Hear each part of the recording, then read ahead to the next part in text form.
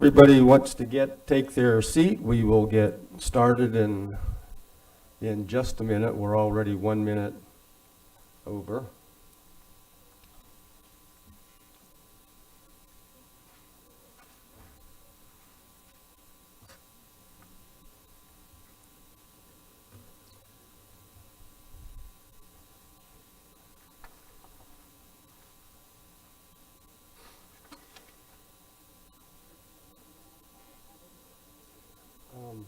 We've got 2 members out.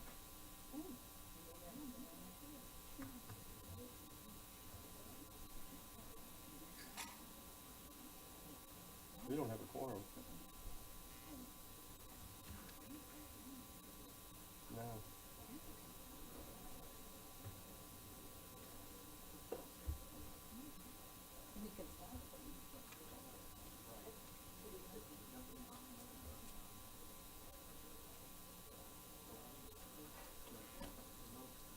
None that I know of. I'm going to find out.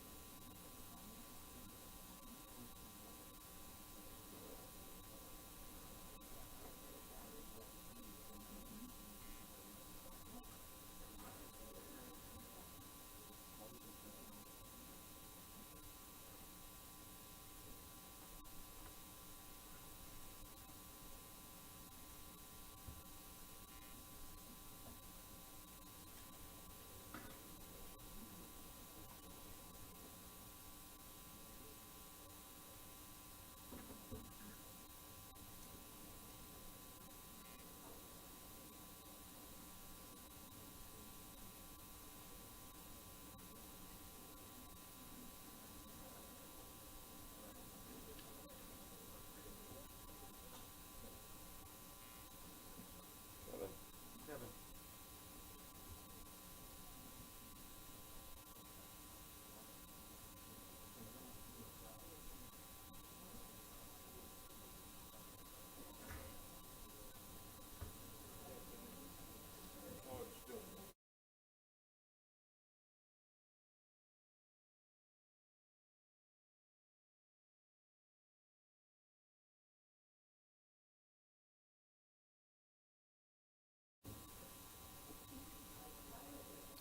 Okay, sorry for the delay. As you can see, looking at the dais, we've got several members out, but we do have a quorum now, so we will call the meeting to order at 9:34. And if you would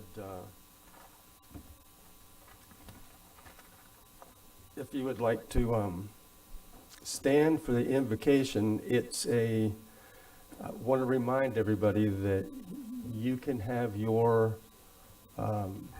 faith leader come and deliver an invocation. You just have to get the name to Carissa Green, kgreen@volusia.org, and we are an equal opportunity praying council. And then after the invocation, just remain standing for the Pledge of Allegiance, please. Thank you.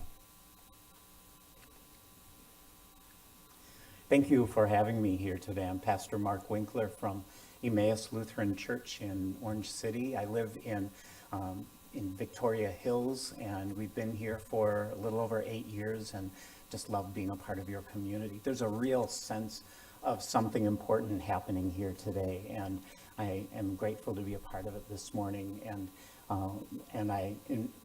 Let's get God to show up this morning. That's what an invocation is. We're going to invoke God to show up and make his presence known. Please pray with me.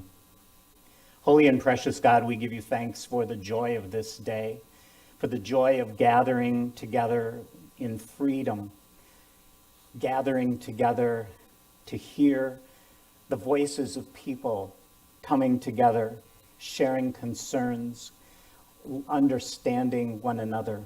We give you thanks for this county council and for the collective wisdom that they share. We ask, God, that this council would turn to you for your wisdom added to theirs. We pray that you would bless this council, not just today at this time, but always throughout their lives, wherever they go, whatever they do. Bless the people gathered here today and their families, whatever they're doing today. Bless the concerns and make the work of this day affect many people in a positive way. We pray, God, that hungry people will be fed and homeless people will be sheltered and jobless people will find meaningful labor. We pray, God, that you would touch our lives, that you would touch our hearts, that you would make this day a blessing for us and for all. We pray all these things in Jesus' holy name. Amen. Allegiance to the flag of the United States of America and to the republic for which it stands, one nation, under God, indivisible, with liberty and justice for all. Billy has a gift for you.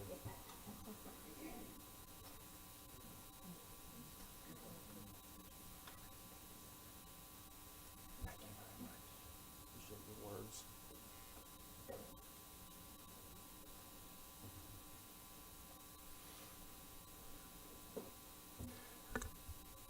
Okay, Carissa, would you call the roll? Miss Post. Here. Mr. Robbins. Here. Miss Wheeler. Here. Miss Gertman. Here. Mr. Johnson. Dr. Lowry. Mr. Brower. Here. Thank you. Before we go into public participation, I just want to make an announcement so that you know what's happening. We changed the agenda a little bit yesterday at the request of one of the council members to have a spokesman from Halifax Health speak about the current COVID-19 outbreak. And so they can do that at 10:30. So wherever we are at 10:30, we're going to pause, take that break, and let her, it'll be virtual, and just let her bring us up to date. And then my understanding is later in the afternoon, we also have a similar presentation from Advent Health. So we will start with public participation, but I need to ask the council. There are several members who want to speak on 24, 25, and Mr. Chair, it's 25 and 26. On 25 and 26, and they can't stay all day, and it'll be an all-day thing probably. So I would need your vote to allow them to speak this morning during public participation. So in order to do that, I would need a motion and a second and a vote. So moved. Motion by Post, Second. second by Robbins. All in favor, say aye. Aye. Uh-oh. That's okay. This is going to be an interesting day.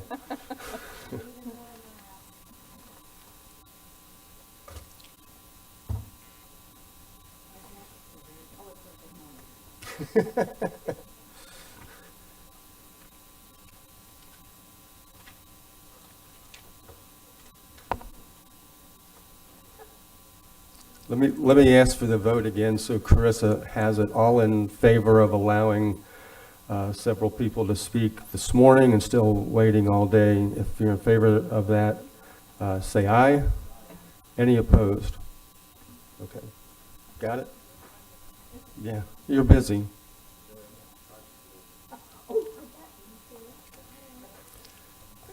Instead of everybody staring at Billy, well, I'll wait so she can.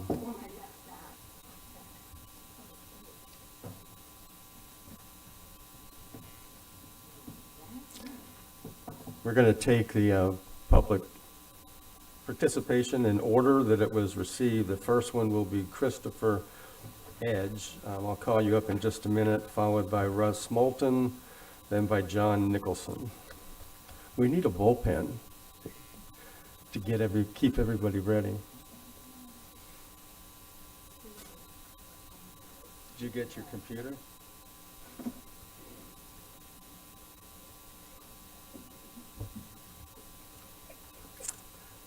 Everybody's heard of Murphy's Law? Whatever could go wrong will go wrong.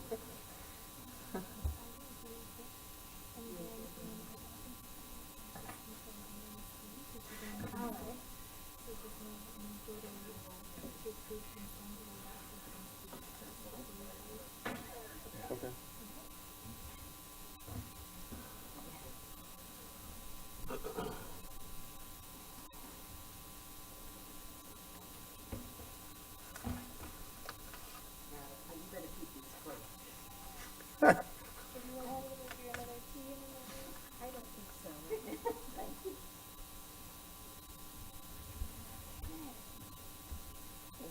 Oh, you're welcome. I wanted you to be able to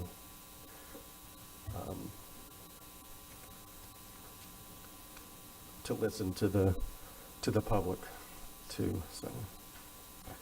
All right, Christopher Edge, and when you come up, if you would just tell us your name and where you're from, and then you have 3 minutes, and I will hold you to the 3 minutes. There's a timer up there that you can see how much time you have left, but we have a lot of people that want to talk, so please be respectful of everybody's time. Thank you. Yes, sir. I don't know I was going to be the first one called up. Okay. I just really want to speak to the noise ordinance as it applies to the unincorporated areas of Volusia County. I think that right now, the way it stands with the current explosion of growth and people moving into our area, it's not sufficient. I have several instances of myself and neighbors, other residents, where we've had to call Volusia County, and this is no fault of their own, to make reports of hearing either parties, music, bands, whatever it may be, till all hours of the morning, sometimes till 5 a.m. And this is for miles around. And the way the current law is written, if I understand it correctly, is it has to be, as a resident, you have to file an official complaint for a $50 fine, which ends up being at the courts. And the officer would have to come out and, do a decibel reading. Currently, I don't think that's sufficient. And I think what we should do, what I propose, is that we adopt the DeLand City Commission that passed an ordinance on December 2nd of 2019, where they give the officer, responding officers, the ability to decide the impact of the noise from a distance, being 150 feet during nighttime hours or 300 feet during daylight hours. I think this would better help to, help residents out trying to relax at their homes, because a lot of us moved out there for the quiet, the land, the nature, and that's starting to be impacted by more and more people moving in.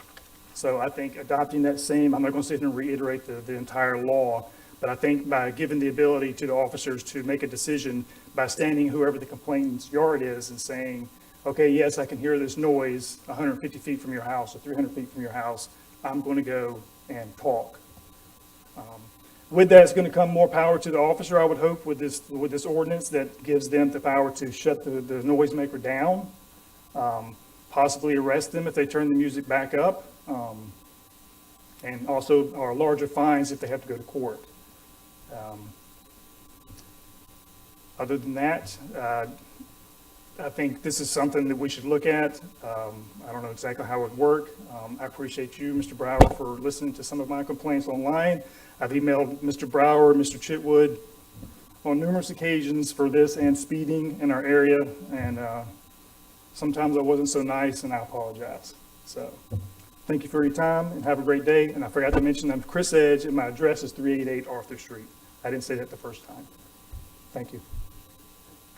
Thank you. And I'll just remind everybody as you come up to speak, the council doesn't reply to what you're saying. I don't want you to misinterpret that to mean that we don't care. It means that we don't reply during your comments. This is your time. But I guarantee you the council does hear and we discuss this in agenda meetings. And so we really appreciate your input. It's critical. Next, Russ Moulton.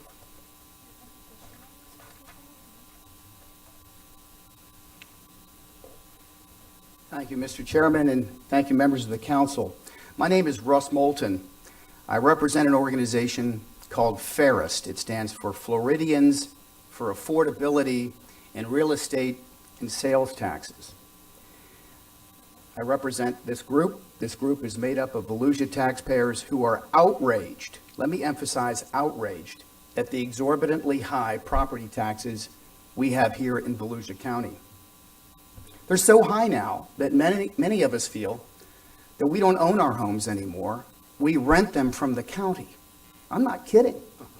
Some of the rates we're paying on homes are that high. Over the last 10 years, this council has steadily, not all of you, but some of you on this council, but the council for the last 10 years has steadily raised property taxes in Volusia County. It's like the frog in the pot.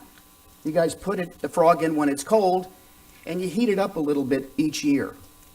Well, I have to tell you, our property taxes are now boiling. The pot is boiling. Taxrates.org shows that Volusia County, in terms of property taxes relative to median income, is in the highest 15% bracket of all counties in the country. Let me say that again. The top 15% highest as a function of median income of all 3,143 counties in the nation. That's outrageous. Absolutely outrageous. I hear members of this council, with all due respect, Mr. Robbins, I hear you talk about cutting to the bone. Cutting to the bone? Frankly, sir, and I do mean this with all due respect, you all don't know the meaning of the words. Ask the residents, the taxpayers of this county that lost their jobs, that lost their residents, their restaurants, their shops, their livelihoods, the retail workers at the box stores that went out of business permanently during COVID we'll never see again. Ask them what cutting to the bone really means. I hear county staff like Ryan, the CFO, talk about $70 million you're going to lose if you don't keep the tax rate the same. That is so deceptive. The appraiser's office shows that at the full rollback rate, you'll make an additional $5.8 million on the current real estate inventory. And at the full rollback rate, you'll probably make another $5.2 million in new construction. That's $11 million more than last year at the full rollback rate. That's 5% more. 5%? You can't live with 5% more? Why not? We're not making 5% more. What about the working poor of this county? The working poor who are going to pay the higher taxes, nearly 10%, that the landlords are going to face. Folks, Democrats, Republicans, and independents all agree that the property taxes are too high and it's time to cut them. Thank you. Thank you. John Nicholson.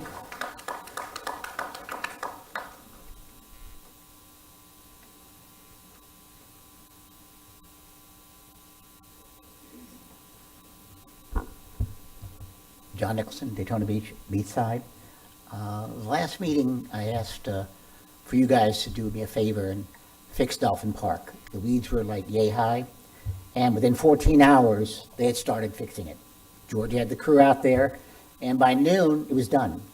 There was one of your members that was nice enough to drive over and take a look and see what I was talking about. People say they don't get things done and things take forever, and I'm one of those, because some things I've been pushing forever, like for the last 3 years, the parking lots at Ocean Center, et cetera. But it can get done, and there was a little oversight, it was fixed. So I'm thanking you publicly for the fast work that the county did and the backing of the council. Secondly, with regard to that area, I've said it before, there's a lot of synergy going on that north end. The property values are going, to me, through the roof. One of the houses behind me sold for $600,000. It was purchased by this woman several years ago for $150,000. All right, there's a house down the end of the block that is going for almost $1 million. There are 4 huge hotels being renovated right near Seabreeze. Everything is beginning to move. So whatever you do and whatever you budget, please look at that area, whatever the county owns, fix it up, clean it up. I'm doing the same thing with the city. We need that because the synergy is there. It's starting to move. And if the city gets involved and cleans it up and you get involved and clean your property, it's going to move, and it only increases the taxes. The more valuable the property is, the more taxes you will eventually get. Which brings me to my last item. Please, don't do what our last chair did. The public is not ignorant. The public will understand if you explain it to them. Remember, he said, oh, well, they won't understand. Remember we had this big thing with the half-penny sales tax? And resonated through the community, we were too stupid to understand. Well, we're not too stupid to understand taxes if you tell us. That gentleman did not realize, and if I'm not mistaken, you will have a bill for Sunrail this year. If I'm not mistaken, there was a 15% increase or a $15 minimum that you have to put into your budget. There are things that you have to put in, and I believe it adds up to more than $11 million. So please explain to these people that you don't want to do it because you want to waste their money. There are things that your hands are tied. There are a lot of you here that did not want to do Sunrail, but you were forced to. So whatever you do, please do what you have to do and listen to George. Thank you.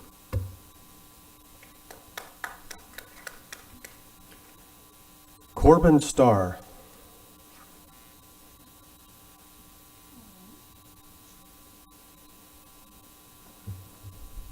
Hey, Corbin.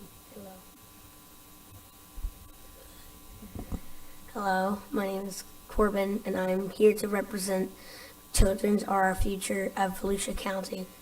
I think it's a good thing that Mama C is doing because kids that when they're in wheelchairs, typically the parks are different and on this.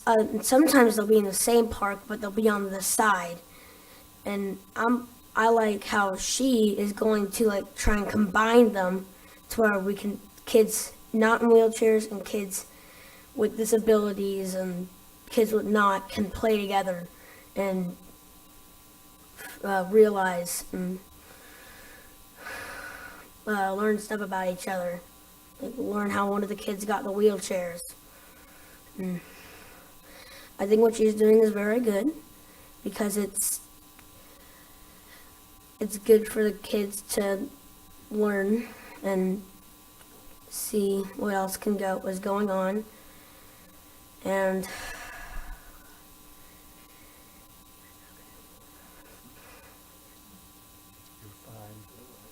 I'm scared. Oh, you're doing amazing. I already want to vote for it. You are fine. You're doing an excellent job. I think I ran out of things to say. It's okay. Thank you for sharing your thoughts. Okay.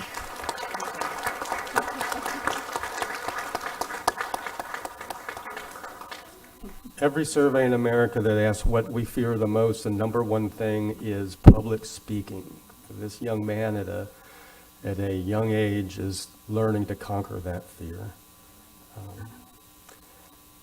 Let's see. Can you read that name? Last name is Jones. Is there an Andrew or?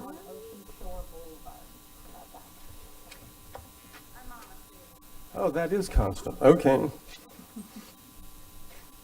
Sorry. You have very creative writing.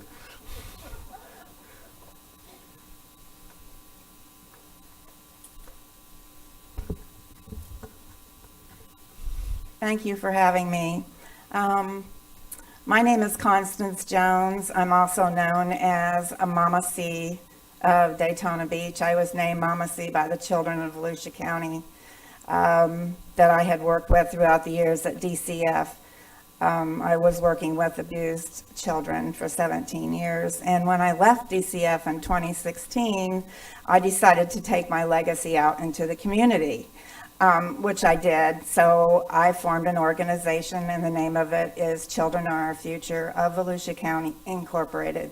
It is a full, 501c3, and we are through the state of Florida, and we are recognized and known to help children with disabilities and severe medical diagnoses.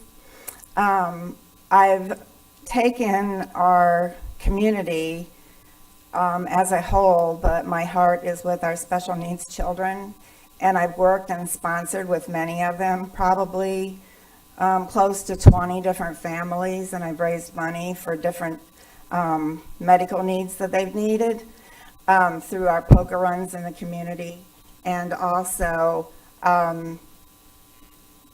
benefits that I've pulled together, and I would say at least 96-97% of the funds raised has gone to these children for medical needs. I did in 2018 do some exploring in our parks, and I noticed that a lot of our parks do not have all-inclusive play. We have very little, so I've taken upon myself to help with the situation. And I'm not here to ask for any funding. We've already started raising money on our own. And we also have community businesses that are sponsoring us. Our biggest question is, where do we start? I already put one structure in New Smyrna Beach.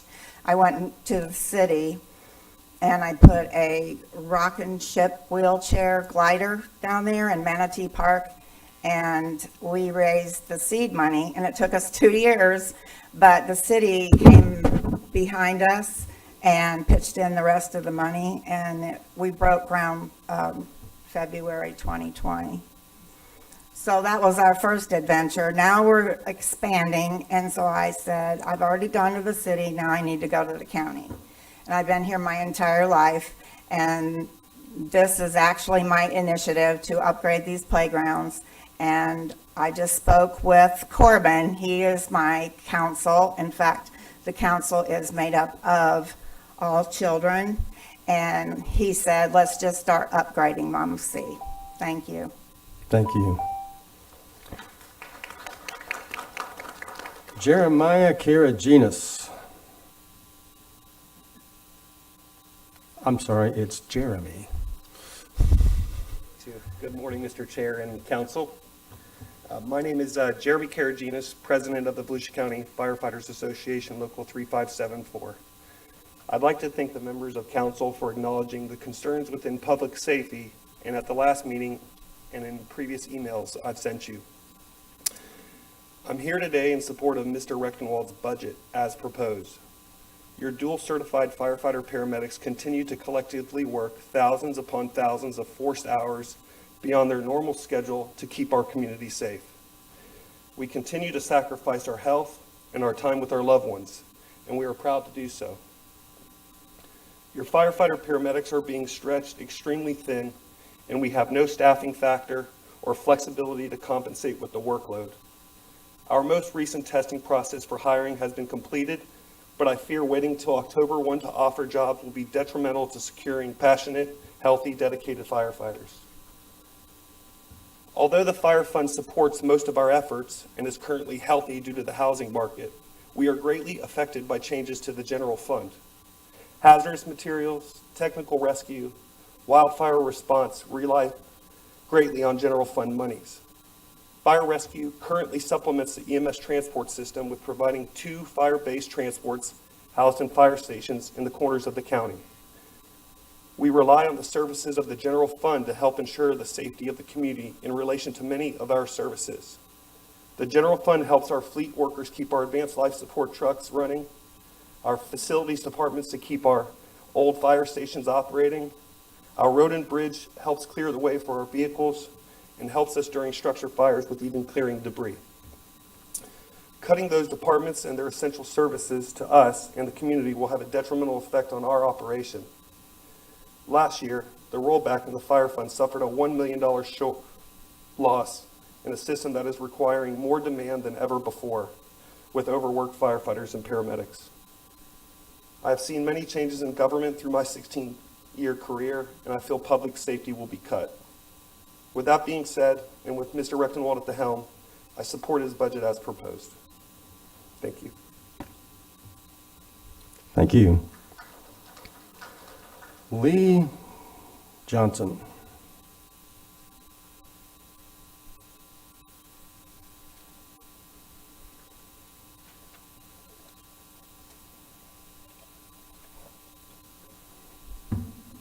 Good morning, and thank you.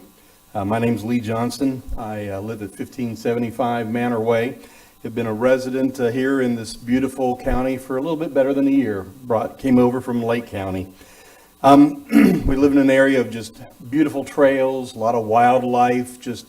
We've found the last home we're ever going to live in. But there are some issues, and we have traffic issues. I've been a part of the Next Door group, and it's quite a heavy topic on it. It sent an email to Commissioner Johnson, who then forwarded that email on to Sheriff Chitwood, and within a matter of hours, had deputies call. We had deputies out there, had electronic speed signs set up, so very, very happy for the response. But we realize this is a big county, you all have a lot of demands, and so after a while, the deputies have to move on to someplace else. The electronic speed signs came down.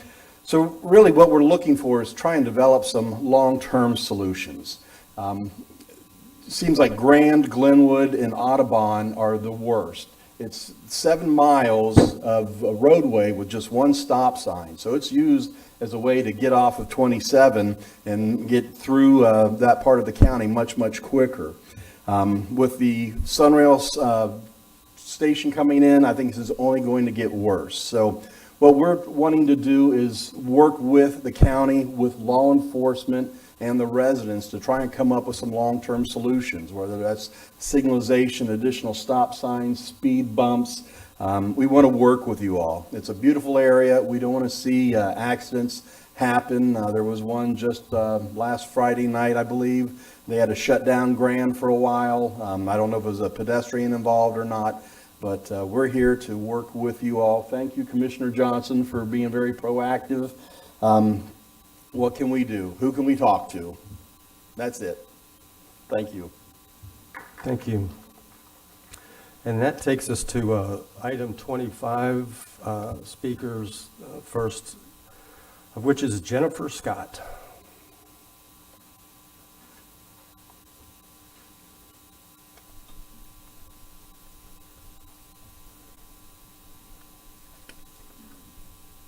You're right, it is scary up here. Hello, good morning. Thank you for your time. I'm speaking today in favor of the resolution reestablishing and affirming our constitutional rights. We the people request and demand that each of you, as representatives on the county level, uphold our rights afforded to us under our Constitution, and more specifically, the Bill of Rights. Despite what may happen in other counties and other states, or despite what may be proposed at the federal level, you should not entertain any mandate relating to masks, quarantines, or vaccines, or ones that affect our freedom of speech, freedom of press, or freedom to gather. It is your obligation to protect the sovereign rights of the citizens of Volusia County. We urge you to do what's right and uphold your oath of office. We urge you to make Volusia a Bill of Rights sanctuary county. Thank you very much.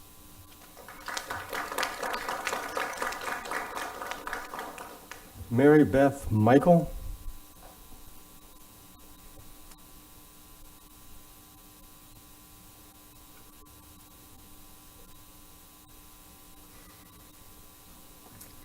Hello, my name is Mary Beth Michael, and I reside in Volusia County. I would like to thank all of you for the time to speak here today. I will be addressing the resolution regarding Bill of Rights. Like ships of old, the men below would be doing all of the hard work, huffing, puffing, and sweating, while the captain of the ship would sit quietly at the stern, guiding and making decisions. The depiction is true today with regard to the hardworking taxpayers behind the scenes while you all make decisions and guide the direction of our county. First, I would like to say that this resolution has been misrepresented. The media has planted a seed of deception and is spreading rumors that this is an anti-vaccine ordinance. Where does this resolution even mention vaccines? Of course, the media would want you to think that because vaccines are all that they ever talk about anymore. I feel that now is a perfect time for this resolution. It is actually forward-thinking, much like our forefathers were able to do, which has protected us this far into history. Why now? Because look at the influx of people that have relocated to Florida. I'm sure that all of you, just like I have felt the sudden rise in population into our county. Why did people choose to come to Florida in droves? I think that it is obvious because of the wind of freedom that traveled past our borders into their hearts and minds. The Bill of Rights should be considered the greatest addition to our U.S. Constitution, and securing them would set Volusia County apart. You as leaders would become known as individuals who truly represent the people because you would be securing our borders with liberty, especially at the time when the federal government is showing its allegiance to big tech, big corporations, and China. We need our local government now more than ever. As you know, not all people who serve the citizens within the county go on to retire in that same position. With that being said, you as members may return to living under the direction of future elected persons. We must always remember that what we are doing today affects and can also protect individuals far into the future. By adopting this resolution, you would be leaving your posterity to future generations, which, like our forefathers did. Liberty of the individual is necessary for growth in the arts, sciences, and economic prosperity, which all leads to a good life. Living in liberty allows each of us to fully enjoy our freedoms. Freedom from control or oppressive restrictions imposed by authority on one's own way of life, behavior, or political views would be secured. Think of the growth that would come from that. People would want to enter into our sovereign gates of liberty, and the county would automatically flourish. We would also have an extra hedge of protection securing us from the tyranny that could someday come from the federal government. Something that affords its citizens to fully enjoy their freedoms should be celebrated and not feared. We must never forget that the U.S. Constitution and the Bill of Rights were intended as the foundation of our republic.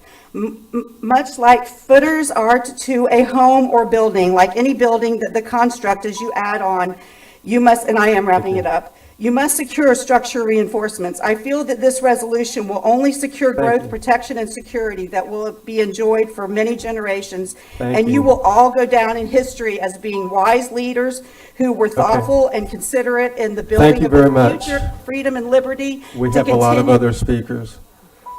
Paul Richardson.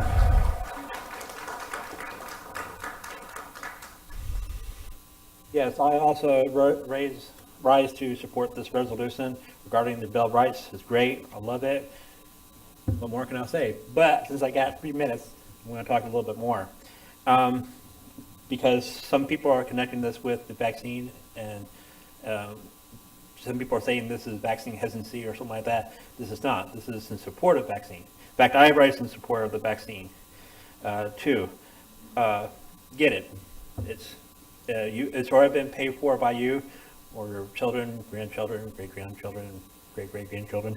But a lot of people in the federal government and media are trying to scare people and thinking the vaccine doesn't work.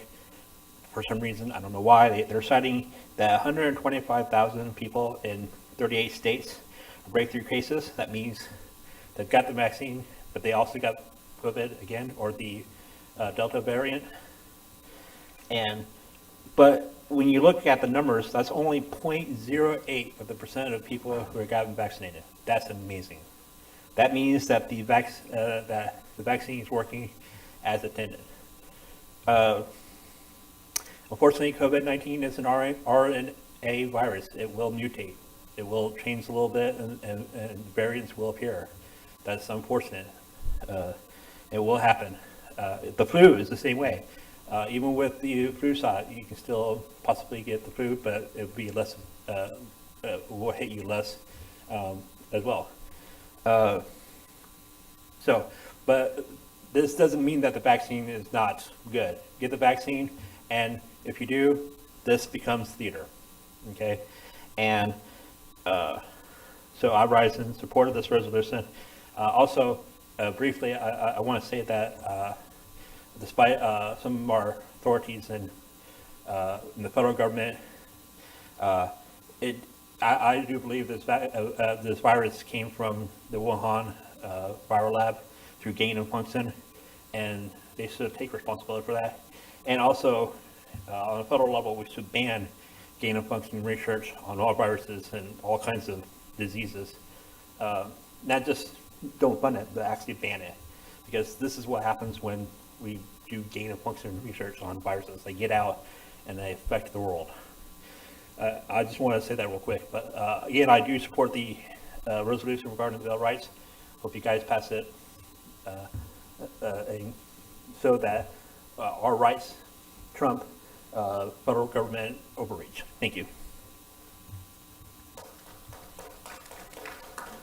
Now for item 26, we have 3 requests to speak. Douglas Kinney.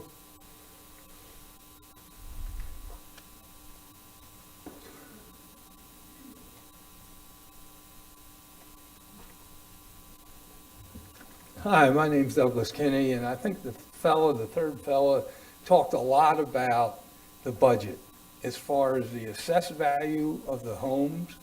Everybody here knows that story of the house costing $100,000, selling for $600,000.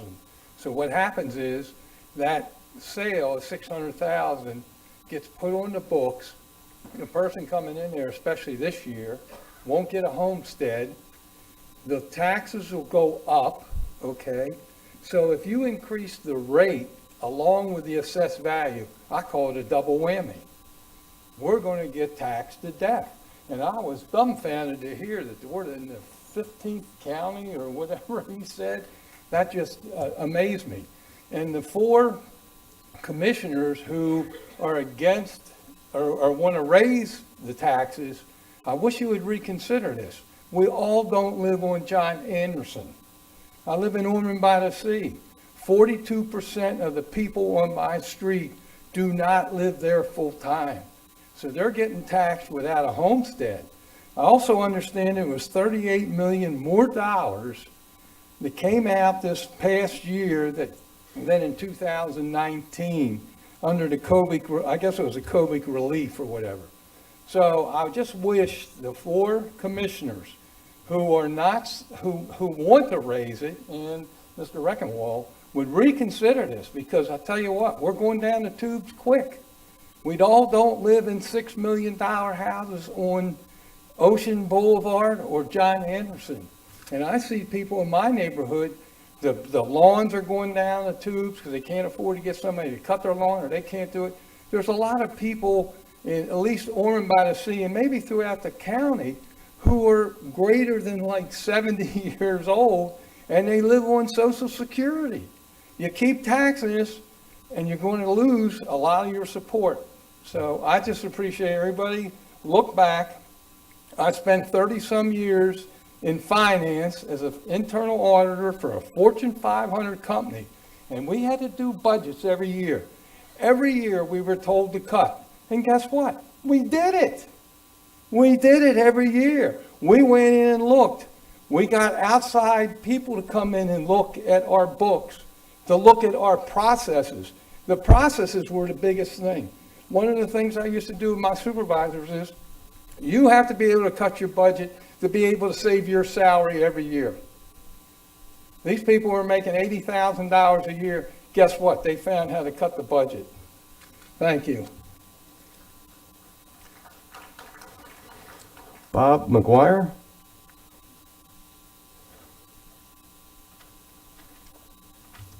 Good morning. My name is Bob McGuire, and I live in Edgewater. And with no offense to the council, in all honesty, I'd rather be anywhere else than here this morning. But after attending a council meeting for the first time last month, I felt like it's time to speak. Like many of my fellow property owners, I'm here to voice my objection to any decision that would increase my property taxes further. And although it has been voiced differently by some members of council, keeping the millage rate the same as last year is indeed an automatic tax increase. Because most certainly the assessed value on my property will increase for 2021, just as it has dramatically over the past 2 years. I can only speak for my own situation, but in my case, my property's assessed value increased 90% from 2018 to 2019. Yes, I said 90%, an increase of $80,000. And an additional increase of 18% occurred from 2019 to 2020. My understanding is that property assessments are not to increase more than 3% each year, which is the justification some of you are making for not rolling back the millage, that the actual increase to a homeowner would be very small. Clearly, at least in my situation, this 3% cap is not being observed. And if this is happening to other property owners, then this year's property tax revenue with no rollbacks in the millage should create a huge windfall for the county. Perhaps council and the assessor's office need to get on the same page about this. And I don't envy you that responsibility for having to handle the financial and the fiscal affairs of the county. It's a difficult task, and I'm not going to claim that I understand how to do it any better than any of you do. But I do understand economics and budgets. I understand that when you only have so much money, you cannot spend more than that amount unless you choose to go into debt. I understand that if my income does not equal or exceed my expenses must be cut in order to balance my budget. It is also easier to raise taxes than it is find ways to cut expenses. But considering, as the previous speaker said earlier this morning, that Volusia County ranks in the 15% highest counties in the country with property taxes, shouldn't that give us pause to consider some of the things that we are presently doing? Many Volusia residents like me are retired, and their only source of income is Social Security. I'm not saying that I'm here to say, woe is me, for I definitely am blessed more than many. But based on my property taxes from last year, it would take nearly 3 months of my Social Security income to pay those taxes. That's nearly 25% of my annual income and easily my biggest expense. That kind of taxation greatly hurts the vast majority of our lower income class. Paying more in taxes also means we eat out less, buy fewer goods and services, and have less discretionary spending, thus hurting local businesses that rely on our purchases for their economic vitality. Your responsibility as council members is to be responsible fiscal stewards to our county, a duty that I believe all of you take seriously. Thank you. But at the same time, I call upon you not to forsake the responsible fiscal stewards of the citizens, very citizens Thank who you very elected you much. off. Thank you. I appreciate it. Tricia Cobb is our last speaker.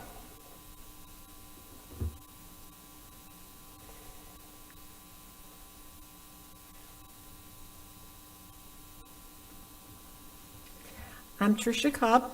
I live in New Smyrna Beach, and I was born in Daytona many, many years ago. Year to date, I know you on the council have had a very challenging time. So many controversial decisions that I witnessed in the chambers, issues and things that were very difficult for you. I thank you for your service, and I really, really hope you have a more enjoyable time working together for a better Volusia. I've talked to you often, and you know I want you to manage what we give you better. That's all I want. And I want you to assure me that you will really work hard at this. Please look for tax cuts, expose needless spending, and recommend revenue-producing ideas, along with ideas we might be able to give you. This is a very difficult task for you. I do not envy you, but I know you can do it. I believe you can.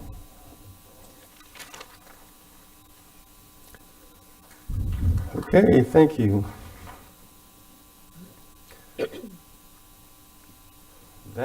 brings us to the consent agenda, but we have 10 minutes before we'll have a presentation. Okay. And we have one speaker who would like to speak on a consent agenda item. I'd like to ask any other council member, is there an item that you would like to pull for comment, or? No? Okay, then I'll entertain. Move to approve Thank consent you. agenda. Motion by Gertman, Mr. second Chair, by Wheeler. we would just need to hear the public input on the consent agenda item before the vote. April DeBrow.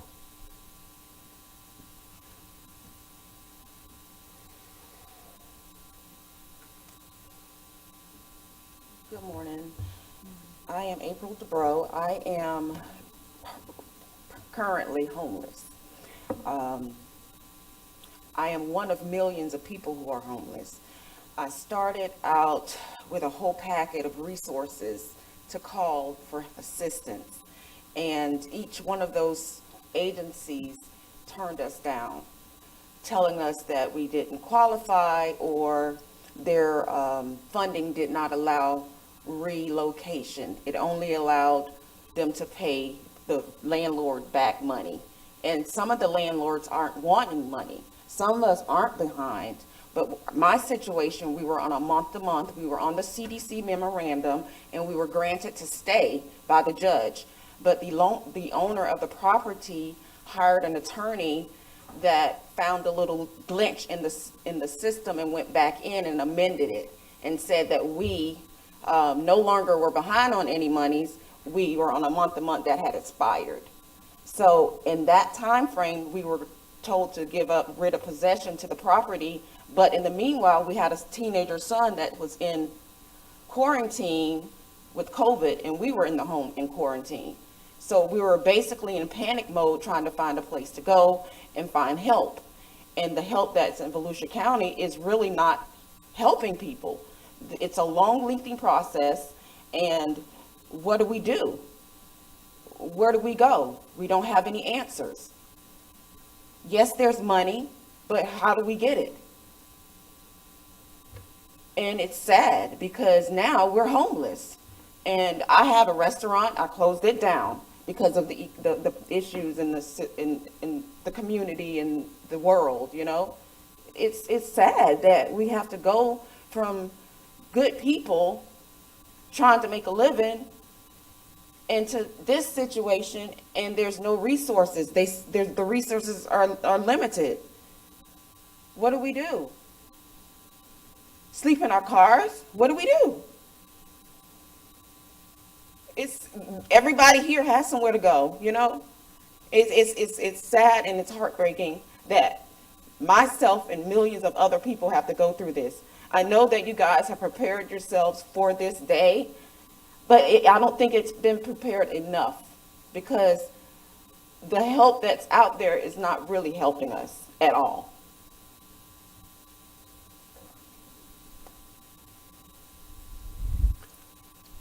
Donna Butler, you don't have to come forward, but I'm going to ask if I give you this woman's contact information, can you?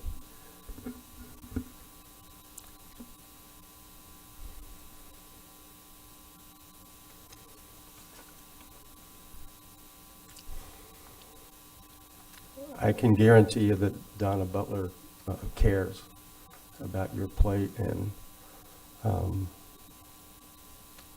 homeless people, low-income people all over the county, and she can give you some counsel.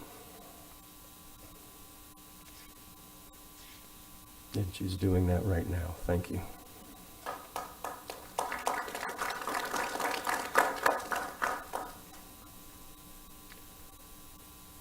Okay, we have 5 minutes. Mr. Chair. Yeah.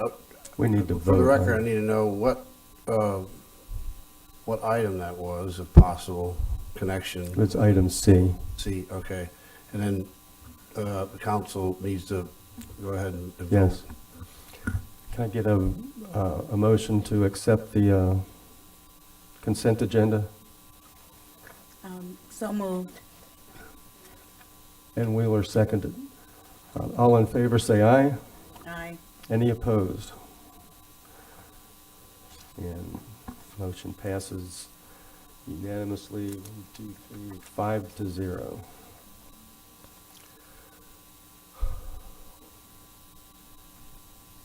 Yeah.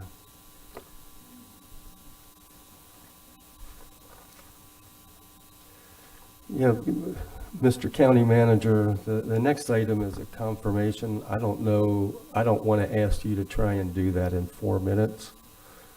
I think You can? I think we can do that. Okay. Then we'll take one more item, item 2. Or they voted on it. Okay. So Mr. Pozo brings up our candidate. This morning, it's my pleasure to present to you Mr. Michael Coleman for confirmation as the EMS Director. Michael has excellent credentials that include 22 years of EMS and public safety experience. Most recently, he was the Chief Operating Officer of the Richmond Ambulance Authority, where he worked since 2018. Prior to that, he held a number of positions with the Grady Health System in Atlanta. That was going back to 2009. While there, he was also Director of EMS Operations, Vice President of EMS Mobile Advanced Practice, Vice President of EMS Operations, and Director of EMS Education and Training. He has served as a paramedic and a flight paramedic, and he was the lead instructor for the paramedic program at Gwinnett Technical College.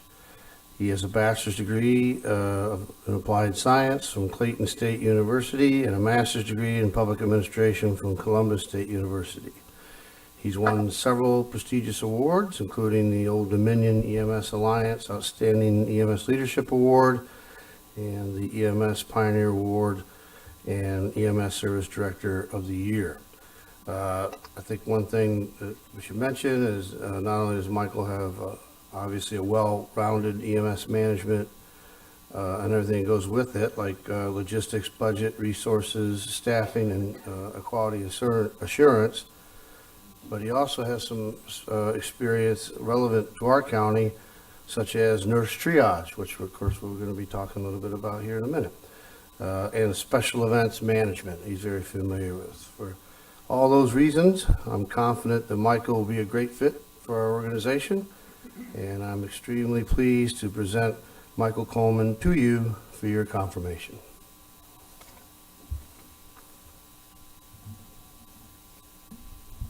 Thank you.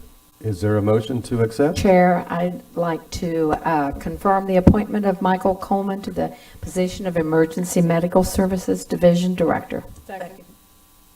Second was by Post. All in favor, say aye. Aye. Any opposed? And Heather Post, did you want to speak? Good morning. How's it going? Good, good. How's it going for you? So far, so good.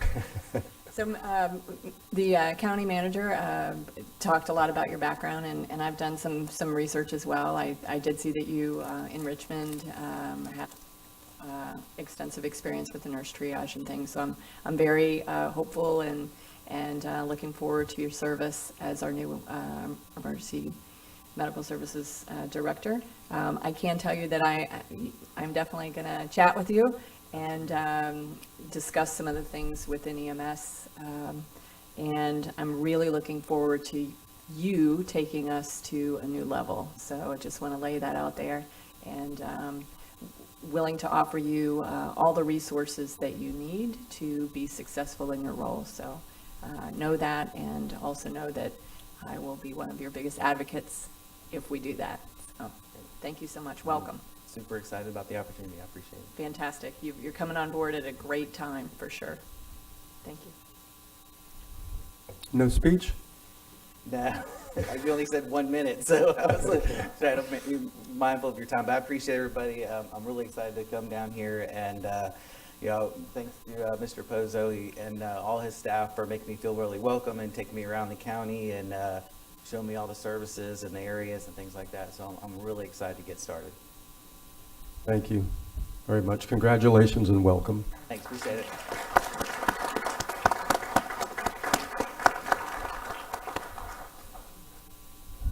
Mr. Captain, are we set up for the presentation? Who's going first?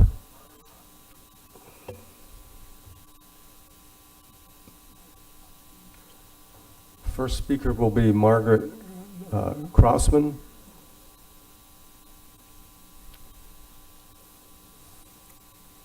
Yes, Doctor. And if you would direct your attention to the screen.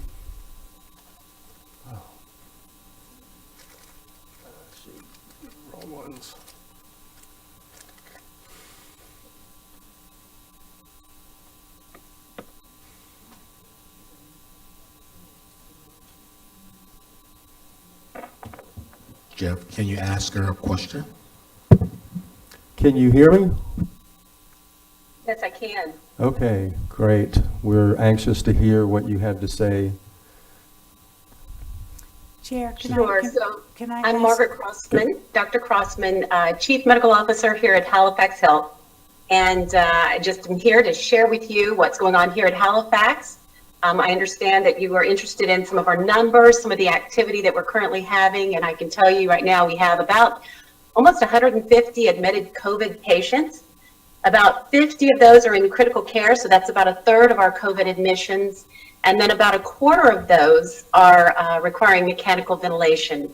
The average age of our admitted COVID patients over the last month or so has decreased a little bit. Previously, we were averaging around 61 years old. That average had been pretty stable for a while.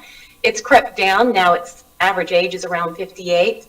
And again, that's an average. Overall, we are seeing more younger patients and more seriously ill younger patients. I think the other thing just to point out, and you've probably heard it elsewhere, is that probably 90% of these admissions are related to, are happening in unvaccinated individuals. And when we look at our numbers in the critical care settings and on mechanical ventilators, that percentage holds about the same. 10 to 15% of our critical care patients are the vaccinated, so 90% are unvaccinated that are being admitted, 85 to 90% in critical care are unvaccinated, and 85 to 90% on mechanical ventilators are also unvaccinated. That's where we stand today. There's more information I'm happy to share. What questions do you have for me? Bob Gertman? The initial question was, can the public see her if they're viewing our screen? Is she visible to them where they can see and hear her? I think Kevin Captain's Yes, affirmative. okay, perfect. So you said 150 at this time at your one facility? This is in our 3 facilities. That's our Halifax here in Daytona, Port Orange, and then our Deltona facility as well. Okay, great. Thank you. That's good to know. I don't know that there's much more to hear other than how does this compare to previous times? Sure. Our prior surge in January, we maxed out around 55 between all 3 sites. So we're about triple where we were there. Wow. Yeah, it's quite a bit. The challenges are predominantly staffing. We have plenty of critical care beds available. We have plenty of ventilators available, and staffing, as it is with most other facilities across the country, in fact, remains the big rate limiting factor for caring for patients. We've, as far as elective procedures, I know some people had asked questions about what we're doing with elective surgeries. And so yesterday we did convene and discuss where we are with that. The only change we're making for elective procedures and surgeries are If it requires an admission to the hospital, an overnight admission following the surgery, we're limiting those to a certain number per day. Otherwise, we're still open for elective procedures, and of course, our trauma, anything else that comes in, we're handling acutely. Okay. I also heard that visitors were being limited again. As far as The access. visitation policy did change for our COVID patients since they're so numerous. We have returned to virtual visits only for our COVID patients. Even if someone is severe and critical, they may not see their loved ones prior to anything critical happening? We take those on a case-by-case basis. End of life or severe illness, we do make exceptions. We make sure that the individuals visiting are in good protective gear, and we definitely make exceptions in those situations, you bet. Thank you. Yeah. Anyone else? Thank you very much for coming, bringing us up to date, and pointing out the severity of the situation. I think we also have Dr. Smith to speak, and he's ready right now. Thank you. Thank you very much, Doctor. You're welcome. And thank you for having me as well. Similar to our colleagues at Halifax, we're continuing to see a significant sharp rise in the number of COVID-19 cases. We are at approximately double our previous high census at Advent Health Daytona Beach. Throughout the Central Florida Division of Advent Health, we're caring for approximately 1,200 COVID-19 patients in the inpatient setting right now, about 300 of those just in Volusia County. Similar to what Dr. Crossman and our colleagues across town at Halifax are seeing, about 90% of those patients are unvaccinated. And that is really, I think, the number one thing that I can get out there right now is that this is a surge that perhaps did not have to happen. The vaccine is ubiquitous now. It's widely available. It's free of charge at a number of community partners, grocery stores, pharmacies. The data are crystal clear. 90% of the patients that we see hospitalized with this infection were unvaccinated. When we look at our own employees who have contracted the virus, the majority of those actually happened in the community setting, and 98% of those were unvaccinated. So the number one thing you can do, not only to help yourself, but to lend a helping hand to the healthcare community at large, get yourself vaccinated.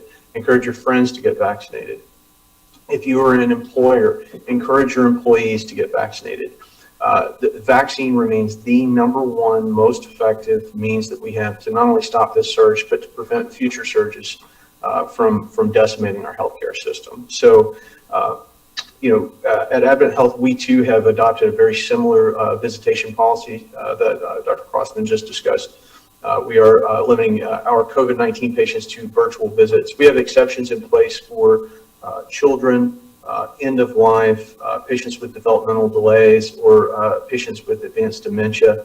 Those are situations where it's really just untenable to have those patients here without their family support network. But overall, we are trying to limit the number of people who come into the building and come into contact with patients with COVID-19. This go around, we are very well situated in terms of having the appropriate personal protective equipment, ventilators, ECMO machines. We've been able to shift resources throughout our organization nationally to make sure that we can meet those needs. But again, I want to make another plea to the public. Please, if you haven't gotten vaccinated, take time, review the research. That same curiosity that caused you to pause in January or February when this was a new vaccine and look into the facts, apply that same curiosity to review the scientific literature. And I think you're going to come to the same conclusion that I have and that I have come to for my family. And I think you will likely go and roll up your sleeve and get that vaccine.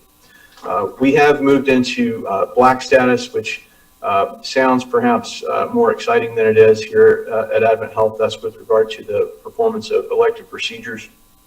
I've gotten a lot of questions about that.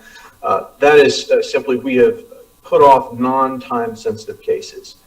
Cases that are acute needs, such as a surgical emergency or an infection, those cases are proceeding as normal.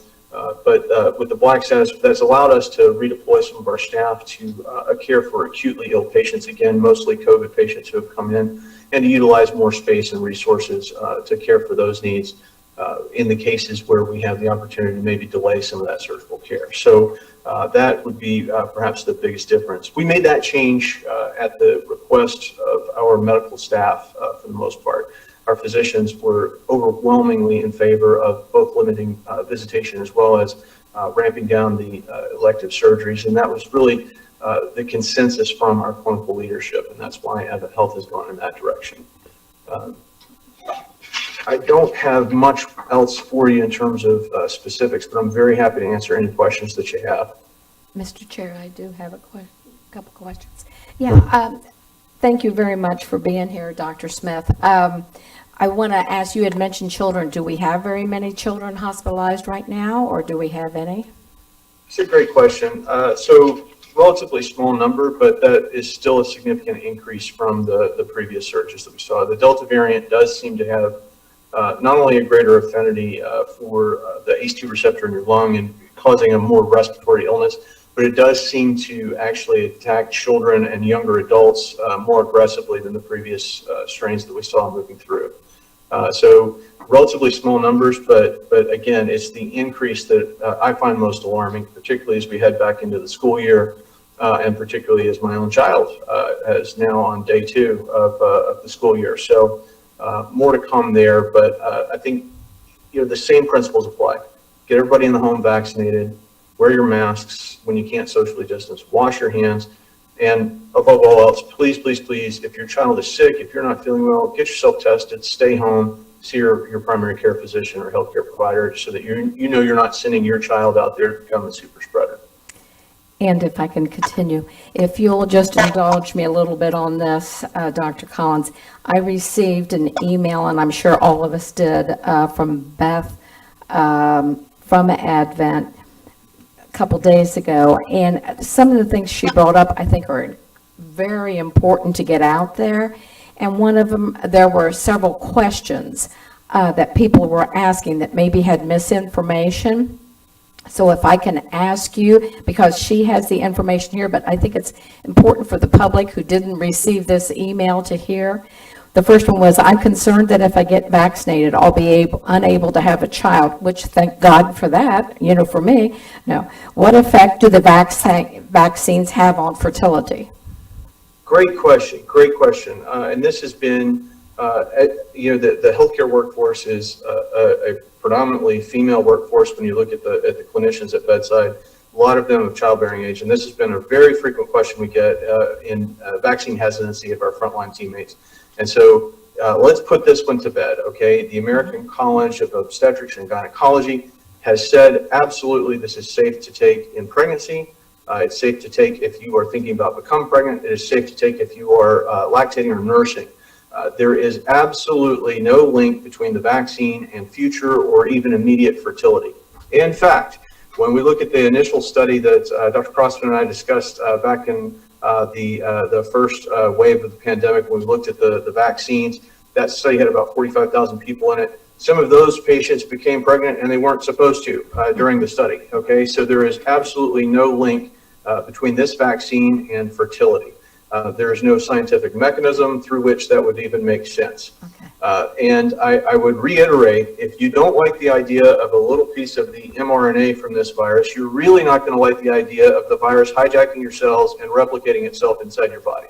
Yeah. So please, if that is the reason why you are holding out there in Volusia County and you don't want to get the vaccine, you can put that baby to bed and look forward to putting your own baby to bed later after you get your vaccine. Thank you. There's just 2 more brief questions, but I think it's so important that the public hear this. The second one was, it seems the vaccines were developed very quickly. How can we know they are safe? So the most stringent standards have been met. They were developed quickly only through a global outpouring of unprecedented resources and effort, okay? What would we have seen had this virus not been the burning platform? Yes, this would have taken years to develop. But when you take literally the global resource, the brain trust of the entire scientific community, and focus their attention on one single project. That's why we've been able to see this vaccine really come to life so quickly.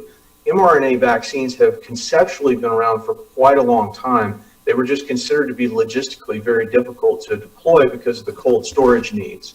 Obviously, now that we have this need, that was a barrier that became much easier to overcome. And I would remind everybody now we have millions and millions and millions of people who have taken this vaccine, myself included, many of our staff. We are now the living, breathing proof that this vaccine is not only safe, but effective. And then the third and final, thank you again, this is so important to get out. The third and final question was, the vaccines have only been in wide use for a year or less. How do we know there won't be long-term side effects? Again, what you're dealing with here is really just a small snippet of the genetic material from this virus. And so, I've been asked, how do we know that you're not going to get sick later on? And that would be like putting the tire from a car in your garage. Okay, that is never going to turn into an entire car.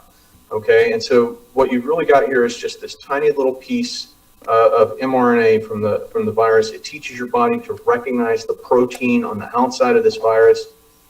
The idea that there are going to be long-term side effects from that, other than immunity, does not bear out in the literature. It does not bear out in our own experience.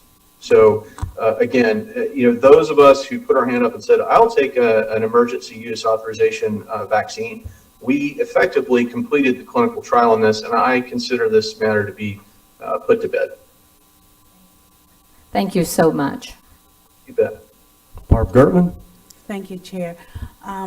This is my usual personal plea, right? Because I know throughout this pandemic, we've talked about our front-end staff, our healthcare staff, how much we love them and know how much work they've put into this over these 18 months and how much fatigue they must have, right? After having gone through this, having a surge, now having a double and triple surge. So again, for me, what I do is for you, for your children, for your family, and for our community. I'm making a personal plea for the same, for anyone who would consider our healthcare workers, and the people who have to attend to our loved ones, right? When they're getting sick, because many of them are.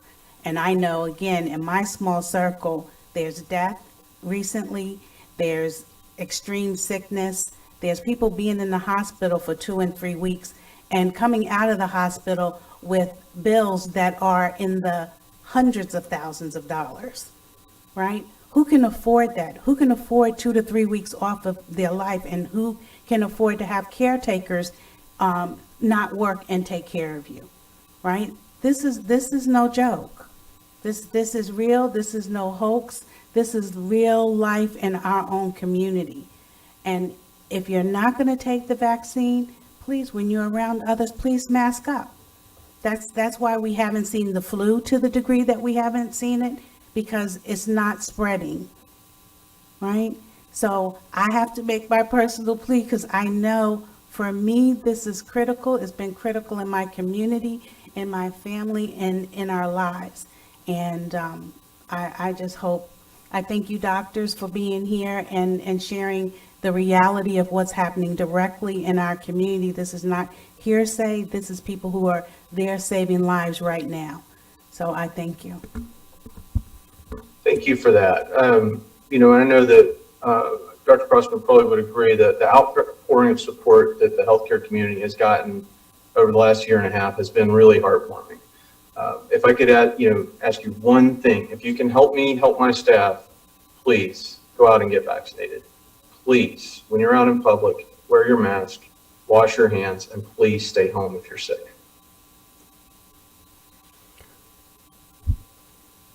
Thank you.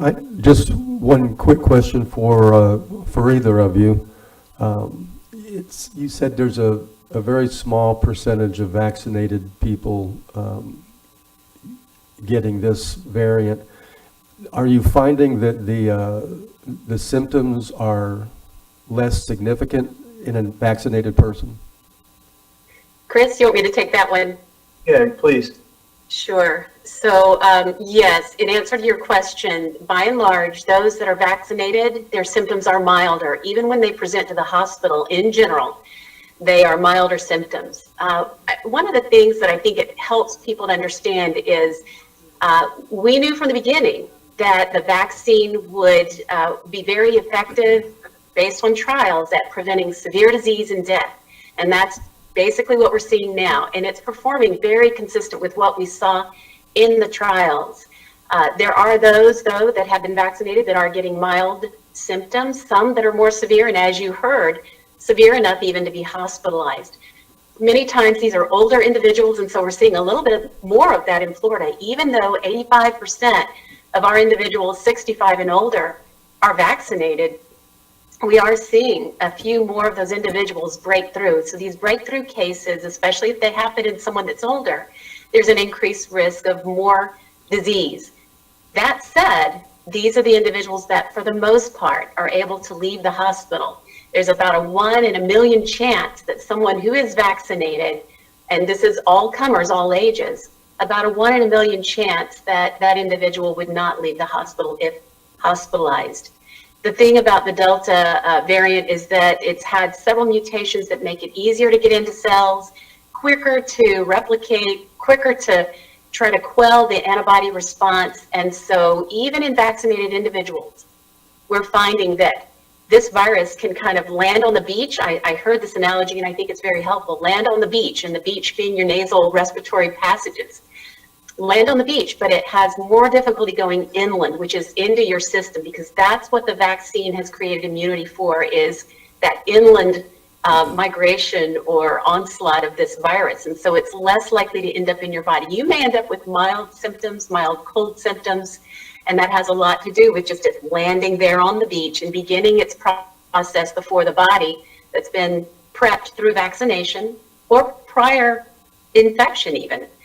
Is able to respond.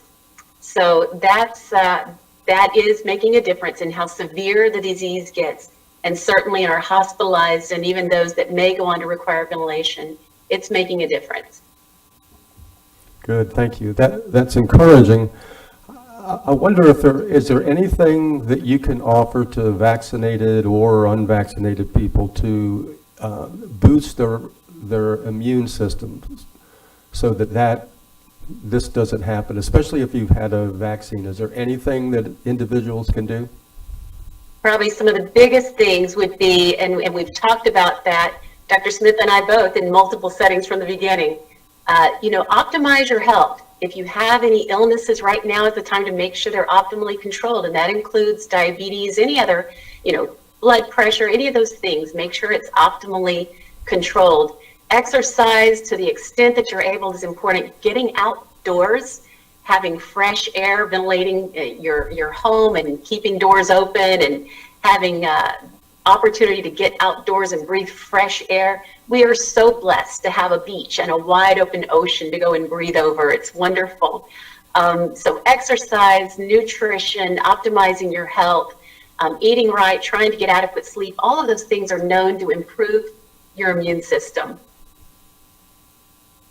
Thank you. I just think that's wise, even after COVID, and hopefully we'll get to a point where we can say COVID's behind us. But we all have a responsibility to take care of our own health and provide to build up our immune system. And for some of us, that means we've got to change how we eat. Whether or not we take vitamins, if we're overweight. So I really appreciate that, and I don't see any more questions by staff. Do you have just another minute? Sure. Yes. Patricia Boswell is here, and I'm going to ask her to speak, and I don't know if she'll have questions for y'all, if y'all will want to respond to anything she says. Patricia? Chair, real quick, before we saw the doctors on, can I just ask a couple questions? Certainly, yes. Doctors, thank you, and thank you, Advent, thank you, Halifax, for everything that you guys do and your staff as well. Just a couple of things to piggyback off of some other issues or questions that arise by the council. I've seen some hangups and some questions. Is any of these vaccines or whatnot, or any of these methods for vaccine, are they approved by the FDA yet, or is there anything on the horizon if that's not the case? Because I've been hearing that more and more, like, I'm not going to take it because of this, Do you guys hear anything like that? Sure. Chris, you or me, either one? Yeah, I think you're asking, are we still hearing that people are waiting for FDA approval, full approval before they'll take the vaccine? Is that the question? Yes, sir. Sorry about that. I have heard some of that, and I'm sure Dr. Crossman has as well. The EUA, understandably so, did provoke some curiosity about, what are the facts? What do we really know about this? I think all of that was very reasonable, actually, for people to ask those questions. The really good news is that this has been such a topic of discussion in the scientific and the medical community in particular. Those questions have been answered, and so I do not feel, and I put my money where my mouth is. I've administered this to patients, myself, to family members. The reasons behind hesitating really have been sort of dispelled, and so I anticipate we will have full FDA approval relatively soon for a number of these vaccines, and that will no longer be a barrier. But the truth is, I don't feel like it should be a barrier now. Thank you. And I will add, there are other formulations underway. There's certainly many formulations. One that a lot of individuals are kind of excited about is an intranasal formulation. Of course, that'd be a little easier on those who have needle phobia, but it would also help build a little stronger. We talked about the beach, landing on the beach, so to speak. It would help build a little stronger mucosal protection in those individuals who had an intranasal injection or vaccination. So we'll see what happens. Those are still very early, though they're a while away. And I think it would be for down the line when we're living with COVID, because we likely will. But it's certainly going to be one of the other options, among others, for vaccinating individuals. Thank you. And lastly, are we seeing any increased death rates from the last or from the original COVID strain, and then now that we're in the Delta variant? Have we seen any increases there? Here at Halifax, I would say the death rates are, staying pretty steady, but we know that after these surges, it may be a week or two before we start seeing more death rates. I think it will be interesting to look back and see the difference in death rates among the vaccinated versus unvaccinated, looked at by every age group. My suspicion is that overall, at least based on what we've seen to date, that we're not going to see higher death rates per age group, per vaccinated or unvaccinated, but that remains to be seen.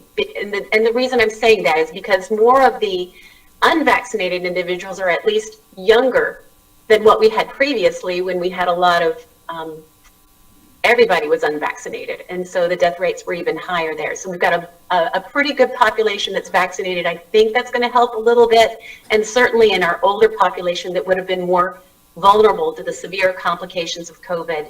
So we'll see. Next few weeks hopefully will give us more information. Yeah, same story here, and that over 65 population really did take the brunt of that first wave, and they in turn were very responsive to the call to come and get vaccinated. And so they really have sort of, I don't want to say faded into the background, but they were almost exclusively the target of that first wave. In fact, it was really considered almost a nursing home type or skilled nursing facility sort of pandemic, for a couple of weeks, if we can think back that far. The real tragedy here is what we're seeing is people, young people, I point to myself, but people in their 30s and 40s ending up in the ICU on ventilators, on ECMO, which is a heart-lung machine, because they said, I'm bulletproof. I don't have diabetes. I'm not overweight. I don't smoke. This isn't really something I need to worry about. And they were almost correct, really, in that first wave. That those people did fairly well for the most part. But what we're seeing now is that with the Delta variant, the script has been flipped. And that is exactly who I'm seeing in overwhelming numbers here getting extremely sick. And that's what I meant when I said earlier on, this is a surge that probably didn't have to happen, at least to the severity that we're seeing now. And so even if you consider yourself to be low risk, please understand Delta variant is a different animal. This is attacking young, healthy people, creating critical illness. You are at risk, I promise you. So please take the time. If I haven't said it 100 times yet, take the time and investigate your options to go and get vaccinated today. Thank you guys for everything that you do. I don't see more questions. I have one We more. do have one question. Yeah, I just want, when they're tested, they use the same testing for the COVID as well as the Delta? I mean, will it distinguish what you have with the same testing? So what we're doing is when we test for the virus here at the hospital level, we're testing for SARS-CoV-2, presence of that. And again, these tests are performing very well regardless of the variant, but we are not here at Halifax determining which variant any given patient has. That's something that's been surveyed and sampled through the Department of Health, and that's where we get our numbers for how much Delta variant we have in our community. Those positive swabs are then sent to Atlanta, to the CDC, and that's how they determine sort of the percentage of whichever variant is in your community. In Central Florida, Delta variant is upwards of 85% now. So the original strain, the Wuhan strain, is now a single-digit percentage of what's out there. And so the prevalent strain right now is in fact Delta. Okay, before I ask Patricia to come up again, one more. Well, let me tell you what I heard, and confirm it or don't confirm it. Get a vaccine, go to the beach, walk in the sunshine, breathe the fresh air, move your body, take your health responsibly. And just one other, is that the advice you're giving? Your advice is get a vaccine. That's pretty correct. Take care of your health. You know, as Dr. Crossman mentioned, get exercise, eat right. There's never been a better time to quit smoking. Get some rest, wash your hands, stay away from sick people, wear a mask in public. And if you want to get back to the closest thing we had to pre-COVID-19, get your vaccine. That's the advice. And then just one last question. Are you a proponent of, not just for COVID, but for any flu, colds, just general health, of vitamin C, zinc, and vitamin D? Sure, I think, and that gets back to nutrition. Usually a well-rounded diet will cover those things. Some people have more restricted diets and they might find that they are deficient in some of those micronutrients that could help your immune system function optimally. So yes, I think extra vitamin C, zinc, possibly even D, in and around cold and flu season is a good idea. It typically does no harm, may help. Personally recommend just a well-balanced diet, and wouldn't want to give the impression that supplements are going to necessarily give you that added protection. But if that's working for you and with your primary care physician, by all means continue. But absolutely not a substitute for vaccination. I think that's time 101. Thank you. And I don't see any other questions. Patricia, would you like to give us your report? Good morning, Chairman, members of the Council, Ms. Director Wall, Patricia Boswell, Florida Department of Health in Volusia County, Administrator. I'll just provide the data this morning and be available for questions. Volusia County has had 54,926 reported cases of COVID to date. 916 individuals have died, and we're seeing increased infections. The state of Florida recently experienced a 51% increase in cases, jumping from 73,106 cases 2 weeks ago to 110,477,000 for the week ending July 29th. In Volusia County, cases have increased by 15% during the past 2 weeks, from 2,976 cases to 3,412 cases for the past 7 days. Our current 7-day average for cases is 470, and the 14-day average of cases is 456. Our current 7-day positivity rate is 22.18%, and the 14-day average is 22.62%.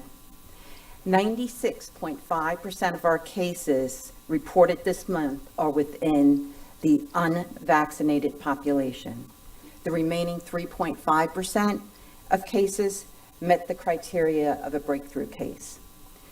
Since July 1st, we are seeing increased infections among younger residents. The average age of an unvaccinated case reported this month, let's say the month of July, is 38 years of age. The average vaccinated case age is 66. Presently, 56% of Volusia County's eligible population is vaccinated, which means at least one dose. Our most recent report indicated that 6,458 individuals residing in Volusia were vaccinated during the week of July 23rd to July 29th. That's good news. And the presence of variants and the large number of unvaccinated residents are factors contributing to these sharp increases in our cases. I do want to remind everyone that CDC has a data tracker, so you can go in and get Volusia County data available on that website. I also want to mention that for testing locations, there is a site. The Department of Health in Florida has COVID-19 testing sites locator, and that's at floridahealthcovid.19.gov. Right now, we are offering testing in our urgent cares, like MedExpress and CentraCare. CVS and Walgreens also offer testing, and the health department, and we're doing testing based on our case investigations. We are adjusting our testing hours and days of the week based on demand. So, for example, this week we extended hours. Next week we plan to add in another day for testing. There's vaccine available. We have vaccine available at the county health department locations. We also will go out and vaccinate if we're asked or requested. We've done this with employers. We've done it with hair salons, bars, any location in the county that wants vaccine brought out to them. And we're still continuing to do the homebound vaccinations. With that, I'll open it up to questions. Heather Post? Yes, good morning. Good morning. So there's been a question that's been brought up to me from people who have been vaccinated but may not have their vaccination cards anymore, and so there's more and more talk of potential for having to show a card in the future for a cruise or whatever it is, and is the health department responding to that and in regards to replacement vaccination cards, or what's that process? Yes. So, yes, that's been a problem. People have misplaced and lost their cards, and we've received multiple requests for replacements. So what we're able to do, and any physician office that is a Florida Shot provider can do it as well, you go in and you just print out your vaccination history through Florida Shots, and it will show that you've had your COVID vaccines. Okay. Because we only received a certain amount of cards, and we were told initially not to duplicate cards because there was some, I think, bad behavior around creating fraudulent cards. So I'm not sure, but we've always used our Florida Shot system to create a vaccine history for anyone that's requesting it. We see that a lot around school age and back to school. And I do want to put a plug in. We're starting school in a couple of weeks. We have kindergartens and 7th graders that have required vaccinations to attend, and we don't want to see them in the health department the first day of school. That happens far too often. So I'm sorry I took your opportunity to remind people, but it's really important that we get children in the classroom that first day. Okay, and just to clarify, the people that came out to the stadium and to those different, the fairgrounds and things like that, to get vaccinated overnight and everything, those people Well, can that just has go been- on to, and what is the website? No, they would come to the health department or their private provider, if they're a Florida Shots provider, and actually they should be able to print it out or will print it out. We've printed it out and mailed them out to people that have called or emailed us requesting a documentation that they've received their COVID vaccine, because it's all entered into that system. Okay, thank you. You're welcome. Can they do that at a pharmacy? I'm sorry. I'm sorry. I don't know. I know that they're a Florida Shots provider. I don't know if they'll print out your vaccine history for you or not. That's an interesting question. I'll find out. Barb Gertman. Thank you, Chair. Quick question, and that is, are the tests free? It depends, is the answer. So if Where you come can- to the health department, we do test free. And according to the information that we printed off the website of the vaccine coordinate locator, there was indication that the tests are free, but they'll ask for your insurance information. So there may be some of that happens. Right, that's what I've been asked, where can they go and get a free test? So Yeah. if we So- can update any of our sites with that information, I think it would be helpful. I'll share that with Kevin. Thank you. You're welcome. And I will say that when we did call Walgreens this morning, we received a message saying that due to the high called volume that they were receiving, that you weren't able to actually speak to someone. So there's some of that. And then there's some sites that actually direct you to an online appointment system. So you don't necessarily get to speak to someone about getting a test when you get to some of these sites. Thank you. You're welcome. Thank you all for allowing us this time to really get this out. This is critical for our community, and I thank you for, allowing the opportunity up front of everything, because it is that critical. Thank you. Thanks so much. Billy Wheeler has a question. Before I call on her, I'd like to, I know both of the doctors that I'm looking at in the screen had very limited time to come this morning. We really appreciate your taking this time out of a emergency situation. If you need to go, that's fine. We're about to wrap up, but Billy, did you have a question? Just a real quick confirmation that I did get a confirmation that you can get that, your shot records at any pharmacy, and someone even did it at Publix. Great.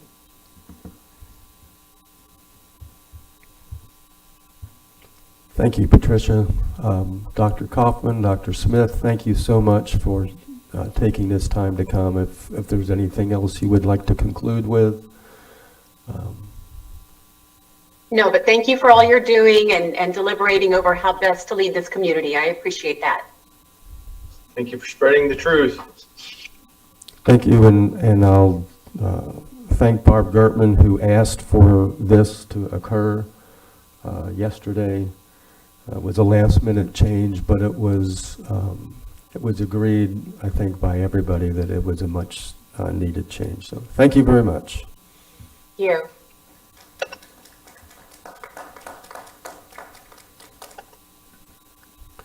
Is Laura Roth still here? This is item 3, proclamation to be presented. And Billy, are you, okay, go ahead, Kevin. Good morning, Mr. Chair, honorable members of council, Kevin Captain, Community Information Director. Item 3 is a proclamation that was requested by Volusia County Council Vice Chair and District 2 member Billy Wheeler to honor Miss Laura Roth, the Clerk of Circuit Court, upon her recognition as Clerk of the Year by the Florida Court Clerks and Comptrollers.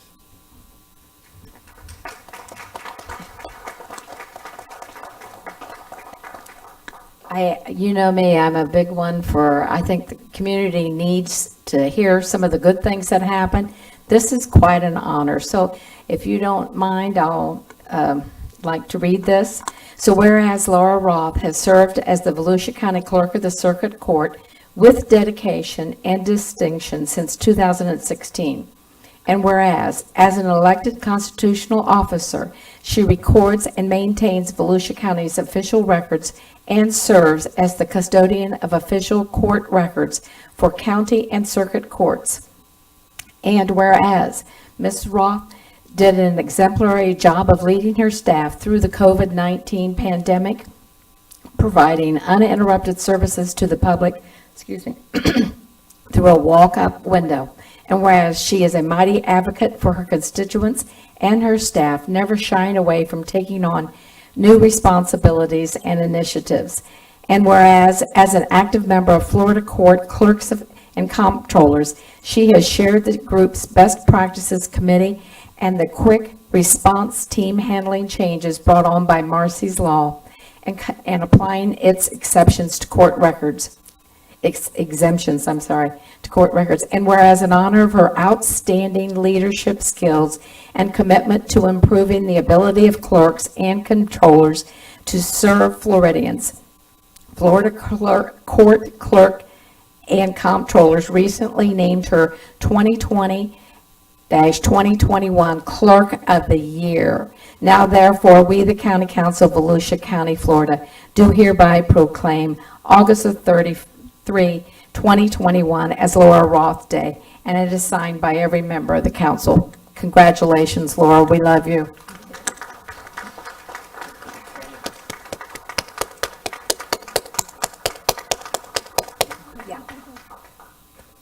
And then, Laura, we're going to give you a chance to speak.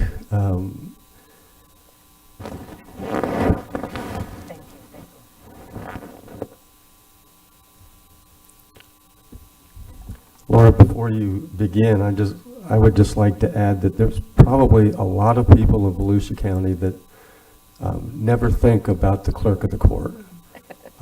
You have taken your office to a whole new level where you're actually providing services that help people save money. It's been an amazing thing to watch, and congratulations for this award. Good job. Thank you so much. Thank you all very much, and thank you especially, Billy Wheeler, for noticing that we got this award. And I do say we. They named me as Clerk of the Year, and that's very nice. But I love the way your proclamation, I was so excited to see it because you mentioned the walk-up window, because what really happened is the staff. So representing Volusia, the people we have working at the Volusia County Clerk of Court's office are some of the most amazing, dedicated. You cannot believe the effort they put in. I cannot overstate the challenges. Like you said, we're not well known because we're behind the scenes, but clerks have over 1,000 statutory duties in law enforcement records and courts, continuing to operate domestic violence, child support, all kinds of extremely important community issues are handled by our office. So I just want to thank my leadership team in particular. Some of them are here today. I think we work 24/7 a lot during COVID, and honestly, it's back. Just like it's affecting the hospitals, we're back to struggling with short-staffed, sick employees. So we're having a hard time, but they really did fight the good fight. We call ourselves Team Clerk, and our philosophy is we love helping people, and that's what got this award for Volusia, and I'm glad to just thank you all for acknowledging it, and I just want to give all the shouts out to Team Clerk. So thank you all very much. Are we going to get a picture? And we need Team Clerk to come up too, I think. And now everybody in Volusia County is aware of Team Clerk.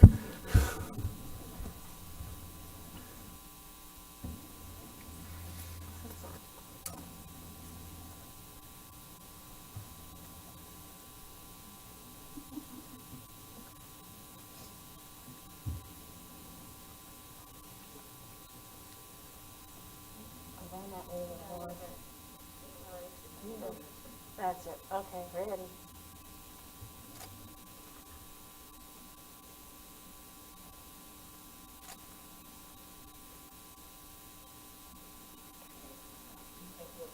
Thank you. Laura.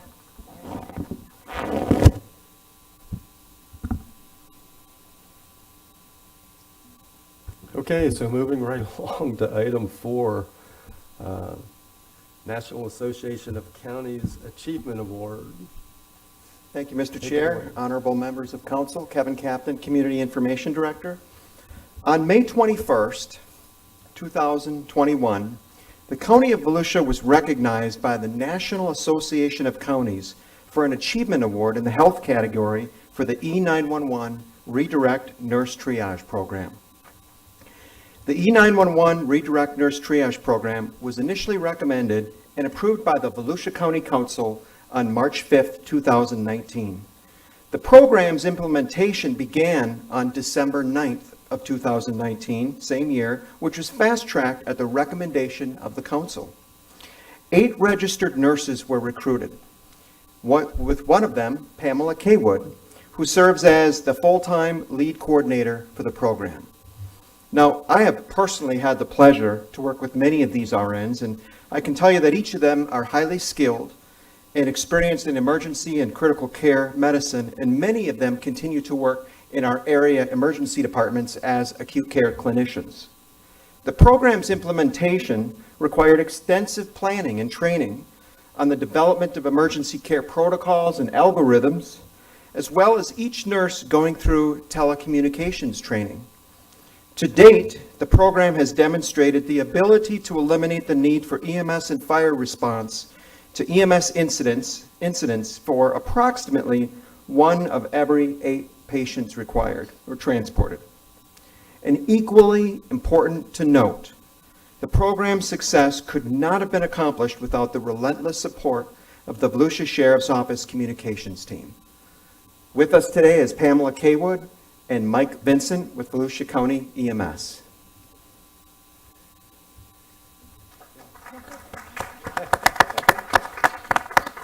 They're so humbled, they have no words, unless you...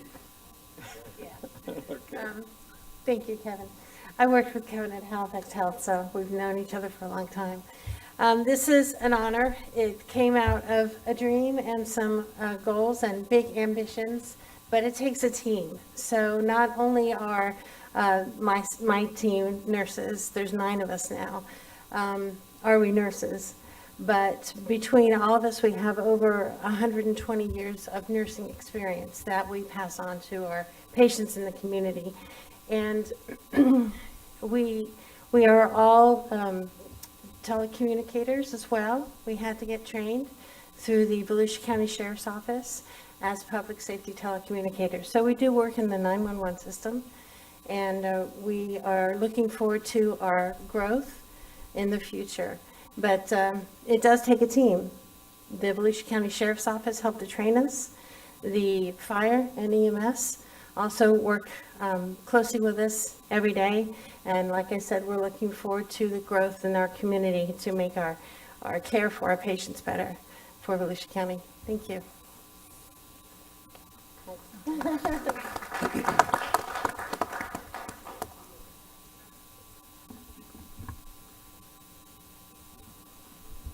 Wait, we have comments. Heather Post. And not to detract from this presentation, but I do just want to make a comment. The Pentagon is on lockdown after a shooting at the Pentagon Transit Center. So I just wanted everybody to know that the Pentagon is on lockdown right now. I thought that was fairly important for us to be aware of. On a side note, but congratulations on your recent award. As most of you know, at one of the National Association of Counties conferences we had a few years ago when we were thinking of doing nurse triage was in Las Vegas. And while out there, I took the opportunity to spend the entire day with the Las Vegas Fire Department and their emergency responders in regards to their nurse triage, because they were one of the few in the country that were actually doing it. I was very excited to hear that our new director, our new EMS director, is worked with nurse triage as well in Richmond, and so have learned a lot about what you do, and you certainly reduce the strain on our EMS and fire response. So I appreciate all that you do, and thank you for your service. George? Yeah, Mr. Chair, thank you. I just wanted to add, this was an idea that had been worked on really beginning back in 2017. This council, which I'm very proud of, was brought to you as an idea by Mr. Pozo, and you supported it, and I'm very proud of that, and I'm proud of the fact that Mr. Pozo then shepherded the program together and put it together after several years, like I say, of it being talked about. He turned it into a reality along with his team over in public protection. And so I want to thank him as well, and the folks that he had to make this work. And this is a great program to help us with resources and making sure that our valuable resources are used correctly and giving great information when people call in a time of need. And I thank the nurses and people that run this program greatly, as I think it makes us a top tier county, and I appreciate that. Thank you. Pictures. Nobody else? Congratulations. Let's get some pictures.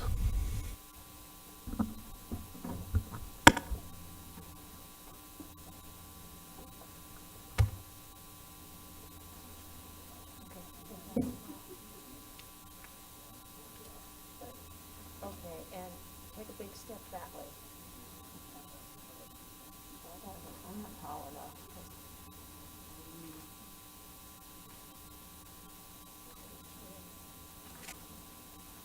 Okay, one more for me. One more. See if I can touch it. One more. One more. Oops, so sorry, one more. Already, okay, done, thanks. I'll get back to work, hurry, hurry.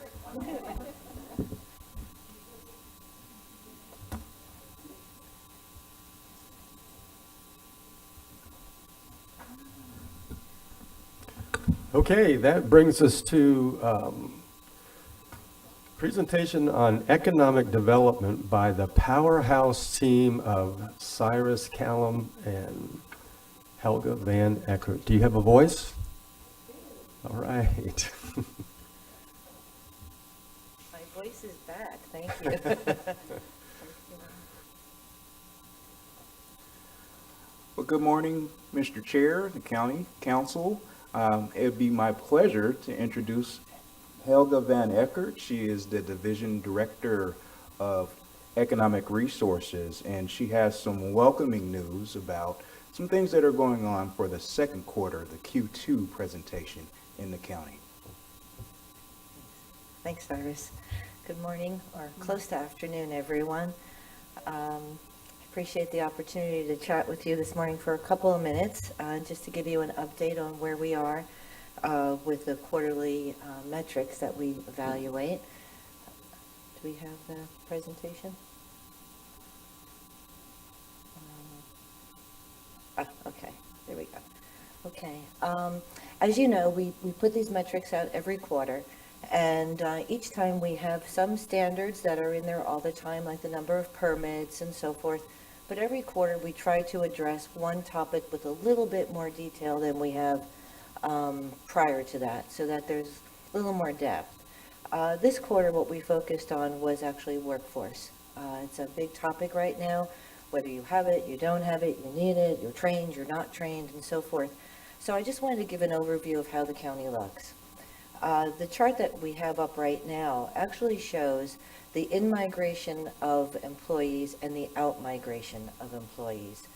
We're on average showing a third of our workforce within the county comes from outside the county. 2/3 remain within the county and work here of the total amount. However, of our total workforce, 50% of Volusia residents migrate outside of the county for work. Okay, so we're bringing in 1/3 of our workforce, 2/3 of course are residents then, but half of our total residents who are of age to be employed migrate outside. And from this chart, what you can see is the majority of the jobs that they have are related to retail, trade, administration, office work, leisure, and hospitality. Those are the top 3 areas of out-migration, which is interesting because being so close to the Space Coast, further south, you would think there'd be more engineering migration, but it's actually admin and retail. So, the other thing I wanted to show you is that our workforce by industry, this chart shows you how the breakdown is. Majority of staff within the county are education and health services. Then we have retail, trade, and leisure and hospitality. But on the right side, you can see it also talks about year over year, from the second quarter of last year, which was the midst of COVID, right, to this quarter. It shows you the change in the number of people employed in those industries. So the big winner of job growth over this past year, not surprisingly, has been leisure and hospitality, because we had so many people who had facilities closed and were laid off during that time. We're showing increase of close to 7,000 people who have gone back to work in those industries. The second runner-up to that, now mind you, that's almost 7,000. Second runner-up in growth is construction, and that makes perfect sense in light of all of the growth that we're seeing within our community, the permits and the additional facilities being constructed. What's interesting, though, is despite the onus that's been put on government during this period of time, where we've been really doing more in government in response to COVID, the workforce has actually decreased by 133. So it's just an interesting dynamic that I thought you'd like to be informed about. And then if you look at our unemployment trend, obviously last April we had a big jump in unemployment. We actually were one higher than the nation and the state with 15.2%. But then we had a very rapid reduction in unemployment over the course of the year once facilities started to open up again. We were down to just over 3% or just under 4% the end of last year. And then this year, you're seeing that the trend is going back up a little bit. So we're at 5.9 right now.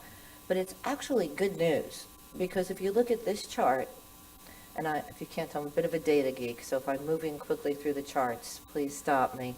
But this is like one of my favorite charts that we're seeing right now. The blue at the base are the number of people in our county that are employed.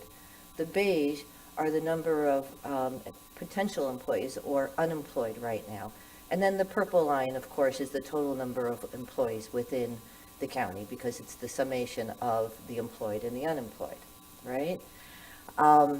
What we're seeing here is our employment force is going up, right? So that explains why our unemployment numbers are going up as well.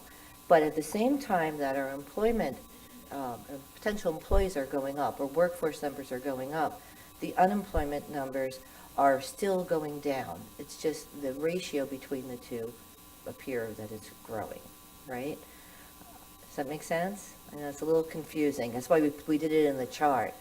But at the end of the day, what it says is that people are looking to get back to work. They're re-entering the workforce. People who had kind of taken a step back because of COVID, either from necessity or desire, are now coming back. They're feeling comfortable enough to be in the workforce. So that's a positive trend that we're seeing. This chart shows you where Volusia County stacks up against the state and the nation. The only thing here that I really did want to mention is if you look at the row where it talks about unemployment labor force, the percent change columns, you can see that our unemployment rate has decreased faster than the state and the nation. So the unemployment numbers are still there, but the percent change is higher for us, so unemployment has decreased at a faster pace. Part of that is because of the industries that we have. So retail, leisure, hospitality, manufacturing, those types of facilities were hit hard during the initial kick of COVID because they're much more service-oriented, so people can't work from home in a lot of those industries. So when they started opening up, we saw a big jump in workforce again, where on a national basis, there were a lot of people that were able to work from home, so they didn't show up in unemployment numbers because they simply changed how they were working. Okay, and this breaks it down by the cities. I'm not going to go into detail on that on you. We can, if you have any questions, I can answer that. I did want to mention residential construction permits. If you look at the second quarter of 2021, the number is actually the highest number of residential permits that we've seen since a quarter in 2005. So permits are definitely on the rise. We have a breakdown by where we're seeing the permits growing and what municipalities, if you want to delve a little bit deeper into that. And then new commercial construction has also maintained a steady number. We're not going to see the same dollar investment as quickly as we saw in the first quarter of 2020. And as you all are probably aware, that was Amazon's permitting, and that's why the number is so high. Again, this breaks it down by municipality. Redevelopment permits are permits that we've added this to our report just this year because we were seeing a lot of rehabilitation of existing facilities, and we wanted to show an accurate reflection of the investment within the community. Not everything is new construction or green development. A lot of it is being rehabbed, and we're seeing a positive turn on that front as well. And that's the report. Do you have any questions? I know I moved very quickly through that. I figure you're all probably hungry for lunch. So. Questions, anybody? Thank you. Do you have an idea of why the commercial permits are lagging? So commercial is a much bigger investment. You don't see as much build to suit or rather spec building when it comes to permits. Residential, you'll see a lot of spec. The construction hasn't started on all of those residential, but the turnover is quicker. For commercial, typically it's a build to suit. So there has to normally be somebody ready for that. But we have seen an increase in general of construction on that front. And we know that there's a very strong demand. We've had a lot of calls on commercial and industrial, and we know that there aren't a lot of amenities available that are vacant. So I think we'll be seeing a bigger increase in that over the next 6 months. We'll be seeing some Good. change. Barb Gertman? Thank you, Chair. Helga, thank you for all you've been doing out in the community, and I know we've been working together on a couple of initiatives, and one being the Yeti, right? Exciting project. Right, the youth initiative training. So there were several programs out in the community for youth employment connected to a number of 501c3s, and working with Career Source. And I think it's a program trying to plant the seeds for youth leadership, youth employment skills, and I think it is well coupled with this effort to talk about how do we seed future workers and develop a workforce, or at least a leadership group that has employment in mind, right? And that starts developing skills at a younger and younger level, because I think for me, we're missing that piece, right? You don't have most 16 to 18-year-olds working in a variety of environments. So thank you for, your support towards those efforts, and I look forward to us strengthening those programs. Thank you. That's a wonderful program that's out there, and it's very often that you talk about recruitment, retention, and expansion of businesses within a community. I mean, I've spent most of my life doing that, right? But it's equally important to do the recruitment, retention, and expansion of skills of your workforce. And we're seeing that more now than ever. So being able to combine those two things are for me, passions. To be able to put those two together is just an amazing opportunity. So thank you. I just want to thank you.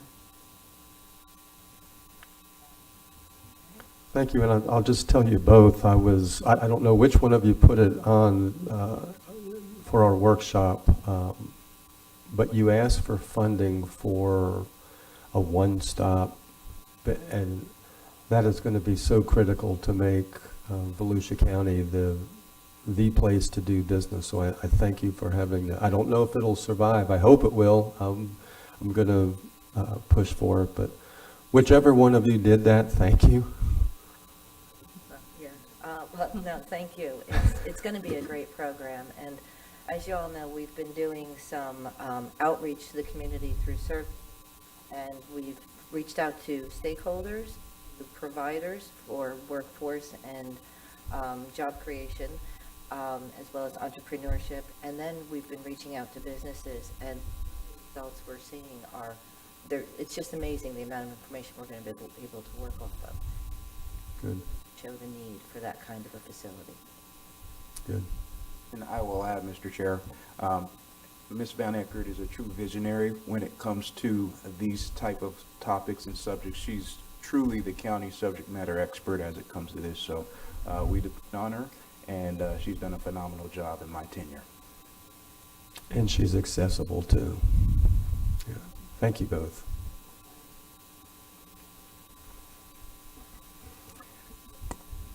Mr. Chair? Yes, sir. We were remiss on item 3. If I know we read the proclamation, we just failed to get a motion to approve it. Laura Roth Day. Approve Wheeler. Second. Motion to approve Wheeler, second by Post. All in favor say aye. Aye. Any opposed? Motion carries 5-0. Thank you. Someone let Laura know. Let who know? Let Laura know. she's official. Okay, item 6. This is just a discussion item of Sunrail. Is Mr. Chair, Mr. Booker is under the weather today, so myself and Mike will handle this item. What you have really is just an update. I think this county, as a member of the commission, has always been very good at our legislative body being updated, and we're going to continue that. August 12th will be the next meeting, and we do know that Brightline, the private rail firm that's coming out of South Florida, is expected to attend that meeting and give a presentation. There have been discussions about that railroad as it comes through, sharing a mile of the rail corridor with the Central Florida Rail Commission, and of course right now is on with the Department of Transportation. So in anticipation of that sharing of that area, the working groups have met and they've tried to come up with what they're calling a term sheet, but basically a set of points that they feel need to be negotiated and discussed should there end up being an agreement between Brightline and the Central Florida Rail Commission and the Department of Transportation.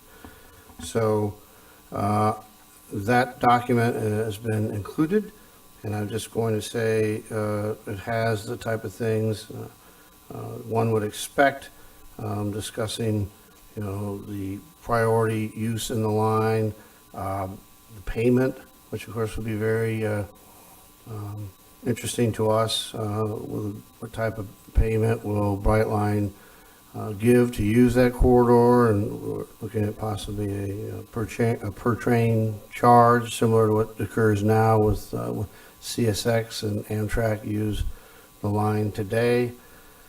But it really gets down into things that when you're running a railroad, things like dispatching and who has control over the dispatching, what occurs with accidents and incidents, who has priority on the track. These type of things need to be worked out. There'll be some capital improvements that will need to be done in order, and that's in the term sheet as well. And just other legal matters that need to get discussed.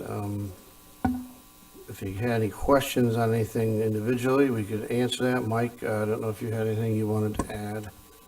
Yes, sir. Just briefly, as George said, this is really they call it a term sheet, a starting point for negotiations between Brightline and the Sunrail Commission, as well as FDOT.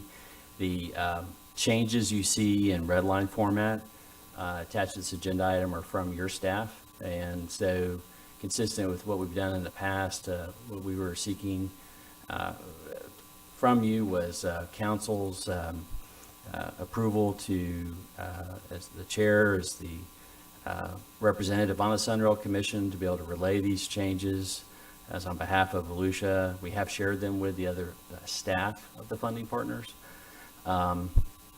And also be authorized to speak to them at the Sunrail Commission meeting. We don't know yet at the August 12th meeting whether this will be a voting item or not, but in the event it is, we're, I know, speaking with the chair, prepared to be able to walk through these at the meeting.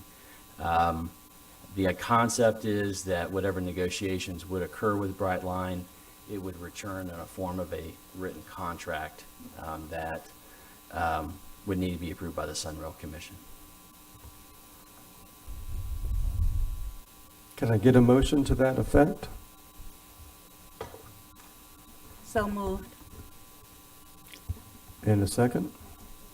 Second Wheeler, motion to accept by Gertman.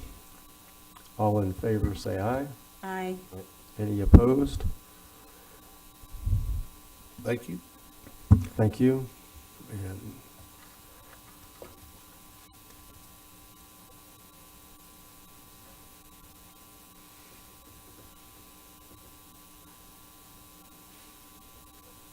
okay, item 7, council direction concerning whether to amend the code of ordinance to allow a majority of the criteria for a variance to be met instead of all 5 criteria in order for the Planning and Land Development Commission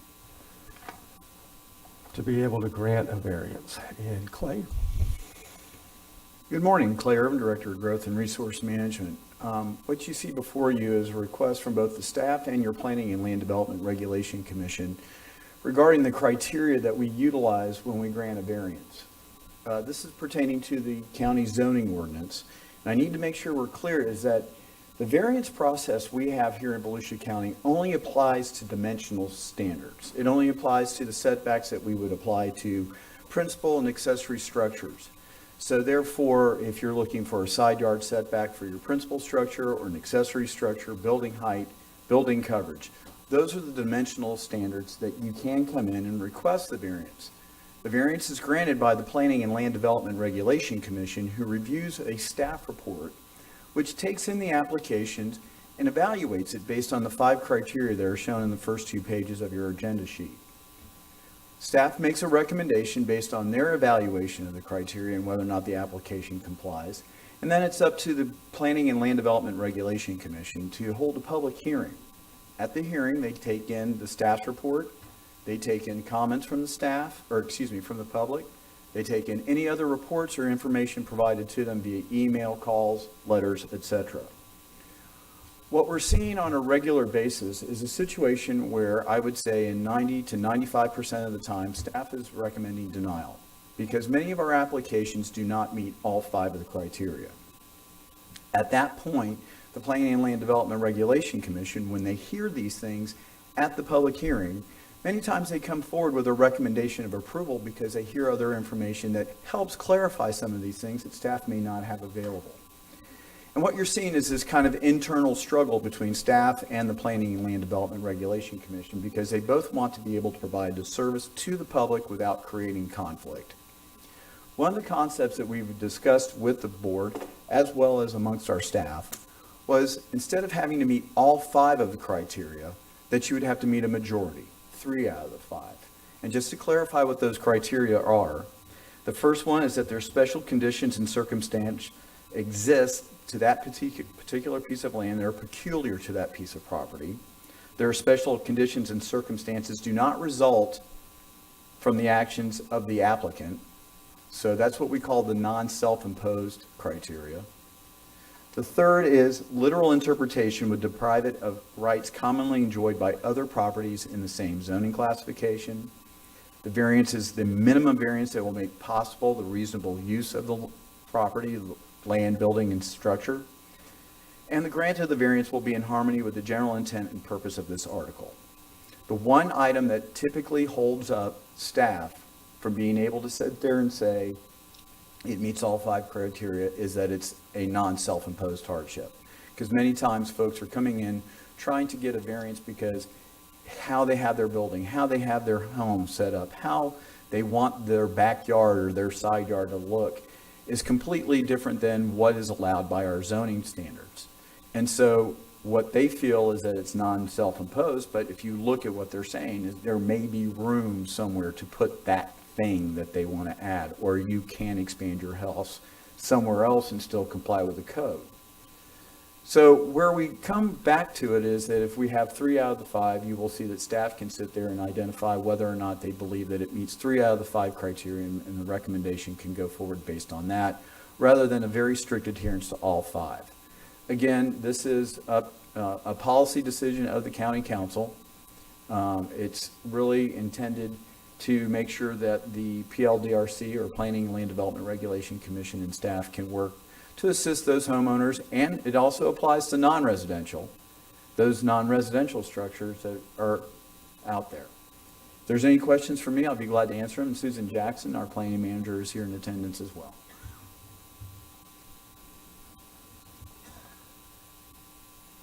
Barb German? Thank you, Chair. What's the downside? What's the unforeseen impact of? Unintended consequences, Yeah. it's going to make it much more lenient for people to come in and get approval of a variance. Okay, and let me say, what's the downside of that? I mean, it's their property, so that's just the first, that's the first look. So then it goes to the PLDRC, Planning and Land Development the Regulation. Planning Land Development. Staff cannot grant the variance. Well, all we're doing is doing an evaluation. The only board that can grant a variance is the Planning and Land Development Regulation Commission, and appeals of their decision comes to y'all. Okay. All right, so only the appeals will come to us. Yes, ma'am. Right, so for me, we put the commission in place to do what it's there to do, and to review and document the case as much as the staff can prior to that review. So, I mean, I'm open to it. I'd like to hear why it shouldn't be done. I'd like to hear from anyone that can give some insight why they feel there would be a greater problem, because it's difficult when you're working and there's 2 different priorities, right? So staff's priority is to make this fit into this box, right? To check off 5 boxes. And the planning commission is to look at the whole picture, right? Inclusive of those boxes, but not limited. Right? So they're usually getting more information to help them make a more defined decision. So for me, you know, I think we're putting the staff in a box by limiting them to having to only recommend it go forward if it checks these 5 boxes. Just to clarify where I was saying in regards that it'll be more difficult to deny a variance. You may have a situation where someone comes in, meets 3 of the 5 criteria, staff recommends approval. You could have a packed house of people who are objecting from the neighborhood. And again, then what what are you facing at that point in regards to the fact that the criteria doesn't help you in denying it? At the same point, you have a neighborhood that may be against it. So the fact is that it does open up a great deal of leniency in the awarding of a variance. Just want to make sure that that's clear. I still feel like it's the public's opportunity, it's the property owner's opportunity, and if they're requesting a variance for their property, I think that's what we should be here to hear and to consider. And that's what the Planning Commission is there to also support us in doing. So I don't have a problem with it unless somebody can help me understand where the downside is. Thank you, Ms. Gartman. Paulo Soria, Senior Assistant County Attorney. The downside, of course, is a variance is the formal way that an applicant or a property owner can sort of get a waiver or break the rules that you set up for that particular zoning district. And so as Clay pointed out, it provides a way for structures or houses to be closer to property lines. Right now, there's a very clear and defined hurdle. If you need to meet all five, and if you don't, you should not be granted the variance.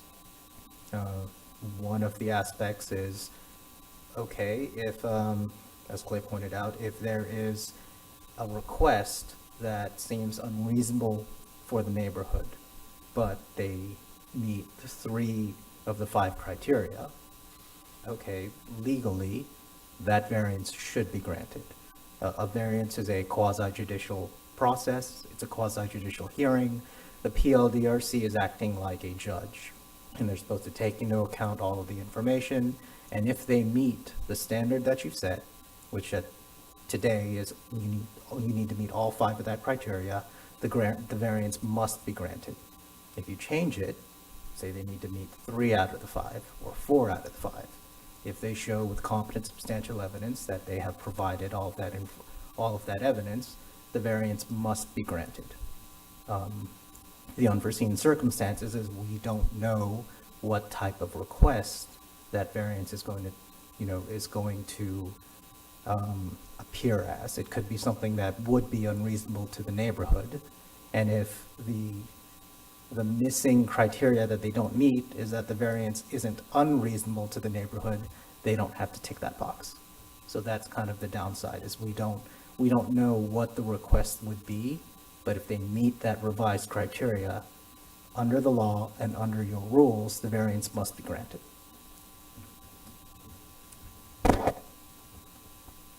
So that makes me ask, the 5 boxes we're checking in the criteria, is that what needs to change?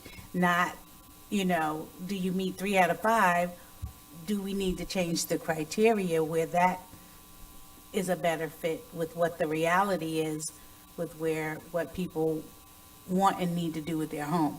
I don't have the answer to that. It's a question. As Clay pointed out, this is a policy discussion. He's provided you the criteria for a person to request an exemption from the rules that you set up.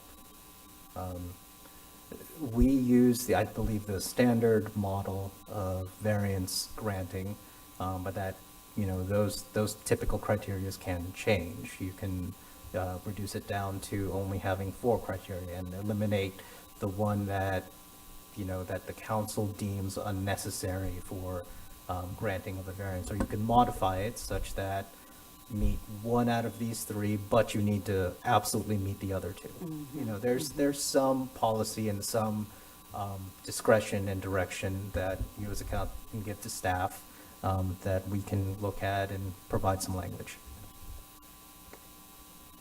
I would consider that more than 3 out of the 5. I think we should be more more specific, and define those 3 or those 4, and when you say it's based on the standard, based on whose standard?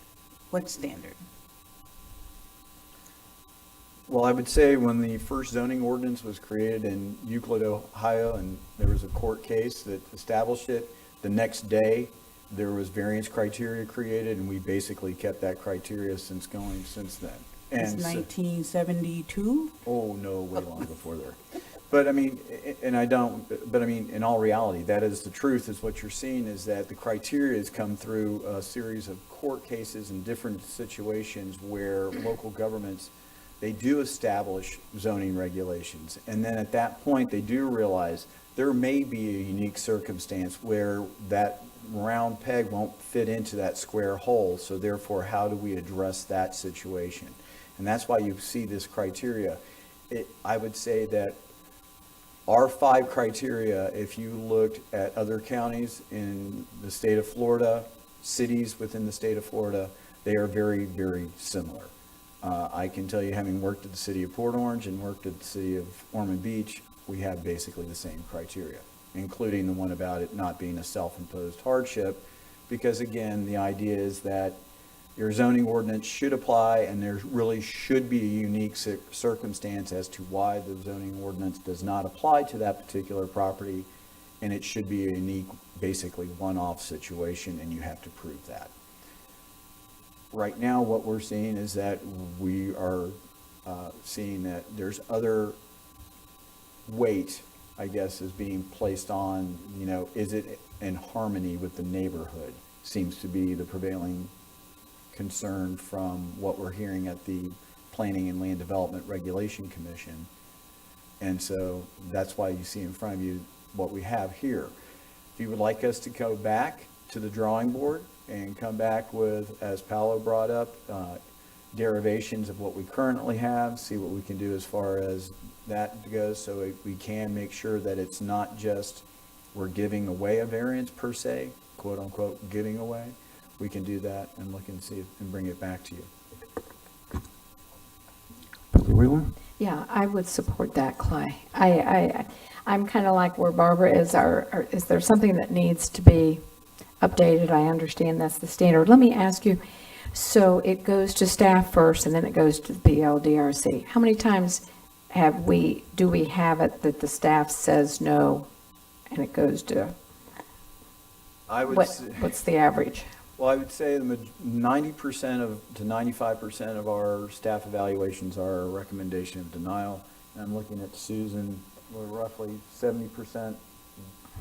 How many, Susan, please come on up. What I've seen is that you have many times the Planning and Land Development Regulation Commission are approving the variances. They are approving the ones that you have denied?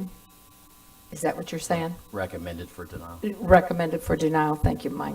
That's correct. We can very rarely make a recommendation of approval. When we do, those cases are always approved. But the majority of the cases, no matter if it's a variance caused because they bought a piece of property where the previous owner built something that wasn't with permits and didn't meet setbacks. So people have to go through the variance process to legitimize that structure. But we cannot find, using these criteria, that they actually meet all 5, and so we have to recommend denial, even though it's not really fair to these people. So, but staff recommends denial, but the board, I would weeds say, it out, right? typically, yes, they have a very high approval rate. So I would say their approval rates of about 95% at least. They almost always find approval. They want to find approval. They want to help out the citizens. So that's why we're before you today, asking if you would take a look at these criteria and maybe make the burden a little bit less on the planning board with regard to evaluating these variance cases. Danny Robbins? Thanks, Clay. It sounds to me like this may improve or has the ability to improve efficiency, within our layers here. But we don't know, and I don't think we could sit here and worry about things. We don't know what we don't know yet. You know, and these things are going to come up. I recently saw an instance where years ago, a 40 by 100 building wasn't acceptable, but a 40 by 99.5 building was. What's the difference, you know? Clay, can this bring up home values for taxable? Will this additional revenue, do we know kind of what we're looking at? Will this help us out, and will it also be good for the homeowners? And while preserving the integrity of these areas, you know, is it going to be minuscule or is it going to be impactful? I can't speak specifically about valuation, whether or not it will or will not. But I can tell you what this does is it does allow for owners of property, be it residential or non-residential, because please be aware, the variance criteria apply to both. It does make it easier for them to get both a recommendation of approval from both the staff and the Planning and Development Regulation Commission, because the burden of proof has been reduced from meeting all 5 to just 3 of the 5 criteria. So that will allow for potentially deviations from setbacks, building coverage, building height, those types of things. How that translates into value, I really can't say, not with any kind of authority. Thanks, Clay. My biggest concern is just preserving the integrity of these neighborhoods and not creating a scenario that would be detrimental. But we do have a lot of layers here, and as we're all seeing, and Helga and Cyrus did a good presentation on attracting businesses. You know, if this helps speed up economic development in some areas where it ordinarily wouldn't, I'm for it. If it's going to benefit the taxpayers and bring our taxes down, I think it's definitely something to look at. Thank you. Heather Post. So Clay, the recommending the denial from staff is based on guidelines, right? It's based on Those 5 criteria. Right. So it's based on the criteria that we have in place. And then in order to get the exceptions or to get the final decision pushed through, the homeowner doesn't need approval from both currently, correct? No, it just needs the approval from the Planning and From Land the- Development Regulation Commission. The LRC. So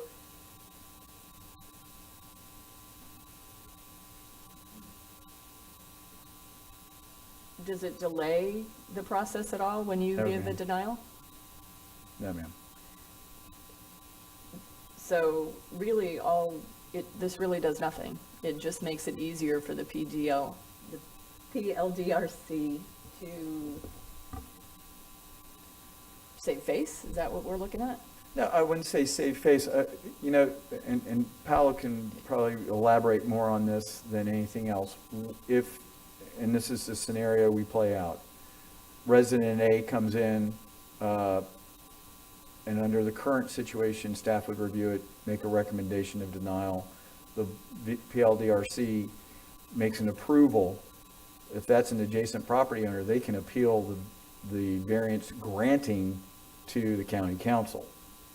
And so, again, it's a situation where y'all will be sitting as judge and jury trying to understand what staff came from, and is there sufficient evidence that the Planning and Land Development Regulation Commission got enough information at the public hearing to substantiate that all 5 criteria were met.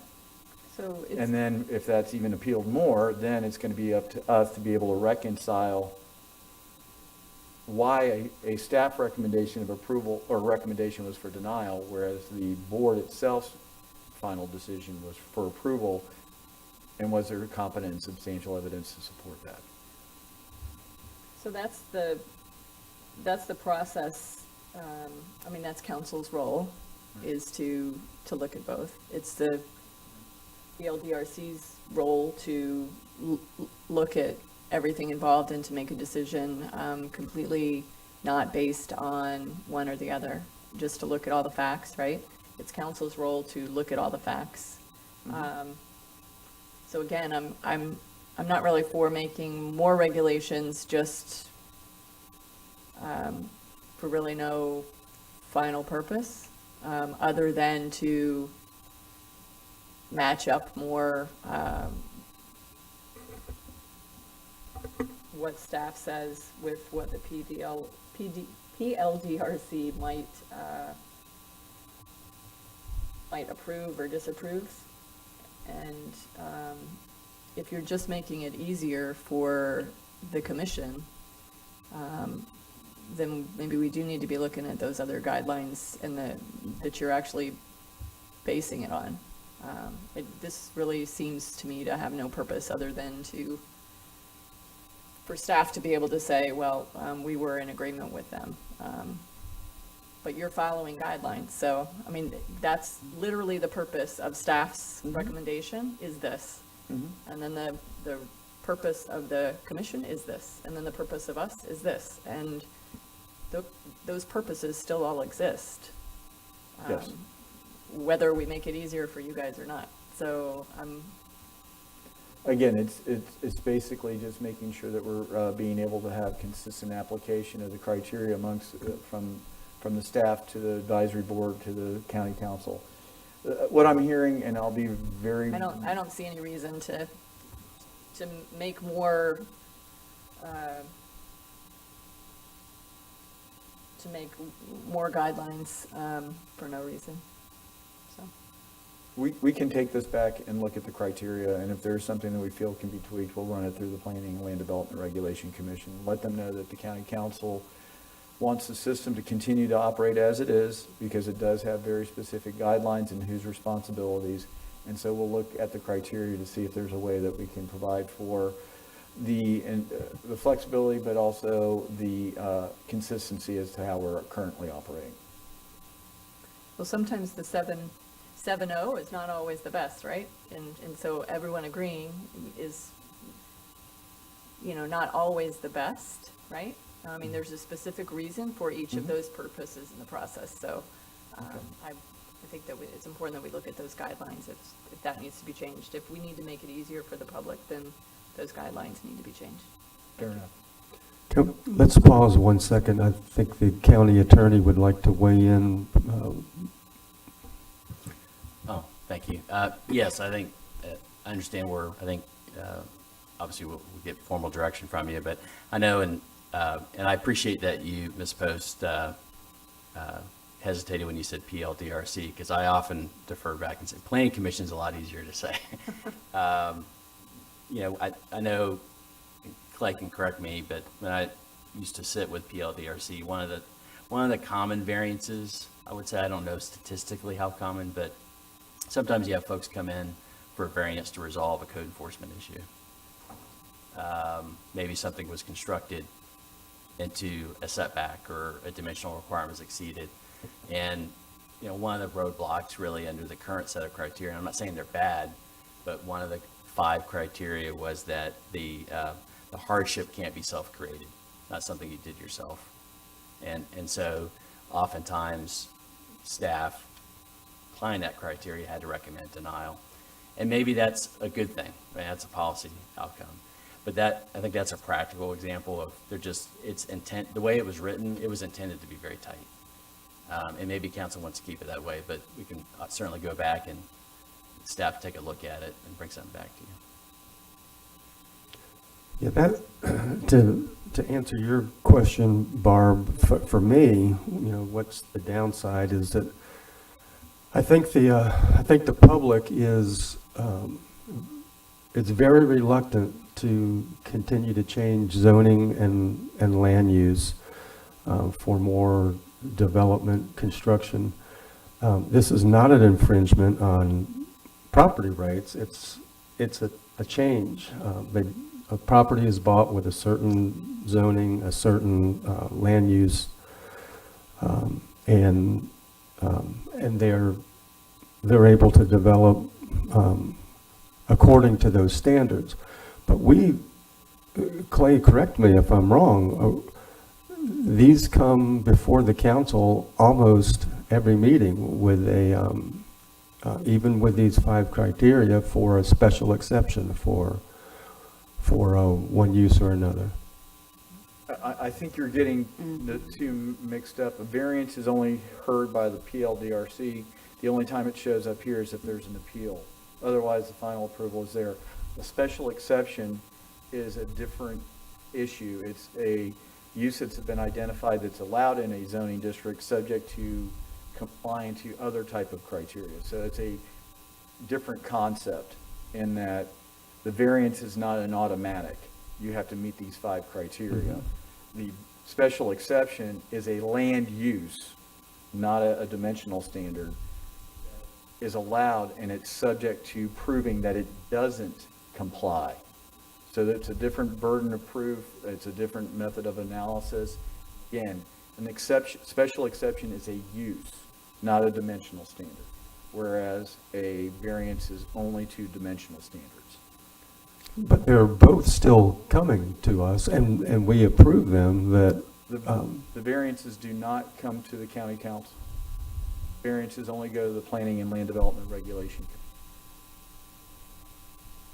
And they have sole criteria to approve or not approve, and the council gets no input on it. No, sir.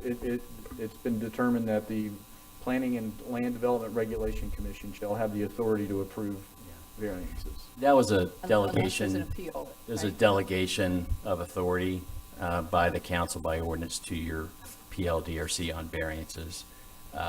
Doesn't have to be that way, but that's, so you're hearing it, that's why you're hearing only the appeal. Yeah. Well, for me, that's a problem. I think the council should be responsible for changing zoning and land use. Billy Wheeler? I just had a clarification. Clay, you had said that we had the same criteria for residential and non-residential? There are additional, some standards for other types of, in there, yes, but for those basic 5 are required for both residential and non-residential. Does that work? Yeah. Okay.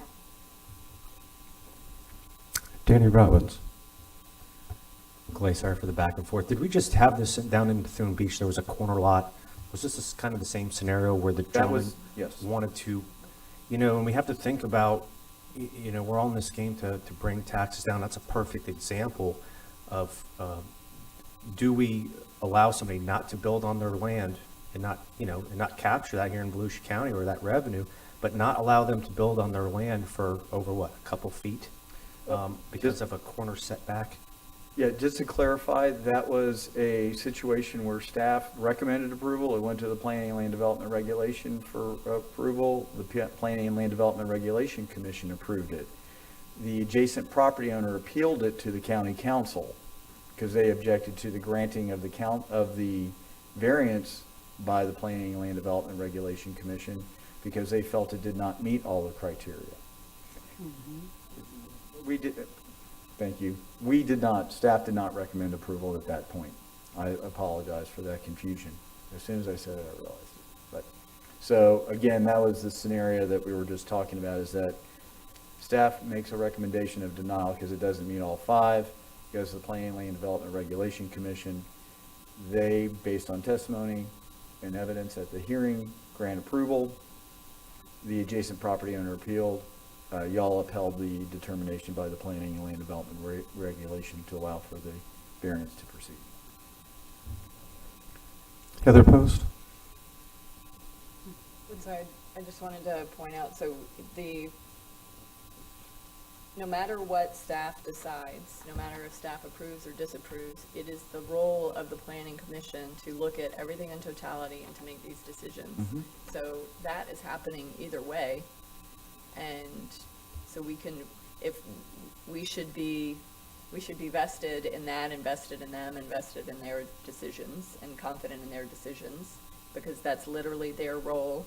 And then if there's an appeal, it comes to us. But whether staff agrees or disagrees based on the guidelines, it's still the Planning Commission's role to make those decisions. So I really don't see a need for this at this point. Just a clarification on that. Previously, when a staff makes a recommendation based on those 5 criteria, and the Planning Commission they have to find currently that there is evidence on that the applicant has met every single one of those criteria. So the request to drop that criteria from 5 to 3 protects the final decision of the planning commission. So if it does get appealed before this council, you are determining whether or not the planning commission had enough evidence to that they met the revised criteria. So that's kind of the standard. The planning commission is subject to those revised criteria, and they have to find evidence. And at this point, because staff is saying we do not have enough evidence that it meets all the criteria, the planning commission has to kind of take an extra step and ask, additional questions and get the applicant to state a reason why should we grant this, or why do you think you meet all 5 criteria. So if there isn't enough evidence that all 5 criteria are met, their decision is vulnerable to an appeal. And when it gets to an appeal before this council, if they appeal that decision to circuit court, the circuit court is going to look at, was there enough evidence for the revised criteria, whether that's 5 or 3. So dropping it down kind of protects the decision of the PLDRC and ultimately would protect the decision of this council. But ultimately it is a policy decision of how much of a hurdle do you want an applicant or a property owner to go through to get a variance from the rules, the dimensional rules that you set up. But there have been many cases where the planning commission has voted opposite of staff, correct? Yes, almost all of them, because staff is looking based on the evidence that was presented, and that's usually just the application itself. So still in following the guidelines, they're able to do their investigation, do their role, and still find means or reason to Right, it just makes those, do what is the appropriate makes outcome. it subject to additional challenge and makes it a little bit more vulnerable than if you had a revised criteria than the strict, you must meet all 5. I like the fact that they're working a little harder, actually, and looking into it a little bit more. Barb Gertman? Thank you, Chair. What I don't like about this process is that a resident will come to the council for a variance, and their first experience with us is what I heard was 95% denial, right, from a criteria. And to me, that's a problem, right? So this is our process to come to us, based on X criteria, right? But to me, it's a setup to fail. So I just, that does not sit well with me. If we're gonna have staff look at it and only approve 5% of them, why are we even doing that? Let it go direct. To me, there's something wrong with the process if you're denying 95% of something, right? Something needs to change in that process, that our first communication and connection with this customer is you don't meet these 5 criteria, so we're going to deny you. You're still going to have an opportunity, but your first experience with me, denied. I don't like that. Billy Wheeler? Yeah, I get what you're saying, Barb, and I agree with you on that. I think that first impression with government, for them to be denied. But Clay, what I'm going to ask you is, should we look at those 5 criterias and see what are the major holdbacks or holdups with those? Is there one of them that we're constantly having to maybe that needs to be changed? So we still have those standards, but maybe there's one or two that we're constantly getting hung up on, and to look at those to see, how do we get to a yes? That we're not overstepping the surrounding areas. Is that? I think that's what Paolo and I are hearing loud and clear. Yeah. From the five of y'all sitting up there. That is my. There's a lot of also concern with opening up the ability to just have this nonstop, but at the same point, we need to look hard and fast at our criteria to see if there's something we can do to address that issue. Danny Robbins? Yeah, I agree with you, Barb, but Billy, that 95% denial, it's a little much, but I think this is a good example of how it could be less government and less hurdles and be beneficial to a lot of people while still maintaining that high level of the community, our community standards. So, Clay, I have the utmost faith in you to look through this and hopefully tweak or bring us back something that we can tweak if that's the direction that council wants to go. But I'm with you guys. Thank you. Yeah, I think you heard it right, Clay. I think that's what everybody is suggesting. If you'd bring back more information on the 5 criteria, do we need to change those? I don't want to be the council that says no, but we also need to protect neighborhoods and their ability to have input and I mean we have changed criteria because it just made sense for a homeowner that needed a little bit of a change in their zoning. I'm not opposed to doing that. I'm just I think it should be difficult. So with that, no one else wishing to speak. Do you need further It would be helpful. direction? It would be helpful if the council could approve a motion that the direction is to staff to go back to the drawing board, look at the criteria to see if the criteria can be evaluated and modified to address the concerns that have been identified by the Planning and Land Development Regulation. Motion to approve that. All right, second to what he said. Motion by Wheeler, second by Gertman. All in favor, say aye. Aye. Any opposed? Motion carries 5-0.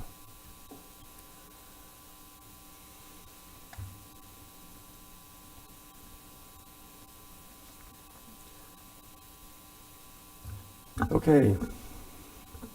I'm assuming that the council wishes to continue. Nobody needs a break yet?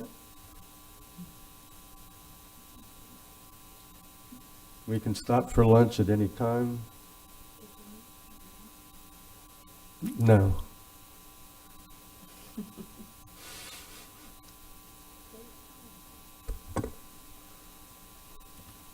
Okay, let's do one more. Item 8, council direction concerning the establishment of an online submittal of comprehensive plan amendment. Clay?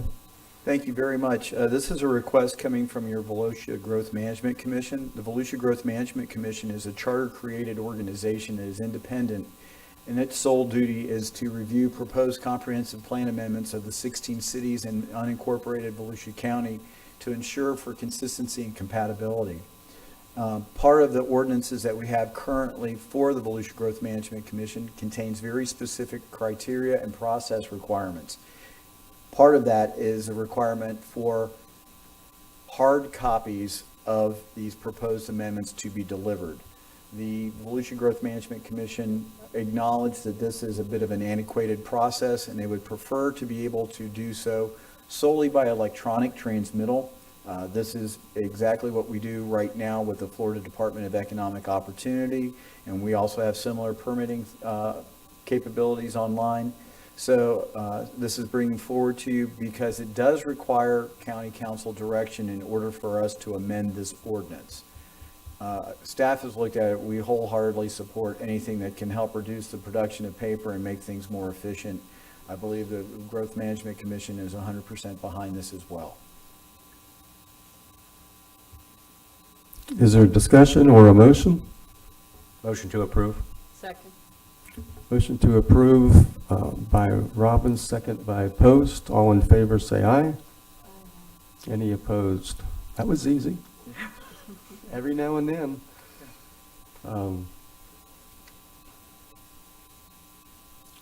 Let's, well, let's try one more. I don't know how difficult this one will be. And Billy, I'll tell you the reason that that lunch is not being brought in is my fault.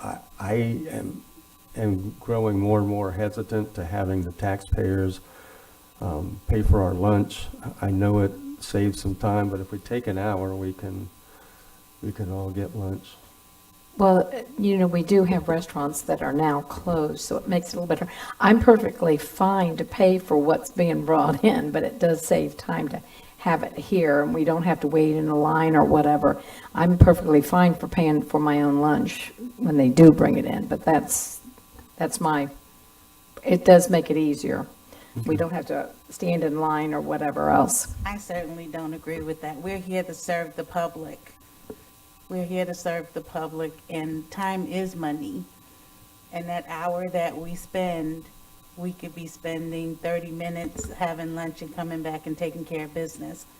And again, that $20 lunch or whatever it is certainly worth our time. And I don't think that difference will make a difference to the public. But when, I don't want to belabor this, but when we do that, we don't take a half an hour. We still take an hour. It's the same amount of time either way. We rarely take a half an hour and then come right back. Again, I just think it's a distraction, and the dollars, our time is our money as well. So we're here to serve, and if somebody has a problem with a sandwich, then we got a much bigger issue in our county. If I that's thought the we had concern. discussed this once before and agreed. I thought so too. Yeah. But And we agreed to have lunch brought in every meeting. I mean, I don't even like lobster, so. if a sub sandwich for lunch is a problem, we got much bigger issues. And I mean, I think we as a council should be deciding if we have time to go out and get or do whatever. Because it's all fluid. We don't know if we're going to have 2 hours of conversation. We don't know how the day is going to go. So why inconvenience us and staff and other instead of just making it available and moving forward with doing our job? This might be a good time to talk about that, maybe in the decorum that's coming up today. We can all decide on when do we want a lunch break time, but we just kind of wasted 10 minutes figuring this Well, out, if no, time is the issue. It was decided on a while back. We did all talk about that, and it was the decision. It was easier for us to stay focused and whatever if it was brought in. And Anyway, can we take the break now and come back if we're not doing that? Certainly, if that's your preference. You want to make a motion that we break? I make the motion, and I'm assuming we're going to take the hour then, so what, we come back at 1:30? Second. Okay. Second by Post. Motion by Gertman. All in favor, say aye. Aye. Any opposed? Motion carries 5-0.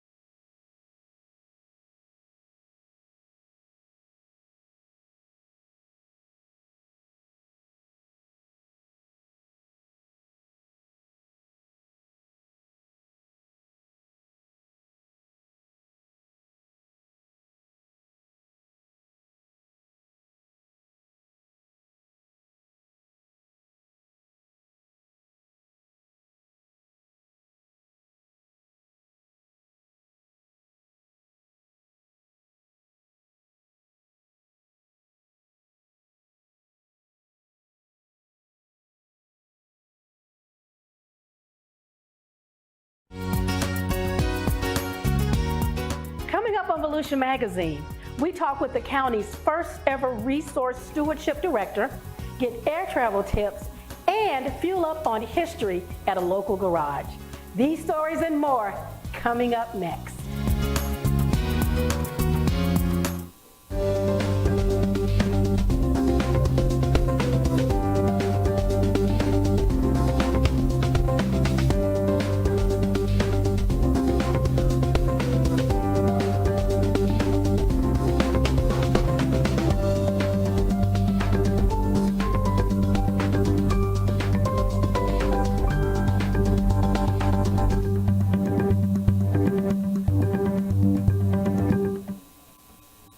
And welcome to Volusia Magazine.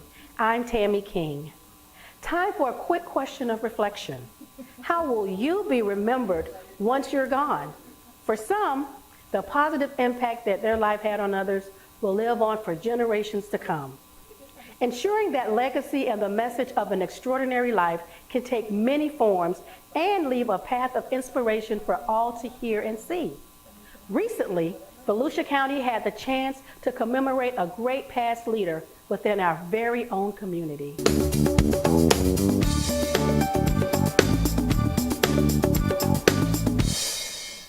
It's my pleasure to welcome you to the plaque unveiling for James F. Sowell at Shell Harbor Park. This is really a special occasion, and it took a while for us to get here. I remember when I spoke with staff about how do we honor Mayor Sowell. And we talked about, we had just opened this ramp and what a great honor it would be to include him as part of this. And I'm so happy that we're here today able to do that. Mayor Sowell was an outstanding role model for hundreds of people throughout his life. He led by example and truly deserves this recognition. The experiences had at this beautiful location and the moments shared by so many will live in the memory of James F. Sowell. It is a great honor to be able to stand here today as we unveil this plaque and we leave something in the memory of Jimmy Sowell, somebody who gave 20 years as mayor of the town of Pearson, who gave so much of his life to the citizens of Northwest Volusia County. It was an honor and a privilege to work with Jimmy. He was an outstanding mayor. The only problem I had with Jim is that he's not here. I wish he was here today. I wish he could have had continued to serve here in the community. But sometimes God has other plans for us. It's absolutely gorgeous out here. And he was a very humble man, and he would be speechless right now. I think he would just enjoy it and love to see the people here. He'd love to see the people come out and enjoy it. And it means something. It's not just something that's thrown together. It's been nice, and it turned out to be a beautiful place. It really did. I hope you enjoy it as much as he would have if he was able to have used it. I don't think anybody would have used it more than he would, or enjoyed it more than he would have. And he's really missed. I tell you, he's really missed. And I know everybody's going to enjoy it. This is James. I don't think he'll be Jimmy, but I think he's always going to be James. That's what his sister said. His name is James. Here's James.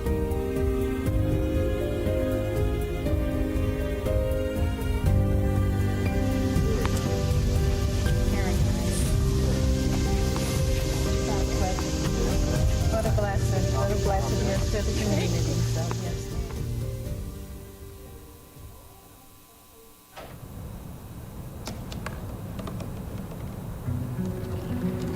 They said I couldn't dream. Called me a piece of trash and swore that's all I'd ever be.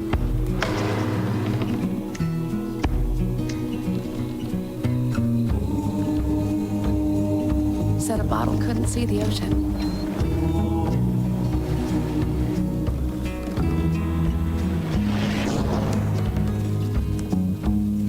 Give up.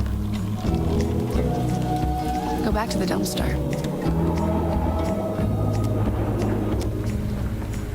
But I didn't listen. and made my way.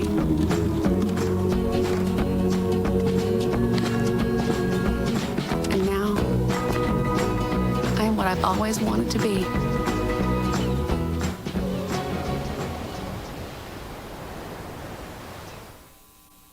From citrus groves to the county council chambers, the fellow you're about to meet knows his way around.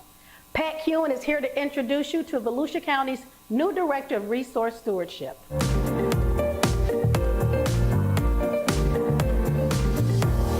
the motion on the table is to approve Dr. Bradley Burbaugh. All in favor, say aye.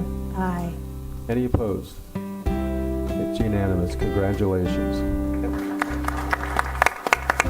I'm at Mud Lake Citrus Grove with the man of the hour, Dr. Brad Burbaugh. Now, Brad has a mighty impressive background in natural and agricultural resources. Now, Brad, I'd like to start by asking the burning question, what on earth is resource stewardship?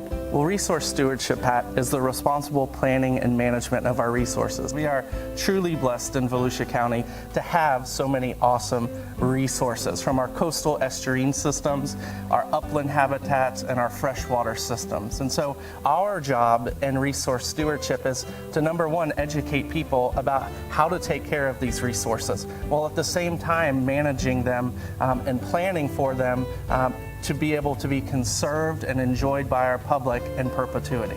Okay, thanks, Brad. So now I get it.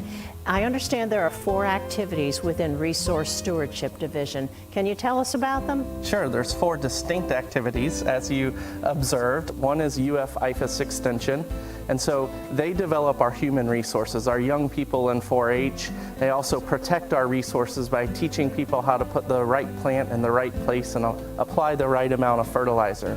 Next, we have 2 voter initiatives that passed in November 2020. Volusia Echo and Volusia Forever, where the voters really told us what their values are. And I'm very proud of having grown up here and people saying that this is my community and I choose to protect it. That is the essence of community. So we're all about getting back to nature. And let's revisit the extension. Can you tell us a little bit more about that? Sure, Pat. UF-IFAS Extension to me is all about giving the public access and teaching them. And so I would encourage folks in our county, if they're interested in implementing Florida-friendly landscaping in their yard, or if they're interested in growing their own vegetables, we have demonstration gardens at the Extension office that were funded through an ECHO grant for people to come and learn about through a self-guided tour, or we could guide them on a tour to learn about how to better protect our natural resources through science-based landscaping and vegetable production. Now, I've spent some time looking for scrub jays out at Lyonia Preserve, and I find them delightful birds. Can you tell us what your division does to maintain the scrub habitat for this endangered species? Sure, Pat. So that's part of our land management responsibility. And so habitat management is a big part of what we do. And so what we do is we specifically manage that habitat based on science to draw more birds or more family of those scrub jays to the area.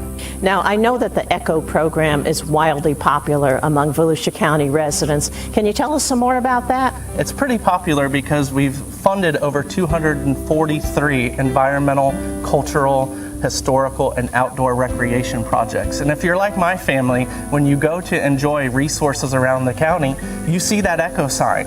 And so what we're doing is strengthening and developing those resources for our community to enjoy. And I'm looking forward to implementing the next 20 years of the program to provide more resources for our community to enjoy. Now, let's talk more about Volusia Forever.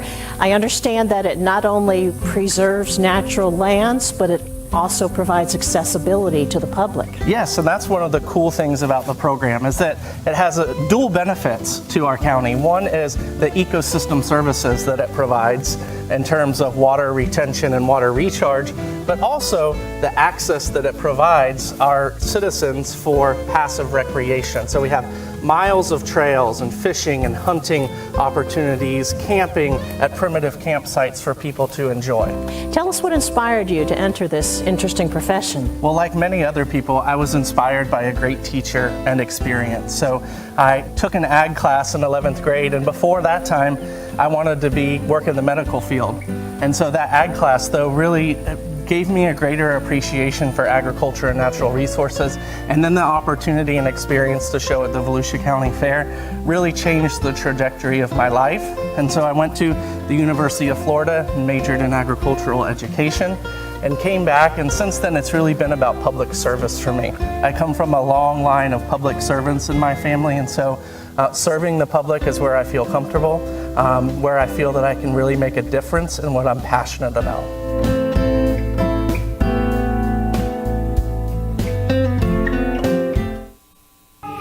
Every day, Florida's courageous first responders work together to keep Florida safe during all types of hazards, including wildfires near homes and communities.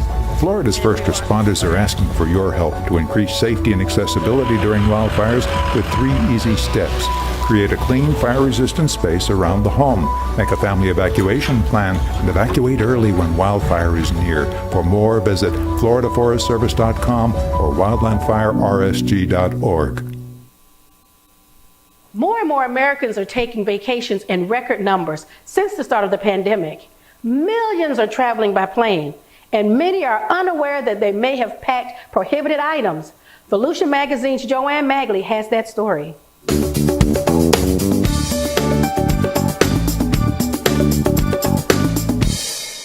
Many people haven't taken a trip in more than a year, and air travel has certainly changed from before the pandemic.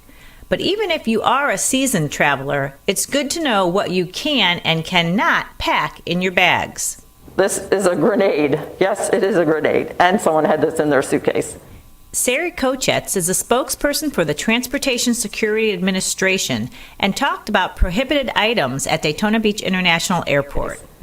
This is the type of item that you may not bring in your carry-on or your check bag, even if the explosives have been removed.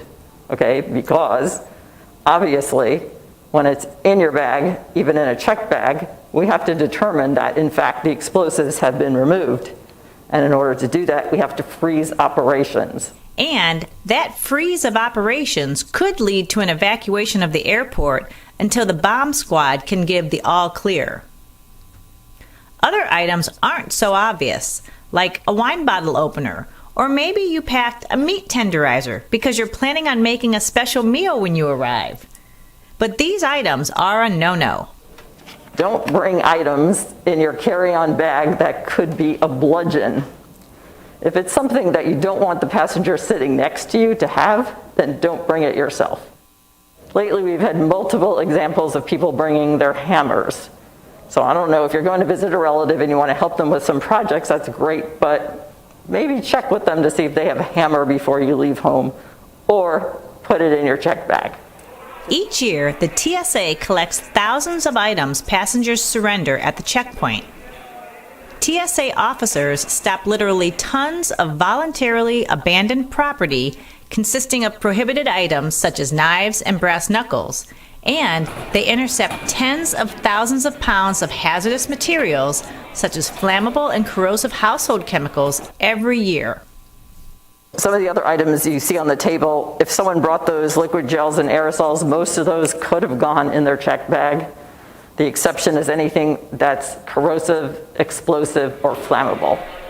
Each time a TSA officer has to open a carry-on bag due to prohibited items, it slows down the line for you and everyone behind you. Practicing the 3-1-1 rule and leaving home without your prohibited items will facilitate a quicker checkpoint experience, reduce touch points, and reduce your overall stress from traveling. Here at Daytona Beach International Airport, if a passenger does forget and pack a prohibited item in their carry-on, instead of surrendering it, they can simply grab an envelope, put the item in the envelope, mail it back to their home, all compliments of Daytona Beach International Airport. TSA makes it easy to find out what can't go in your bags.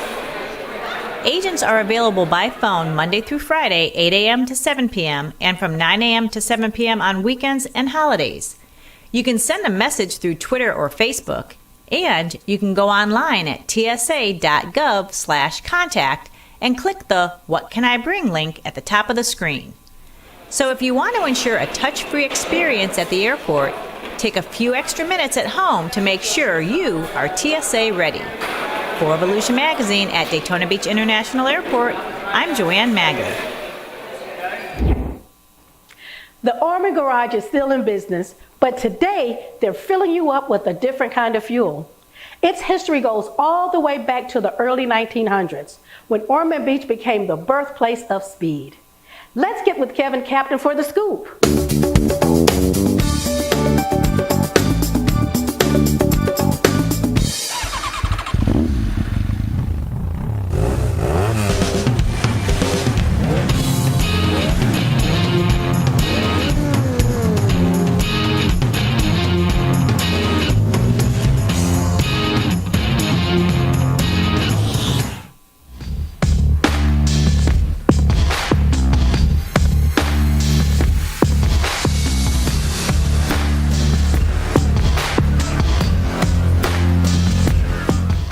The birth of the Orman Garage is tied to popular industrialist Henry Flagler, co-founder of Standard Oil Company. Originally built by John Anderson and Joseph Price, Flagler purchased Hotel Ormond in 1890, which would soon become a luxurious and incredibly popular vacation destination in Ormond Beach. Some of his hotel guests were automobile enthusiasts, race car owners, and other aristocrats from the time. Years later came the Orman Garage. To learn more about the Orman Garage, we talked with Volusia County resident and birthplace of speed historian Dan Smith, and he gave us some great insight. The original Orman Garage was built in the summer of 1904. A promoter came down from Jersey named William Morgan, Senator William Morgan. He convinced them that they could throw a speed tournament and it would fill up the hotel. There's 400 rooms, and it would be a big money maker for the hotel. And Mr. Flagler, then he saw the beauty of it. He says, what can I do to help you? He said, well, we need a garage. He said, we had millionaires trying to fix their cars rolling around in sand spurs out here in the outskirts of the property. And he says, and it rained, and he says they didn't have a way to get the cars in out of the rain. And so Flagler immediately called his builder, his contractor, and he built one heck of a garage. It was a repair slot for 36 cars in that garage. It was a big garage. The tournaments picked up year after year and became a big deal. That garage was the first facility in the world built to house and repair race cars. It was the first gasoline alley. It was the first race car garage in the world. And with race cars advancing to then more sophisticated engines, the Orman Garage would grow with the addition of another garage built just to the west over the Granada Bridge. This building would be used as an engine room and machine shop. The work had become so heavy, so much engine work in the original garage, that they got worried about that wooden building that it might burn. They were worried about it being a fire hazard, which turned out to be prophetic. So, but they was doing a lot of engine work. So they built this one. As you can see, this is brick and stone, this building, and it was more fireproof than the other building. And they began doing work here in 1919. On Wednesday, January 7th, 1976, adversity would strike the original building of the Orman Garage. And Dan Smith still remembers that very tragic day. I was fishing. I saw a big black plume of smoke coming up over the city. I said, man, that's right downtown. I said, I better go see what's going on. So I drove over, and it was, the fire was just getting going. Today, the original site of the Orman Garage is home to a branch of SunTrust Bank. A small replica of the building also exists at the birthplace of Speed Park near the Granada Beach approach. Despite the loss of the original building, the machine shop to its west prevails. But this is all we have left, this one, this brewery. All the big names went through that garage right here, the Orman Garage Brewery. Barney Oldfield, Ralph De Palma, who set the world's record in 1920. 1921, Tommy Milton set the world's record. Jimmy Murphy come after that. It was a steady procession of world records. And most of them came right through here. Most of them came right through this building. Today, local entrepreneur and history restorer Phil Jones leases the building to popular restaurateur Kevin Wakefield. And together, along with general manager Wes Lemoyne, they have brewed an amazing transformation. And there's one quintessential set of wheels that stands out. If you saw the Stanley Steamer race car inside, the red race car that's in the front of the building, that car, it belongs to the city. That car is a replica of the car that set the world's, the greatest land speed record ever set on Ormond's Beach was in 1906 when the Stanley Steamer went 127 miles per hour. It was identical to that one. Transforming the building into a brewery and restaurant took a great deal of planning. Wes Lemoyne says their primary focus was all about preservation. We had to put in a floor, the bathrooms, of course, and the whole brew system that you see. We had to do all that. And while doing that, we had to keep it kind of period correct. All the brickwork that where there was some that were messed up, we went back and recreated it to look like it was all the same. And the cars you see up front, cars like that raced here. And those are real cars, the stuff we have on the walls, the pictures, all the advertisements, that's all from that period. So it's kind of a step back in time. We really didn't change the outside. It's a historic building. So where it says, Ormond Garage, we are Ormond Garage, but now we're a brewery and a restaurant. The Ormond Garage Brewery and Restaurant is now a working museum, and it has been preserved. The building was built in 1919, but it is now preserved, and it's a part of Volusia County history that's available to the public. Everybody in Volusia County can stop in and take a look and enjoy the history of Birthplace of Speed. We love stories that preserve our county's history, and this is sure one of them. For Volusia Magazine, I'm Kevin Captain. Want to learn a little bit more about the history of the Ormond Garage? Then check out the County of Volusia YouTube page for the whole scoop. What is normal? Our lives are made up of a myriad of influences that are constantly changing. The pandemic proved normal can change in an instant, and for many of us, it did. With our favorite spots around the county reopening to the public, we are starting to get a glimpse into what this normal may look like. But are we back to normal? We will leave that for you to decide. David Hunt has that story.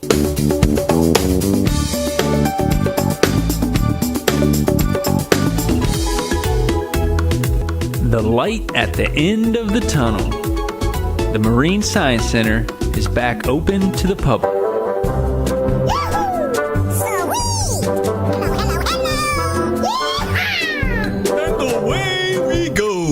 Oh my gosh, to be open right now is amazing. So having the public back and having that opportunity to refocus and reconnect with the visitors has been great. We've had a lot of great feedback about the awesome new improvements we made at the Marine Science Center.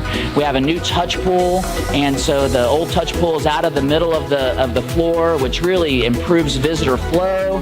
The new touch pool is larger and much better for the animals, and all of the new biofluorescence exhibit and refinished the floors and did a lot of sprucing up. So we've had a lot of great feedback from the visitors on the way it's laid out now and all the new education components. Reopened, but are they better than ever?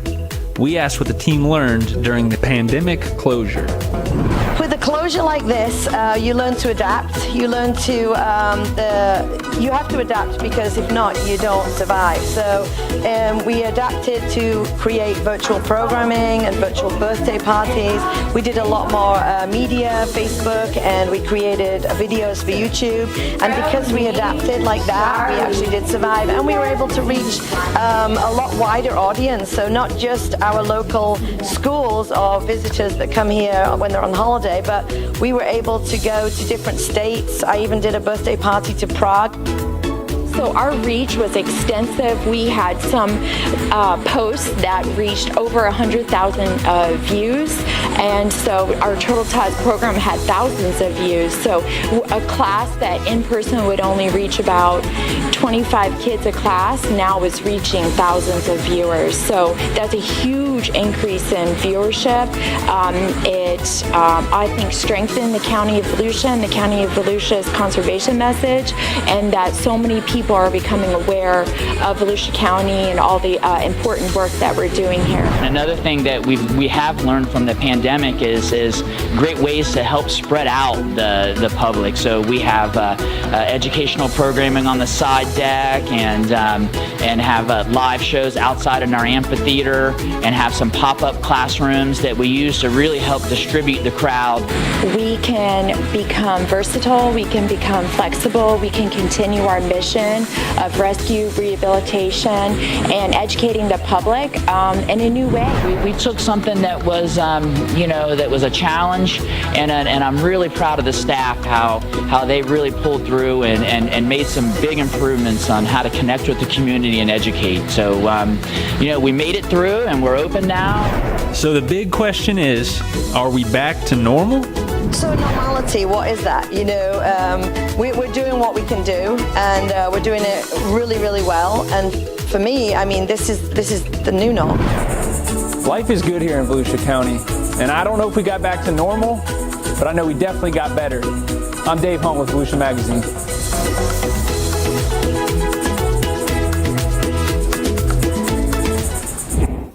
Stay connected with the latest Volusia County news, events, and updates on our social media channels. Like and follow us on Facebook and Twitter. Catch up with previous stories on YouTube, or just head over to our website, volusia.org. Well, that wraps up this edition of Volusia Magazine.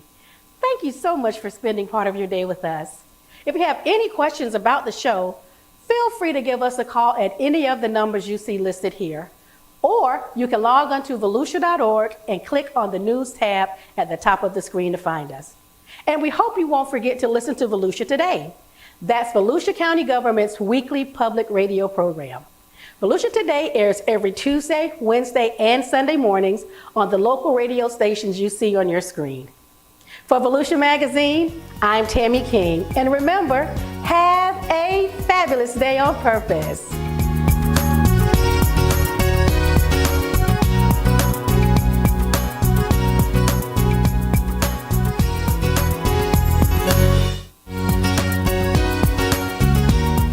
Coming up on Volusia Magazine, we talk with the county's first ever resource stewardship director, get air travel tips, and fuel up on history at a local garage. These stories and more coming up next.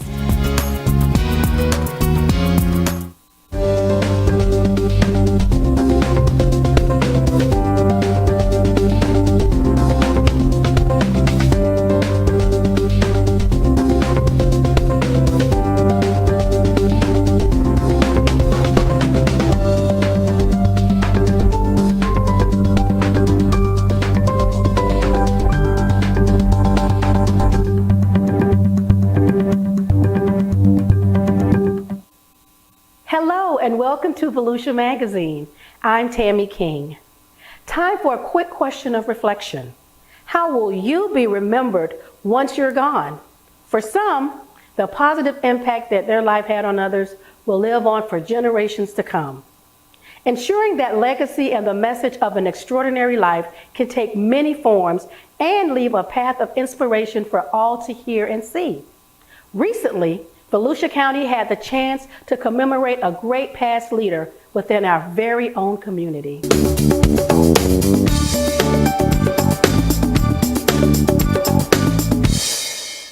It's my pleasure to welcome you to the plaque unveiling for James F. Sowell at Shell Harbor Park. This is really a special occasion, and it took a while for us to get here. I remember when I spoke with staff about how do we honor Mayor Sowell. And we talked about, we had just opened this ramp and what a great honor it would be to include him as part of this. And I'm so happy that we're here today able to do that. Marisol was an outstanding role model for hundreds of people throughout his life. He led by example and truly deserves this recognition. The experiences had at this beautiful location and the moments shared by so many will live in the memory of James F. Sowell. It is a great honor to be able to stand here today as we unveil this plaque and we leave something in the memory of Jimmy Sowell, somebody who gave 20 years as mayor of the town of Pearson, who gave so much of his life to the citizens of Northwest Volusia County. It was an honor and a privilege to work with Jimmy. He was an outstanding mayor. The only problem I had with Jim is that he's not here. I wish he was here today. I wish he could have had continued to serve here in the community. But sometimes God has other plans for us. It's absolutely gorgeous out here. And he was a very humble man, and he would be speechless right now. I think he would just enjoy it and love to see the people here. He'd love to see the people come out and enjoy it. And it means something. It's not just something that's thrown together. It's been nice, and it turned out to be a beautiful place. It really did. I hope you enjoy it as much as he would have if he was able to have used it. I don't think anybody would have used it more than he would, or enjoyed it more than he would have. And he's really missed. I tell you, he's really missed. And I know everybody's going to enjoy it. This is James. I don't think he'll be Jimmy, but I think he's always going to be James. That's what his sister said. His name is James. His name is James.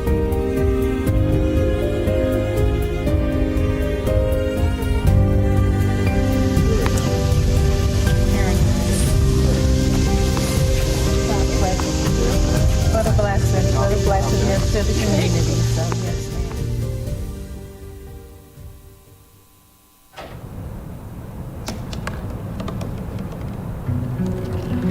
ma'am. They said I couldn't dream. Called me a piece of trash and swore that's all I'd ever be.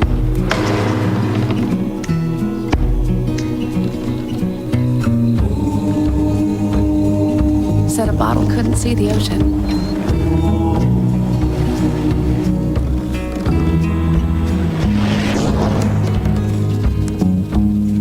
Give up. Go back to the dumpster.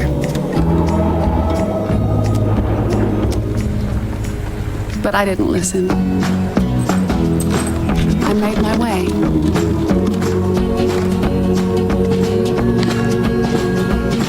And now, I am what I've always wanted to be.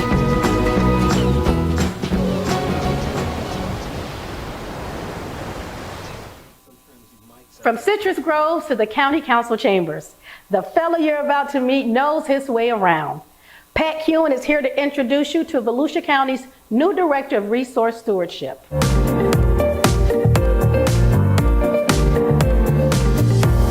the motion on the table is to approve Dr. Bradley Burbaugh. All in favor, say aye. Aye. Any opposed? It's unanimous. Congratulations.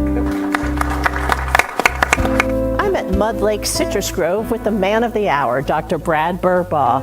Now, Brad has a mighty impressive background in natural and agricultural resources. Now, Brad, I'd like to start by asking the burning question, what on earth is resource stewardship? Well, resource stewardship, Pat, is the responsible planning and management of our resources. We are truly blessed in Volusia County to have so many awesome resources, from our coastal estuarine systems, our upland habitats, and our freshwater systems. And so our job in resource stewardship is to, number one, educate people about how to take care of these resources, while at the same time managing them and planning for them to be able to be conserved and enjoyed by our public in perpetuity. Okay, thanks, Brad. So now I get it. I understand there are 4 activities within Resource Stewardship Division. Can you tell us about them? Sure, there's 4 distinct activities, as you observed. One is UF-IFAS Extension, and so they develop our human resources, our young people in 4-H. They also protect our resources by teaching people how to put the right plant in the right place and apply the right amount of fertilizer. Next, we have 2 voter initiatives that passed in November 2020. Volusia Echo and Volusia Forever, where the voters really told us what their values are. And I'm very proud of having grown up here and people saying that this is my community and I choose to protect it. That is the essence of community. So we're all about getting back to nature. And let's revisit the extension. Can you tell us a little bit more about that? Sure, Pat. UF-IFAS Extension to me is all about giving the public access and teaching them. And so I would encourage folks in our county, if they're interested in implementing Florida-friendly landscaping in their yard, or if they're interested in growing their own vegetables, we have demonstration gardens at the Extension office that were funded through an ECHO grant for people to come and learn about through a self-guided tour, or we could guide them on a tour to learn about how to better protect our natural resources through science-based landscaping and vegetable production. Now, I've spent some time looking for scrub jays out at Lyonia Preserve, and I find them delightful birds. Can you tell us what your division does to maintain the scrub habitat for this endangered species? Sure, Pat. So that's part of our land management responsibility. And so habitat management is a big part of what we do. And so what we do is we specifically manage that habitat based on science to draw more birds or more family of those scrub jays to the area. Now, I know that the ECHO program is wildly popular among Volusia County residents. Can you tell us some more about that? It's pretty popular because we've funded over 243 environmental, cultural, historical, and outdoor recreation projects. And if you're like my family, when you go to enjoy resources around the county, you see that ECHO sign. And so what we're doing is strengthening and developing those resources for our community to enjoy. And I'm looking forward to implementing the next 20 years of the program to provide more resources for our community to enjoy. Now, let's talk more about Volusia Forever. I understand that it not only preserves natural lands, but it also provides accessibility to the public. Yes, and that's one of the cool things about the program is that it has dual benefits to our county. One is the ecosystem services that it provides in terms of water retention and water recharge, but also the access that it provides our citizens for passive recreation. So we have miles of trails and fishing and hunting opportunities, camping at primitive campsites for people to enjoy.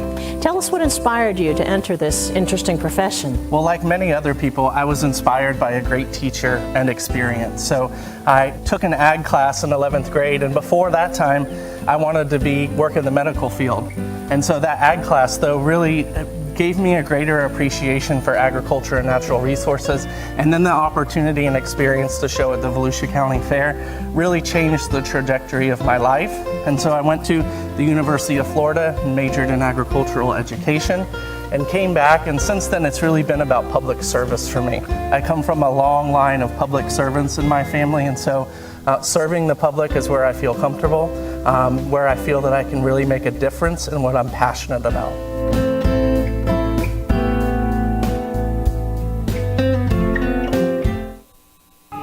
Every day, Florida's courageous first responders work together to keep Florida safe during all types of hazards, including wildfires near homes and communities. Florida's first responders are asking for your help to increase safety and accessibility during wildfires with 3 easy steps. Create a clean, fire-resistant space around the home. Make a family evacuation plan and evacuate early when wildfire is near. For more, visit floridaforestservice.com or wildlandfirersg.org. More and more Americans are taking vacations in record numbers since the start of the pandemic. Millions are traveling by plane, and many are unaware that they may have packed prohibited items. Volusia Magazine's Joanne Magley has that story.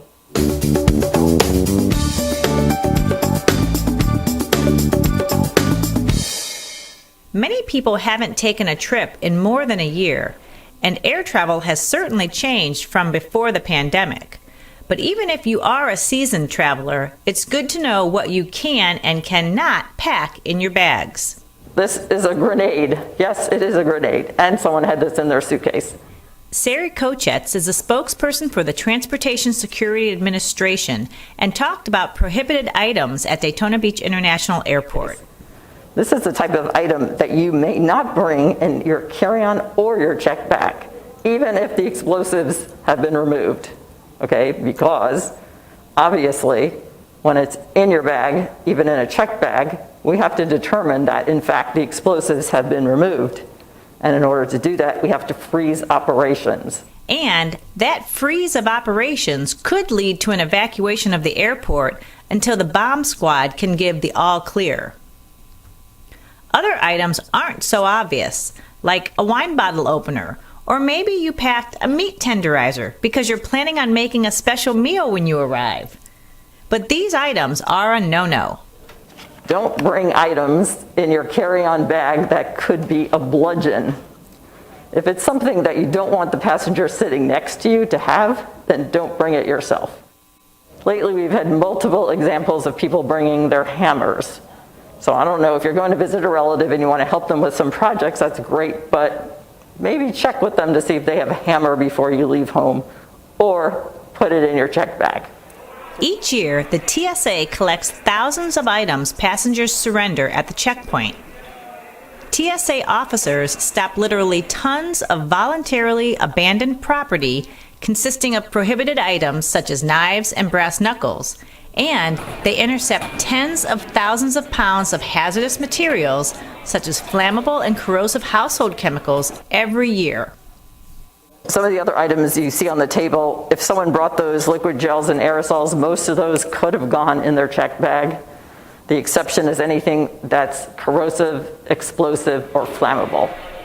Each time a TSA officer has to open a carry-on bag due to prohibited items, it slows down the line for you and everyone behind you.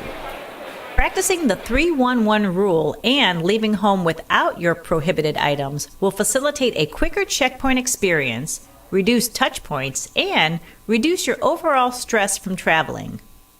Here at Daytona Beach International Airport, if a passenger does forget and pack a prohibited item in their carry-on, instead of surrendering it, they can simply grab an envelope, put the item in the envelope, mail it back to their home, all compliments of Daytona Beach International Airport. TSA makes it easy to find out what can't go in your bags.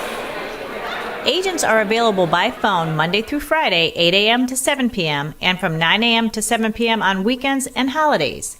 You can send a message through Twitter or Facebook, and you can go online at tsa.gov/contact and click the What Can I Bring link at the top of the screen.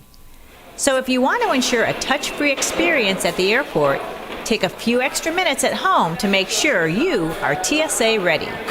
For Volusia Magazine at Daytona Beach International Airport, I'm Joanne Magger. The Orman Garage is still in business, but today they're filling you up with a different kind of fuel. Its history goes all the way back to the early 1900s, when Ormond Beach became the birthplace of speed. Let's get with Kevin Captain for the scoop.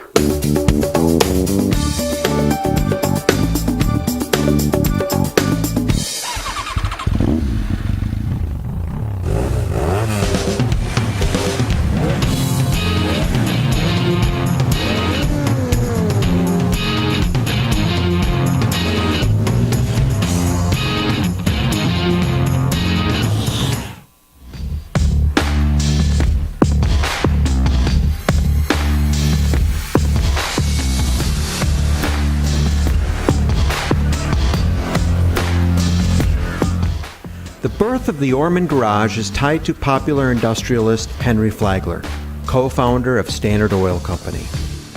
Originally built by John Anderson and Joseph Price, Flagler purchased Hotel Ormond in 1890, which would soon become a luxurious and incredibly popular vacation destination in Ormond Beach.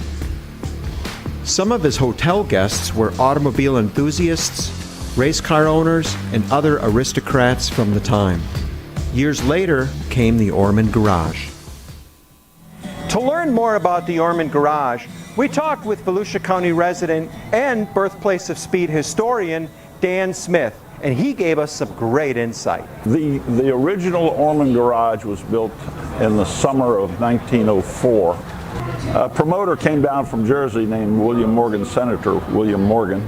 He convinced them that they could throw a speed tournament and it would fill up the hotel. There's 400 rooms, and it would be a big money maker for the hotel. And Mr. Flagler, then, he saw the beauty of it. He says, what can I do to help you? He said, well, we need a garage. He said, we had millionaires trying to fix their cars rolling around in sand spurs out here in the outskirts of the property. And he says, and it rained, and he says they didn't have a way to get the cars in out of the rain. And so Flagler immediately called his builder, his contractor, and he built one heck of a garage. It was a repair slot for 36 cars in that garage. It was a big garage. The tournaments picked up year after year and became a big deal. That garage was the first facility in the world built to house and repair race cars. It was the first gasoline alley. It was the first race car garage in the world. And with race cars advancing to then more sophisticated engines, the Ormond Garage would grow with the addition of another garage built just to the west over the Granada Bridge. This building would be used as an engine room and machine shop. The work had become so heavy, so much engine work in the original garage, that they got worried about that wooden building, that it might burn. They were worried about it being a fire hazard, which turned out to be prophetic. So, but they was doing a lot of engine work. So they built this one. As you can see, this is brick and stone, this building, and it was more fireproof than the other building. And they began doing work here in 1919. On Wednesday, January 7, 1976, adversity would strike the original building of the Ormond Garage, and Dan Smith still remembers that very tragic day. I was fishing. I saw a big black plume of smoke coming up over the city. I said, man, that's right downtown. I said, I better go see what's going on. So I drove over, and it was, the fire was just getting going. Today, the original site of the Ormond Garage is home to a branch of SunTrust Bank. A small replica of the building also exists at the birthplace of Speed Park near the Granada Beach approach. Despite the loss of the original building, the machine shop to its west prevails. But this is all we have left, this one, this brewery. All the big names went through that garage right here, the Ormond Garage Brewery. Barney Oldfield, Ralph De Palma, who set the world's record in 1920. 1921, Tommy Milton set the world's record. Jimmy Murphy come after that. It was a steady procession of world records. And most of them came right through here. Most of them came right through this building. Today, local entrepreneur and history restorer Bill Jones leases the building to popular restaurateur Kevin Wakefield. And together, along with general manager Wes Lemoyne, they have brewed an amazing transformation. And there's one quintessential set of wheels that stands out. If you saw the Stanley Steamer race car inside, the red race car that's in the front of the building, that car, it belongs to the city. That car is a replica of the car that set the world's, the greatest land speed record ever set on Ormond's Beach was in 1906 when the Stanley Steamer went 127 miles per hour. It was identical to that one. Transforming the building into a brewery and restaurant took a great deal of planning. Wes Lemoyne says their primary focus was all about preservation. We had to put in a floor, the bathrooms, of course, and the whole brew system that you see. We had to do all that. And while doing that, we had to keep it kind of period correct. All the brickwork that where there was some that were messed up, we went back and recreated it to look like it was all the same. And the cars you see up front, cars like that raced here. And those are real cars, the stuff we have on the walls, the pictures, all the advertisements, that's all from that period. So it's kind of a step back in time. We really didn't change the outside. It's a historic building. So where it says, you know, Orman Garage, we are Orman Garage, but now we're a brewery and a restaurant. The Orman Garage Brewery and Restaurant is now a working museum, and it has been preserved. The building was built in 1919, but it is now preserved, and it's a part of Volusia County history that's available to the public. Everybody in Volusia County can stop in and take a look and enjoy the history of Birthplace of Speed. We love stories that preserve our county's history, and this is sure one of them. For Volusia Magazine, I'm Kevin Captain. Want to learn a little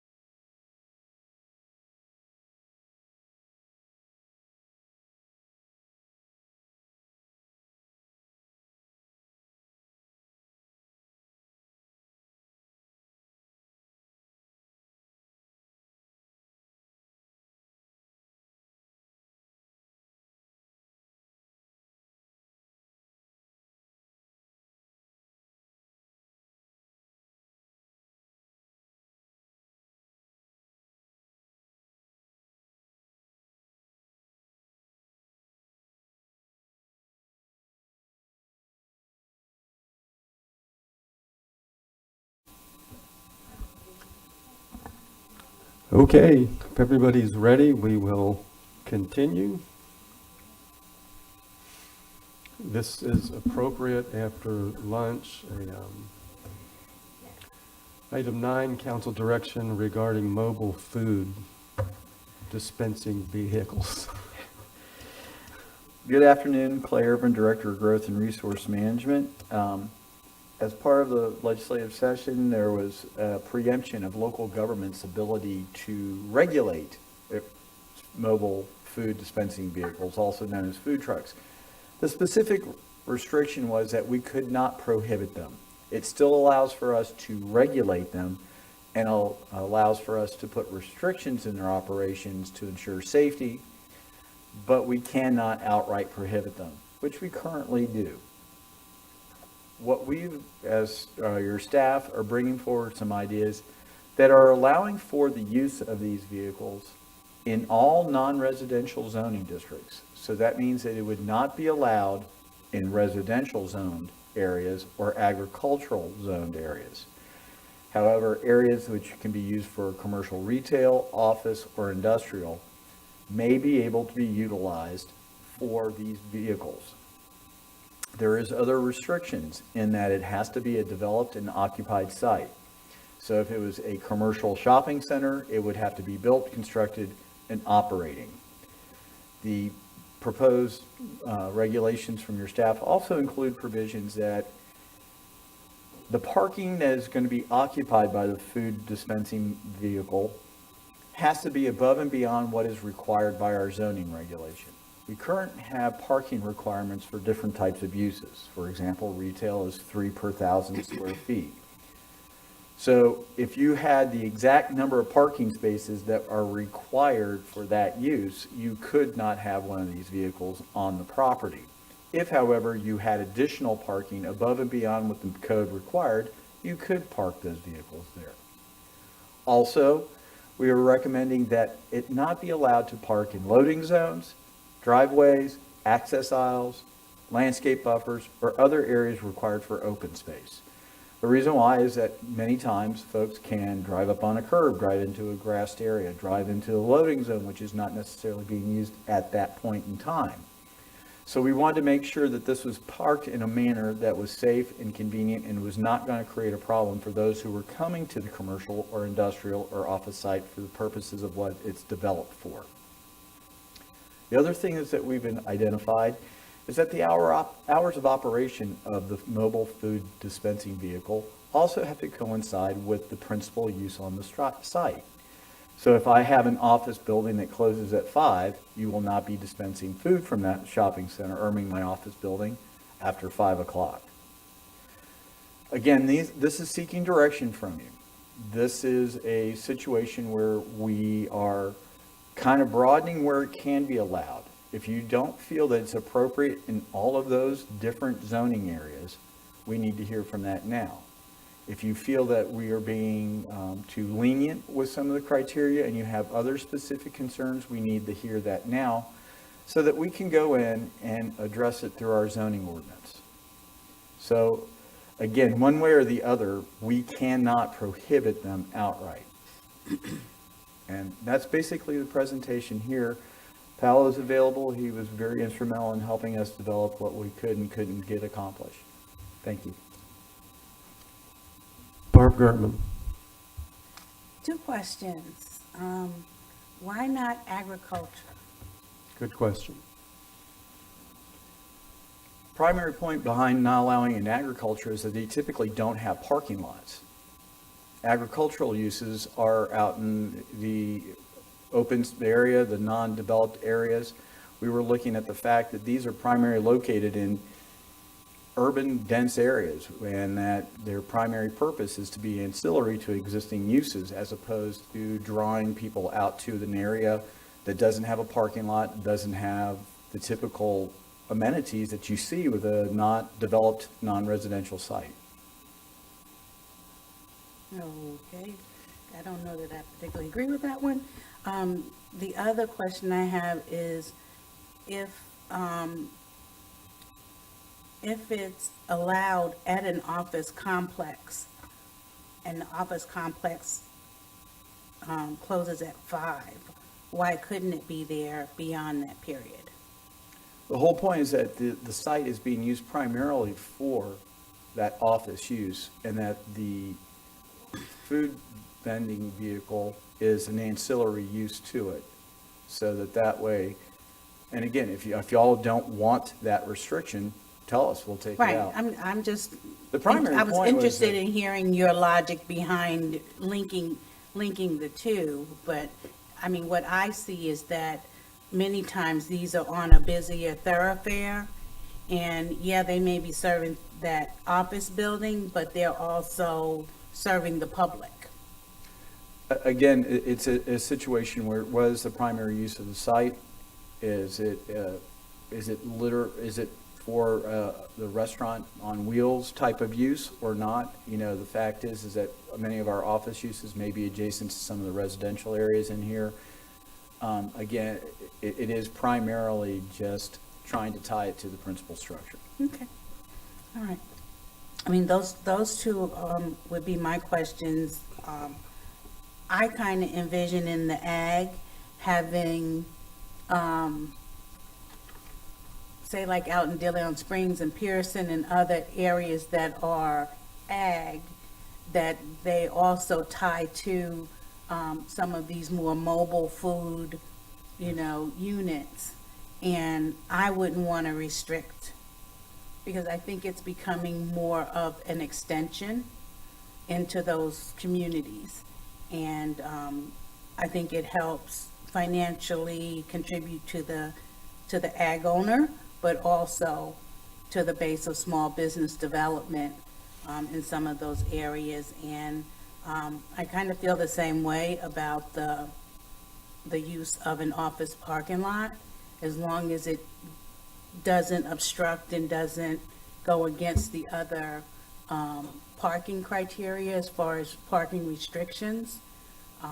If they're approved and they're contributing, or, they have that agreement with the owner of that facility, I wouldn't want to restrict it, but that's just me.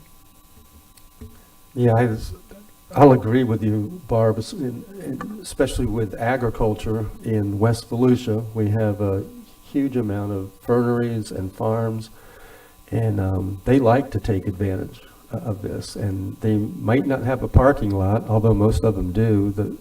If the owner gives a truck permission to come to provide lunch for the employees, for the farm workers, because there's not a lot of other options for them sometimes. So I agree with you on that. Heather? I'm in agreement with that. I think with restricting of the hours too, one of the parts of that we would typically think of, and I know that this was in our discussion, Clay, was more thinking, okay, so that if they close at 5, so that a food truck is not sitting there till 1 in the morning or something. But we also have to think about AM, so if they don't open till 9, I actually think it would be good if they were there in the morning, right, to bring breakfast to the area or things like that. So I think we're sort of cutting them off at both ends when we say that they have to be specific to the opening of that business. So I would definitely be in agreement with changing the restricting of the hours, and certainly the ag area. Have we heard from any of the food truck businesses? No, ma'am. Okay. I know, I don't think any have reached out to me at all via email, certainly not by phone. This is the first discussion we brought forward. We didn't want to go forward until we got feedback from y'all. Right. Is there an association? Isn't there, I thought there was a food truck. There is an organization, obviously that's how they got the legislation passed. They lobbied quite hard at the state level. I guess obviously not here. So, but once we get direction from y'all, then we can send out the draft ordinance or draft regulations to them and get comments from the membership. Okay, but I would say that we also keep in mind the food deserts areas. So, like DeLeon, specifically the food desert areas, because that's really their role. So, thank you. Billy? Yeah, I'm do it briefly because I kind of go along with what Barb and Heather and even you said about the ag. Even me? Yeah.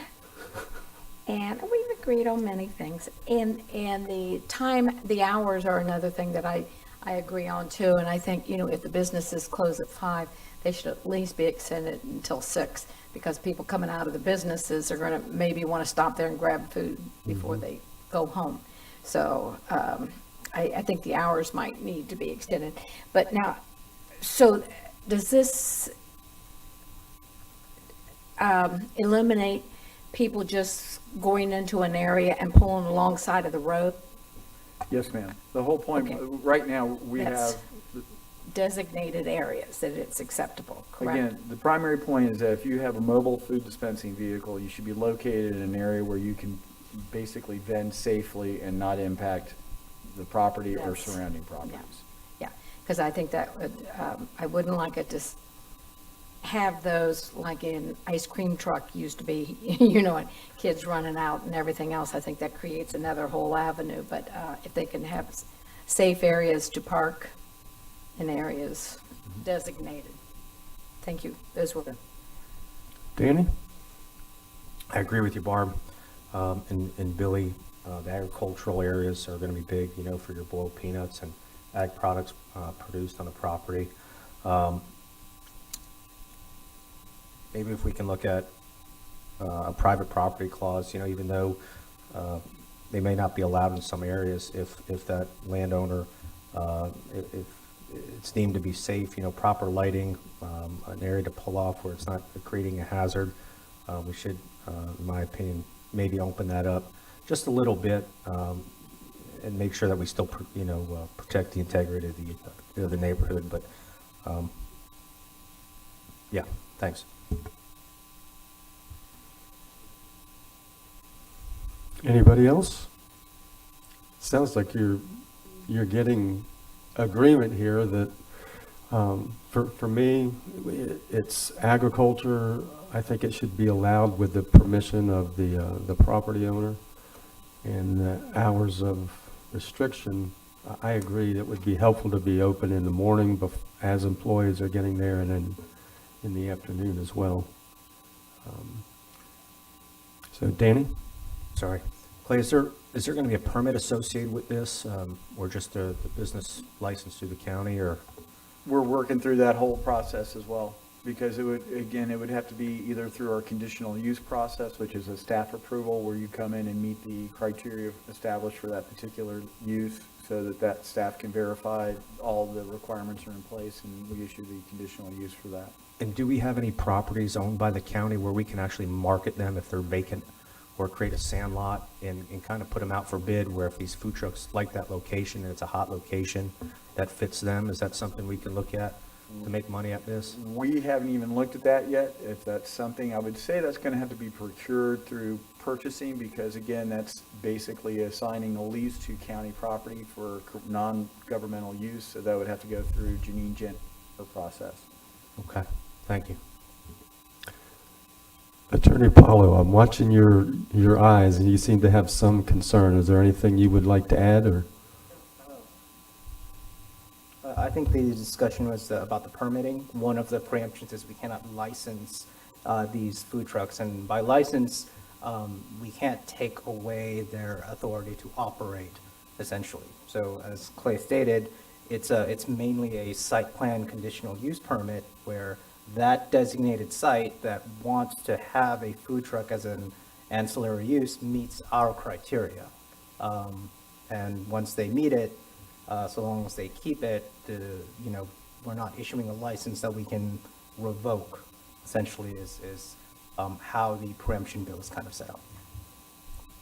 And Billy? So they still have to go through all the regular permitting, like the health department Yes, they have to go- license and all of yes. that. So we're not just having anybody come along and. Right. That, just to give you an example, Danny referenced the boiled peanut salesman.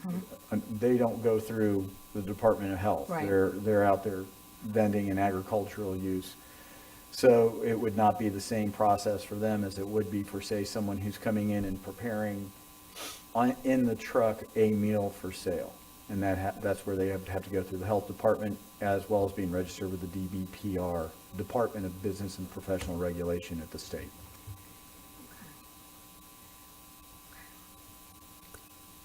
Clay, do you feel like you've got the direction that you were seeking? If I restate it and there could be a motion and then an action from the council, that would be greatly appreciated by staff.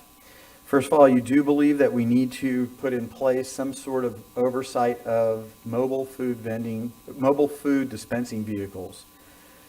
In regards to where they should be allowed, right now I'm not hearing anything saying that they can be in residential, but in agriculture and non-residential areas, they would be allowed. That you would have to get the permission from the property owner, that there has to be room for safe parking access, and that on developed non-residential sites, it would have to be above and beyond the minimum parking required by the code. We'll have to work out something in regards to agricultural areas as regards to minimum requirements for safe parking, and that there's no restrictions on the hours of operation. Well, I don't want it open till 11 o'clock. I mean, that wasn't my thought. Is that what your thought? I just thought, if a business closes at 5, it should be maybe an hour after. Make it nothing past midnight and no earlier than 7. Yeah, that's reasonable. That's reasonable. Yeah. So I believe that's what I heard so far. Is there anything else? Quick question. That was pretty good. Heather? Quick question before we give direction. Do any of the municipalities in the county have any current regulations or any kind of ordinances or anything relating to food trucks? Some have them on the books right now, but they're going to be out of date because of what Paolo was saying, in that you cannot license them anymore. Most of them have prohibitions because actually many of your brick and mortar restaurants do not like mobile food dispensing vehicles because they see that as a threat to their business, and they feel that because they have a brick and mortar site, they're paying taxes, whereas the other person is paying a tag for their truck. But again, all of us are going to be facing this. Obviously, we're going to be reaching out to our fellow planners at the city level to let them know what we're doing, because there has been questions. So we will reach out to the cities as well. So I'd be curious if you could, if we could just see what anybody in the county currently has, because that probably means they've already vetted any typical issues, just so that I'd be curious just to see what those issues are before we actually make any kind of ruling. Okay, we'll include that in with the staff report. So just for clarity of process, once we get your direction, we'll go ahead, draft up, send it to the Planning and Land Development Regulation Commission. We'll make sure to incorporate the data that y'all requested just now. After the Planning and Land Development Regulation Commission has reviewed it, it'll be coming to you for formal action on the ordinance. Perfect. So moved? Motion by Post, second by Wheeler to, as you have stated, the criteria and the addition that Councilwoman Post just added, that we get information from the cities. All in favor, say aye. Any opposed?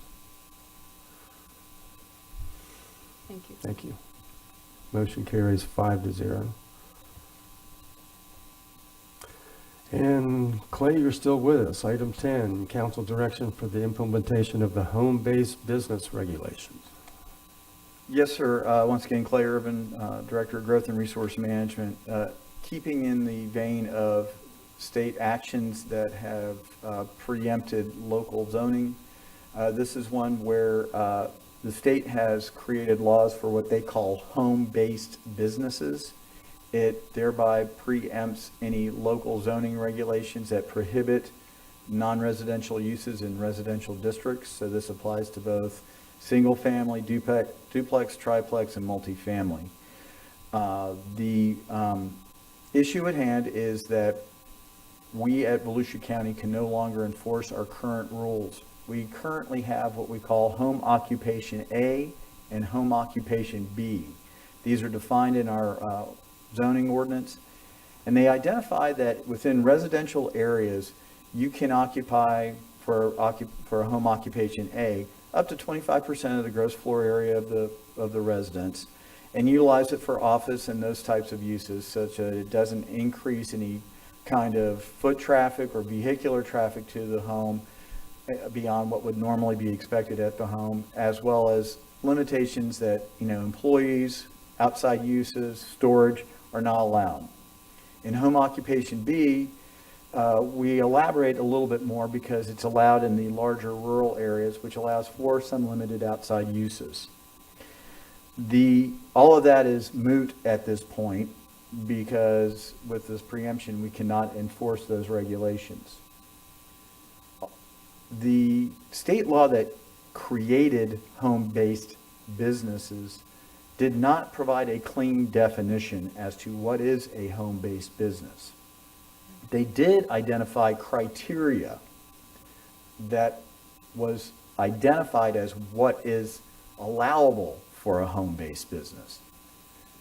What we would like to do is go through and in our zoning ordinance, strike all of our references to home-based or home occupations A and B to ensure that our ordinance is not in conflict with state law. And then include a reference to the state law for home-based businesses so that we can include the criteria that's on page 2 of your agenda report, and it begins there. I'll kind of go through those real quickly.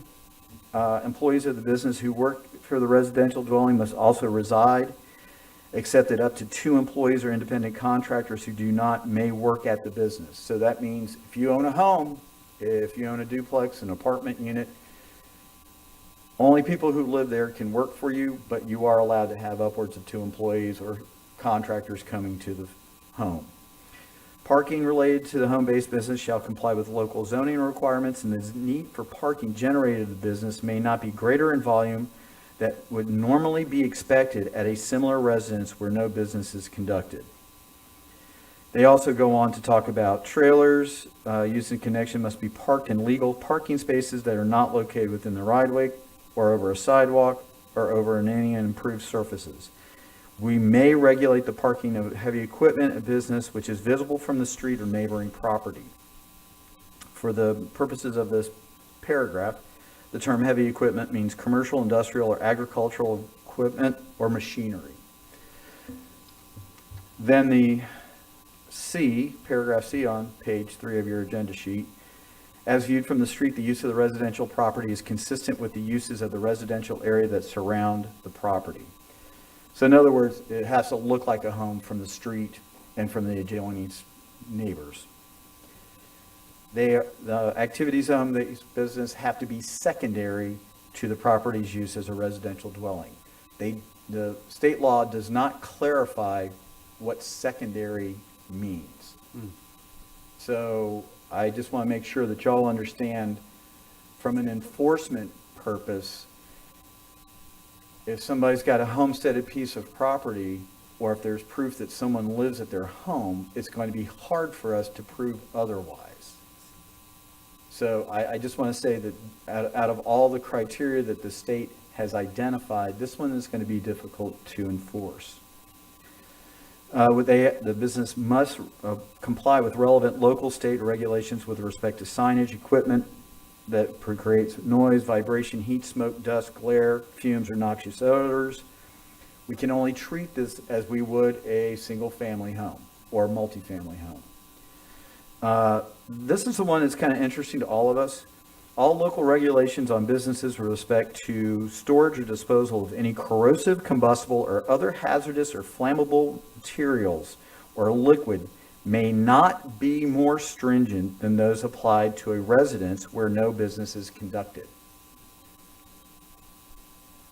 I believe that what we have is the Florida Fire Prevention Code and some provisions that will help us there. But again, it's one of those things that we want to make sure that if we have storage of material that should not be in a single family home, we have the capabilities ensuring that that's not going to happen. So basically, those would be the criteria that we would be able to enforce through a complaint-driven system of our code enforcement. Also, please be aware, because of state law, we no longer are able to take anonymous complaints. So this is really just a request for you to get direction to amend our code and also to kind of give y'all a reality check on what we're going to be able to do from a code enforcement perspective once all of this is in place. Currently, we would have very limited ability to do anything at this point anyway because we've been preempted from the enforcement of our zoning ordinance by state law. So the options available to you is really to get rid of home occupations A and B. That's a no-brainer because we have to. And then whether or not we include in our code the reference to the state law so that our local code enforcement officers can enforce it as our own code. Please be aware that if they don't do that, then we would have to enforce this through the sheriff's office. Paolo, is there anything I need to add on that? I believe a few of you received a few questions about how this impacts short-term rentals. The bill specifically excludes its application for transient public lodging establishments, i.e. short-term rentals, so it does not affect the county's current grandfathered definition and rules for hotel and motel as it applies to residential uses. So that's just to clarify that it does not affect the county's existing short-term rental regulations. Danny Robbins? Wait, how will this affect the ag properties? I saw some, and maybe I'm just confused. I saw some verbiage in there about not allowing heavy machinery and stuff like that to be on a residential piece of property, which most of the time it's going to be residential. Well, agricultural property, if it's got an ag classification, it's got a bona fide agricultural use on it, the use of the equipment associated with that is not an issue. Where we have issues in the past is that I have a road construction company and I've got road construction equipment out in the front of my house that's on 10 acres and zoned A1. That is not associated with a bona fide agricultural use and is associated with a commercial enterprise that's not allowed in that zoning. So that's how we differentiate it. Is that if it's an ag business and it's got ag equipment, it's actually preempted from local zoning regulations. If, however, it's a commercial enterprise that's not agricultural in nature and the equipment is clearly identified for that, we would identify it as a commercial use.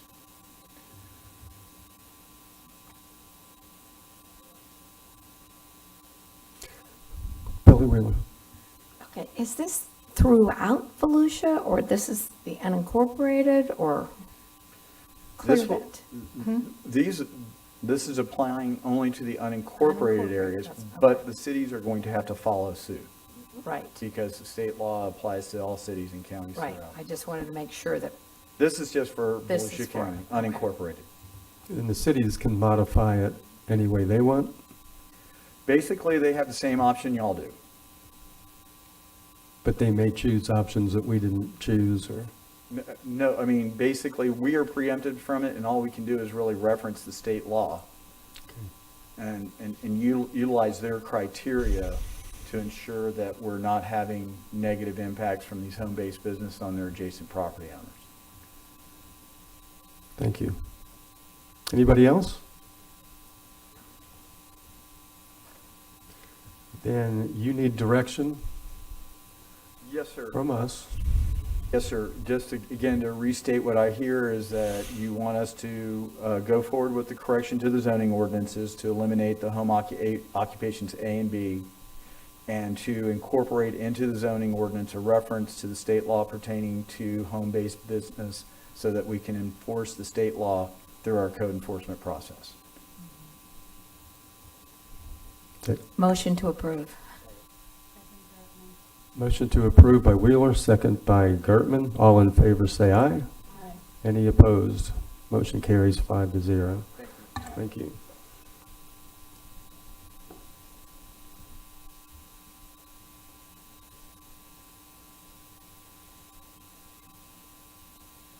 Okay, moving right along. Item 11, budget resolution, submission of fiscal year 2021-22 HUD one-year action plan. Donna?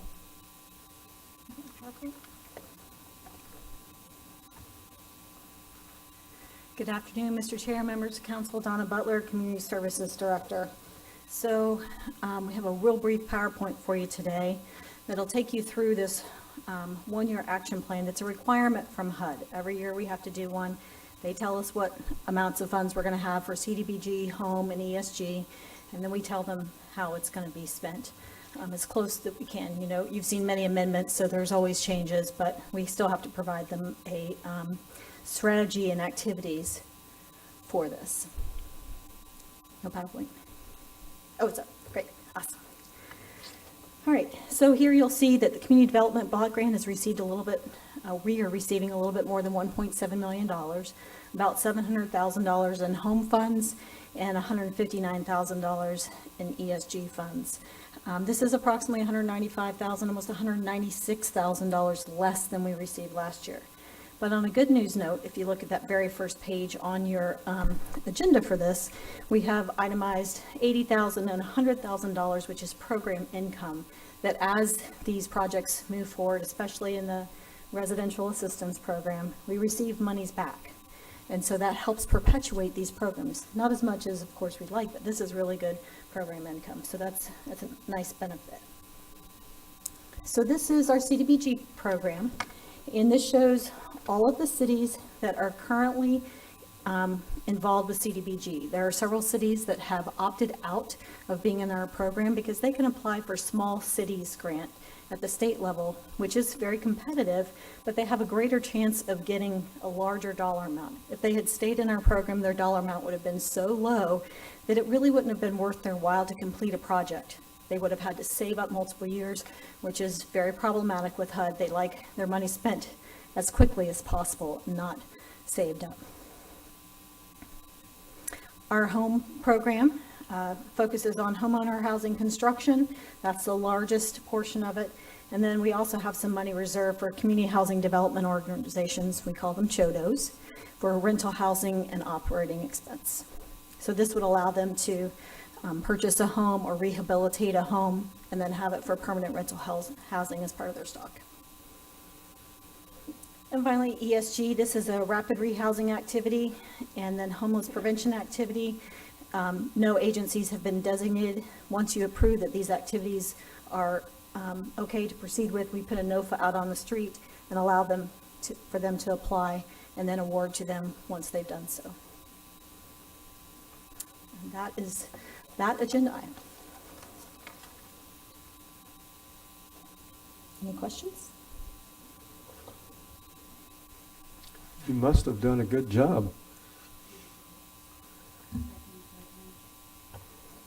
Post makes a motion for approval, second by Gertman. All in favor say aye. Any opposed? Motion carries 5-0. Okay, thank you. So the next item, item 12, is award recommendations for uncommitted community development block grant coronavirus funding. It's our CV3 funds. It's a third round of funds that they put out into the community. We are receiving $1.5 million in change to be used to complete a public facility and park improvement project. So on the next slide, you'll see that we have 3 parks that will be receiving new playgrounds. And while that may seem a little bit odd, but I want to share with you, first of all, that they have to be in low-income census tract areas. So all of these meet that criteria. These playgrounds are old. The youngest is 18 years old. The oldest is 20. They are failing. If we do not replace them, we will remove them, and there will not be a playground available. So they will be ADA. They will be handicapped accessible. And if you want any more information about that, I've got Tim on board, and he can talk to you about each of those. But these are highly used playgrounds. This is an easy way for kids to have some recreation outside at no cost. And then the Conklin Davis Center, you heard from them not too long ago in the council meeting, and they expressed some concerns. So we contacted them, and we are programming here for your review an HVAC replacement. There was some discussion, I believe, on what it takes for us to assist a nonprofit with moving through a project. And so I wanted to kind of share that with you so you might understand a little bit that it's not just as easy as you approve it and we pay a check. So when we're using federal dollars, there is a long list of things that we have to do. First, we have to determine if it's eligible compared to the national objectives that HUD sets for us. But then we have to do a risk assessment, determine where it might fall within our projects. We have to do a pre-bid and pre-construction meetings with every single construction group, subcontractor, anyone that's even interested in applying, and explain to them the Davis-Bacon rules, the Section 3 rules, and the women and minority business rules. Excuse me.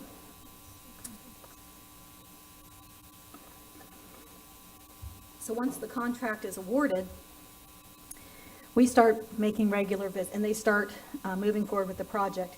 We have to go on site and make sure that we're evaluating client files to make sure that the folks that they indicated would help us meet the national objective are actually there. So we do that. We also have weekly payroll review for all contractors and subcontractors to make sure that the Davis-Bacon rules are being followed. And what that means is they have to have their employees properly classified, not underpaid, and we have to do a wage determination weekly. And we have to interview folks that are on the construction site at the same time. So, let's see, where am I missing? We have ongoing desk monitoring. We process all of the reimbursement requests. So the agency doesn't pay it out. They send it to us. They send their reimbursement request from the contractor or subcontractors to us. We review them, make sure that the work has been done, and then we pay them out using our own accounting division.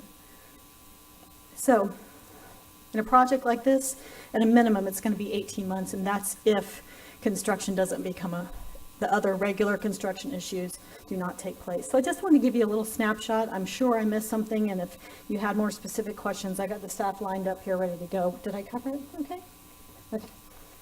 So I just wanted to share all that with you, because I know that it probably seems like it's really easy, but it takes a few minutes to get it all done. But we're happy to do it. Heather Post? I just wanted to say I'm very excited certainly about the parks as well, but definitely about the Conklin Davis stuff. They desperately need that HVAC replacement.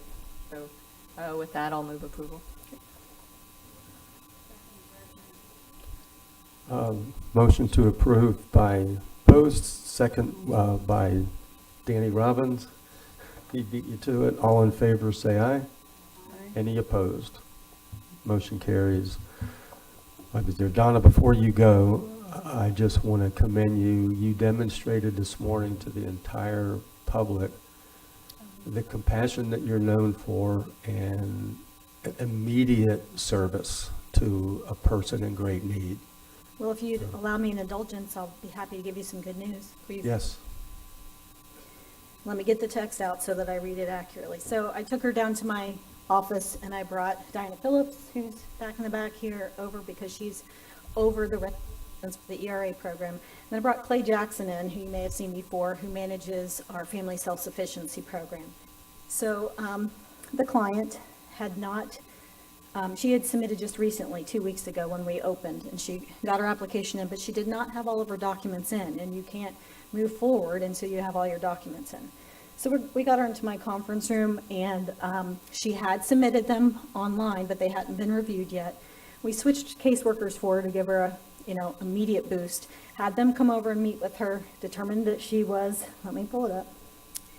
We income qualified her. She has turned in all documents. We will provide a letter to her stating that she is qualified for ERA assistance for rent and utilities for up to 12 months with a 3-month recertification, so she can take it with her when she's looking for apartments. She has been evicted, so it is going to be a little bit more challenging for her to find an apartment, but hopefully this letter will help her because the landlord will know when they're signing a lease with her that she has a letter saying that she could be covered. So, but one of my concerns was that she's currently homeless. She had been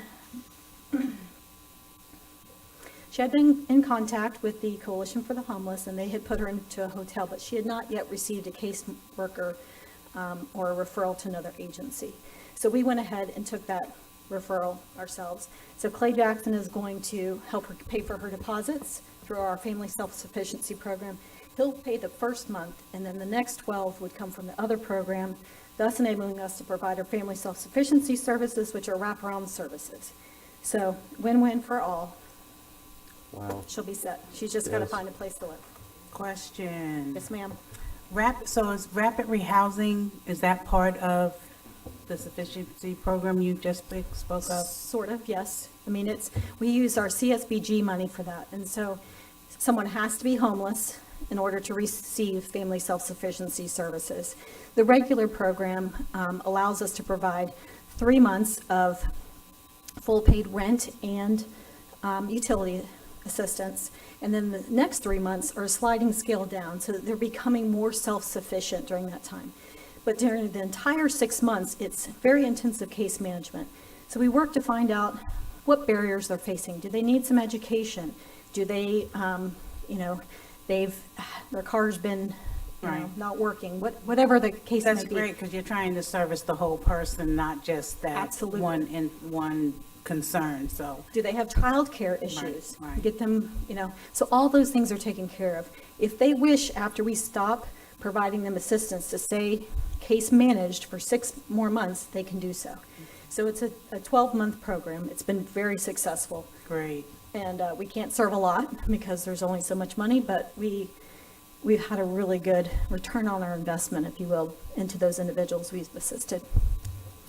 So that brings us back to where we are with the impending evictions. And don't walk away. Come, get back over here.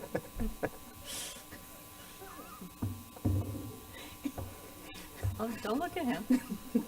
I'm looking at the attorney. I Hopefully he can know. help. I know. You're probably going to need some help, because just like I was asking about, this scenario is probably a good example of what we're going to be facing as of yesterday, right? And rapid rehousing, I know there's not a lot of money there. There's not. However, through our COVID dollars, I don't recall us making any preparation for those types of programs or supporting that need. And I know can our rental assistance supplement that? You're stretching them. Okay, so I can sort of answer that question for you. It's just, again, the dollars are so far. So if we're helping clients for a whole year, the number of clients we serve go down. However, the ERA2, the second round of funds that you all just approved, that we've started expending, can be used for people that are homeless or very near to homeless. And we can use it for rent, utilities, and other expenses that may come their way to help them get back on their feet. We recently just took in 1,580 something applications during this round, of which that client that came forward today was part of that round. Right, but So I guess my question is, with the evictions through the moratorium ending, those people would miss that window, right? If they hadn't already applied during the opening of the second round. The second round. Right. Right. We anticipate that we'll be able to open again. How much we'll have, we don't know. And a lot of it depends. If we can move people quickly into self-sufficiency so that they do not have to have our rental assistance for 12 months, if they need it for 6 or 9, each time that happens and we're successful in getting them back on their feet, then we can potentially serve more clients. If everyone chooses to receive assistance for 12 months, the number goes down. So we anticipate being able to reopen. We have a percentage rate that we find are not eligible because they make too much money. We had folks that were receiving a lot of assistance because they were out of work and they were making $60,000 a year. So they could afford to pay their rent and they did not meet the criteria of the program. So this gives us a lot more wiggle room in this program. But I guess my question still is, if someone finds themselves in a bind today and they haven't already applied through that opening second round, can they come to us for rapid rehousing or for any resources that can help them get placed? or they don't have an option with us until that window opens again? I'm not sure about the answer to your first part. At this point, I would say the latter. However, I'd like to go back and talk to not just my staff, but some of the community organizations that have different pots of money. Because I believe that the Homeless Coalition plans on spending money for rapid rehousing. They get a different part of ESG funds that they completely designate towards rapid rehousing. I believe HUM sometimes gets some of that money as well. So if I could come back to you, I'll be happy to send you all an email, getting you up to speed on that, but I just don't want to give an inaccurate answer. So I would. And I appreciate that. I just want to kind of put it out there, because I think our inboxes are going to open up with some concerns about this very issue now that, you know, the eviction moratorium ended. So I thank you. I thank you for all you do, you and your staff. Yeah, they're fantastic. Yeah, they are. So are you. Heather, did you have something? I did. As well? Donna? Donna, you're not off the hook yet. This was meant to be a simple congratulations. Well, I wanted to share some good news, because sometimes we don't get to do that. You did. Yes, ma'am. So we've talked about the persons or the families that are in their homes getting ready to be evicted. And then we've talked about actually people like the woman today who's living in her car who is homeless.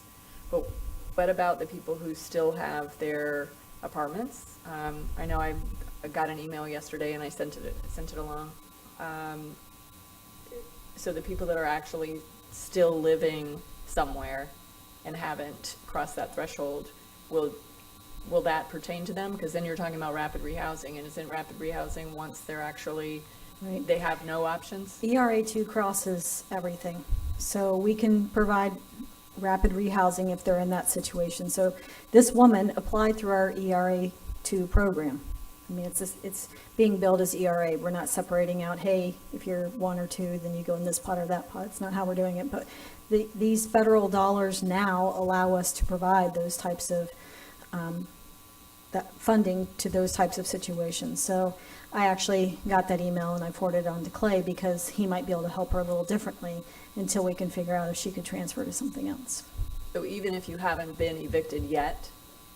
That everyone in the majority of the clients that already have applications from are probably still housed. And the good news about that client is she is housed in a hotel, so she's in a safe place. Yes. Yes. Yeah, I definitely know you guys responded immediately and took care of that lady, but I was just, let's assume that there's going to be many more, so. I think there probably will. Okay, all right.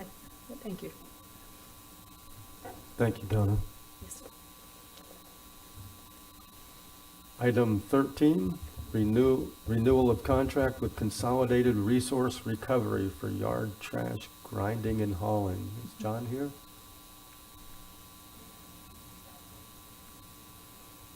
You're not John. Sorry. Good afternoon, Regina Montgomery, Solid Waste Director. Before you today is a request to approve the second one-year renewal for yard trash grinding and hauling. Reduction of yard trash, green waste is part of our normal operations.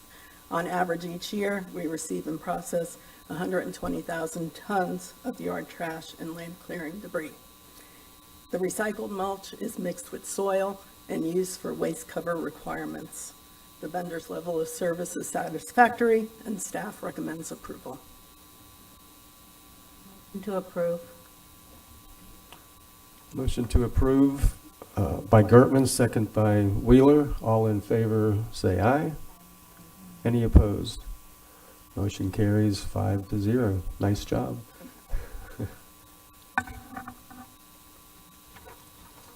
Okay, that brings us to item 14, the first of 3 quasi-judicial hearings. And so 14 is a quasi-judicial item relating to a land use matter before this council. If you had any ex parte communications, now would be the time to disclose the sum and substance of those communications and who those communications were made with. Consistent with section 2.3 of the County Code, all decisions of this council in a quasi-judicial proceeding relating to land use matters must be supported by substantial competent evidence in the record pertinent to the proceedings, irrespective of such communications. I'll go first. I have provided to the county attorney and the clerk with written ex parte communications sent and received by me that they are made a part of the record for this item. However, I want to ensure everybody that my decision this morning will be based on the law. It's the only thing it can be based on in the evidence produced this morning. Is there any other ex parte to be? I had a request for a meeting, but did not. I also had a request, but did not. Okay, then this is a public hearing. I'll open the hearing now. And Good afternoon, Clay Irvin, Director of Growth and Resource Management. Before you today is a request to rezone a 5.02 acre parcel located on Beresford Road from its current zoning classification of A2 to A4.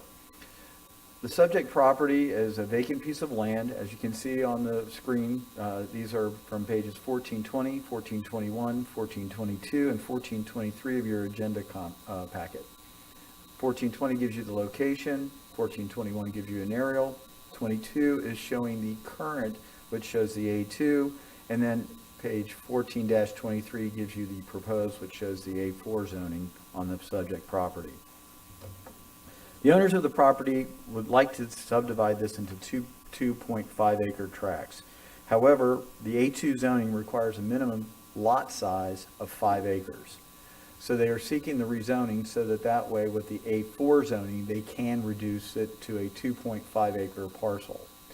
This will allow for them to provide the property, half the property to one of their family members, and they would be able to retain it for their personal purposes. There's been discussion about use as for agricultural purposes as well. It has gone through your staff's review to ensure it's consistent with the comprehensive plan. To the Planning and Land Development Regulation Commission, staff made a recommendation of approval. The Planning and Land Development Regulation Commission held a public hearing.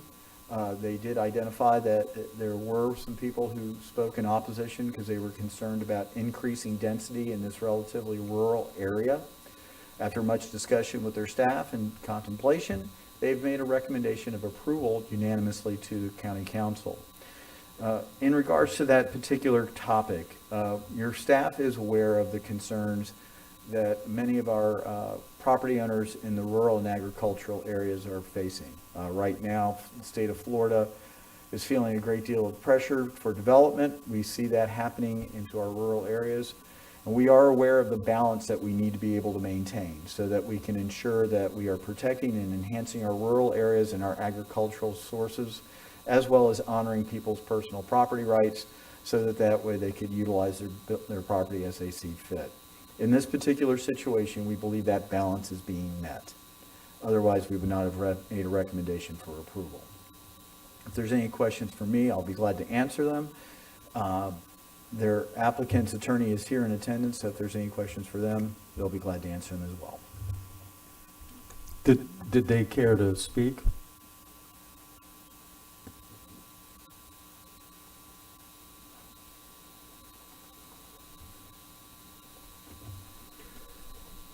Good evening, or good afternoon, sorry. It feels like evening. It's been one of those days for me too, but I appreciate the opportunity to be here. For the record, named Michael Woods, the law firm Cobb Cole, on behalf of the property owners, Chris and Jacqueline Campbell, for what is maybe a more straightforward rezoning request than some of the other items I've brought before you. We again are rezoning from the A2 to A4 is for the lot split. The Campbells own Pinnacle Landscaping, and the primary goal when they purchased this 5 acre property was because of the agricultural designation, to allow for them to, in addition to have a smaller scale nursery type operation for shrubbery and supplemental materials, but also to store their vehicle on premises. If you're familiar with the area, if you've been down that neck of the woods, it's very beautiful. And the secondary demand or desire that they had once we got the clear for the nursery kind of operation and for the vehicle storage there was to allow for half the property to go to the sun. Now, In full disclosure, under the existing zoning, both of those uses can happen on that property now, and they can both happen simultaneously now. The reason why we're coming before you with this extra step of a lot split is more to do with property insurance and liability. It just is cleaner and neater and safer for the son to have a home and have that be his home lot versus coming up with a structure where the overall property is owned by the son and then subleased over to the entity to utilize. I wanted to appreciate staff's going to help with this. You'll notice that we're going from A2 to A4. My initial thought was A3 is right in between there. A3 actually allows for even smaller lots, gets into the 1 unit per acre. We weren't ready to be that person that crossed that line out there. There is A3 a little bit farther to the east once you get to around Fascio, but predominantly in our area it is the A4. One of the two elements just for you to be aware of, the setbacks are pretty much the same, whether it's A2 or A4. We get a slight reduction on the front yard and rear yard. It goes from 50 to 40, but on a 5 acre or 2.5 acre parcel, it's really not that big of a deal. The minimum lot size width for the property has to be 150 feet. We're at 400 feet now, so we have enough wiggle room so that one of these lots is probably going to be oversized from a frontage standpoint. And then with respect to the comments when we had a PLDRC, we did have 2 neighbors that spoke up. Density was the issue, and in all honesty, it is a doubling of the density. We're going from 5 acres to 2.5, but still in keeping with the nature of the community, even with that A4 zoning that is in there, a good majority of the parcels along Beresford, and then Beresford kind of turns along to the north and you have the railroad track there. Most of those lots are A4, but they are substandard from a size perspective. They're closer to 2.5 acres, some are 3, some are under 2 acres. So we're not really kind of changing the characterization. In fact, one of our neighbors that raised the issue and said, hey, what's this going to do for traffic? His own property is illegally non-conforming size, and I think he's at 2.6 acres. So that was a primary concern before we brought this before to the county to begin with, is just making sure we weren't going to change the attitude or the character of the nature of the community, and I think we're doing an okay job with that. I'm happy to answer any questions you may have, and I appreciate your consideration on this. Right now we have no requests for the public to speak, so I'll close the public hearing, but council, if you have questions for Mr. Woods or Clay? Yep, motion to approve. Wheeler. Motion to approve by Gertman, second by Wheeler. All in favor say aye. Aye. Any opposed? Wonderful. Thank you very much. Thank Good you. afternoon. Item 15, also a quasi-judicial hearing. I'll open up the public hearing on that. I'll make the same statement. This item is a quasi-judicial item, this is a time to declare any ex parte communications that you have. Again, I have provided to the county attorney and the clerk with written ex parte communications sent and received by me. They are made a part of the record of this item. Again, however, I want to make it clear that my vote, as well as the rest of the council, has to be based on the law that we see now and the evidence produced. Is there any other ex parte to be declared? Here. You do? Yes. Okay. So I spoke to them, to Cobb Cole, about this. Okay. Clay, we'll let you start, and then we do have one member of the public who would like to speak. Clay Irvin, Director of Growth and Resource Management. This is a special exception. Again, a special exception is a use that is identified that may be appropriate in certain zoning districts, ensuring that it complies with certain criteria. The Rural Event Center is what we're talking about, is a use that was established to address the interest of those in the farmland and agricultural areas who may not have an agricultural classification and do not qualify for agritourism, but want to be able to establish an operation to carry out things such as a wedding barn or similar type of events out in this rural setting. This came about because we had received multiple complaints starting in 2016, 2017 about some of these operations. We put together a set of criteria which would address the operation to ensure consistency and compatibility with those existing agricultural and rural operations.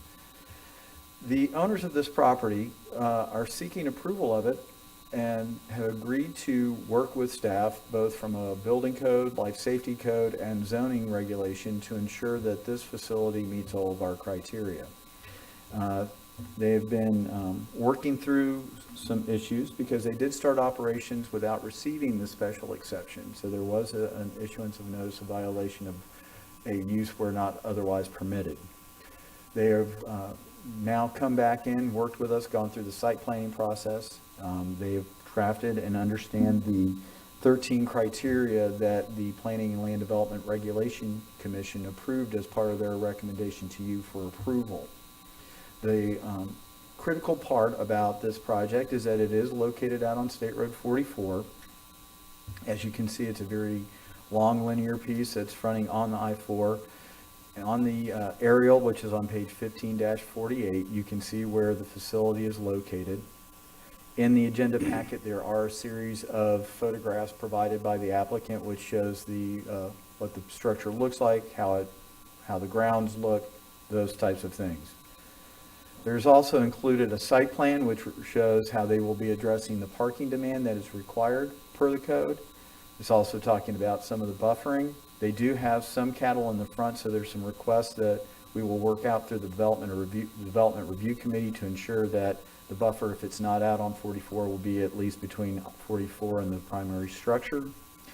Again, they are showing that they are going to come into compliance with the Florida Fire Prevention Code and as well as the Florida Building Code. They've agreed to limit the capacity to 120 people to ensure that there's adequate safety and access to and from the building. These were all brought out to the Planning and Land Development Regulation Commission at their hearing. That we did not receive any public comment on this. So the PLDRC, as I stated, has recommended approval subject to those 13 conditions. This is consistent with the staff's recommendation. The owners are here as are their legal representatives. If there's any questions for me or them, I'm sure they'll be glad to answer. Michael Dyer? Or Paulo? Is it Paulo? Thank you, Mr. Chair. Ms. Post, when you declared an ex parte contact with Cobb Cole, can you provide us the sum and substance briefly? Was it just about the staff report, or was there any additional information that was outside of the staff report information? I believe I spoke to Jessica on this, just to get the gist of what it was. So basically what the agenda item entails. Thank you. Okay, and we do have the applicant's attorney here, Jessica Gao, who has requested to speak. Good afternoon, everyone. Jessica Gao, Cobb Cole Law Firm, 149 South Ridgewood Avenue in Daytona Beach. I use that office so that me and Woods seem a little different. He uses the DeLand office. We've got a request today by the Digger Monster property owners. We have them here if you want to hear some of their story. And we have our engineer, Rick Dixon, as well for any technical questions. They had a vision to have a wedding venue out on the property, like Clay mentioned. They were excited. They started a little too early. We see that sometimes. Where these regulations can be confusing. So they reached out to us when it was a code enforcement matter and said, how do we bring this into compliance? We want to do everything by the rules. We have this vision we want to bring forward. That was probably around maybe 2.5 years ago now, where we had our first pre-app and code enforcement discussion. And they've been great kind of every step of the way. We've discussed everything from installing elevators and the barn house that exists now to convert it to a commercial structure, what kind of kitchen can be in there, everything that staff needed to provide the comfort that you see in their recommendation for approval. So it's been a long journey. I think that we've worked out a really great product. I got married at a barn venue in Tallahassee, and if I had lived here, I think I would have gotten married here if it had been open. So we're really excited to see the project come forward, and like I said, if you have questions, we're happy to answer them. The pictures of the facility are stunning. It's very, very beautiful. Oh, the owners are here? Yes, lastly, we have Cynthia and Greg. Okay, thank you very much for.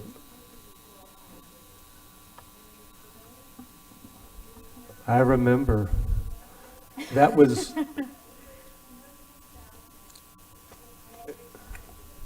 I remember the conversation and what you had been through and the struggles that you faced, so I'm happy to see you here at this point today.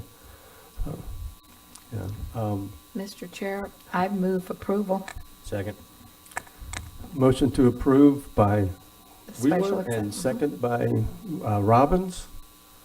I'll close the public hearing. Clay, did you have anything else? No? All in favor say aye. Aye. Any opposed? Motion carries 5-0.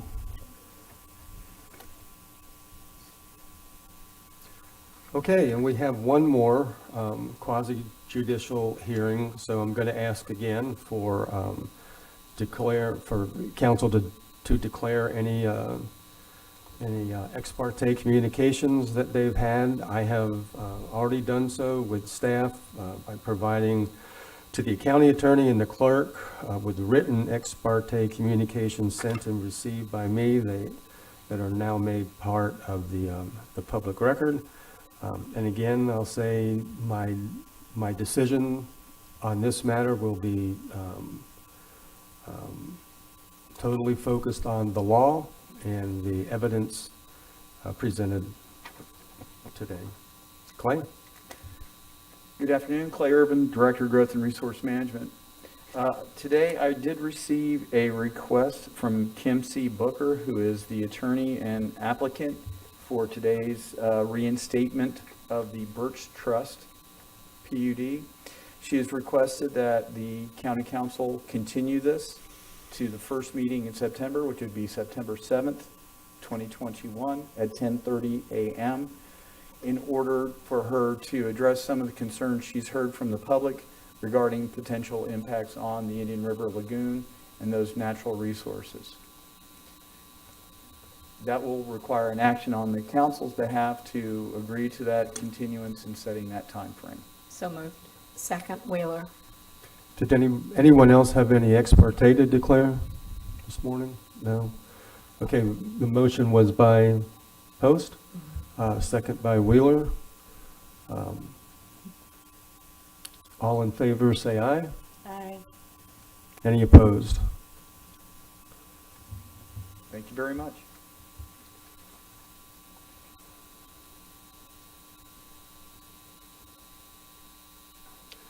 Okay, now we're going to hear the next three items from Jonathan Edwards, who has had a busy year.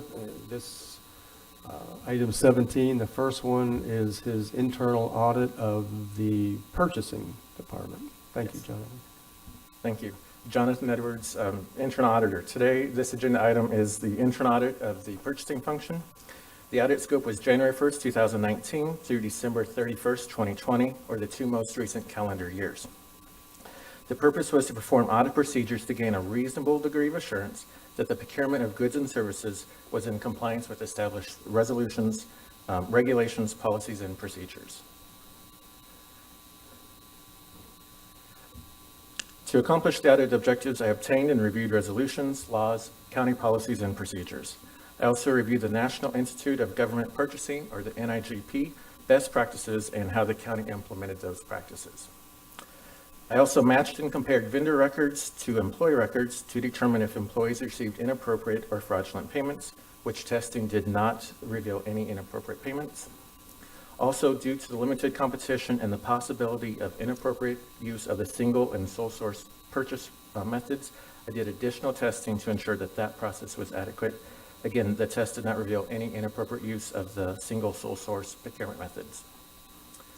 The audit consisted of 84 separate solicitations being tested of the 1,385 active contracts, or 6% of the contracts out there.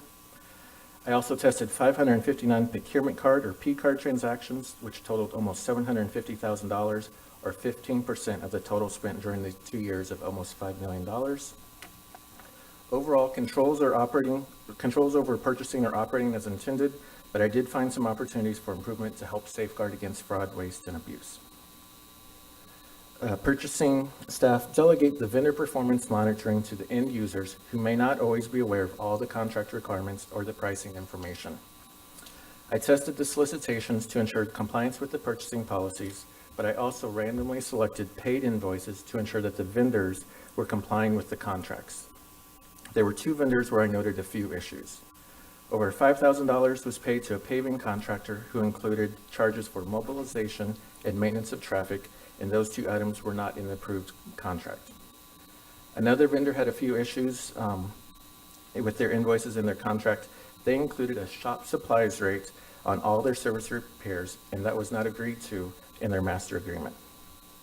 Their invoices are also all rounded to even and round hours for their service calls.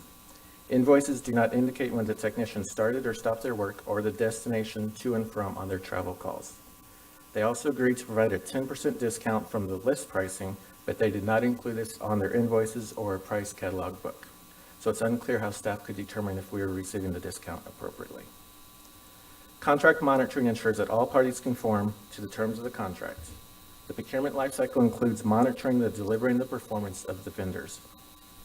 The best practices advises that self-assessments be done by purchasing staff on a regular basis, and that includes reviewing the purchases, the invoices, procurement card transactions, and more to help strengthen that vendor monitoring. Staff agreed with the recommendations, and they do hold regular trainings to the end users, and they'll continue to stress the importance of properly reviewing invoices prior to payment. Staff have also reached out to the vendor, and the master agreement was recently updated. Now the invoices will reflect the rates and the discounts as agreed upon. And purchasing staff are developing an internal review process that will be conducted on a quarterly basis. The audit report also listed a few concerns which are defined as infrequent or isolated observations for improvements. During the pandemic, or during the early phases of the pandemic, the county purchased 2 payment kiosks to help accept utility payments, which cost $161,000 for both of those. Federal CARES Act money was used for these kiosks. They were purchased to help facilitate social distancing requirements. During this time, customers were expected to wait in long lines, oftentimes outside, and this caused safety concerns for the customers standing in the parking lots. During the first 90 days of use, there were a total of 160 payments taken with the kiosk. That's roughly 53 payments each month. The average utility payment is about $55, meaning roughly $2,900 was collected in each month. The $161,000 for the kiosk included a 3-year maintenance plan. So if you average that $161,000 over 3 years, that's approximately $4,500 per month. To cover these costs, at least 82 payments would need to be received each month. Again, roughly 53 are currently being made monthly. A cost-benefit analysis like this was not performed by staff or presented to council. Without performing such an analysis, taxpayer monies may be more prone to waste and inefficiencies. Management partially agreed with this recommendation, and as I said, they were looking for the best alternative to alleviate crowds, long lines, and the frustrations going on at the tag offices. Staff are currently looking at expanding the kiosk by accepting other forms of payment. The P-card testing revealed some areas for retraining of the end users, as there were a few instances of policies not being followed. The other areas noted in the report related to policy considerations and areas to enhance key performance indicators. Some of these may take direction from council, and staff are looking into those, researching those areas, and may be coming to council in the future months for discussion. Also in the report, Appendix 1 lists common fraud schemes that can occur in the purchasing function. It also lists red flags and the controls and safeguards that Ms. Jennings, Ms. Wilski, and their purchasing staff have implemented to help combat fraud. Fraud's a matter of when, not if, and your purchasing staff have implemented very good safeguards to help prevent, deter, and detect fraud. Any questions? Heather Post. It's not morning anymore. Good afternoon, John. So we talked about the vendors, and we looked at the contract requirements when in correlation to vendors, but did we do any vendor vetting? So actually looking at the vendors to see if they are appropriate businesses, if they have the licensing, that kind of stuff? Okay. Yep. And then what type of actions does the division do normally to vet that kind of stuff? So Ms. Bilski can probably answer that better than I can, but I do know. What's the process, is yeah. what I'm asking. Yeah. Yeah.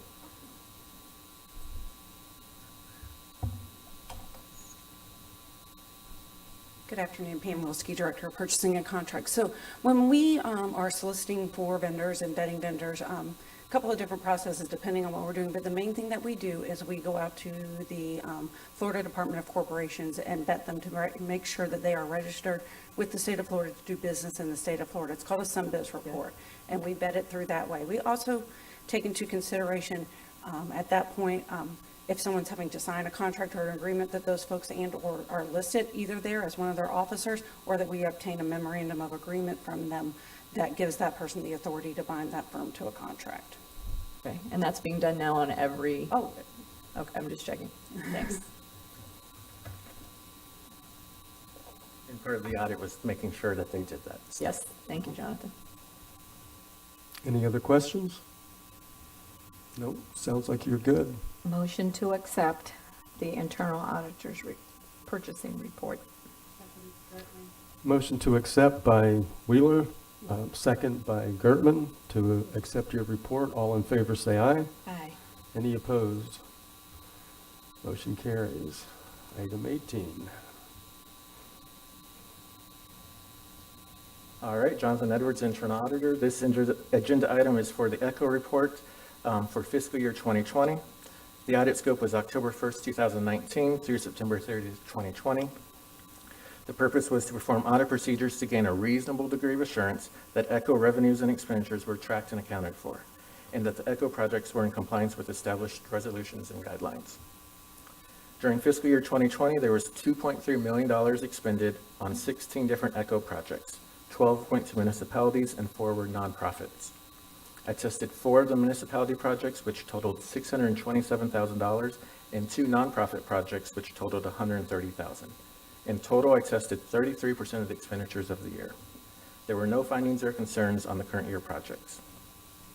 I followed up on the previous audit report recommendations, and that report was issued in May of last year. That report had 2 findings, 9 concerns, and 7 general comments. ECHO staff have implemented the recommendations that can be handled on a staff level.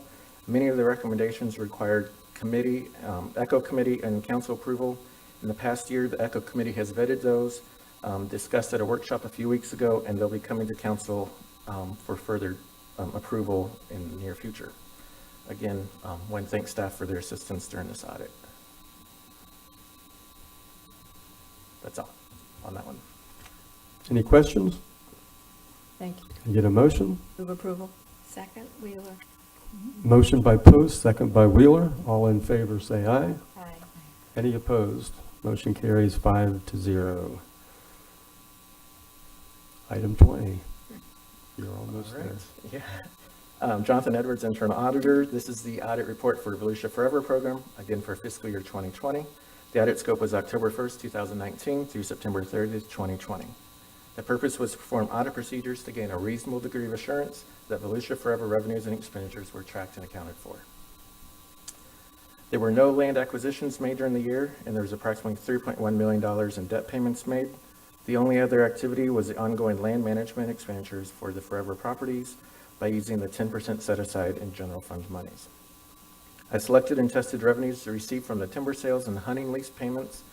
In total, there was $343,000 in total land management revenues, and I tested $142,000, or about 41% of that revenue. I also selected expenditures relating to managing the lands.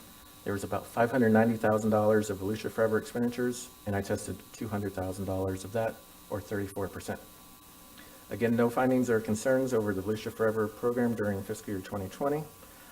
I followed up on the audit reports from the report issued last year.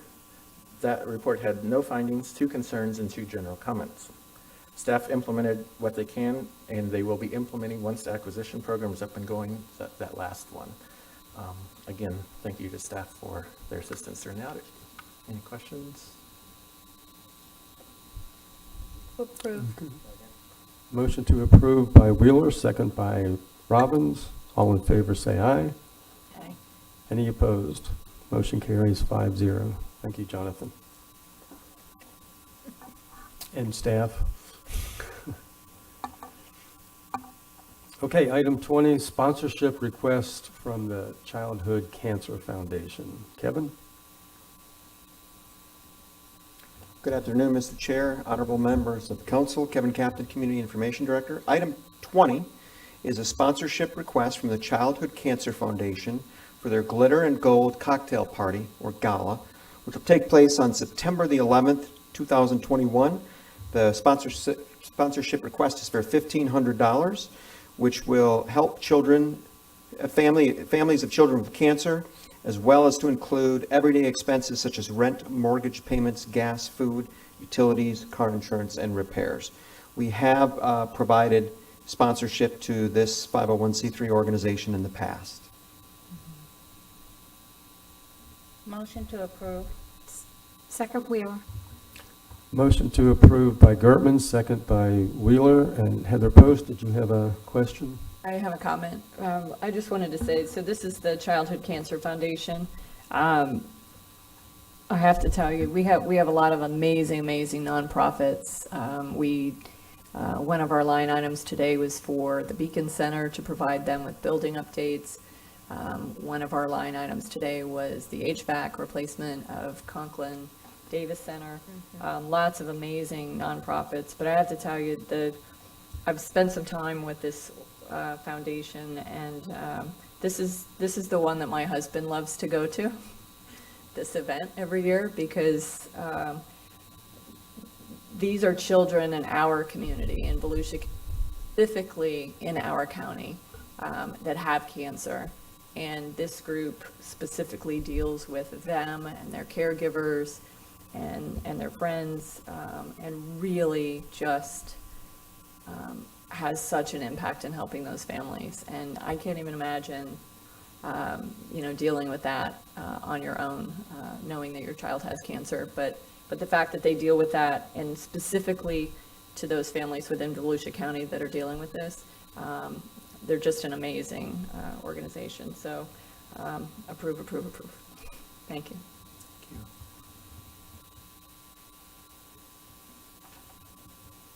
And is there a motion to accept? You have a motion from Ms. Gertman, seconded by Ms. Wheeler. You just need the vote. And all in favor, say aye. Aye. Any opposed? Motion carries 5-0. And Mr. Chair, if I could just say childhoodcancerfoundationinc.org. Just want to throw that in there if anybody's wanting to donate. Okay, thank you. Okay, community events. All right, community events. Kevin Captain, Community Information Director. We'll give you the events update here. I'm just going to take over the PowerPoint.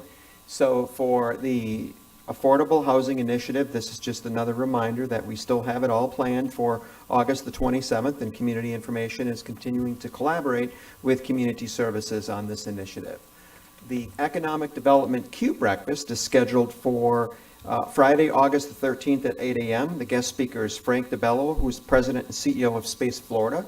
It is registration in advance, which at this point is full, pending any major changes with COVID or anything like that. We will certainly advise if any of those things change. Our Vax Up Volusia campaigns on social media continue to make headway with reach and impressions.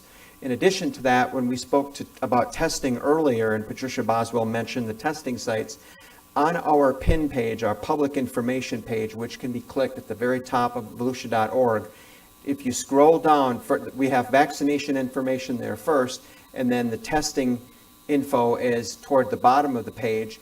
But in particular, these links, and the one link with the Florida Department of Health takes you right to the page where Patricia Boswell and her team update the local areas that are offering COVID testing. And that's continually updated. DeBerry Hall events, we just have a couple of events coming up in August that will certainly allure the public, and some of those might be limited to participants. And we did have some for the LEC, but at the present time we are holding on those just to ensure safety for the pandemic. Public meetings, again, they can be reached through the County Council calendar. And that pretty much wraps up the events. Thank you, sir, very much. Thank you.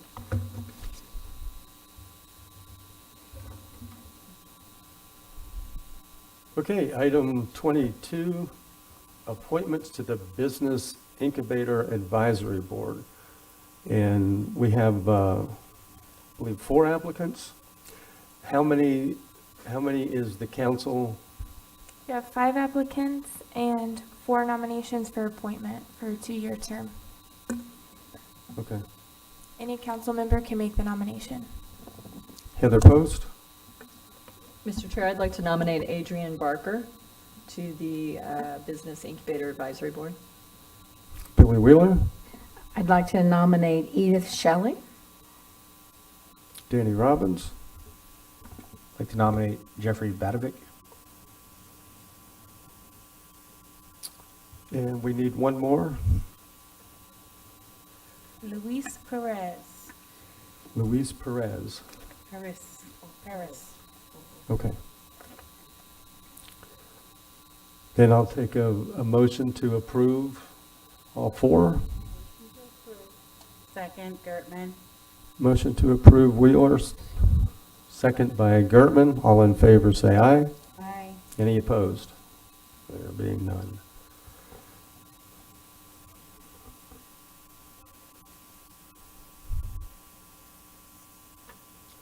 Okay, item 23, District 1, District 2, District 4, and Chair nominations to the Historic Preservation Board.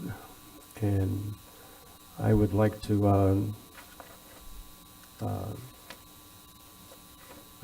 nominate, where did they go? Larry French. Other nominations? Mr. Chair, this has to be in your district, correct, staff? Has to be in our district? Yes. Yes? Yes, they do have to be within your district. So I'm going to ask that my position be held right now. I'm having a hard time getting somebody. Thank you.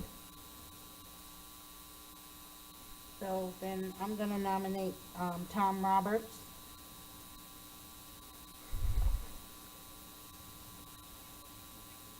Any others?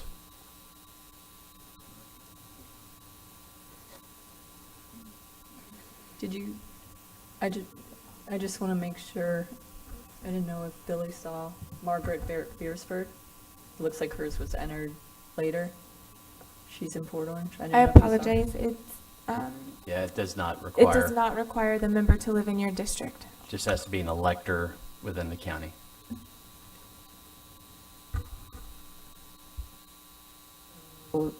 Then I'll nominate Terry Bledsoe. And I didn't see that last one, Heather, I'm sorry. Right, right. Does everybody else have Margaret Beersford? It was an additional application. It was an additional supplement. I actually have 2 of them in mind, so maybe I have some. You have the same. We'll make a choice. Do you want to nominate? Well, she said someone else, Margaret Bledsoe, but I don't know who that is. So I'm going to hold off because I haven't talked to Margaret, and it looks like, is the only one left, right? Yeah, so let me just Okay. talk to her. I'd hate to appoint just a Yeah. phantom, but I'm sure she's very nice, but let me talk to her. And she's in District 3, correct? I see it. Yeah, she's in I Port just Orange. got it, yeah. Yeah. Here, Danny, that's yours. So I'll entertain a motion to approve these nominees. Carissa, can you read the names back, please? Ms. Gertman appointed Tom Roberts. Ms. Wheeler appointed Terry Bledsoe. Mr. Brower, you appointed Larry French for your West Side appointment. Is there a motion to approve? Motion to approve, Gertman. Second, Wheeler. Motion to approve by Gertman, second by Wheeler. All in favor, say aye. Aye. Any opposed? Motion carries 5-0.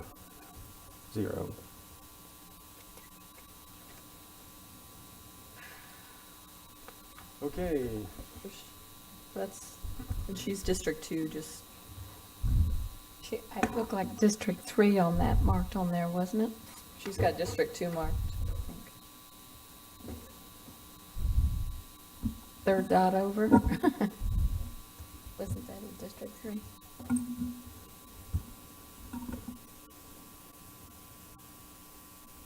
Are you asking? No, I don't know. Ms. Bledsoe is District 3 East Side. Yeah.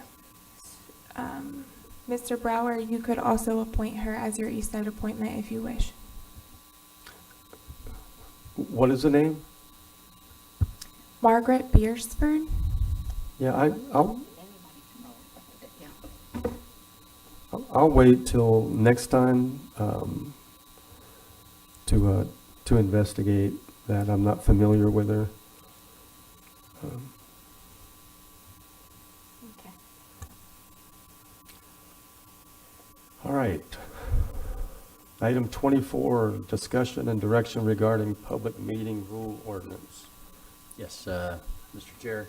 Yes. At the last meeting, this item was on the agenda and it was deferred to this meeting, and I was particularly happy about that because Russ Brown was on a much-deserved leave, and he has the opportunity to be here today on this item. Russ has worked with me to put the proposal together, really a set of decision points for council to give us some direction and return back with something if that's your direction. If it's the pleasure of the council, Russ will walk through a presentation with a series of decision points, realizing that you may want to make motions along the way as you address particular issues. So I'll hand it over to Russ. Good afternoon, Mr. Chair, members of council. Russ Brown, Senior Assistant County Attorney, here today to talk to you about the public meeting rules of decorum and the draft ordinance for discussion and direction by council.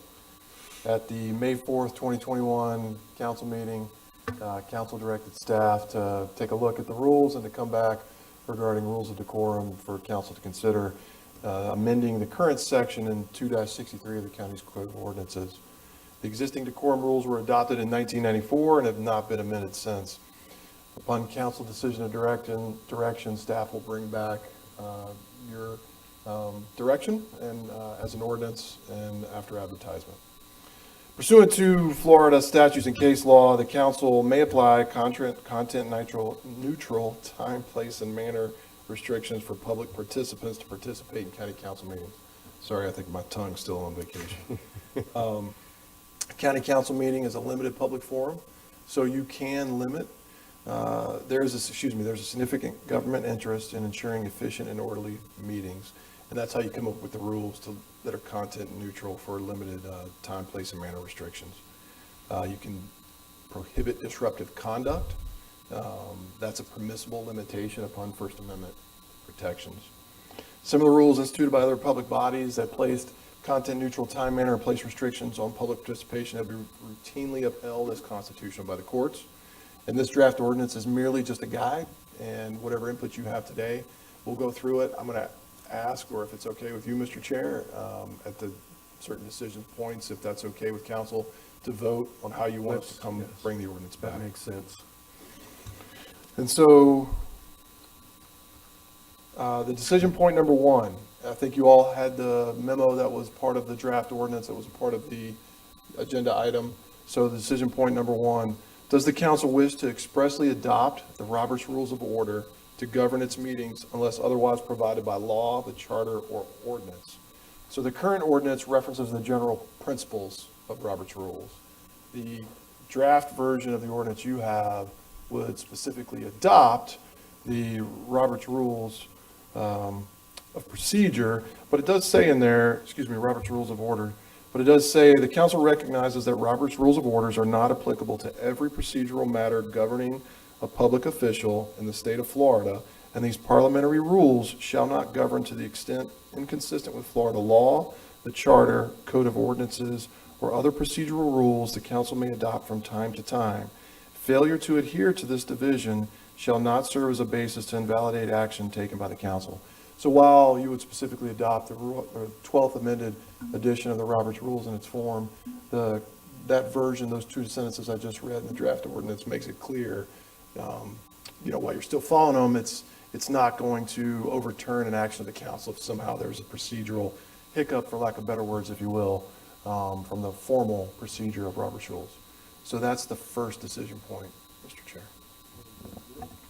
Billy Wheeler? Thank you. I highly recommend that we continue with the adoption of the Roberts Rules of Order. I think it's important for us to maintain that business sense and an organized business sense as our guiding rules. Barbara Gertman. Yeah. I would be interested in, at some point, either through a workshop or through a presentation, having an outline of the expectation of Robert's rules in this arena, in this setting. Because I think there's a different level of understanding and interpretation by each council member, right? So I think if there's at least an establishment of, what the base is, then I think we're kind of all on the same page. Because I think as we are now, each time a different person is coming in and there's different leadership, there's different expectations. So how do we get on board with what this looks like for us as a council? I agree. And I think it's important that, so we're not stepping on each other thinking one is right and one is wrong when there really isn't a right or wrong. It's what we've established as acceptable, right? So, Right. So what I'm hearing from you is that you're not opposed to accepting Robert's Rules of Order, but you would like to see a workshop yes. for council members to, Yes, I would. that's reasonable. Yeah, Pardon me? Right. yeah. Well, can I get a motion in to, I'll make the motion to accept Robert's rules and request staff schedule a time to do a short overview of those expectations. Second. And established standard. Second. motion by Gertman, second by Wheeler, and Heather Post. So I had a long discussion with Mike about this. The Roberts rules, what I'm reading is crossed out, and what we've always gone on is parliamentary rules for the county council are basically as outlined in Roberts Rules of Order. And so I think we've run basically on Roberts rules, and there have been many times where we've been more relaxed. There have been many times where we've, just really worked as a council and not been as officious. But I've also seen many times Robert's rules being used as a sword and not as a shield. And I think really that's the point of Robert's rules in any kind of meeting is to use it as a shield and to use it as, just a basic sense of order. So I don't see anything wrong with leaving it as, hey, our county council, so that in the future it is not continue to be used as a shield, that we continue to say our meetings will run as basically as outlined in Robert's rules, and still setting amongst ourselves what that expectation is, so that there's not a definitive, so that we don't get one or two people that come along and just use it as a shield or sword. Yeah. I think that's, are you amending the motion? Because I think that was Barb Gertman's. I'm just worried about point of- changing the language of this, because what we had before would still encompass that. And we could also lay out the general guidelines of what this council expects that to mean. But if we are now saying,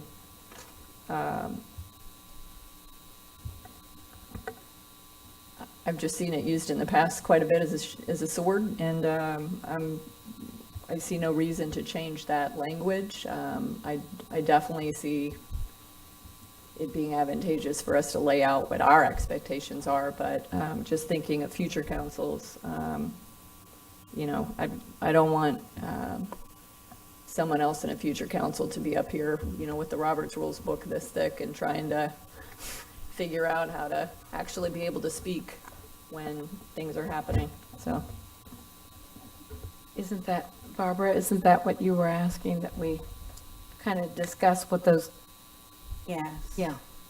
So yes, we wish to expressly adopt Robert's Rules of Yeah. Order. Right?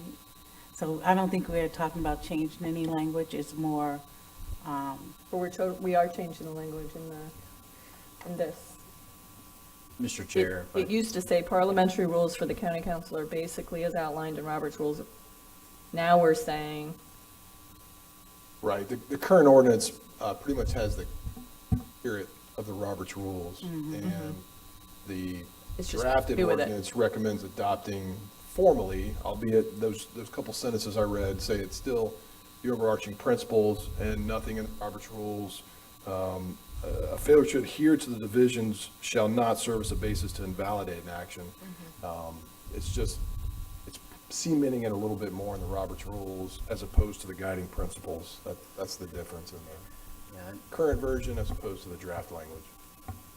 Mr. Chair, and I've seen it both ways, in some of the examples that have been shared with you of other rules. Some expressly adopt the Robert's Rules, which is an example of what that could look like. It's on page 19-8 of the agenda item.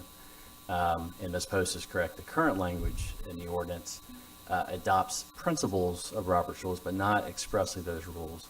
And so that is two different approaches. As I understand, the motion would be to expressly adopt those rules. But it's certainly a policy decision. I'm in favor of adopting those rules, Barb. I'm with you on that. what is our version? Is what we're laying out as our version, is that going to be different than the rules? Well, Robert's Rules are going to be our standard, our foundation. That's what it currently says, right? It says the council, so the current mine's 24-8, I think. yeah, that's what. I'm sorry, I'm looking at last. I just want to make sure I'm on the right one. The struck-through version, which is the current version of the ordinance, 2-63, says parliamentary rules for the county council are basically as outlined in Robert's Rules of Order. 1, courtesy to all. 2, justice to all. 3, one thing at a time. 4, the rule of the majority. 5, the rights of the minority. 6, partiality to none. So that's how your current ordinance reads. The draft, as proposed, would formally adopt the Robert's Rules of Order and strike through that kind of spirit of the rules language that I just read.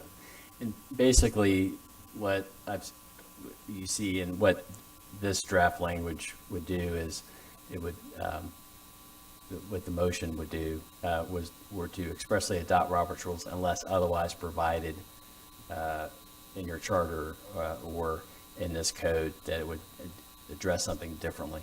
For example, you have a charter that defines expressly the roles and responsibilities of each council member, the chair and the vice chair. And so those would override anything in Robert's Rules of Order if it were changed. And that's the case today under the current language. So what benefit is there legally to change this? That's my point. I don't think it's so much a legal issue as more just a rules of operation for the council. If you were to ask, I think Ms. Post identified a disadvantage of it. That was correct. An advantage would be that if you do want rules in place that can be enforceable, you should have them written and established. And when I say enforceable, I mean enforceable by you as a council. I think Robert's Rules means we can refer to a base, right? Here we're referring to, I guess, these 6 points, but that's not based on anything other than language someone created there. So my motion stands. My second stands. Okay. Heather Post, So I'm just going to say I wish I had seen this in the last 5 years. I don't remember seeing this little section at all that we currently have in place. I wish I had seen this and was able to make a copy and carry it into some of the meetings. But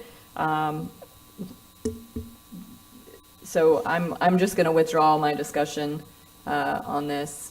It is what it is, and I'm good with adopting Robert's rules, and I think from here forward we can just deal with it as each situation arises, and hopefully as council progresses, it will no longer be used as a sword. Okay, then I'll call for a vote on the motion. All in favor, say aye. Aye. Any opposed? Motion carries for your point number 1. Thanks, sir.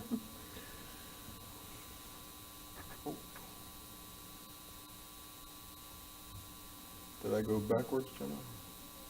Oh, okay. All right, number 2. Does the council wish to address how points of order may be raised and handled?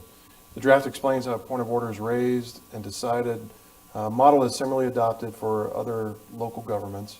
The current ordinance already provides a means for appeal. So on page 24-9, subsection E, in that last section we were just referring to with Robert's rules, there's an added line in there that says the members of the council may raise questions of procedure or point of order to the chair and have the chair immediately decide the procedure or point of order subject to appeal as provided in section 2-65E of the code. And if you scroll over to 24-11 of your agenda, you can see where it references that subsection E, which is already a part of the current code. So you'd have a point of procedure, the chair would make a decision, or point of order, the chair would make a decision as to that point of order, and that decision can be appealed subject to that process in the ordinance based on the chair's decision. And as Russ said, your current code language already provides for an appeal process. This really just clarifies that, because I know it's come up a couple of times, or questions about how a point of order is raised. It's an element of Robert's rules. Sometimes there's confusion that some perceive it to be a motion. It's not a motion. It's something that a member of a body raises for action by the chair to consider. And your current ordinance already provides for a method of appeal. That would be an example of where you have some specific language on a point that's maybe a little different than a Robert's Rules process, although Robert's Rules has an appeal process as well, but you just have one already in your code. Barb Gertman? So are we putting the cart before the horse if we're going to do an overview training and understanding of this? Shouldn't we establish any changes once we have a clear path and an expectation amongst us? Because it seems to me we may want to make some additional changes to what we may decide today. Because when I consider the call to order, right, there may be a different expectation, understanding. Like, I want to know, does that stop whatever conversation is going at that time? How does that impact, are we all on the same page with what that means? And I'm not sure we are. And I don't know, will we spend the time now to get into that depth? Or do we schedule a time to really delve into this so we're all on the same page? As far as it affects Robert's Rules of Order or the entire Both. question? If it affects Robert's Rules, or there's a question with Robert's Rules, we can always refer to our attorneys and Mike and, Mr. Dyer, and if we have any questions. Yeah, it's council's pleasure how you wish to proceed. With regards to a point of order is just a fancy way of saying that a member believes that a rule is not being followed. For example, if somebody were to speak, we have a 3-minute rule. If somebody, the timer goes off and the person was still speaking and it's 5 or 6 minutes, a member could say, you know, Mr. Chair, it's hypothetical, but Mr. Chair, I believe the time limit's been exceeded. So it's a parliamentary way of bringing attention to one of your rules, so to give the chair the opportunity to enforce. But as to your point, Ms. Gertman, this is entirely up to council on how you wish to proceed here. No, that's why I'm asking my fellow councilmen what their thoughts are as far as, you know, points of order or call for a vote or whatever comes up. You know, are we all on the same page to now review this discussion draft, make changes to it, go then talk about it again, and not come back and make additional changes based on maybe what we've all determined to be the way forward. So that's just my thought. Mr. Chair, I think I get where Barbara's coming, and I understand that. I think there's a couple of these that we can address now, but I understand the point of order, and I'm okay with that one, but I do think we do need to have clarification on if it means the same thing to all of us, you know. And I don't know if that's a brief discussion or what it entails, but Okay, well, let's proceed then. Thank you. Thank you. Any other questions? Can I get a motion to accept point of order, what's raised, decided? You know, Barbara, we're going to, if we're going to approve Robert's Rules of Orders, we're not going to change it, but I do agree with you that we may change our own understanding in a Point. And Mr. Chair and members of council, just to clarify, the question is, do you want your meeting rules to address points of order? This would just be an example if you did so. You may not want to. What's your pleasure, council? Is there a motion? a motion to what he just said, to address points of order. Is that what you're Yes, saying, ma'am. basically? Yeah, you that know- we can discuss it with the rest of it, And Motion, I'll second right? that we wish to address how points of order may be raised. Yeah, Is that points of order giving you any raised and handled. clarification at all? Yes, ma'am. Okay. Thank you. Okay. And the motion was by Wheeler, second by Gertman. All in favor, say aye. Any opposed? Mr. Chair, Yes, how ma'am. is this any different than what we're currently doing? So the points of order, because the points of order that have been brought up prior were, in essence, according to Robert's Rules of Order. And so if as a council, we are saying, we are putting this officially in here, what does that mean? How is that going to change how previously addressed? It's not, it's just Yeah. laying it out that it's part of Robert's Rules of Order. So I'm not sure exactly what we're accomplishing. It's just, like, as you said, Ms. Post, it's just formally saying that these are the procedures we're going to follow. You weren't following them under the current spirit of the code, if you will, but it lays out that everybody has the same understanding, that there's points of order, and then how the appeal process that's already codified in the ordinance affects that based on the chair's decision. But it kind of codifies the baseline, puts everybody on the same playing field. But it really doesn't put us on the same plan as to how we're going to respond to it. No, I think it's the responding that we need to be on the same page about, rather than just the fact that is there an idea of a point of order? I think we're all with the understanding that there's an idea of a point of order, right? If we have a standard, we need a refresher course. I mean, that's kind of what it. Yeah. But if we're adopting a standard that everybody will be, held accountable to. That's the way I'm understanding it. And if we don't, we can have a refresher course to bring us up to speed if there's any questions. It's not a big deal. I think getting us all on the same page. Here's the standard. I'm just not sure how that's doing I just think in here, it doesn't say anywhere, point of order, right? So it's just updating that language so you have something to reference. Okay, That's my understanding of it, so. I agree.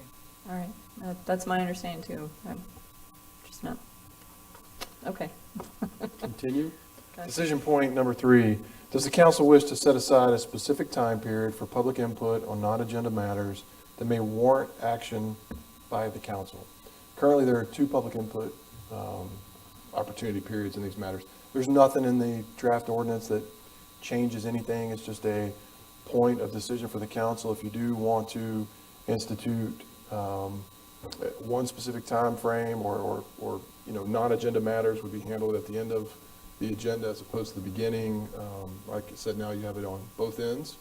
The draft ordinance does not change the current function. It's a decision point for council. Billy Wheeler? Yeah, you're talking about like at the beginning of the meeting, the public input? Yes, as ma'am. one. So, Okay, so here's my thoughts on that. I think we've been trying this new form of it, and public input is extremely important to all of us. We certainly want to hear it. But I do think we need to limit the public input at the beginning of the meeting to a half an hour or at the maximum an hour, and then the remaining public input can go at the end of the meeting, because I think it's extremely important that we get our business accomplished, and there are actions that people are bringing in attorneys with them, or other people to testify on a situation that we're asking them to maybe wait until after all of the public comments on another topic. So they may be sitting here for 4 hours and before their topic is even discussed. I think we need to be very respectful of them too. And I think having a half an hour or an hour at the beginning of the meeting to hear public comment, and then we can conclude with public comments also again at the very end, and they can speak on a particular item during the discussion of that item. But to go on for 2 hours or 3 hours, I think that detains us, and it also detains the people that are in here for a specific topic, and they've brought their representatives or their attorneys in and they're being charged by the hour. I don't think that's a fair way to handle all of the people in here with the items. and just so I'm clear, decision 3 is about non-agenda public comment. So items that are agenda before council takes action, you're required to give the public an opportunity to comment. These would be on, do you want to set a specific time aside for the public to comment on non-agenda items at that meeting? There's nothing in the ordinance, this draft ordinance doesn't change anything. That was my, Currently is. okay. Yes, ma'am. So that was it. Limited at the beginning, and the remaining can go at the end. It's just, like I said, we're in here with a full agenda, and like the one meeting, we even had to postpone some things to the next one. I just think it's critically important that we get the business done. Not saying that not listening to the people, that's extremely important, and we all want to hear it, but I think we just have to get our business completed, give them an hour, and then they can speak again at the end of the meeting. Barb Gertman? Chair, I agree. I would like to see the first hour. And I mean, I think that's increased the time from 30 minutes, and I just think that's a fair opportunity. And if it so happens that the public that came to speak, there's time allowed, like today where we approved for people who were here for a subject, a numbered item, and they could speak, but to me, the public needs to speak first, and if they're here for those items, then they come behind that, and if there's not time, then they have to wait till those items are presented. Other opposed? I know there's been a lot of discussion about this, and I mean, let's be real, it is a pain, right, to have to have 2 hours or I don't think we've had 3 hours of public discussion before, but to have a long period of time where we're listening to the public, but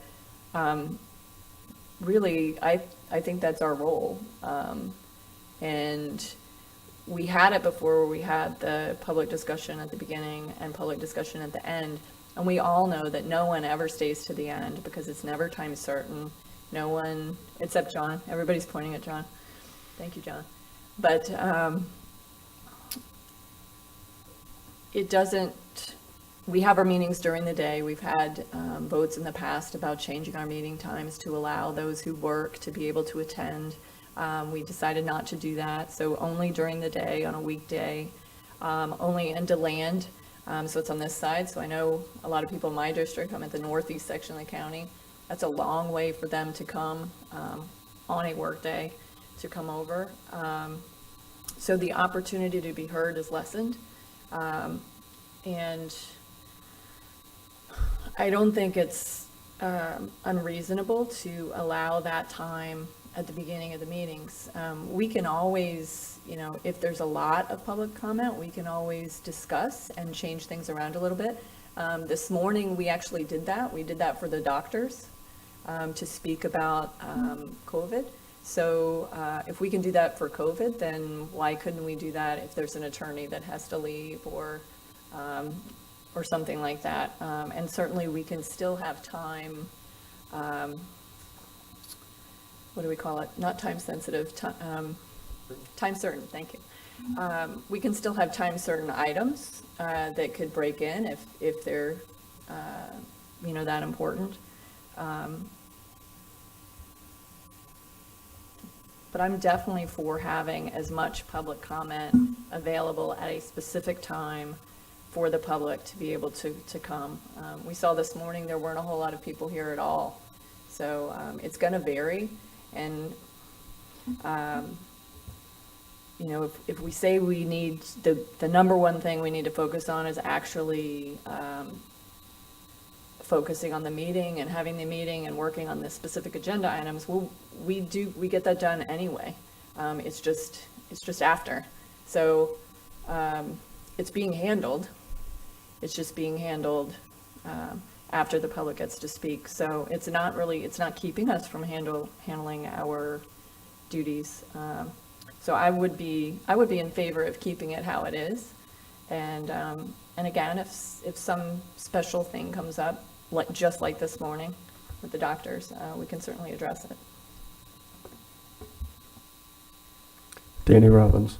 I think really what it comes down to, guys, is about efficiency, just kind of like what we experienced for trying to determine what time our lunch is going to be. But it is 2021. No one here is trying to silence anybody, but it's too easy to communicate as a representative between us and our constituents. The county or the taxpayers provide us with laptops, tablets, cell phones, ways to get email, where we can hear some of these and better accommodate our constituents so they don't have to sit here and miss work.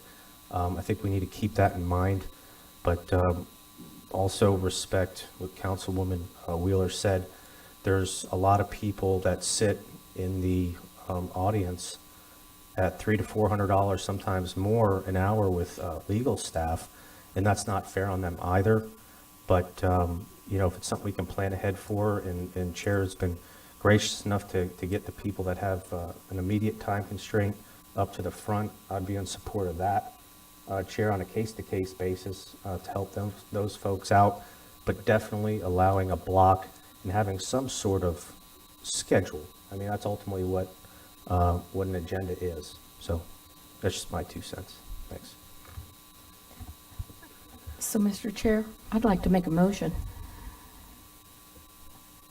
that we hold it to 1 hour at the beginning and the remaining comments are at the end of the meeting.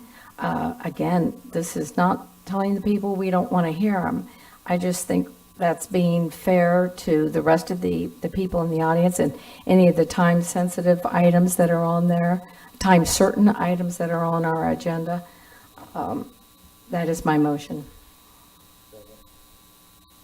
Motion by Wheeler, second by Robbins. I'll just add that I can't support that. I think one of the most important things that we do is listen to the public. I don't know how we represent them without it, and we can say we are, but just not all at once. I think we have public coming here, taking time off work, coming here to sit. I understand lawyers sitting here and everybody else. We can be flexible, but I don't believe we can restrict people's ability to approach their public servants, and they're not going to be able to stay all day and speak again at the end of the meeting.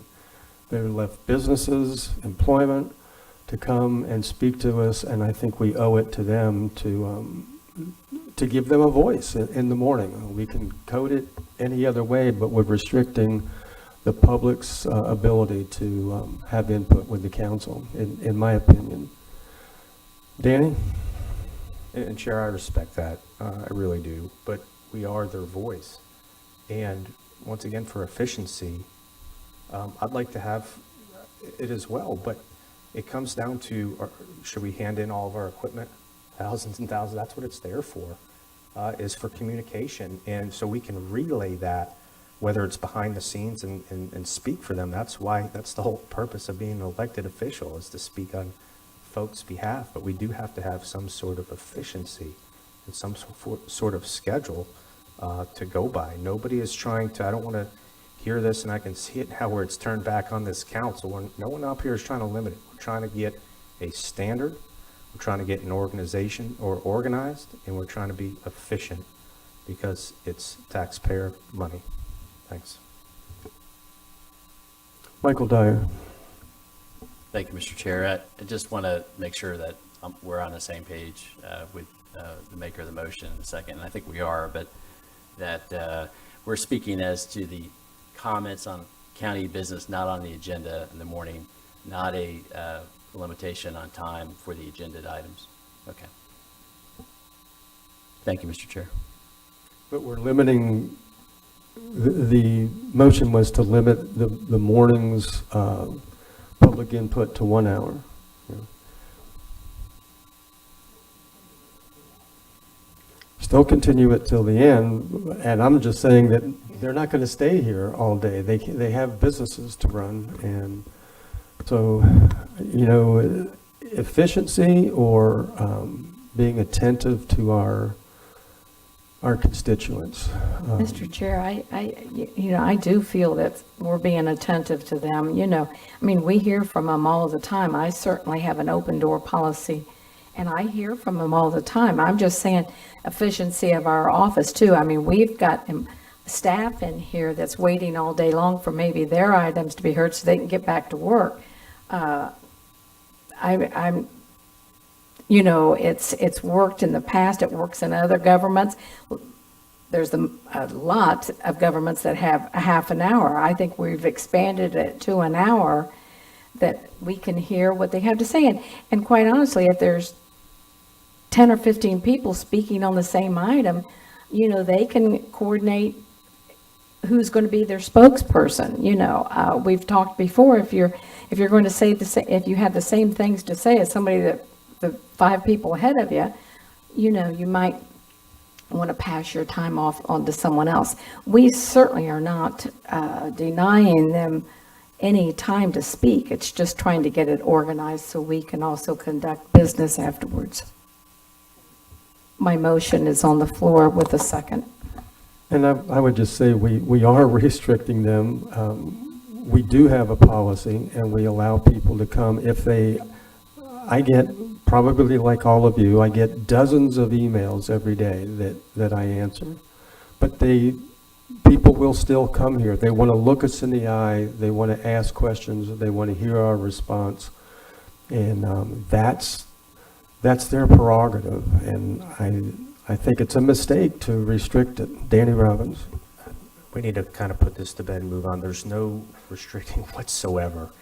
We can only try our best to accommodate everybody. You know, we're providing time in the morning. We're providing time in the afternoon. We're also providing time for council during council comments to raise any other issues if people were not to attend. This is turning into a divisive matter when it doesn't have to be, where it's pitted on this council or members of this council that don't agree with one side. And I don't want to see that, because it's not the case. The case is we have time in the morning, time in the evening, or afternoon, and then council. We have emails. We have ways to check those emails. We have county phones. We can just agree to disagree, Chair, but that's not an excuse at that point. It's just turning very divisive. I'd like to call for the vote. Well, this shouldn't be divisive at all. Somebody's got to speak for the public who has shown that they want to come and speak in the morning, and they're not going to be able to wait all day. Barb Gertman? Chair, I respect and appreciate that now we start our meeting earlier, so the public's comments are included. And I've been here 3 years, and those 3 years, it was 30 minutes until you came on. So I appreciate that we've increased that, to an hour at least. And I also agree that that's the most appropriate way to go. But I also wondered if, to move our day up, since we've been having a very long days, if it wouldn't be appropriate to move us to 9. I know that's something different, but, and again, I'm still on board with the first hour of the day is non-agenda items for the public, whether that's we start at 9:30 or whenever that is. And I'm really glad that Councilwoman Post mentioned it previously, that we would include that and start our meeting then, so it would be all inclusive. But beyond that, I'm definitely in support of the first hour. Okay. Chris, I'm going to ask you to call the roll on this, because it's important to the public, and they want to know what each of us think.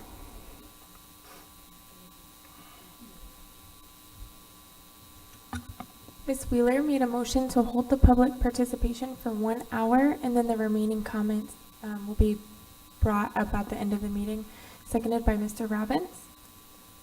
Ms. Post? No. Mr. Robbins?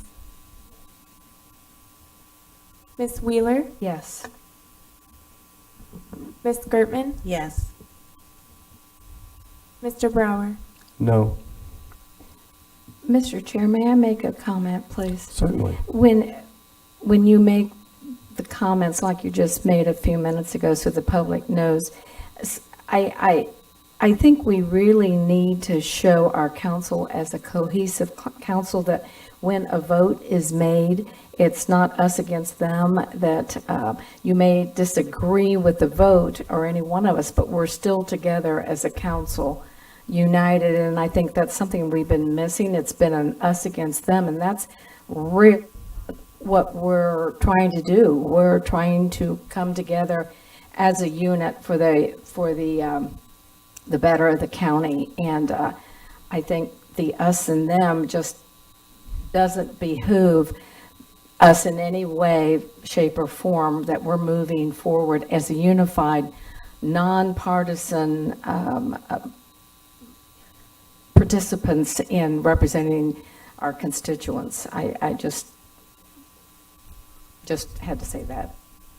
I can appreciate that, but I don't see our role as having consistent 7-0 votes on everything. We each will vote for according to what we think our constituents and the public want, and sometimes there'll be differences. Excuse me, Chair. And we're not disagreeing with that, Chair. What I think what Ms. Wheeler was trying to say if it wasn't clear, was the comments that made after, listen, we're not going to vote 7-0, whatever. But the comments afterwards, Ms. Green, can you let the call for a vote so you can let the public know who is, in other words, who is with you and who's not, who cares and who doesn't. That stuff's not going to fly anymore. I don't agree with that. And that's not necessary. And it's exactly what I was talking about when I made my comments earlier about divisiveness. And that's why it's mandatory at this point to combat comments like that and divide. That doesn't unify those comments. And that's why it's imperative that we go towards Robert's rules and why those rules should be in effect. Which is what we do. Okay, Russ? Number 4, does the council wish to limit the use of videos in lieu of public comment at meetings? The current draft would limit such use unless approved by a majority of vote or if part of a quasi-judicial hearing, which the public hearings that you have. So if you look at your agenda item, page 24-13, subsection 2-66B3, I believe it starts on line 13 on page 24-13 in that paragraph, that last sentence, as currently drafted, a video or audio recording will not be substitute for public comment during the public comment period of a meeting unless approved by a majority vote or part of a quasi-judicial hearing. Billy Wheeler? Okay, as we're discussing all of these things, there's a mixed feelings on this. I've never seen the use of videos, but what I do object to is having 40 minutes of 3-minute slots in a video, because if those people all came in, they would be interspersed within people on the other side of that equation.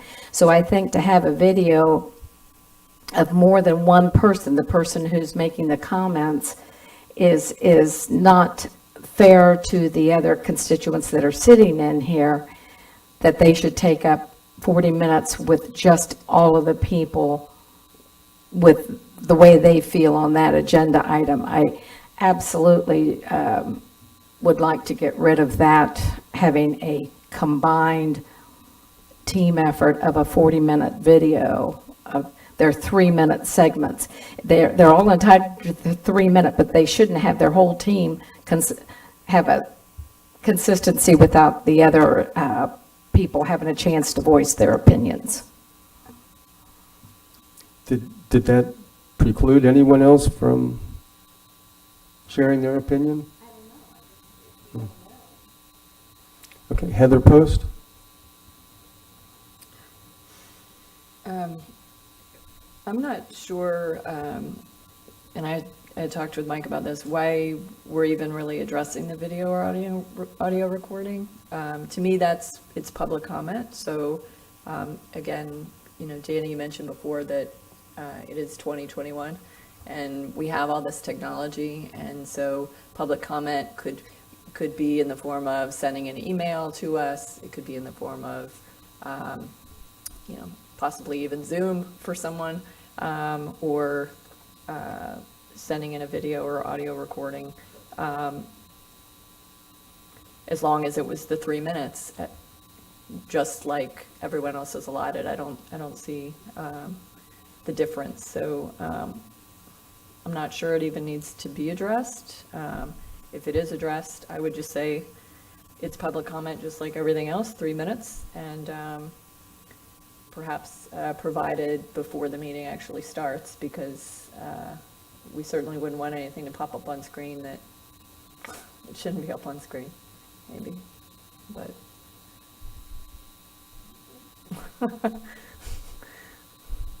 Well, I don't know, or pop up whatever you want, I guess. It's public comment, so I'll take that comment away, I guess.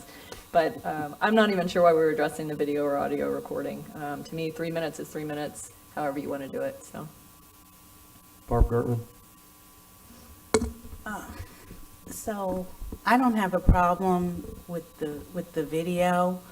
What I'm concerned with is that someone will get 15 videos submitted, right?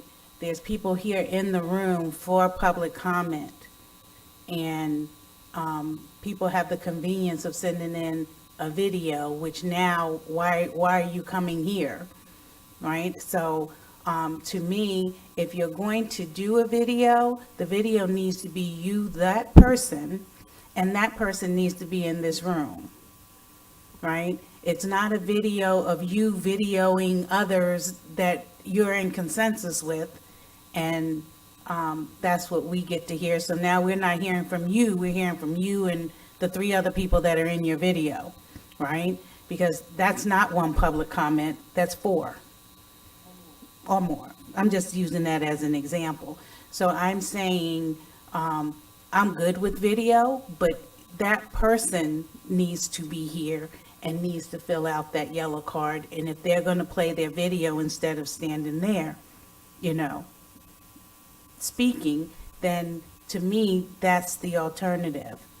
But I'm not good with somebody just submitting 20 various videos, right?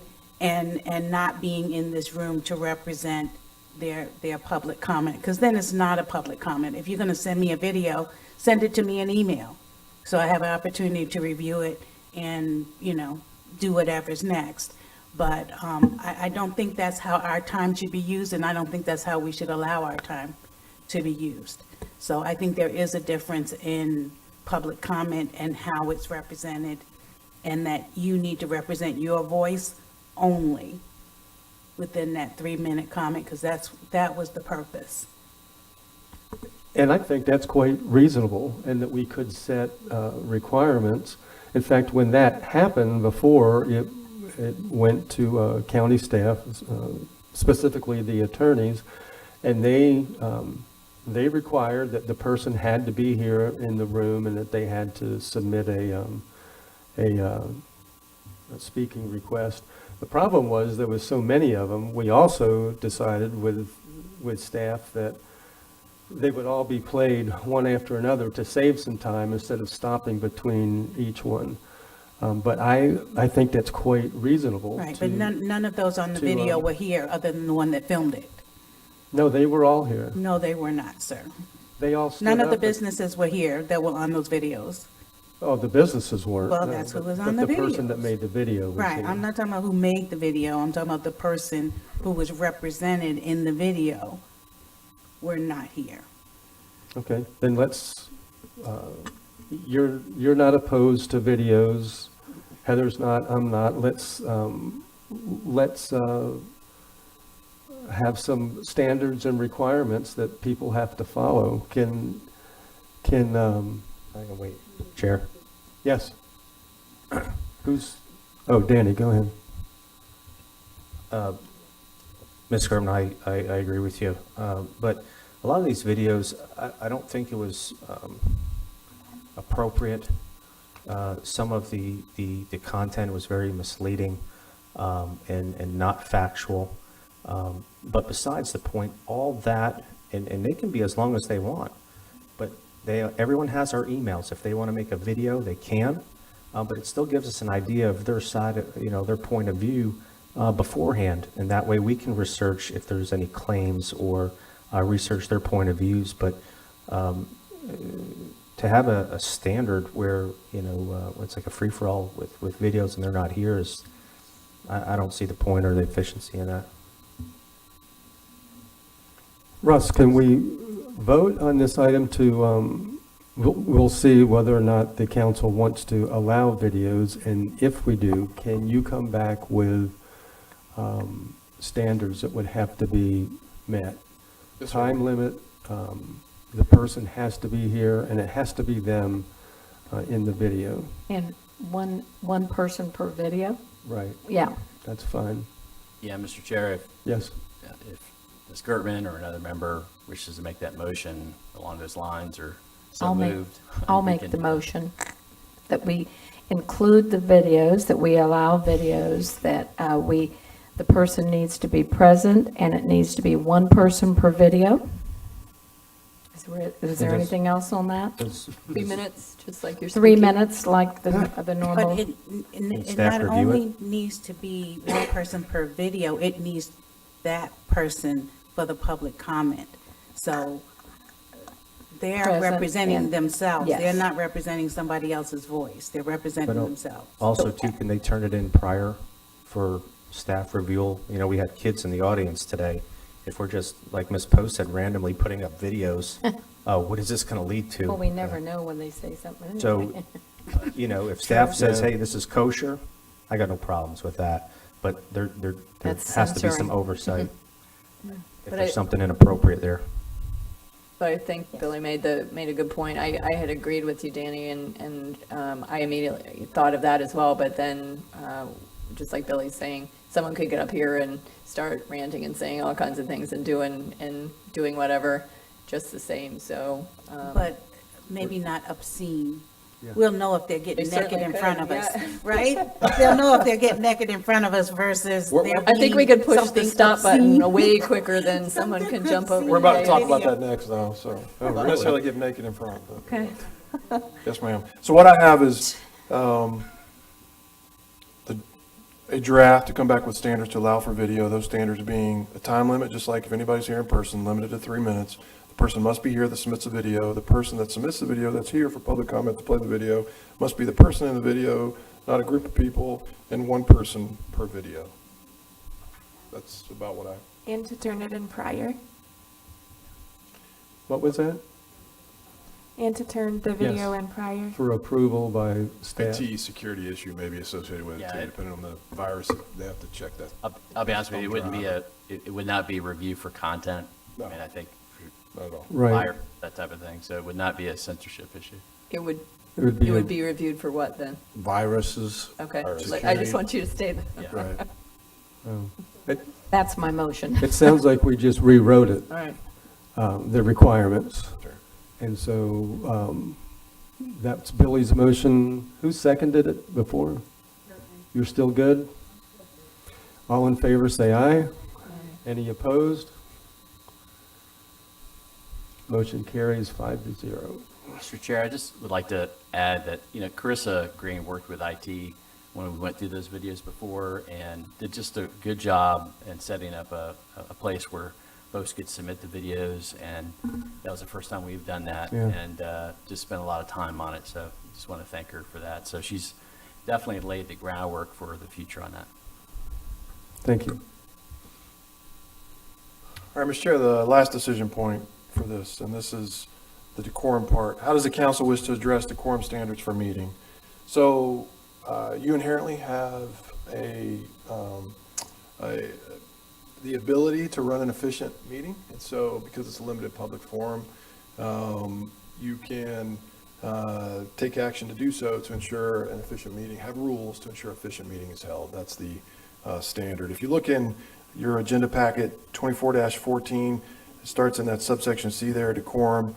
The chair shall preserve order and decorum at all county council meetings as follows.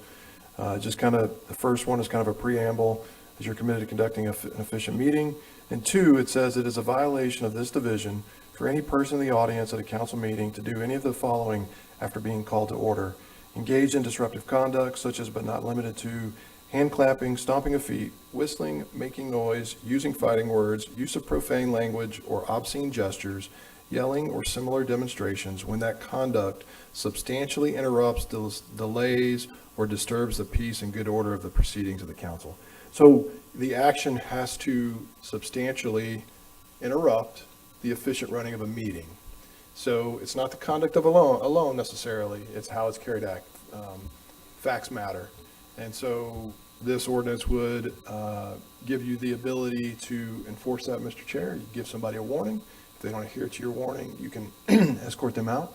If they're also, the council, if they don't like the action the chair takes, can make a motion, a second, and then by majority vote, has the opportunity in there to take action if it deems that the commenters' gestures rise to that substantial interruption. And so that's what's before you in the draft ordinance. I was going to suggest, until you just said it that way, that I'm good with everything except for the hand clapping. But this morning people applauded Corbin, a young man, and it was not disruptive. So the standard is it disruptive? Substantially interrupt the efficient running of a government meeting. So I'll give, for a hypothetical, I'll give you, somebody, like you said, he gets up here, he gets recognized, clapping, no big deal. My grandmother gets up here and starts dropping the F word, and nobody is. Would she do that? No, God rest her soul, no, she would. And, but she does, and that's not necessarily in and of itself interrupting the efficient running of the meeting. Now, if she starts saying the F word and that gets comments, clapping going in the audience, that in and of itself could then be given a warning, and if she continues to do it, which causes the audience behavior, the facts matter, I think you could then take action to have her removed from the meeting for not following your warning. And so it lays out just the rules for the efficient running of a meeting, which is an inherent governmental interest, and so substantially interrupt that standard is basically what it is. So facts matter. As you mentioned this morning, clapping, that was more than appropriate. That didn't do anything in my opinion, but it's all in how it comes about. And Mr. Chair, I know I've spoken to you all, this is the area of everything we've talked about on this agenda item that has led to more litigation because it involves the First Amendment, and what you have in front of you now is written conservatively in that there have been some recent cases where this standard has been discussed, and as Russ has said, it really comes down to you cannot regulate what they say, but the effect of their behavior, a person's behavior on the meeting. And so it has to be disruptive. We have included the phrase substantially disruptive or substantial disruption. And the examples, Mr. Chair, you pointed to the one, the hand clapping. That's language we took from a set of rules that were upheld by a federal court, but they're just examples, and they would not be disruptive in and of themselves, but it was an attempt to describe what could be. But, where I think local governments have gotten in trouble or subject to challenges is where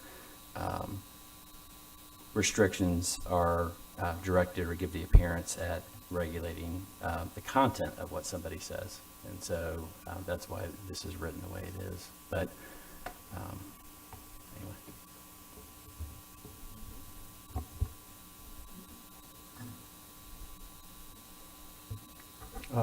Barb Gertman? Right. So Chair, similar to you, when I saw hand clapping, I felt that way. But for me, hand clapping and booing is part of your public response, right? And no, I don't want to be booed, know that, but I respect if you do, right? If it's not substantially disruptive, right?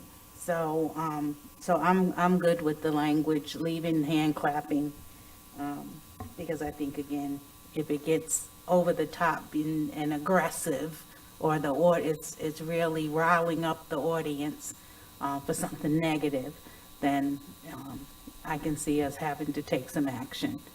So, thank you. I think we can all identify. Danny? Yeah, I'm just calling you.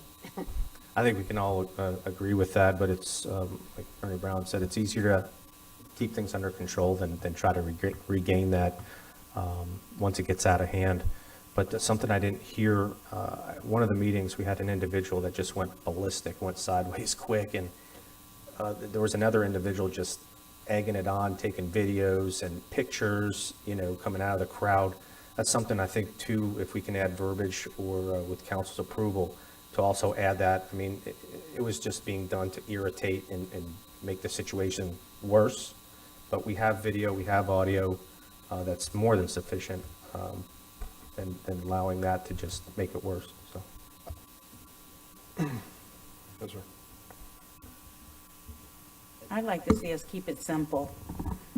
I think we should keep it simple, and sometimes if you let it de-escalate, because sometimes if you give it too much air, it becomes explosive, right?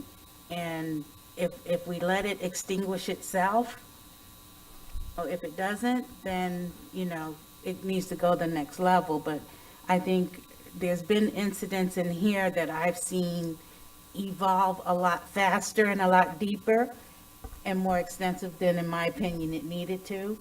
So, yeah, I'd like for us to keep it simple from my perspective.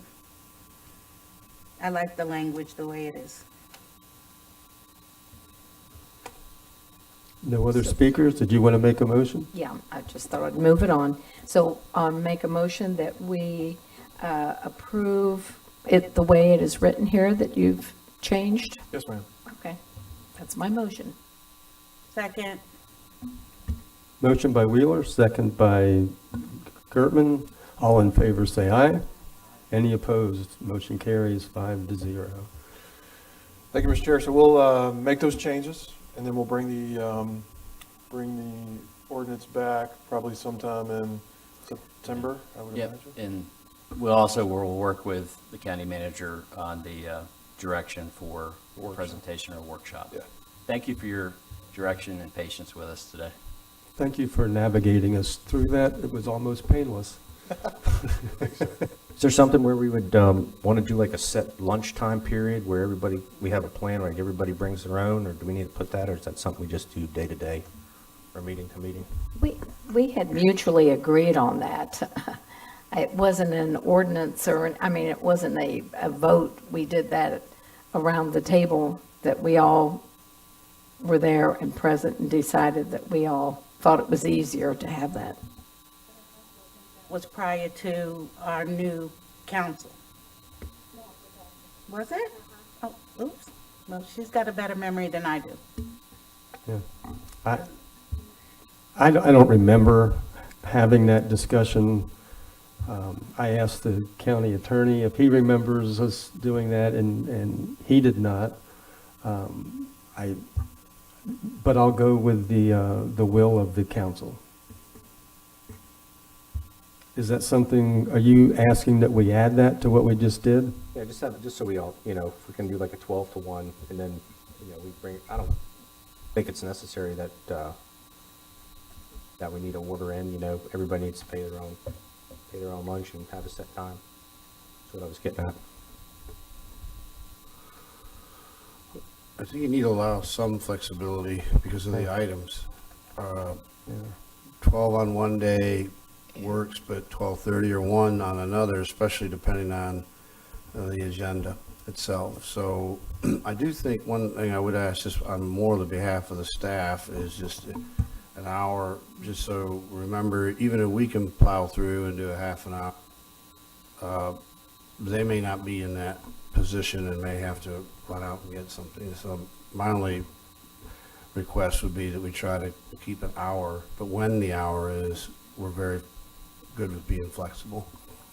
Yeah, I like being flexible just because of what was said before, that there's sometimes attorneys here that are going to speak, or staff member. Exactly, and there have been times when, depending on a lighter schedule, we might be able to power through and finish the meeting by 2 o'clock. So, so again, just allow for that flexibility is the most important thing. And it doesn't always, and like I say, staff is very resilient and they can do, but I think an hour gives them the opportunity to get out and get something that they may not normally have. Mr. Chair. Yes, Heather Post.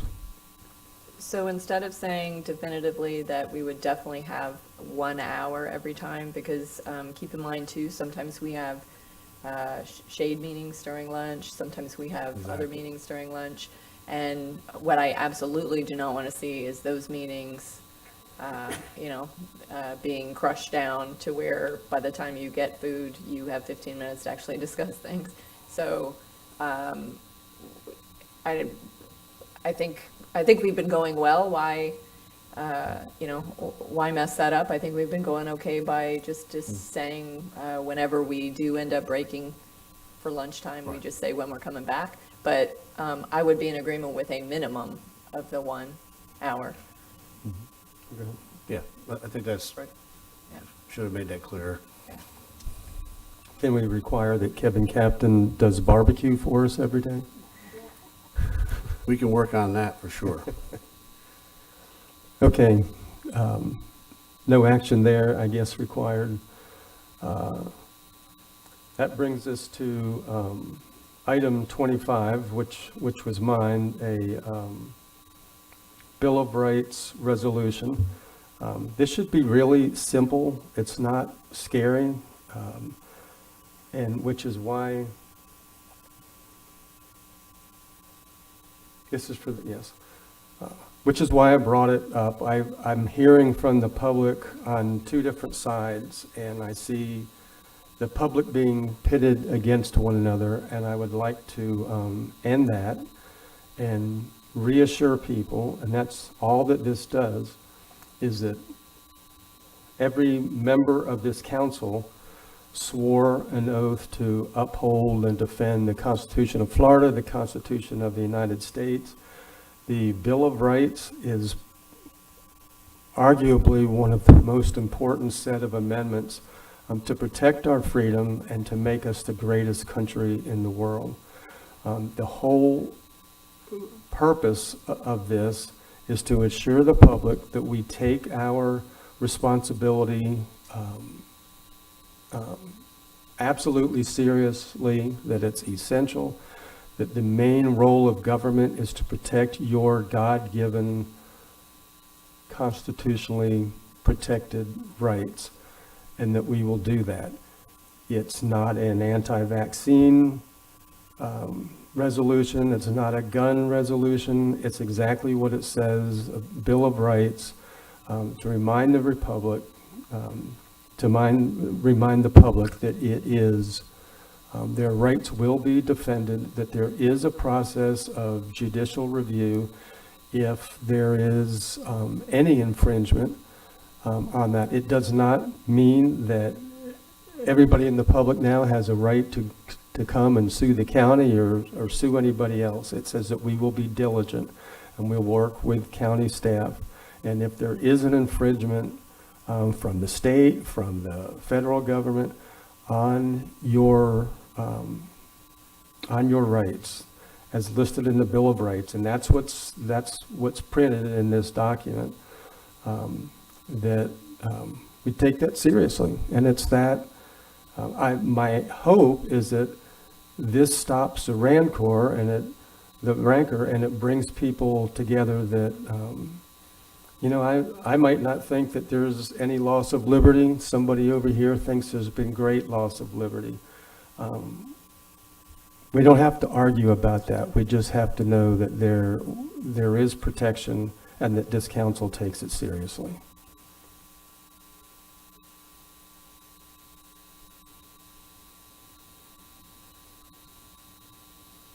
Motion to approve.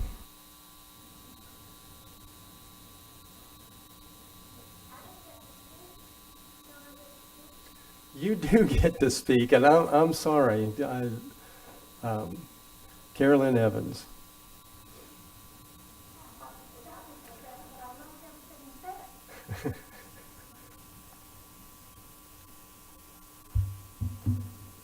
I'm Carolyn Evans. I've been a resident of Volusia County for 35 years. I live at 813 Oak Tree Terrace here in DeLand.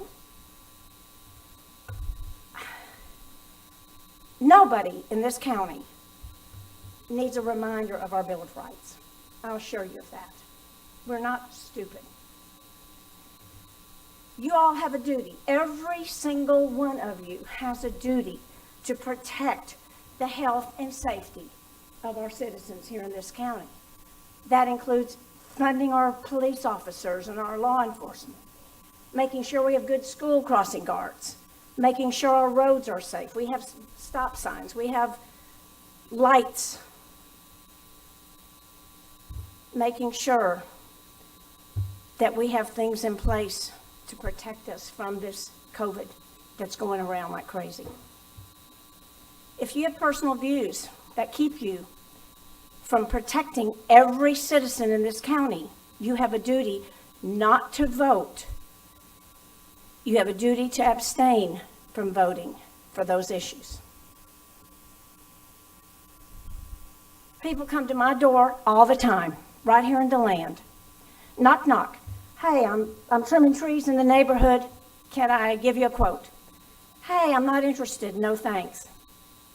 Hey, I've got a lawn service business. Can I give you a quote for cutting your grass?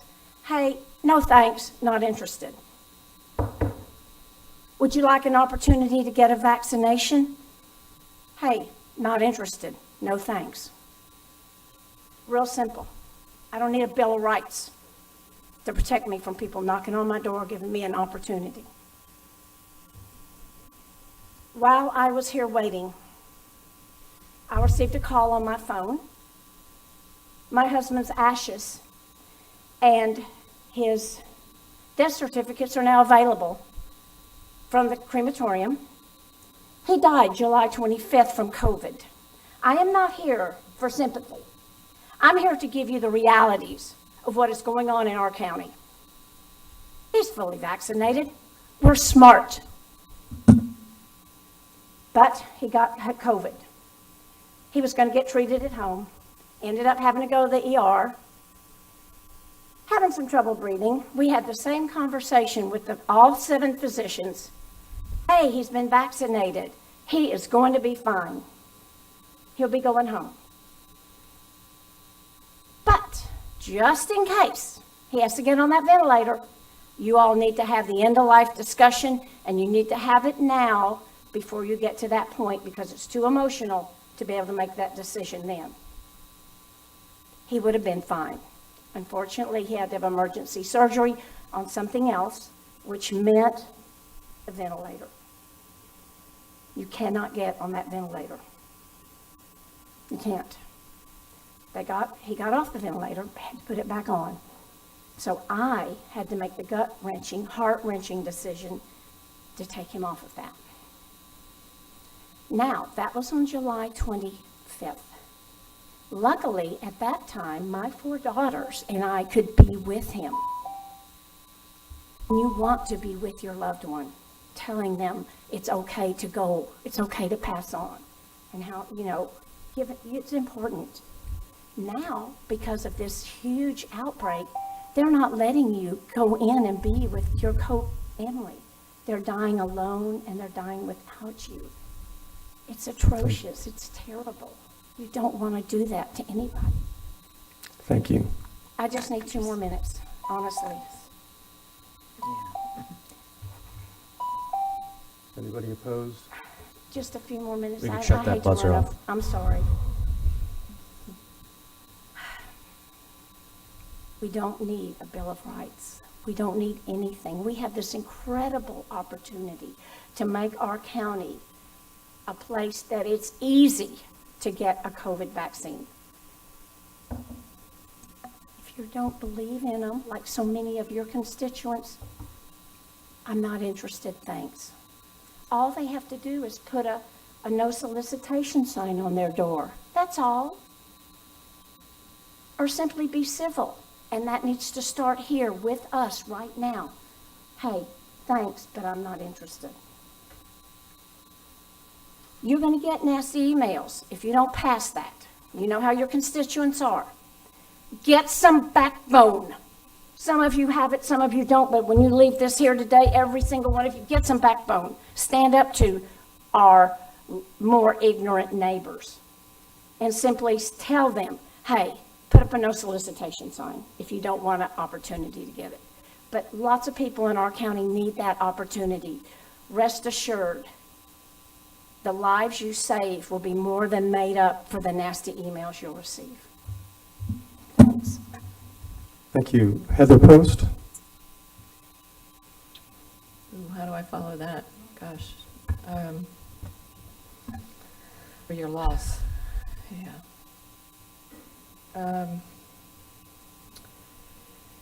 So I've heard lots of different viewpoints on this, and I've heard from a lot of people for sure.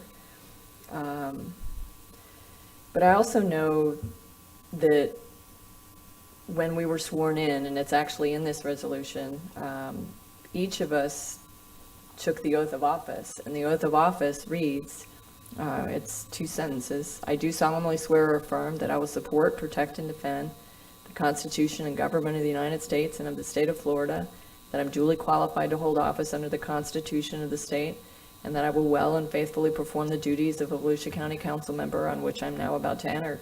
So help me God. We all took that oath, and I know when I took that oath, I took it very seriously. There was discussion about just bringing in one person to swear you in, and I didn't want to just have one person swearing us. I wanted to have the person that meant, a great deal to me swearing me in, and to me it meant a great deal, and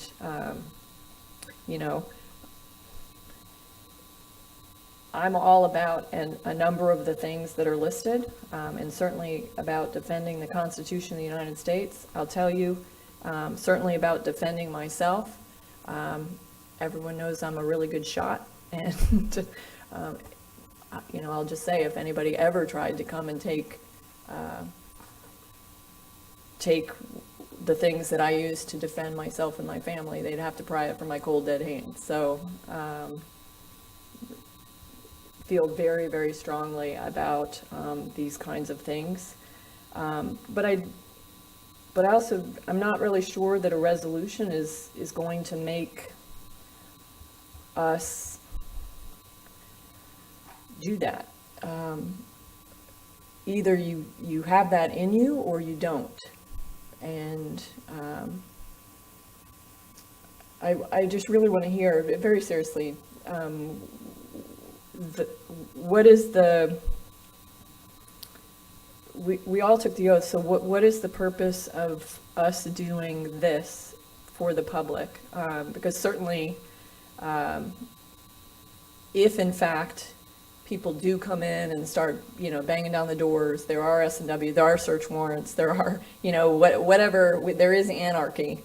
That's absolutely something that I hope, and if it isn't, I'll certainly make sure that the council responds to, for sure, absolutely, in a heartbeat. But we're not there. So I would love to hear more about what is the end game here that we're looking for, just to ensure that everybody's going to be defending our county. There are lots of different people, and certainly we're all a different makeup on the council for sure.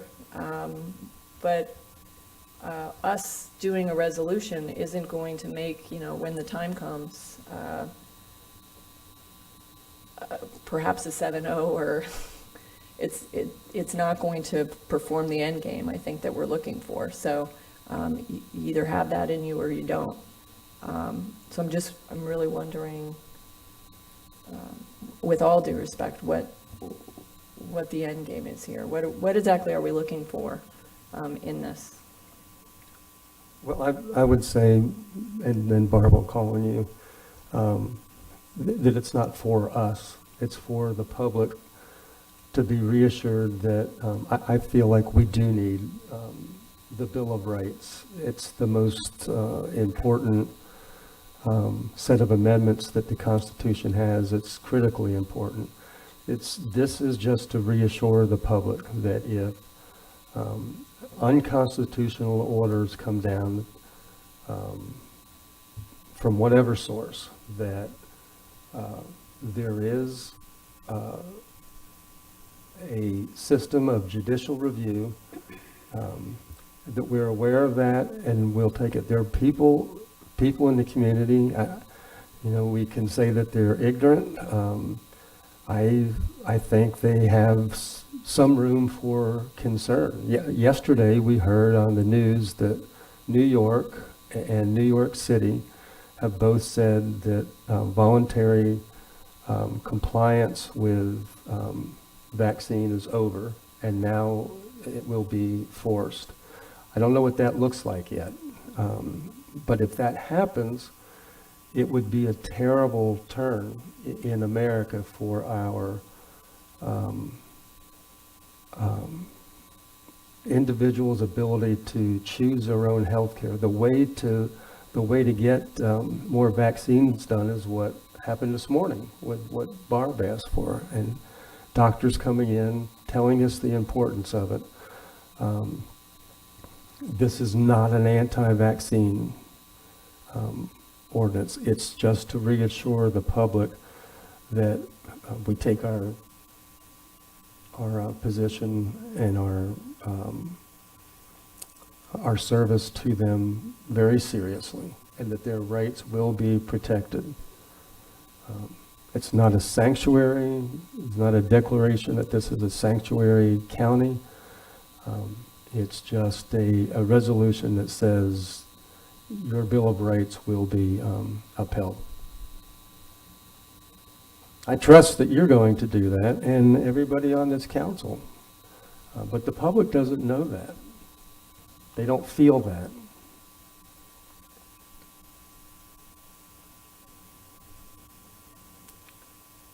Okay, well, I'm going to state for the record then that you already know what my feelings are on protecting myself. But should any infringement occur like that, I absolutely will respond swiftly and accordingly to address it for sure. That's not I think there's zero question in that.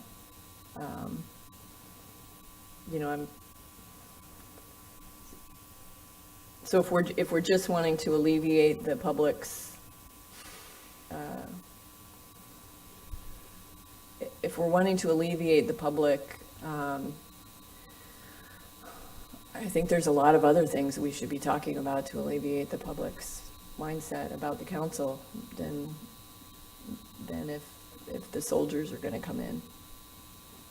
And if we are in fact going to appropriately respond should something truly horrible be impending.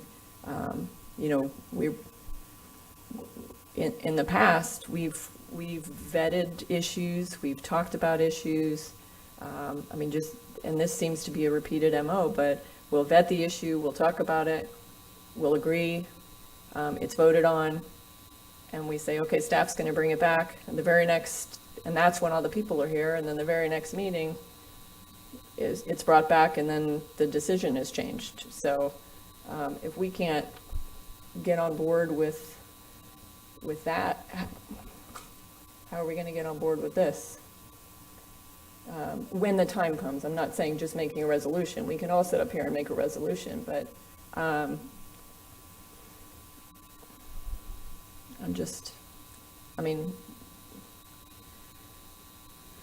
if the true intent is to really get the public to believe and understand that we will absolutely do these things, then I think we need to start showing that at a very basic level when anarchy and danger are not impending. And doing a resolution, I don't think is going to solve that in the public's eye. Again, I will say, I will absolutely do that and take immediate action. But I'm not sure if that's really getting the end game of what you're looking for.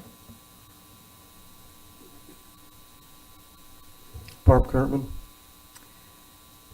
Thank you, Chair. Councilwoman Post, I fully agree with you. When I was elected, I took an oath, and since that time, I believe I have protected and served to the best of my ability. Will continue to do so, and I do not find that a resolution regarding a Bill of Rights that someone feels needs to be taken at this time. I've heard from my public and from the feedback I've received, this is not the direction they're interested in going. They feel that it's very divisive.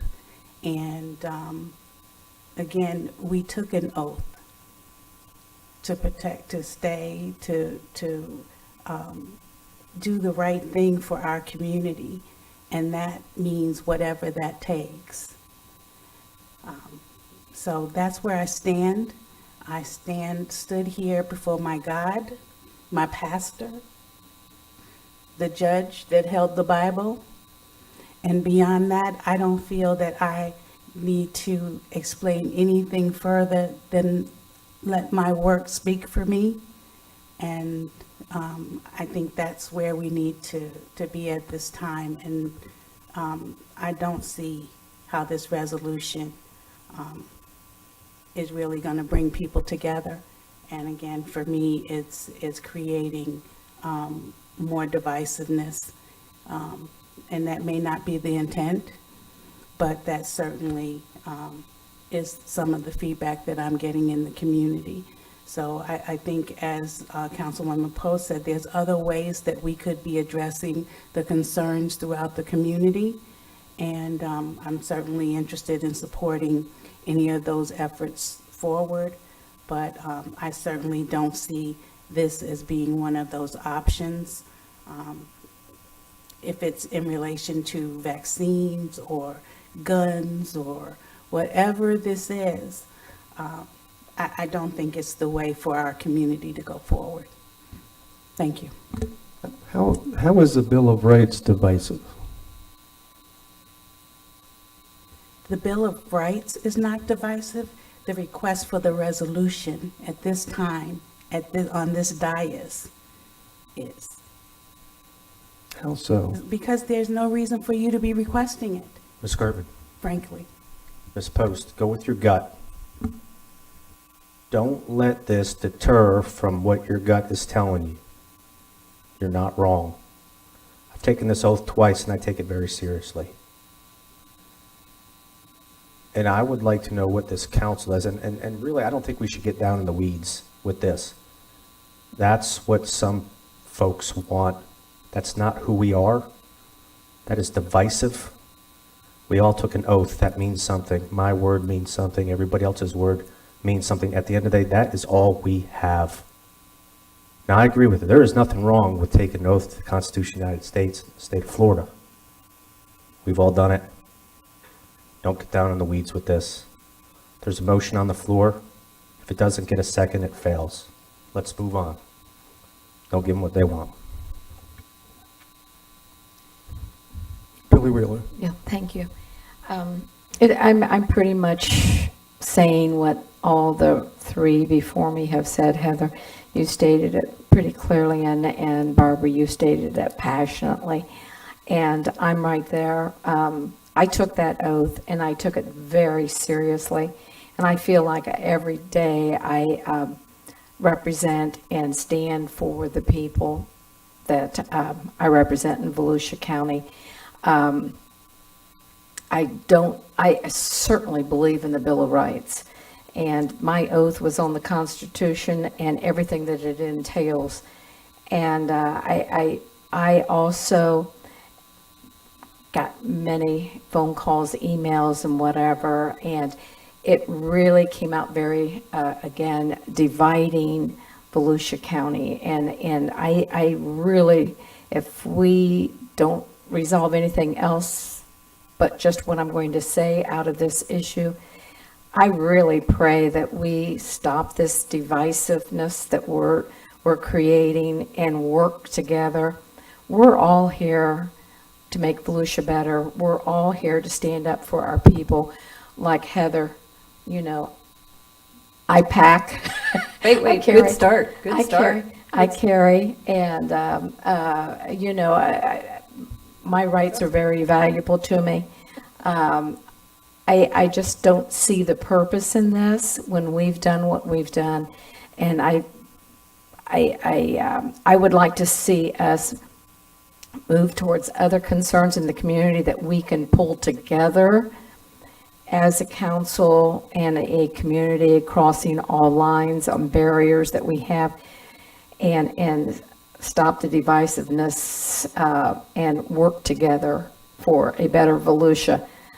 Again, very passionately took my oath, and I absolutely uphold my oath under my God, and there's not much that's going to sway me off of that. So I really don't see the purpose in this, and I would like to make a motion that we do not move this forward. There's already a motion. There's already a motion. Motion? on the Well, his floor. motion failed, though, Well, didn't he? There was no second. was there a second on Danny's? There was not. I know, but I hadn't called for Okay. one yet because everybody wanted to speak. I think. So if there is no second, then yes, it dies. So then my motion was that we do not move forward with this resolution. Heather Post. I really do want to address, Chair, I don't believe you brought this up to be decisive or to, I fully don't believe that in any way, that you brought this up to pit anyone against anyone else or in the community or otherwise. I think you brought this up because you're very passionate about this, and I can tell you, I remember in the law enforcement academy, someone, one of the instructors stood up at the beginning and said, which one of you in this room right now would lay down your life for the person next to you? And I immediately raised my hand. And which one of you right now would hop up and join the military if we were, being overrun? I would immediately raise my hand. And I would do that again today, both of those. I would, some of you may be a little slower than others, but I would absolutely lay down my life for any of you in the room. In what way be slower? There's some older.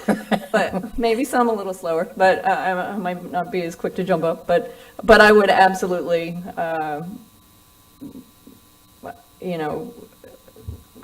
defend anyone in this room if they were in danger or any of that. And I certainly believe in God and my country and defending it for sure.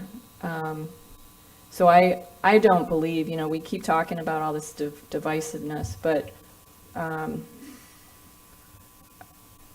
think it still comes down to the point of, this is just, you're asking council to just say something out loud, and it, again, is really,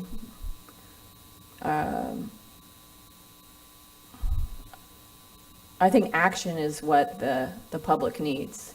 So when we vet issues, when we make decisions, when we give them to staff to come back to us with the final product for us to push through, and then a 180 is done, and because the second meeting, the public's not there, those kinds of things are what the public sees. And the same thing could be done on a resolution like this. I think those are the kinds of things that we need to focus on as a council. I applaud you for believing in our country. When I say the pledge in the morning, I say the pledge in the morning. I mean, I believe in it wholeheartedly. But I'm looking at your end game, and I think there's if the end game is truly giving the message to the public that we are here for them, that we will defend them, that we will make the right decisions for them. I think this is way up here, and we need to get back to a very basic level of doing that. And So that's what I would say. Thank you. I don't think there's anything more basic than the Bill of Rights. Again, this is not for us, it's for the public who says, what is our protection? Here it is, and here's the remedy that they can look forward to. That should not be controversial to give the public that information. It's not asking you to prove yourself, it's giving the public a clear vision of what the remedy is, and that's all that it is. Danny? Respectfully, Chair, I think she was just trying to say it's more like a duplication of resources. But there should be no question in anybody's mind in Volusia County where we stand. And I said it in a staff meeting with the Sheriff's Office. We'll be elbow to elbow in the streets if it comes down to it. We need to move on. Billy, you had a motion on the table to not proceed. Second by Gertman. All in favor, say aye. Any opposed? Aye. So motion carries 4-1.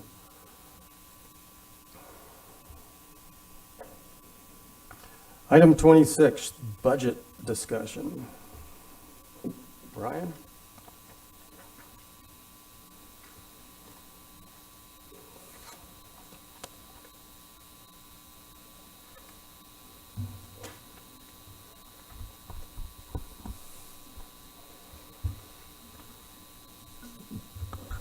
Good afternoon, Council and Chair. Ryan Osowski, Chief Financial Officer. Before we get started with a small presentation, recently there's been some discussion about how much growth will bring in tax revenues to the county. And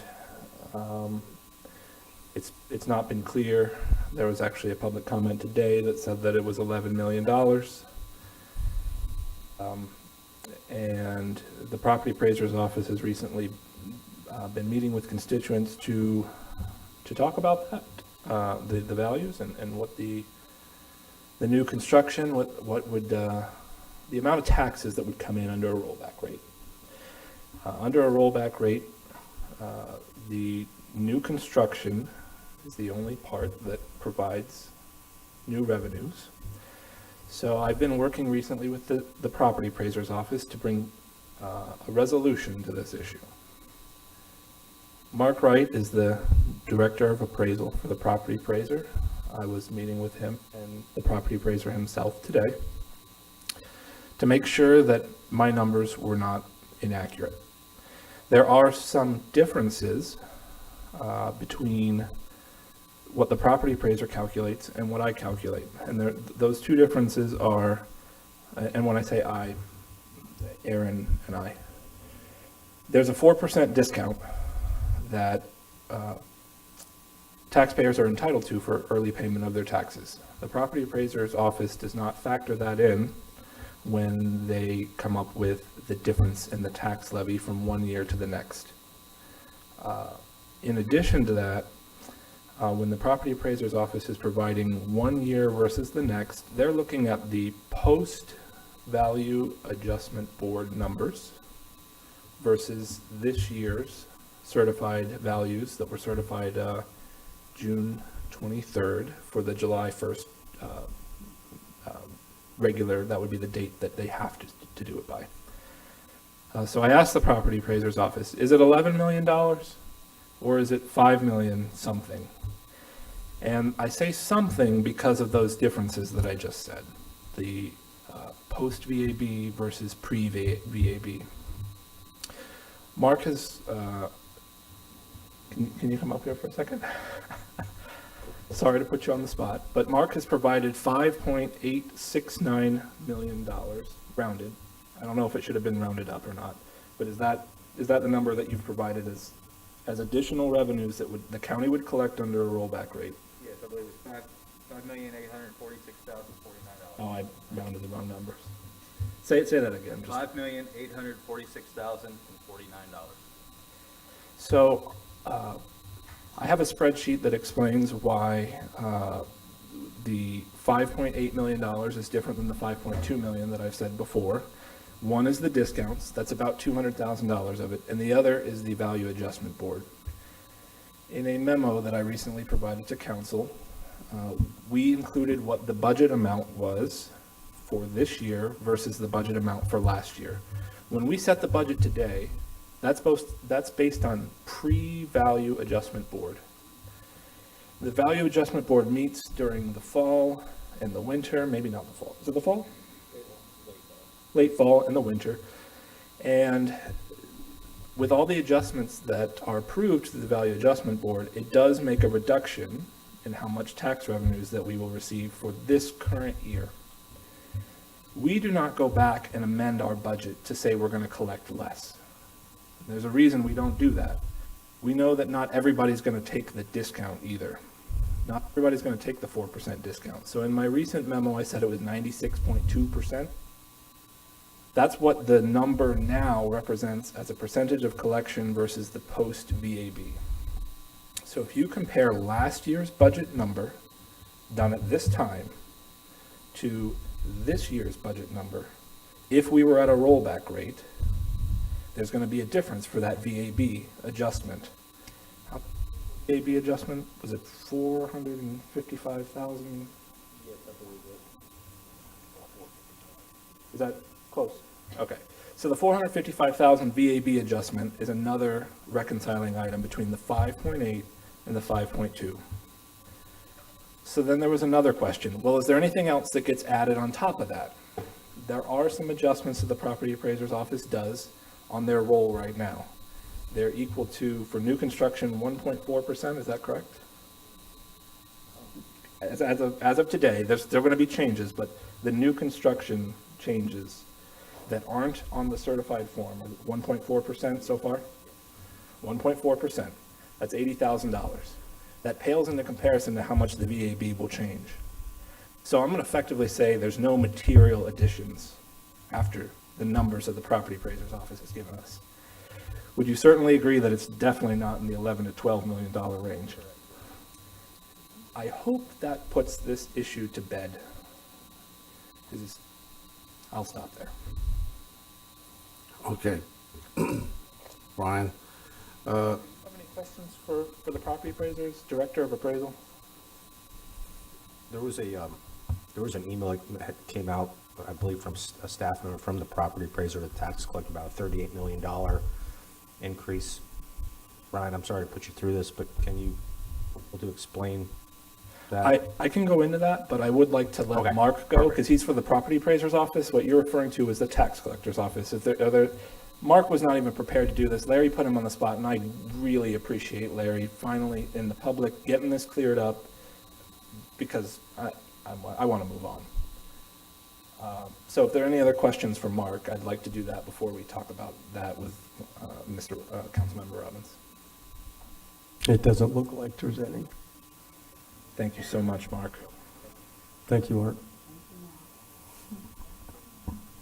So just to summarize and make this clear, the statement this morning about the $11 million made by the gentleman is not factual. It is incorrect. The number is what Ryan has given you. So, again, this needs to be, point of fact that's out there. Can we also clear up the highest tax, 15% tax? We're going to talk about that. Good. That's in the presentation. Figured it would be.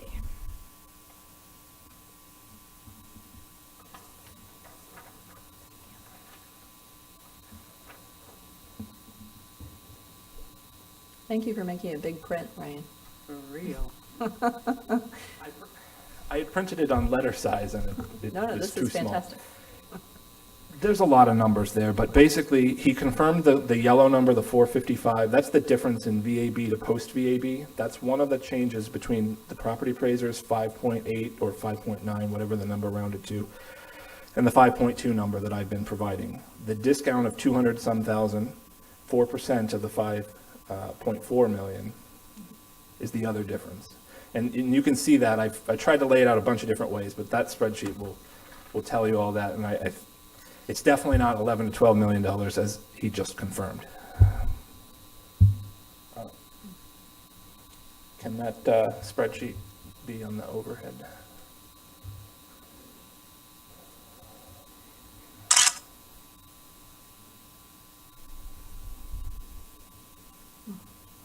I'm waiting on the overhead.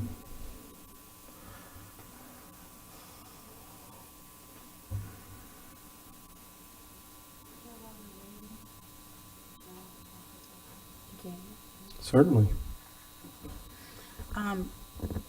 Ryan, is there anything that shows the actual county taxes, right? So if you looked at, say, City of DeLand and the county and everything combined, and then you looked at an unincorporated county resident that everything else was equal, right? Have we been able to do that type of comparison so we can see what's really being impacted through county fees and taxes versus municipal, county, and all other, of the funds that impact here or impact here? So the spreadsheet that's on the screen might be part of that. Okay. But we actually have some additional information on the slides about where we rank as a county for county taxes and where we rank when you add everything else in. Okay, that's what I want to see. Thank you. Okay, so I had received questions about the amount of taxes that was recently been reported about a $38 million increase. The number is 37,897, which is the the total on the first yellow headed column. The tax collector's office did not prepare this summary. I want to put that as a disclaimer. They gave me all the details to go behind this. I would think that they would agree with this, and I can provide that to them, but they provided me the details so that I could do my own summary. The total amount collected of $37.9 million was the FY19 to FY20 change. And that was broken out in $17 million for the county, $9.8 million for the school board, $11.1 million for the cities, and I'm not going to read the rest of the numbers. You can see the differences there. But in addition to that, that was FY19 to 20. I also asked them for FY20 to 21, and you'll see the breakdown there. It was actually even more than the 38 million when you add everything together. It was 41.5 million. 7.1 million of that was the county. The remainder it was the school board, cities, and other types of agencies that are listed here. Does that answer your question, Councilman Robbins? Okay. All right. So that kind of gives you a breakdown as far as all taxes, what part of it's the county and what part of it's everything else, Ms. Gertman. But we also have the rankings on the slides as well. I will have Aaron come up to start going through the presentation.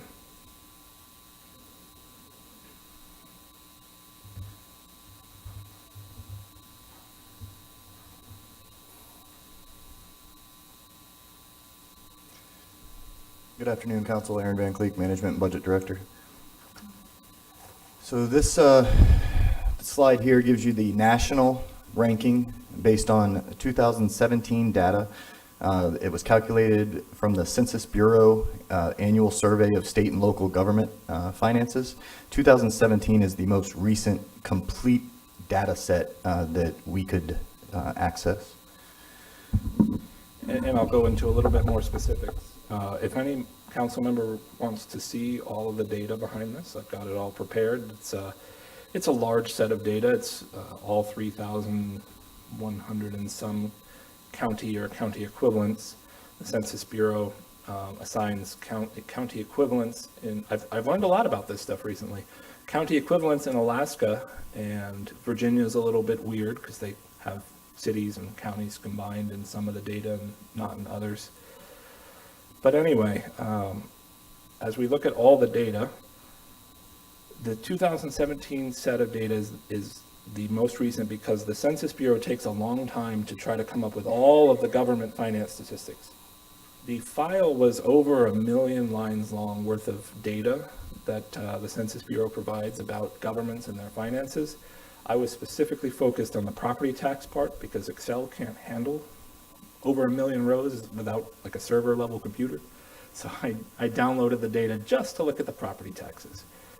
So on the property tax side, we then imported the population per the Census Bureau for 2017 so that it was apples to apples taxes for property taxes for 2017 versus population for 2017. And then from the Bureau of Economic Analysis, got the per capita income so that we could do all of these calculations for every county in the country so that we could then accurately rank ourselves. I think here's as good as a time as any other. There's a website called taxrates.org that's been invoked about our ranking. They don't provide data. I'm sure if it was necessary for us, we could try to reach out to this company and get the data behind it. But when I was looking just at the state of Florida and where we rank with the state of Florida on taxes per capita, Franklin County was one of the highest counties that actually ended up being taxes per capita taxes as a percentage of income per capita. So let me correct that. Franklin County was one of the highest in property taxes as a percentage of per capita income. So then I wanted to go, well, what does this website say about that? It says that Franklin County is ranked -1th out of 3,143 counties. It also mentions that Dixie County is one of the websites, or one of the counties with the lowest tax. I wanted to see, well, what is their factor that we're being claimed to be in the top 15%? They're also -1th. So it's hard to see if that data is accurate when there's counties that don't even have the right ranking on their website.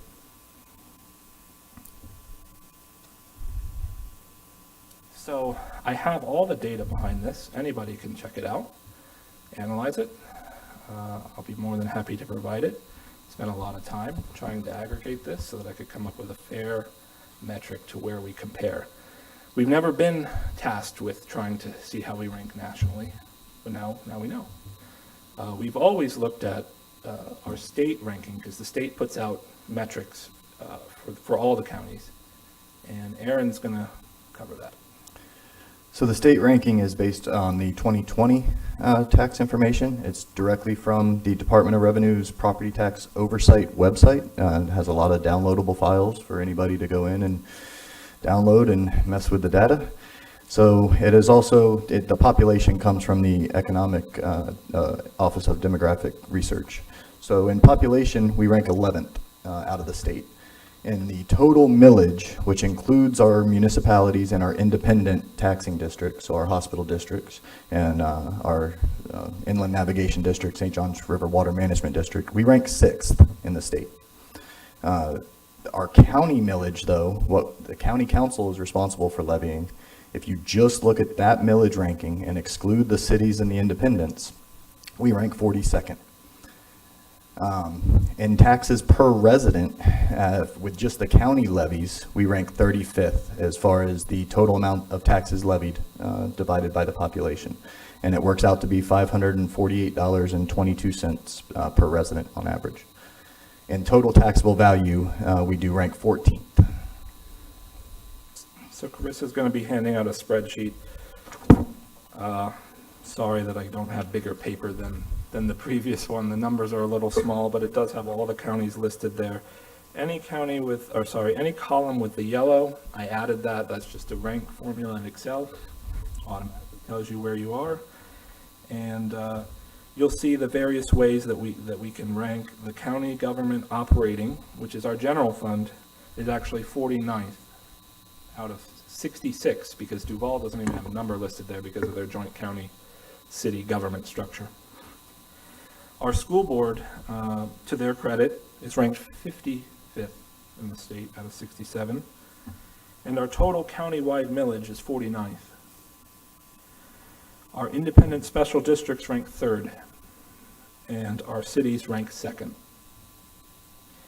That's why our average comes up to 6. Ms. Gertman, is this kind of what you were looking for? Yes, it is. That's exactly what I was looking for. And what impact do we have on those numbers? I'm doing the squint.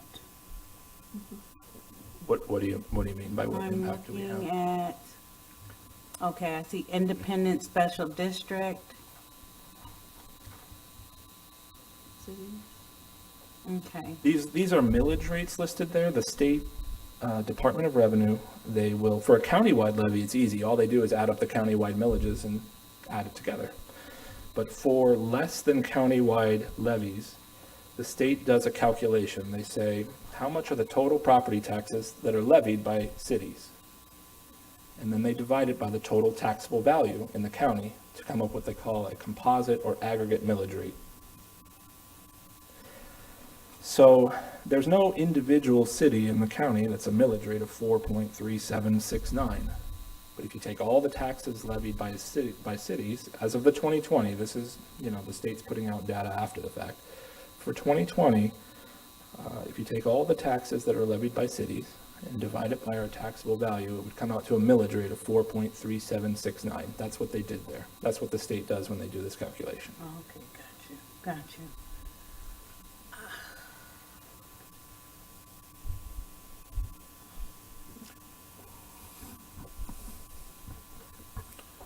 So moving on. Hold on one second. I think Barb's still thinking, but Heather had a question as well. She is, because I guess my question is, when you get your tax bill, right, and it shows that difference, and again, if you're talking the municipality or you're talking unincorporated. So I'm really interested to see the difference in unincorporated and that of a municipality and where that range stacks up. So I know you have that. That would be the MSD. Remember, our municipal comparison would be the MSD. And in fairness, also with the fire fund, because in the city, they would probably have that altogether in their general fund. In our case, because we have the separate fire fund, you have to take the MSD and the fire fund and combine, and that would be what we need really essentially for the unincorporated, plus we do fire, of course, for a couple of the small cities. Right. So it's slightly different than the MSD, but fairly close. We can work on, if you want to meet some other time. And Yeah, some other time, and I'm not expecting it at this moment. But what this continues to remind me of is the county is the heavy for any of this, right? You receive your bill and it says Volusia County, blah, blah, blah, blah, right?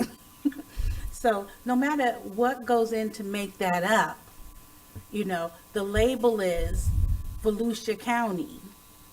So whether it's state, whether it's federal, whether it's municipality, whatever it is, it still comes down like we are the shiny object of any of this. So if there's any burden, it's always coming down to it's Volusia County's problem, and it's because we're not managing appropriately that, these numbers are being represented the way they are. And I think the best way we can communicate with the public to break these numbers down and show, okay, this is our part of the pie, and this isn't. This is what we don't have control over, right? And I just think it's not clear when a person gets their bill, it's not explainable. So what we could do is take the millage rates, the county millage rates, put them in one piece of a pie, the school board millage rates, and I'll use these aggregate millage rates here because that will be a composite of the entire county as far as the different cities, because one city will be lower than another city. Sure, sure. But that's why the state does this aggregate millage rate, is to do that. And we'll put together a pie chart to do that. Just, again, on a very high level, remember, we have 16 cities. See, and not every county faces that. So, and so there's a built-in inefficiency factor when you have that, you know, and so it's a trade-off between local control. People want to be able to control their area, their city, and that's great. And within that, probably a higher level of service than what we have in the unincorporated in many cases. So, but when you have 16 of them, like we do, and what they're doing as a state is aggregating that, so it gives you a better comparison. You know, a county with maybe just a few cities, there would probably be more efficiency, and therefore, when they aggregate that number, it's likely lower. And that's what, you know, again, what we're up against is kind of that inefficiency of the structure that we are. But I think helping the public understand the difference, and I know the messaging is difficult to kind of boil it down to that understandable bite, but I think that's where we are, you know, to help people understand what part is county and what isn't. I can tell you, we've never had anyone before, since I've been here in 20 some odd years, try to boil down 1 million lines of data like Ryan has done, and that's what we're heading towards, trying to get that to an understandable bite. But it takes that kind of research and work that he's doing, and I think, you know, we're just very lucky to have these guys to do this and be able to attempt this. Our IT people are probably getting whacked out. He's trying to, like I say, take up a whole server, but if that's what's necessary, I think it is important, because years we've had a lot of these misunderstandings and issues, and you have to know where you're at to get to some of the meat of it to decide where we're going to go. And so again, just I agree with you, and we're trying to take a look at we have the pie charts, we have the things that we've done for years, but we're going to take different eyes, different looks, and try to do this differently so that people can understand the outcome. You know, in the end, I understand that people want efficient government and don't want to pay high taxes. I'm one of them. We all are. So, but we have to really understand where things really are and where expenses are, and so that we can help fix them. Because I think some of these are going to really, in the long run, mean some model changes, and that's why I'm open to those model changes, because we have to be, and because of the type of data that they're going to try to boil down to those nuggets. So with that, I'll back to you guys. The guys in black, by the way. Hold on 1 second, please. They're always coordinated, and when they come here in their men in black uniforms. It's not planned. I'm buying another suit tomorrow. Heather Post, you had a question? Yes, so, Aaron, I just want to make sure that I'm hearing correctly. So, when we say rank sixth, Volusia, am I hearing you correctly, that Volusia County ranks sixth in the state as far as the taxes that we require from our citizens when you include everything that I'm looking at on the screen? So the different districts, the school board, all of the taxes that we as a collective government body, everyone puts on our citizens. We are sixth in the state in terms of highest taxes. That is correct. Not with what's on the screen. What's on the screen is only representative of incorporated Edgewater, but yes, all taxing districts combined We rank 6th. The county's part of that is in the 40s. Yes, the county's part of that is 42nd. So I'm hearing you break it out. I get it. I get what you're saying. That, well, the county is only charging this much, and we're down here, and I hear you. But I'm also hearing the citizens, and I also know that the citizens need to buy bread, and the citizens need to buy school clothes, and the citizens need to buy gas and rent and all of those kinds of things, and that we also have, low incomes, low, median, middle class incomes, and there's a reason that we're talking about needing to raise the pay levels. So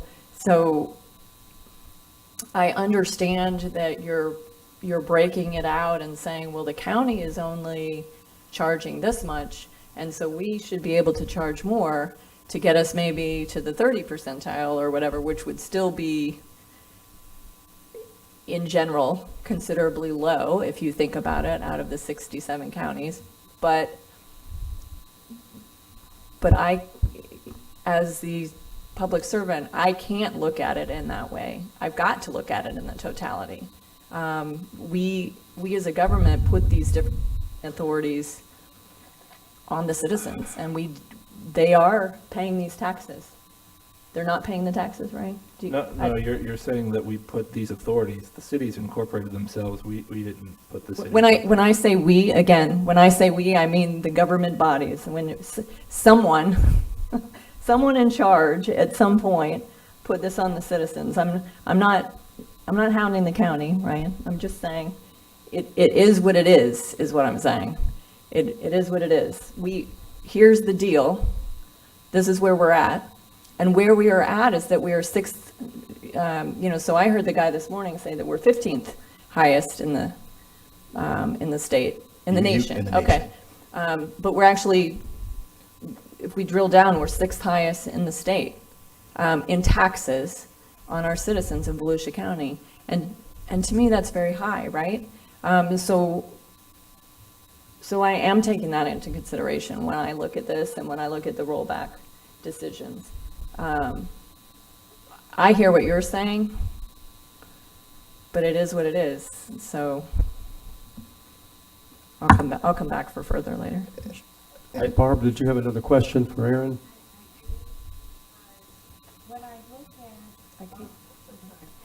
When I look at the first taxing district, and it's 50.48, and $45 of that is Volusia Echo and Volusia Forever. So when you look at the percentage of increase, the majority of increase is coming from what the voters voted for, what they voted to tax themselves.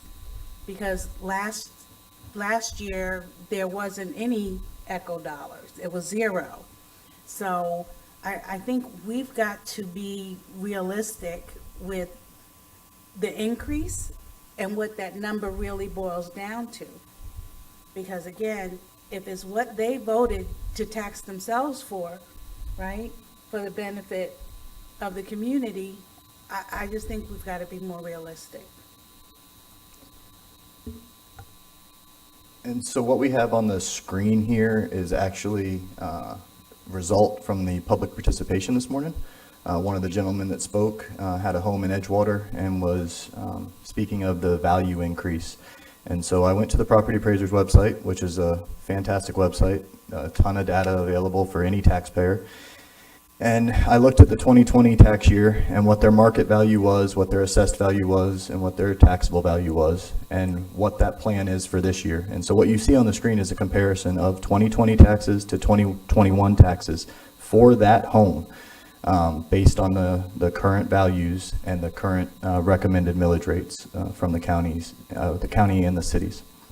So this home does break down with the county taxing districts being $50.48.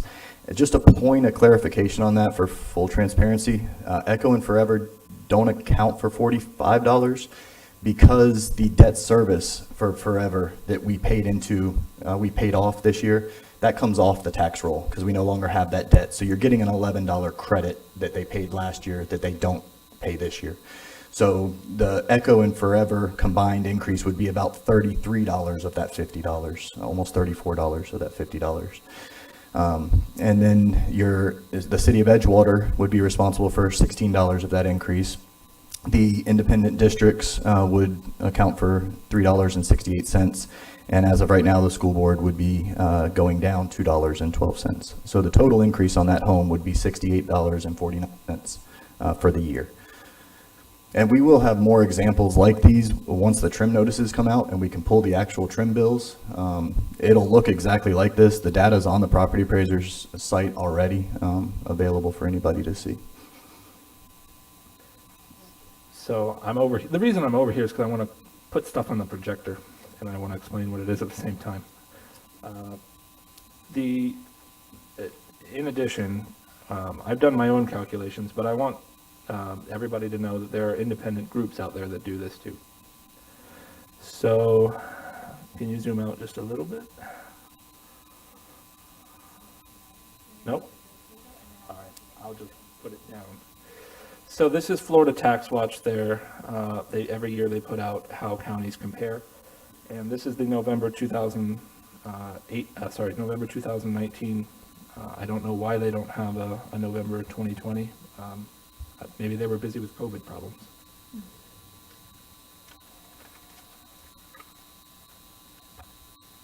So, no, we're good here. This chart is total per capita property tax levies by county. You could see the statewide average in 2019 is the bold, was 1,597. And you can see where we rank, 21st.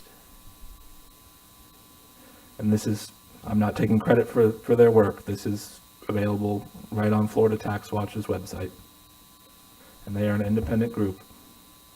So while our millage rate might be, the rate might be the 6th, after you take into account things that the county does not control, our tax number here per this independent group is 21. So 6th is the millage rate. The total I understand the 6th, but go back to that screen, please, Ryan. It's just the caveat of what you're saying is when you take out the things that the county cannot control. So you're removing from the picture. This one is actually per capita total property taxes. So not what you were saying? This is per capita county government taxes. I haven't highlighted where we are, but where are we? I think we were 30th. Yeah, there we are, 30th. So we come down just like we do in the tax rates. The first page I showed you was everything.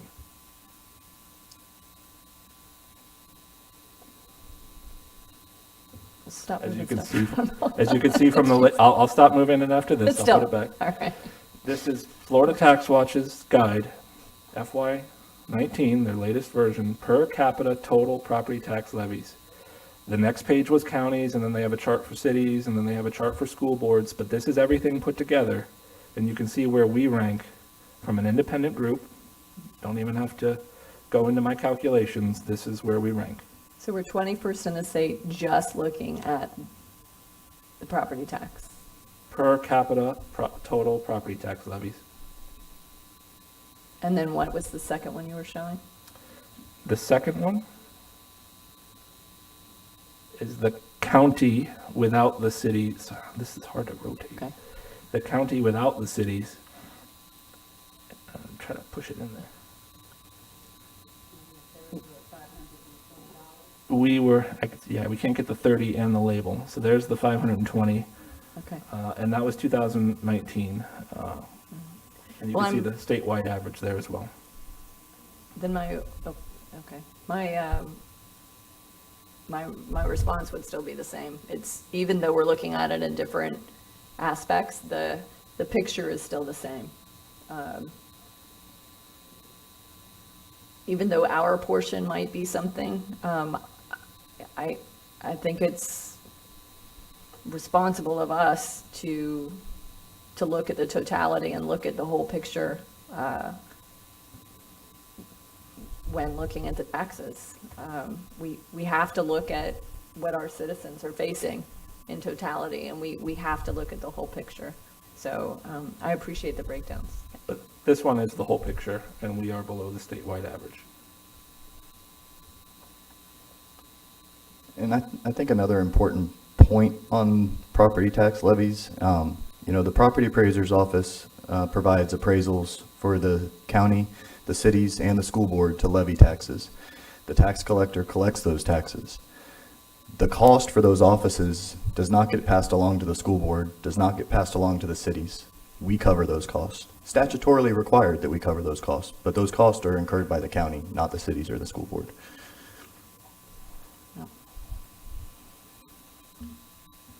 But still, it is what it is.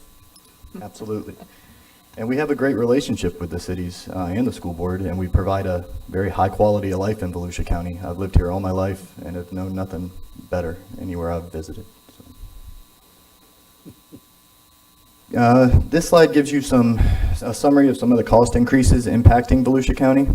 In the general fund, we have $13.3 million in independent constitutional officer and court increases. We have $3 million in other external expenses or state mandated requirements. And in the general fund, we have 18 new corrections officers budgeted over the next 4 years to address staffing concerns in that division. In all funds, we face the $15 minimum wage by 2026. And then we have some inflation increases that are facing us in all funds. 6% inflation in health insurance contributions, a 6.8% increase in state mandated retirement contributions to the FRS system. That is the employer increase. Go ahead. I do want to be fair about these next ones. These were as of the May. The next things that Aaron's about to say were as of the June CPI report. And so as of the May-June CPI report, 8.7% inflation in goods and materials, less food and energy. 24.5% inflation in energy, which would be your fuel and electricity. 3.1% inflation in contracted services, less the energy services. And 12.8% inflation in construction input cost, which greatly impacts our capital program and the projects we put out to bid. This is a breakdown of fiscal year 21-22's general fund as we stand now. The revenue increases at the rollback rate would be $6.9 million. Property taxes on new construction would account for $5.2 million of that. Non-property tax revenue increases would be $1.8 million. We have expenditure increases in the general fund of $22.3 million. I already mentioned the constitutional offices and the courts being $13.3 million of that. The county has increased approximately $9 million. The deficit based on the current recommendations would be $15.4 million. The recommended budget plan to address the deficit would be no change in the tax rate, a flat millage rate, which is not a rate increase, but it is a tax increase because of the value change. That is a $10.2 million increase in revenue in the general fund, and then an additional use of reserves or one-time savings to fund the rest of the deficit based on our recommended plan. And that additional use of reserves, one-time savings, would fund a lot of the major capital transfers we have, like the E911 system, the corrections network, infrastructure upgrades.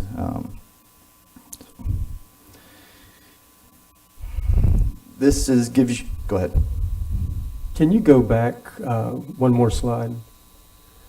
I just want to, I know what the answer is going to be, but when we look at all the inflation, all the cost increases that the county's facing, here's my dilemma, is that every taxpayer in the county is looking at those same cost increases too. Every taxpayer in the county has to make ends meet.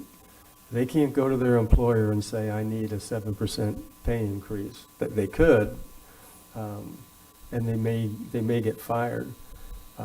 So that's the tightrope that we have to walk, is that it's not just us facing that. Every household faces it, and they have to make cuts according to it.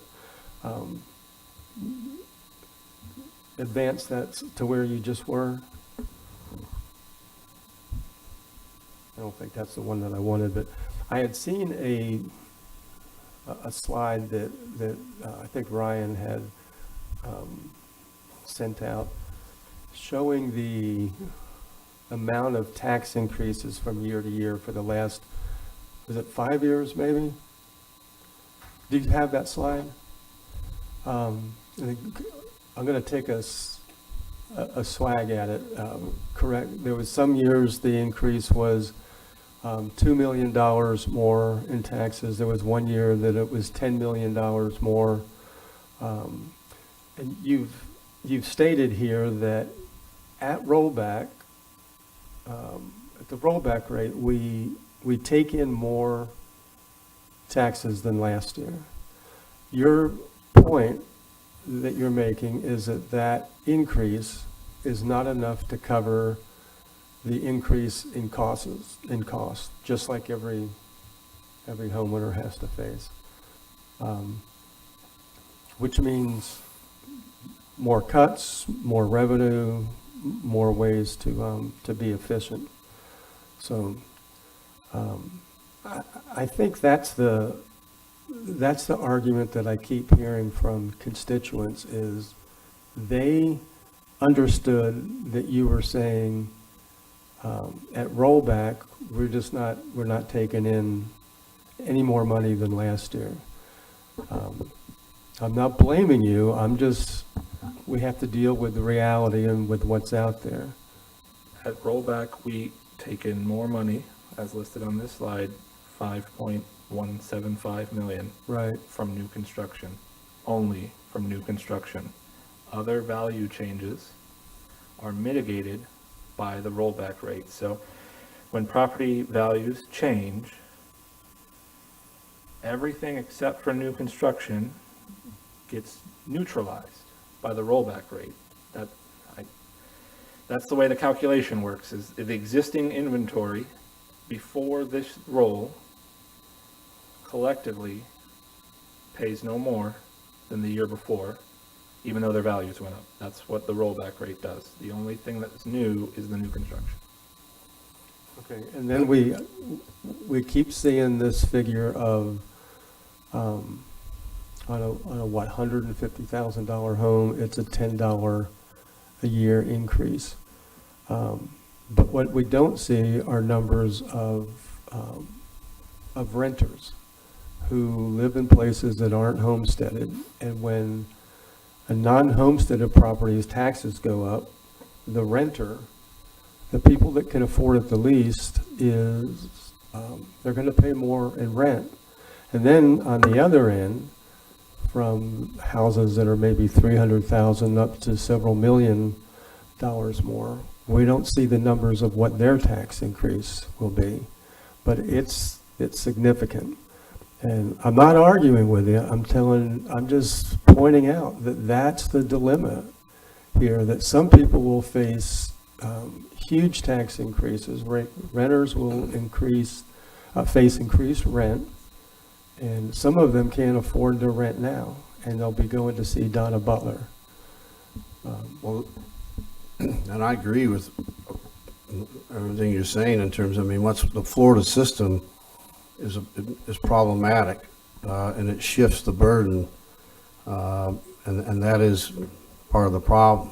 When you have some of the exemptions and the things that you have, then it shifts it, to those that don't have those exemptions. But the other part, I want to make clear is in this budget, all these division and department heads out there, they didn't get everything they asked for. We worked really hard to have a budget, and even with what we're putting on, we're spending one-time money. I'm dipping into the reserves, and yeah, it's a flat millage because I knew I couldn't go any farther, And we had to work with everybody else to drive down costs. And the other part, remember, is the biggest part of the cost in these areas is the protective services. So and that's the thing that, you know, I want everyone to remember. It's 2/3 of the general fund is just in that alone, and then you get into the other things that back it up, like the IT system that's behind all those guys to make sure that they're dispatched correctly and their radio systems work. And then on top of that, you have, you know, the things that are behind it to support them. You have the court system that takes care of people after that. So it's a big system. And again, we're all for, and have been for years, cutting, trying not to grow at a rate that touches inflation. But we're at a point now where, you know, when you've got these kind of increased costs and things that we don't control, we are going to have to then start looking at, well, what will be the level of service, or what do we don't provide anymore? And that's what we're getting ready to face. And this was predicted. We've talked about it for years coming into this. And, you know, now some of us is here. The one caveat we always said, thank God we don't have inflation, and we've been able to shave down, cut down, but sometimes to our detriment. And we've been criticized for maybe not having some of the systems or the pay and the things that we would like to have here. So I just, you know, want that to be understood. I've never had a time where we've said, hey, let's go on out and increase the budget or spend. It's always been, what are we doing to cut? What are we doing to be more efficient? But sometimes you just can't efficient your way out of some of these increases that that were at us, like healthcare, you know, and stuff like the pension, you know, that's dictated down to us. And when you have the amount of employees we have, it's a lot of cost. But I will also say, you know, a lot of these employees have been working at an underpaid rate. So when we look at what the deputies are making out there, when we look at what the correctional guys are making out there, when we look at what the fire guys are making, that's what's causing a lot of this. And when you go to the other areas, there's not enough money there to make a dent in some of these increases. And we'll continue to do that, but, you know, you start getting into also quality of life issues. This county just voted in forever and echo, which that tells me that the people want to have property, they want to have parks, they want to have these things. So, but they cost money.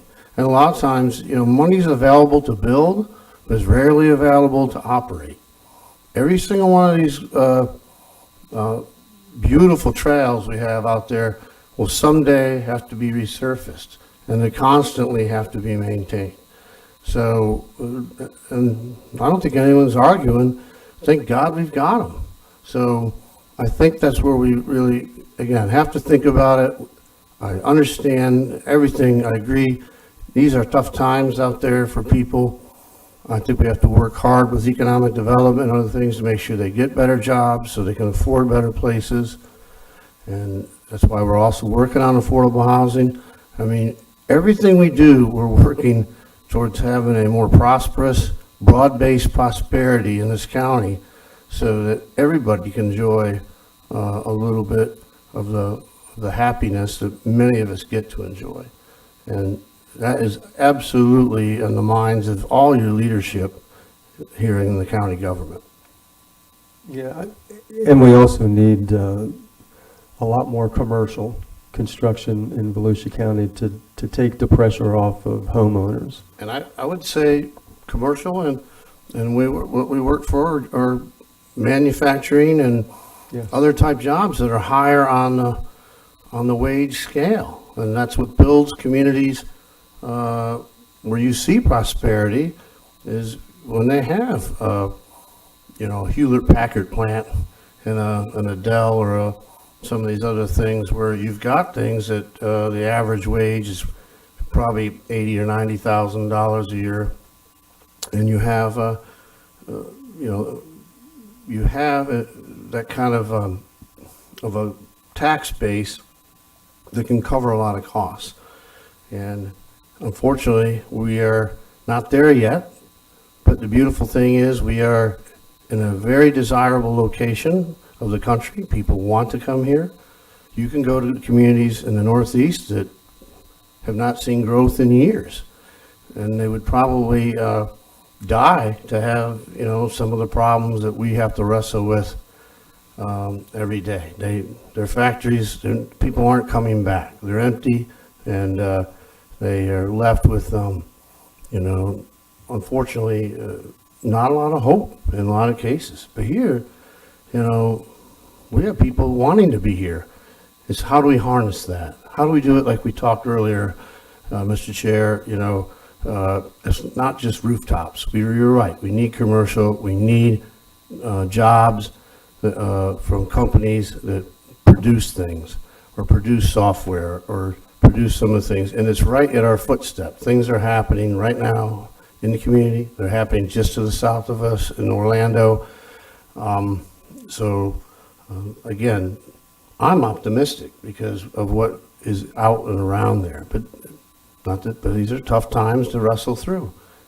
And our programs are meant to help those people, and we'll continue to do that. But I just want to say, I think that certainly what we're asking for here is reasonable. Where we go, we'll continue to debate and talk about, but I don't think anyone's asked for anything, out of line at all. I'll add to that on a positive note. You didn't get to go, but 3 of us recently went to the big business incubator 10-year celebration, and it was nothing short of inspiring to meet the young entrepreneurs that are being guided in Volusia County that have created multi-million-dollar businesses, and will be here, and they will be building, and they will be hiring people, and the jobs will pay more. And a lot of the things that Cyrus and Helga are working on will do the same thing. So the problem is, how do we get there and not send more people to Donna Butler for financial help? So I think a couple more questions, Barb Gertman and then Danny.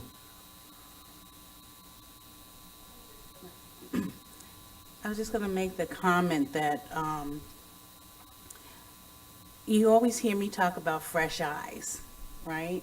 You hear me talk about always interested to have somebody new at the table who's looking at things from a different perspective.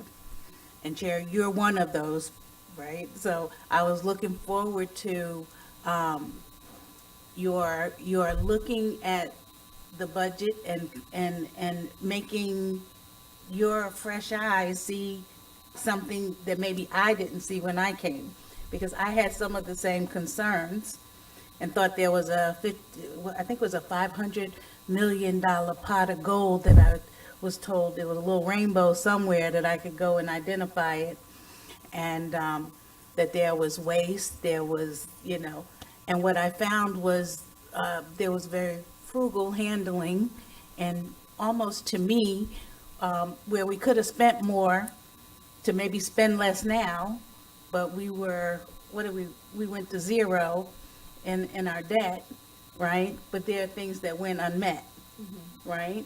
A lot. So I just think that fresh eyes and fresh perspective to look at this from your view and see if you're seeing the same thing I'm seeing, right? Because I met with the auditors and they were like, I said, where's the waste? And they're like, can't help you because we can't find it. They're very frugal. They're very efficient in what they do. But again, I was looking forward to having someone that we're not always on the same page, but it's fresh eyes, different perspective, and I was really, and still am, interested to hear your perspective of how we could do this differently, even if it's not now this year, but just going forward, how maybe we can approach some of these things a little differently, because again, it takes different perspectives. And I certainly am somebody who are concerned about the underserved, the lower income, right? But I certainly also would rather see incremental increase, right, than a big chunk. And to me, if we don't hold the line or we don't make a difference this year, then I'm concerned, what does it look like next year? What does it look like beyond that? And I'd much rather see an incremental increase because everything around us is increasing, than to see we step back to give a discount today to then have to add maybe 2 or 3 times more because something else catastrophic happens in between time. So that's my perspective on where we are right now, unless somebody can show me something different. Danny?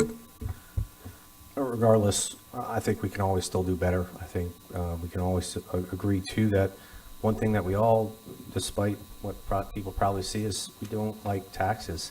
But this may be a good opportunity, council, to look at, we've talked about cuts in all departments except for our own.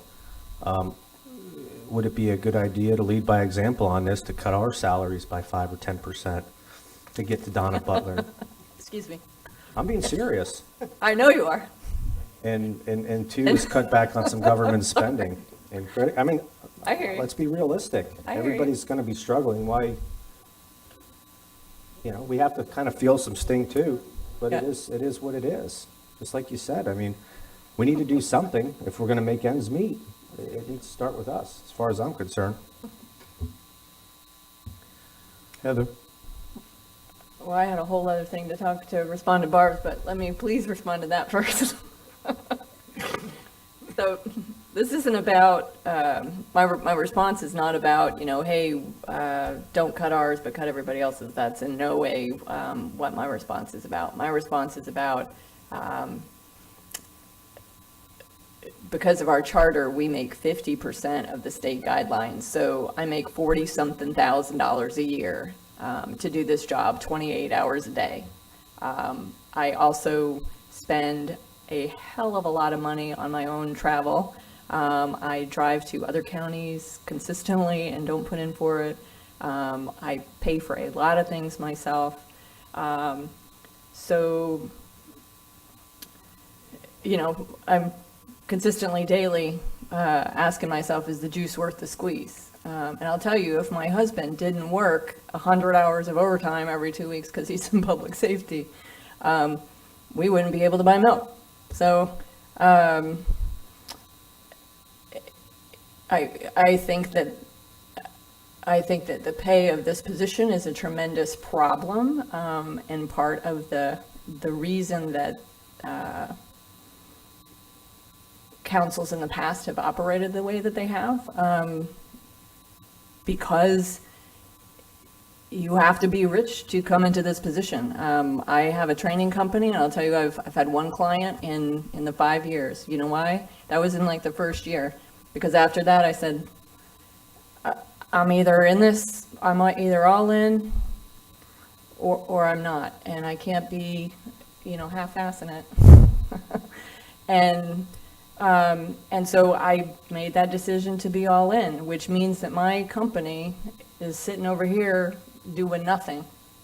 So you tell me, Danny, and I don't mean to be rude, but you tell me if in 2 years, if your company is over here doing nothing, if you're going to have that same mindset, I'd love to talk about it. But It's making money, Heather. I'm serious. And we can I'm sure it is. And we can all do it. And you don't have to have money to get into this job. And it really shouldn't be a job. And I say some of this stuff because we're asking everybody to take cuts, to take services away, and we're not willing to do it ourselves. If you manage your time right, this at best can be a part-time job. If you manage your time, I work 2 to 3 hustles, 16, 17, 18 hours a day, and I still manage it. And I make a living, a good one. But when I see spending across the boards, we can do better. Cut down on travel. The stuff is virtual. There's ways to do it now that COVID surfaced, where we can do a lot of this stuff where we don't have to travel to these meetings because they're virtual. Put a cap on our spending. Go send information back to staff. I know nobody wants to take a pay cut, but we can't be pointing the finger and not be willing to do it ourselves. We can do better. If we have to put it on the ballot and let the people decide what we want to get paid, so be it. But that's where we're at. And we have to be willing to throw ourselves on that sword to do it, Heather. I mean, it is what it is. But when I get a chart in my email where we're spending $50,000 on government credit cards for traveling when we have our own problems here in Volusia County. And it's frustrating. Imagine what that person doing that came up here today. That $50,000 could have been helping out her business. Our 5 or 10%. $4,000, is that going to make or break any of us? No. That means we work a little bit harder and we figure it out. But we cannot sit here and eat steak and lobster and travel across this and go to Vegas or wherever and expect these people to take us seriously. That's not leadership. It isn't. All right, so I'm still up, by the way. Hang on.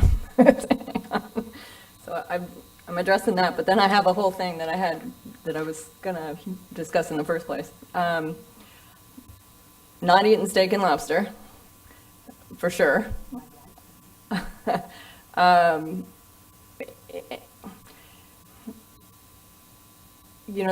fine for you to say 6 months in, seriously.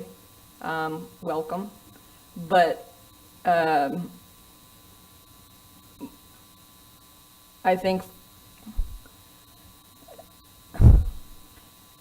for me daily, it's not about time management.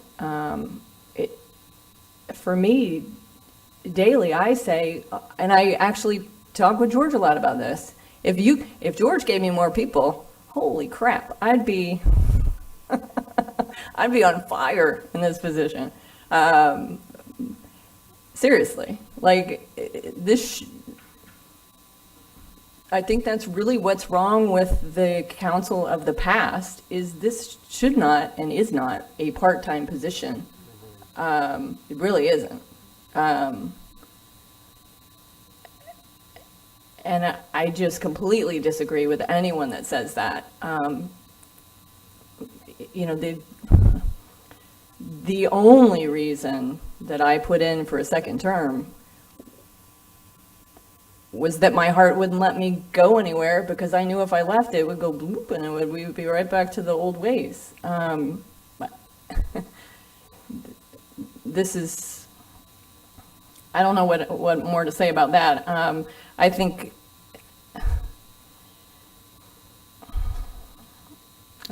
that's horrible.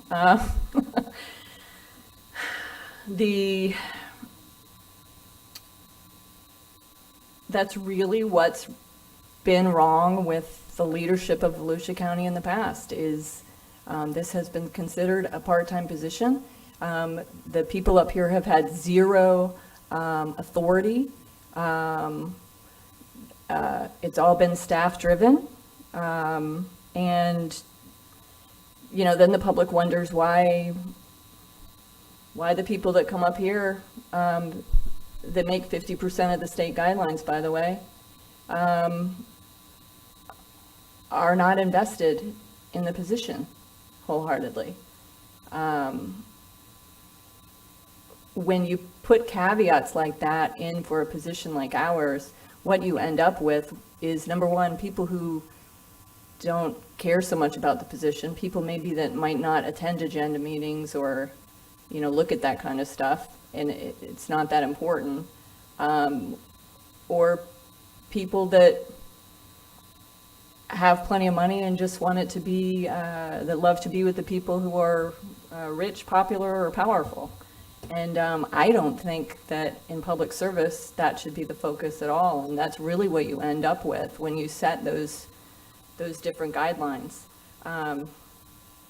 You know, I'm all about jumping out there and with the people. I'll get out there, I'll be sweaty, I'll be, you know, boots on the ground, front lines, absolutely 100%. Like I said before, I would lay down my life for any one of my constituents. Some a little slower, but absolutely.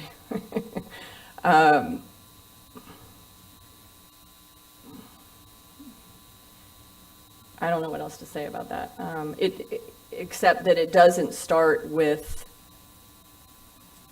accountability. Does not start here. It really starts with our priorities as a council and ensuring that we are focused on the right things. You know, there have been years and years where facilities, operations, and personnel were all completely ignored. And that's really a lot of the reasons why we're in the spot that we're in now, is because all of those kinds of things happen. Probably because you had people that didn't take these roles seriously as much for whatever reasons, and had no authority, had no voice, which meant the people had no voice. And this is what we ended up with. When we look at savings and priorities, to me, personnel, number one priority. Pay. That has not been a priority at all. Pay, number one priority. Second priority, or first and second, very close, safety. Anything safety, oh my gosh. Excuse me, Ms. Post, but how do we get there? If we're not willing to do, that's a problem with government. We're good at pointing the finger. So that's the discussion. That's what I'm discussing right now. Hold on. We're good at pointing the finger, but I've heard No pointing of the finger. 10 minutes It's- of salad and nothing, no merit to it. I want to find solutions, but it gets real frustrating when we're not willing to lower our, expecting people to struggle, and we're not willing to do it ourselves.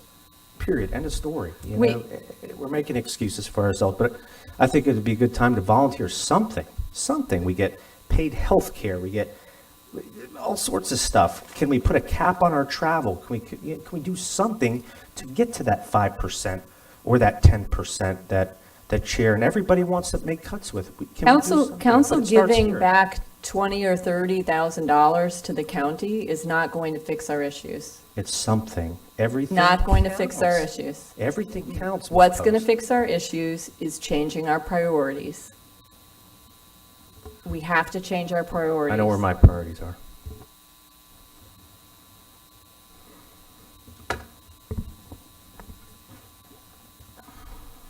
I just have to say that, to me, there's a disconnect when you think that travel and relationships and building resources to bring back to our county, because we're meeting with and establishing relationships with others To get the job done. to get the job done, and you see that as some benefit.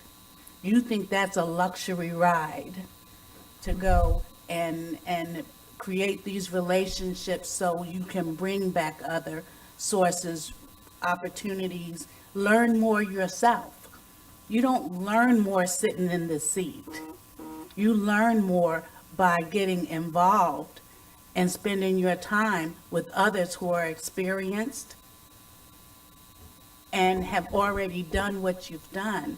So don't take advantage or think someone's taking advantage because they're traveling or going to a FAC conference and spending their time getting educated about how to bring back more. So I'm disappointed that that's a perspective, that a sandwich is too much and travel is too much for us to work through okay?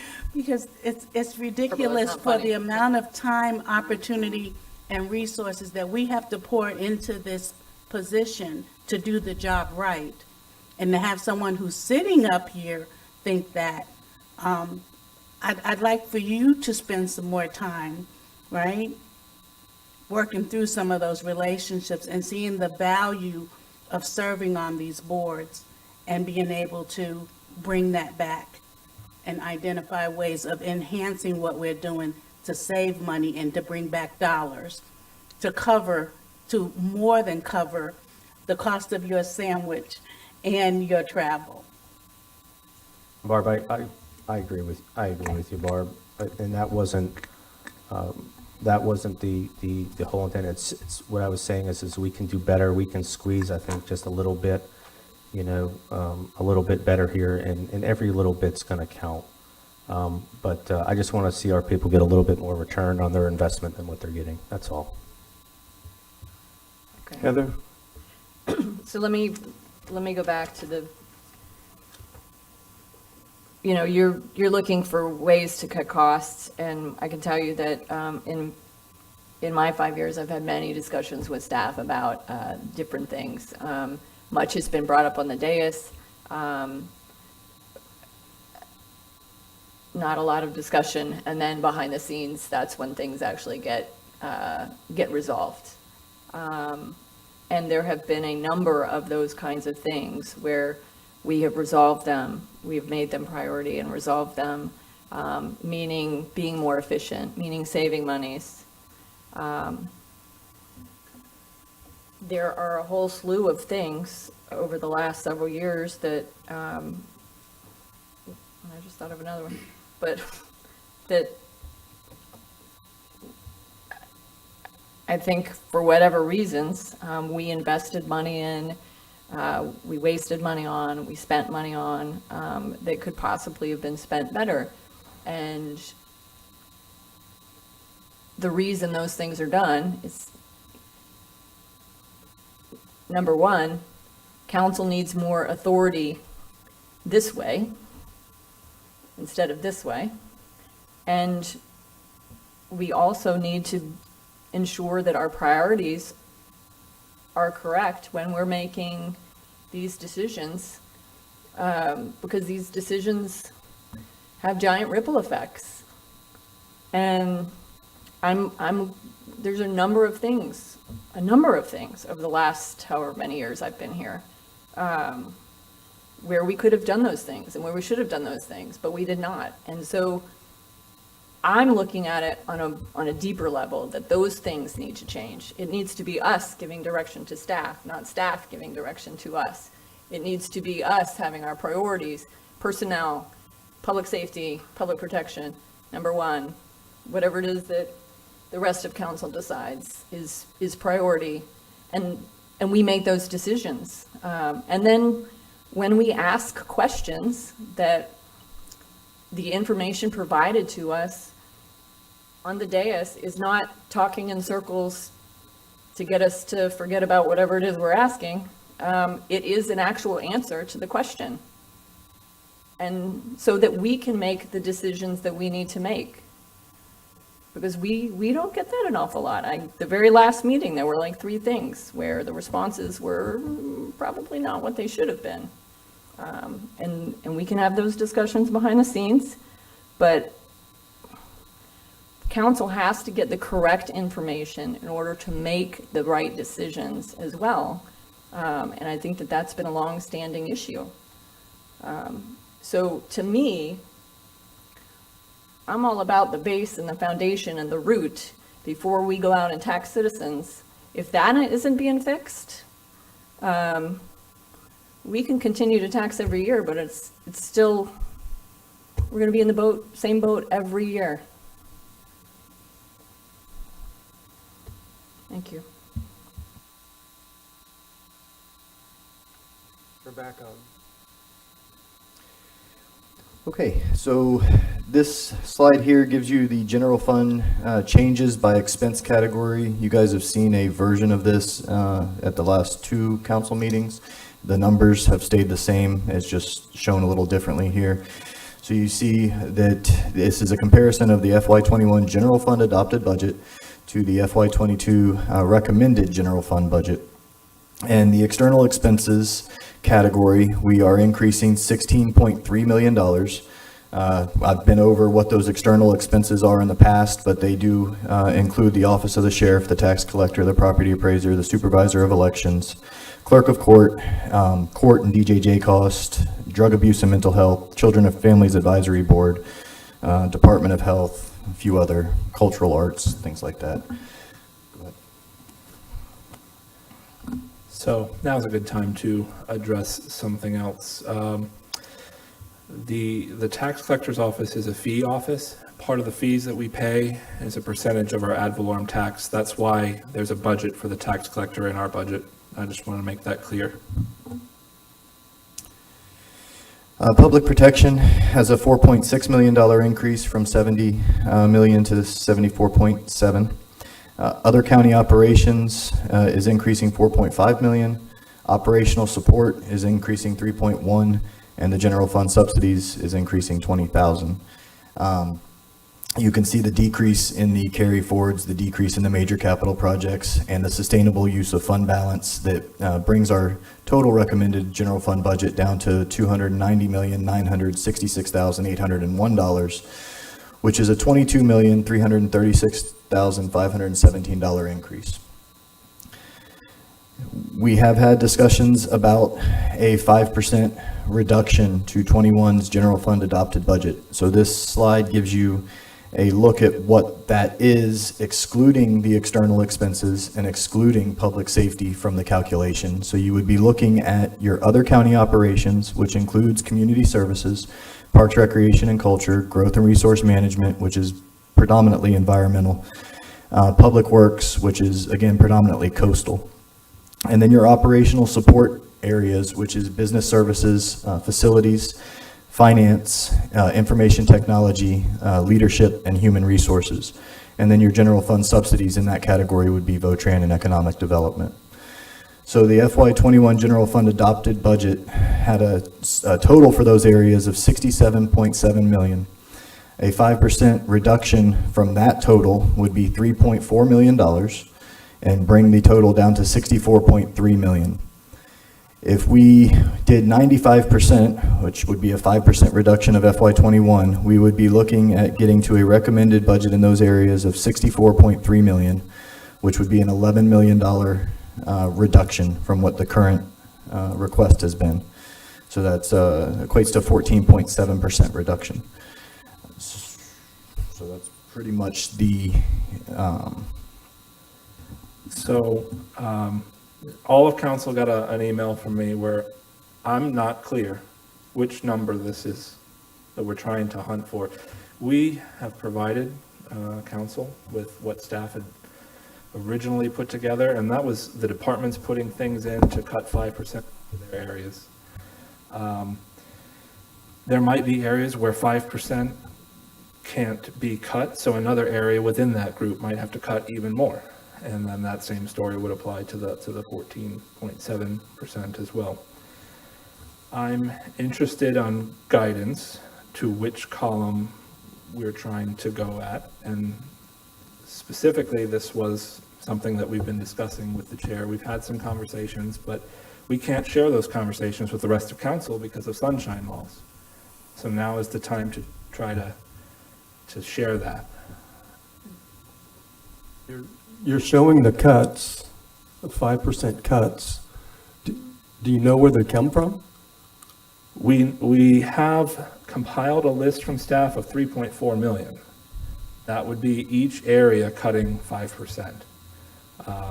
Some of those cuts are not actually recurring cuts. Some of them were capital cuts. And if we're going to cut a recurring revenue by lowering the millage rate, we might need to be looking at, it just depends on the tolerance for additional usage of fund balance. We might need to be looking at recurring cuts to match recurring revenue cuts. So you're not talking about capital, you're talking about operating expenses and personnel.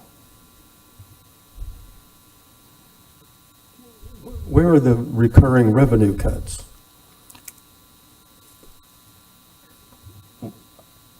If you made these reductions, it would make it to where right now, the first thing that it would do is it would alleviate the amount of fund balance you're using. But alternatively, you could use these cuts to reduce to a partial rollback off of the recommended budget. That would be something that would be the revenue cut that would offset the expenditure cut. And then, so that would take us to partial rollback. 3.4 million would, yeah. And then how do you see that affecting reserves? And in what years? If we made $3.4 million worth of expenditure cuts and they were recurring cuts, then it wouldn't affect reserves because your recurring revenues would be offset with recurring expenses. If some of the cuts that were identified, I'm sure that you saw them in the staff report, some of them were capital items. Well, if we're just going to do that capital item again next year, that's not a recurring savings, that's just doing something the next year. So if you reduce recurring revenues just to push out a capital expense, eventually, if you're going to still do that capital expense next year, how do you pay for it? You've already cut the recurring revenues, so you'd have to use reserves. It really depends on what cuts you do. If you cut capital and you still need to do that capital, it's probably going to result in using reserves in the future. You're not going to use them now because you're not putting them in the budget now. And what about, I know we keep having this discussion, but what about using ARPA funds for those capital expenditures you're talking about? The same thing that I was just saying about if you just push a capital expenditure down the road, then you've cut your recurring revenues to fund future capital expenditures. That same theory would apply. You could use ARPA to fund some of this year's capital, but you wouldn't have that revenue next year to fund whatever capital needs come up next year, and there are a lot of recurring capital needs.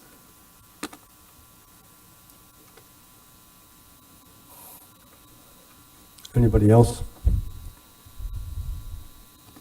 So I don't really want to leave here without direction on. Well, let me just say. Maybe George could take over. Yeah, let me say, we turned in the recommended budget. I haven't changed my recommendation. That's the budget.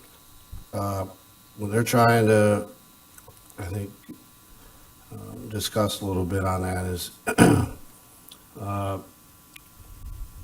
if it's the will of the majority of the council, we'll continue to look at some items that would be, and that's what he's trying to get straightened out, 5% off of what we asked for this year. That may be doable within,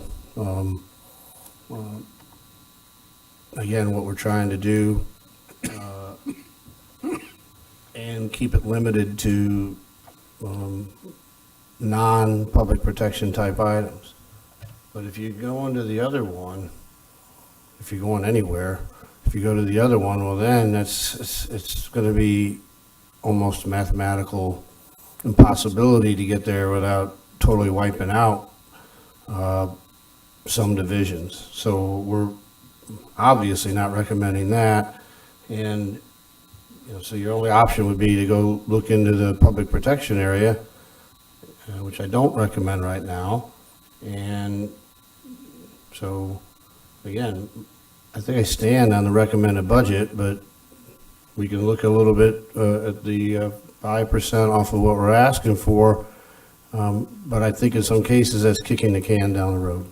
That's really what he's trying to say nicely is, and some of those issues that we just heard about, of neglect and things, are a result of that type of thinking. That's trying to push off a repair or get more life out of something, and then typically it leads to a more expensive repair down the road. So again, this is coming from your professional staff that is recommending the types of things they need to do. A lot of the increase you see on the first line second line for operational support would be in capital for facilities and for IT, actually. The 5% off of 75 million, the current year's request would no longer be 3.4 million, it would be 3.768 million, for reference. Barb Berman. So Chair, since you asked about the 5%, I'd be interested to hear your perspective on it. Since they couldn't talk about it because of sunshine, I would really like to hear your perspective. And to me, when I came on, I felt that there was a lot of deferred maintenance, right? That now we'd be talking about deferring the deferred. I certainly had the concern for personnel, and for me, the reality is we came through almost a 10-year recession, and it took us almost 5 years since then, and staff still hadn't really recovered, right? We still didn't have the staffing back to the level because they didn't let people go.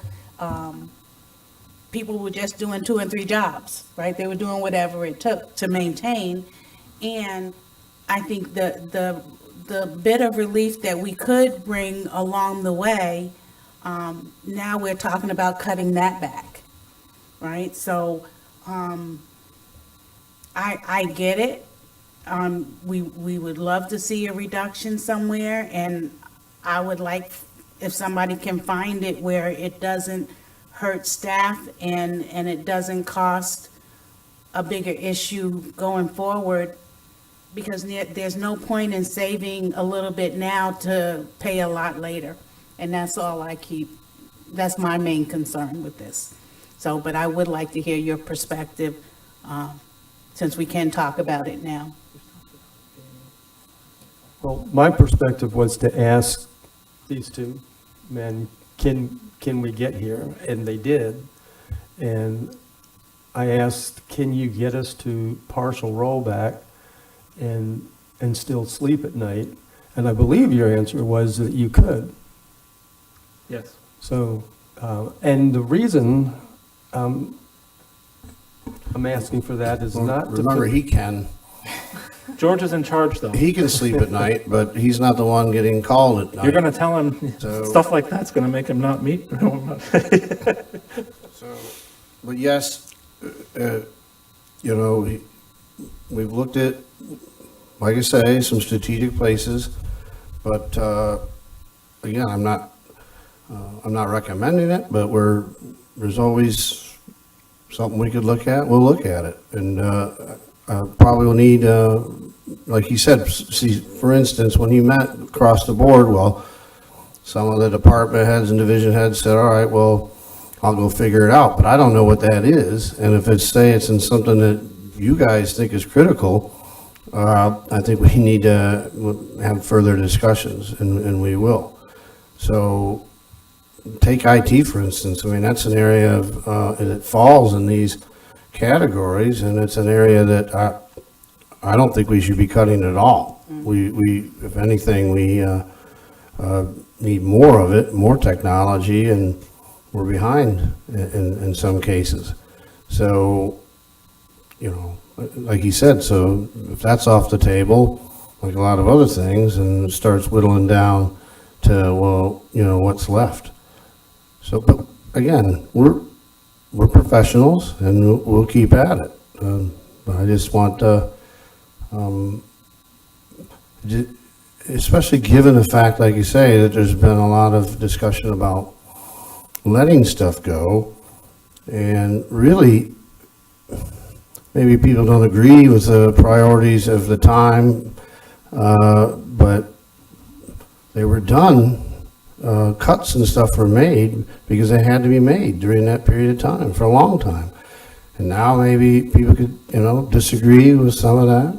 I probably disagree with some of that too. So, but at the end of the day, it wasn't neglect as much as it was having to make cuts that maybe didn't turn out what we thought. So, or maybe it was worse than we thought. That's always the risk you take when you're in that situation. we're maintaining a huge infrastructure. I mean, I think that's the thing to remember, you know, literally billions of dollars of assets for the public. And they require maintenance. And like I say, it's always a little bit easier to build something. You can find grants, we find things, they send us money for it, but it is the operational stuff that's always tough. And that's why he keeps, reiterating about recurring, because that's always the hardest part of this.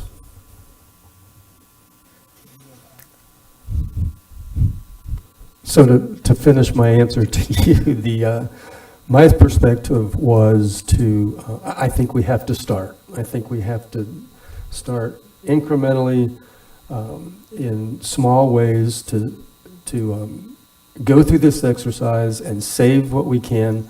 You just mentioned a 10-year recession, but everybody in this county went through that recession too. And they're still not recovered. George has a responsibility to the county, to protecting our resources, and we have a responsibility to help him do that, but also to help the public. And so I think it's a necessary exercise that we go through, and then as soon as budget season is over, I think we need to have another workshop and look at ways that we can save money, we can increase revenue, but we have to show the public that we have their interest at heart, and find ways to do it without costing more down the road or putting reserves in danger. Heather Post. So I keep hearing, the suggestion of the 5%, I think is a good suggestion for cutting the budget and really looking into the budget. But what I keep hearing is the response to that, or the thought process for that is, well, okay, 5% of every division. So we got to cut, personnel, we got to do this, we got to cut here, cut there, cut service. And I think that's a very, that's a wrong way to look at it. Again, I think we should be, in looking to save monies and looking for efficiencies, we should be really looking at things from a basic level and starting to think more outside the box. So I am not in favor of continuing the status quo of how every division is running and just telling everybody chop off 5% this year, chop off 5% next year. I'm not okay with that. What I'm saying and what I've been proposing to try and get us ahead is to really look inward at each division and see where we can make those efficiencies, where we can step out of the box. And I think a lot of that status quo thinking has put us where we're at. We mentioned some of the things from before, but I'm looking at, we had critical, near critical infrastructure. We built a road to nowhere. We built Williamson at the very far end at the time. We sunk, we paid $400,000 to sink 2 free ships that Jim Deneen wanted. Thank goodness we had the changeover on council. We were talking about building a road from Oak Hill to the Space Center when we've got critical and near critical infrastructure. Like those kinds of things is what needs to change. And until we do that, we're going to have the same discussion every year. And if the discussion from finance, and I hear what you're saying, I hear you, but if the discussion from finance is, well, but next year the costs are going to go up too, so we're going to have recurring costs. So basically what you're saying is every year we have to have a tax increase to to do that, because the response is every year the amounts are going to go up, and I don't see them ever going down. And so if we just look at it at that level,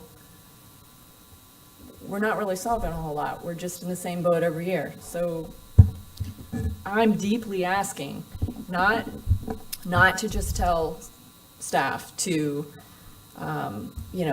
find 5% to cut, because I think the 5% is going to be cut in the wrong places. I don't want someone just coming up with an idea of, let's save money, because,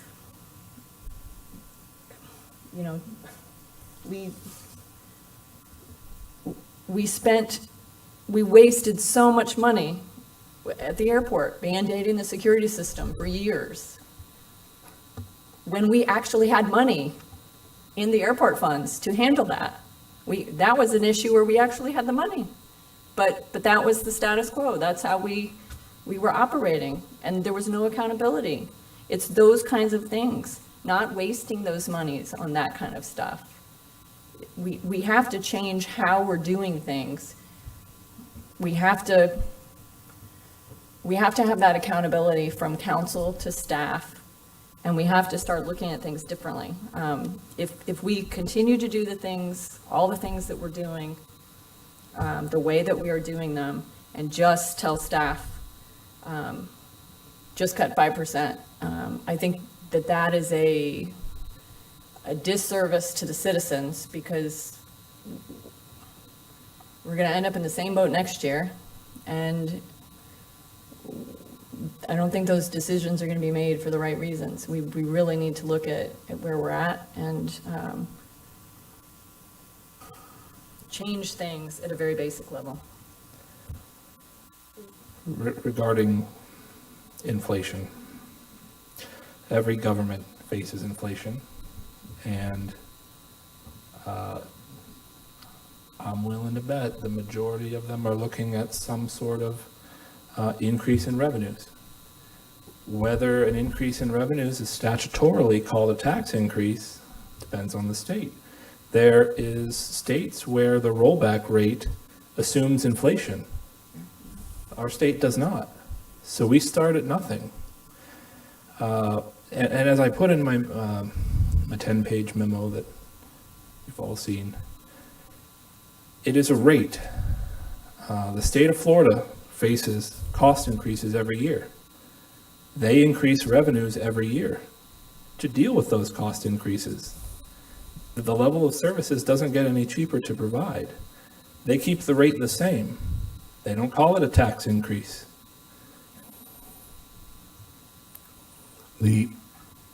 Just also have to remind that we have been at rollback in the general fund 2 years ago. Last year was a partial rollback, but last year we rolled back the 9 other funds that were controlled. So again, we are very aware. We don't operate assuming that there is a tax increase. We just try to be strategic, and again, that's easier when you have 1% inflation, but we're up against different things and different things coming at us. And and I agree with the chair, the public is hurting too. There's no doubt about it. We're in it together. But as I said a little while ago, but we're in one of the best places in the country to be facing that, and I think that's something to also think about. We want to keep it that way. So. Okay, Heather Post, and then we're going to give you the direction that you need and send you back to work. Quick question, Ryan, about the CARES and the ARPA funds and all of that. And actually, I do need to follow up on all of that after this discussion. Okay. So in totality, Volusia County has received or is receiving well more than $250 million, correct? If you could, aviation division received money. If you combine the CARES Act and the ARPA and the different pots of money, some of which is restricted to those particular areas, yes. So in the last year, basically, $250 million for the county. We're also, I've also been talking to the county attorney about the opioid settlements. Let me see.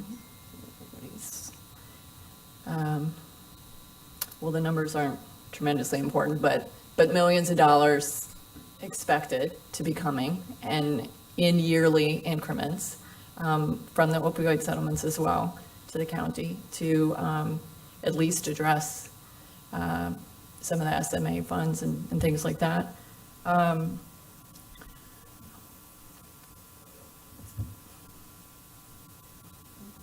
Did I hear something?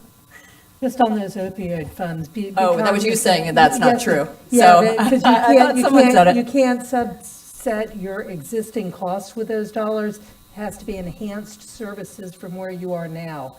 So those Like- opioid dollars are coming, but they could only be used to enhance SMA, for example, or enhance other providers and restricted only to the opioid issue itself. So it doesn't help our recurring burdens, but it will help us enhance service to the community. It certainly added monies, and In that we're area. looking at spending a lot of the ARPA funds towards those kinds of things. So if in fact we didn't spend the ARPA funds on those kinds of things, and we use this on those kinds of things, then that would leave some of those ARPA funds, you look confused, but that would leave monies, If we, if we didn't use ARPA funds for SMA, and we use the opioid monies for SMA, that leaves this money from ARPA. That Yeah, makes so sense, we did right? eliminate from the ARPA discussion any of their proposals that could be opioid settlement eligible. We already took them out. it was there, it was just listed expected Yeah. opioid settlement. Yes, sir.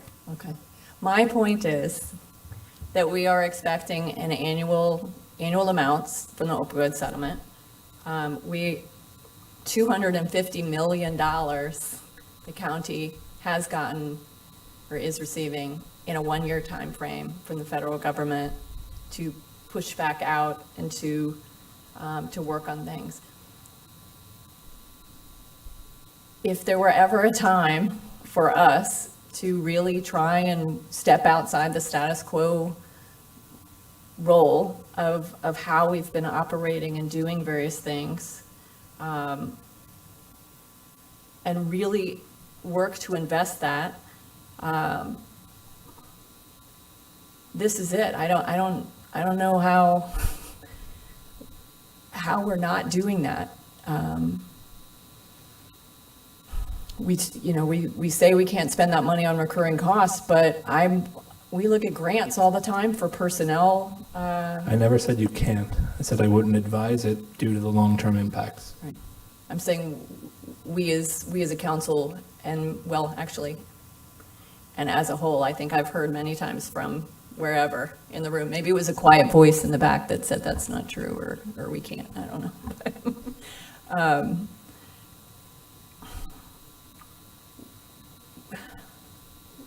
This is an opportune time, and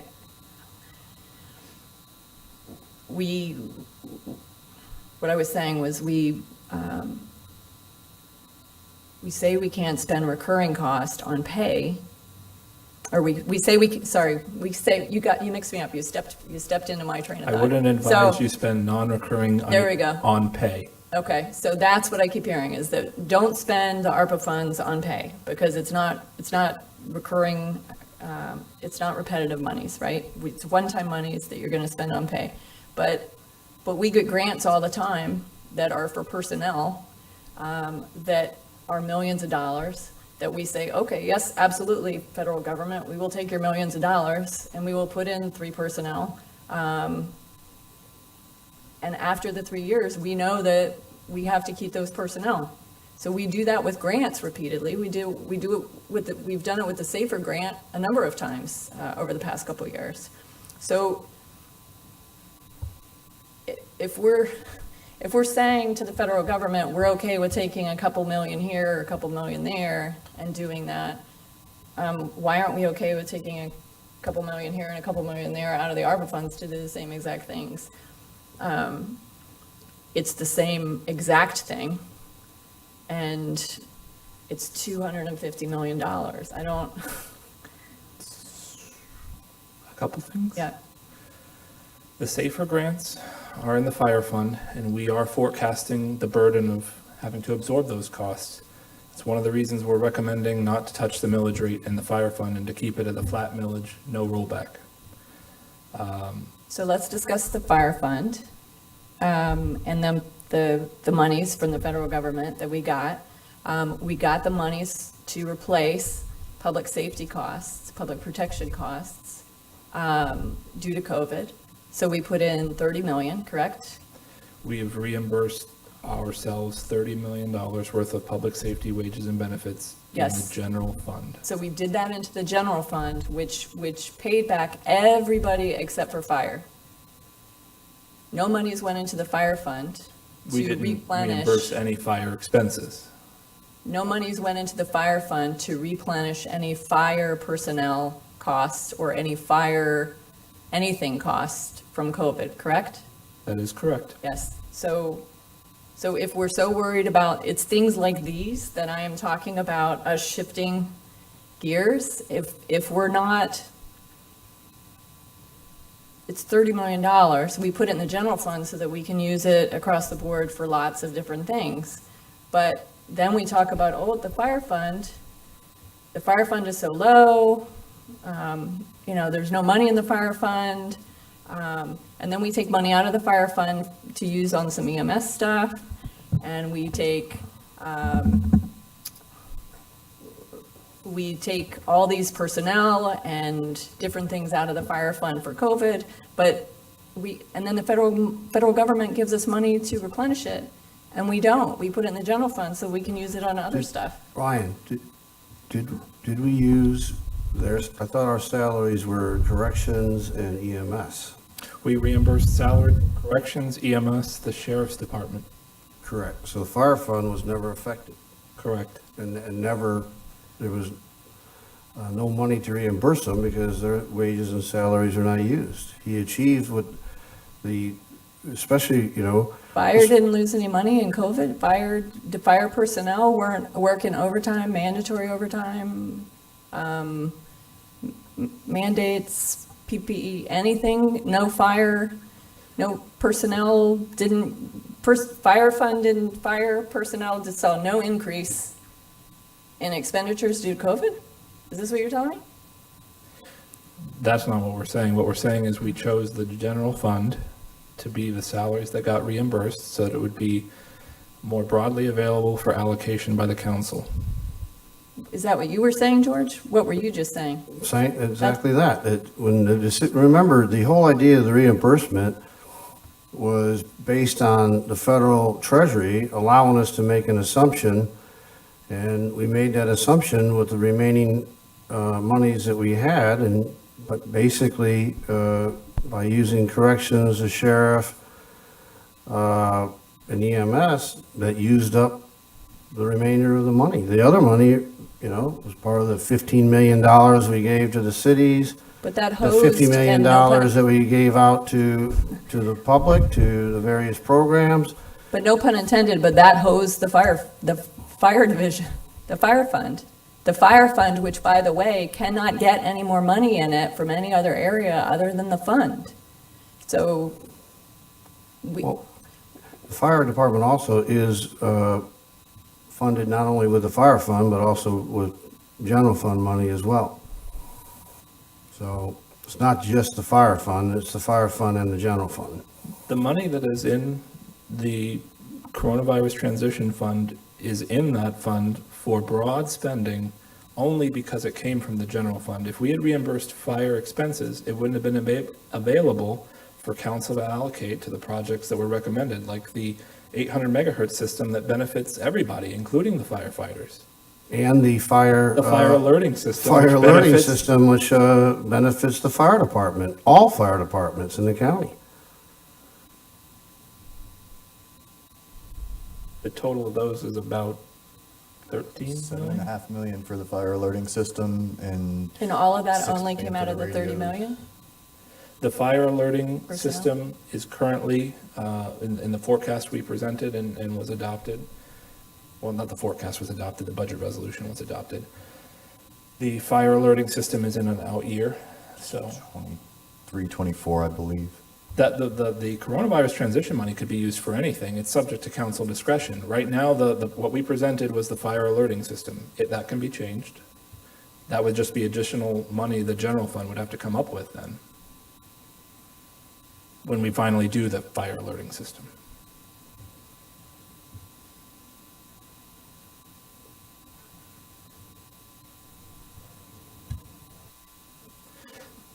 I do, and George touched on something. I want to go back to the 250 million. About 50 million of that was restricted for Votran and the airport, and we're using that Votran money right now to help offset the transfer that the general fund normally does. So part of the reason that we are able to only have $5 million of increased use of reserves instead of more is because we didn't have to transfer more to Votran. Right now, we're only budgeting for a $5 million transfer to Votran. That's made possible by some of those federal grants that are included in the 50 million of restricted monies out of the 250 million. The other is roughly 50-50, it was 96 million from the coronavirus relief fund. And obviously, we're talking about 107 million from the ARPA funds. The 96 million, 30 million of it is in that transition fund now, and it's funding things like the fire alerting system, the 800 megahertz system. A big chunk of it, 15 million, was given to the cities. All of council approved that. At least 30 million, I think it almost touches 40 million, was allocated to programs that went right back to the residents, the business owners, the small business grants, the home and mortgage assistance, the rent assistance. So the 96 million is almost fully spent at this point. There might be a little bit left in there, because that's just because we haven't fully reconciled it. I would, when I finally reconcile the little balance that's left, it will create additional reimbursement of public safety wages, which I will then recommend to council to transfer those additional, maybe 300,000, I think, to the coronavirus relief transition fund for council to approve a capital project.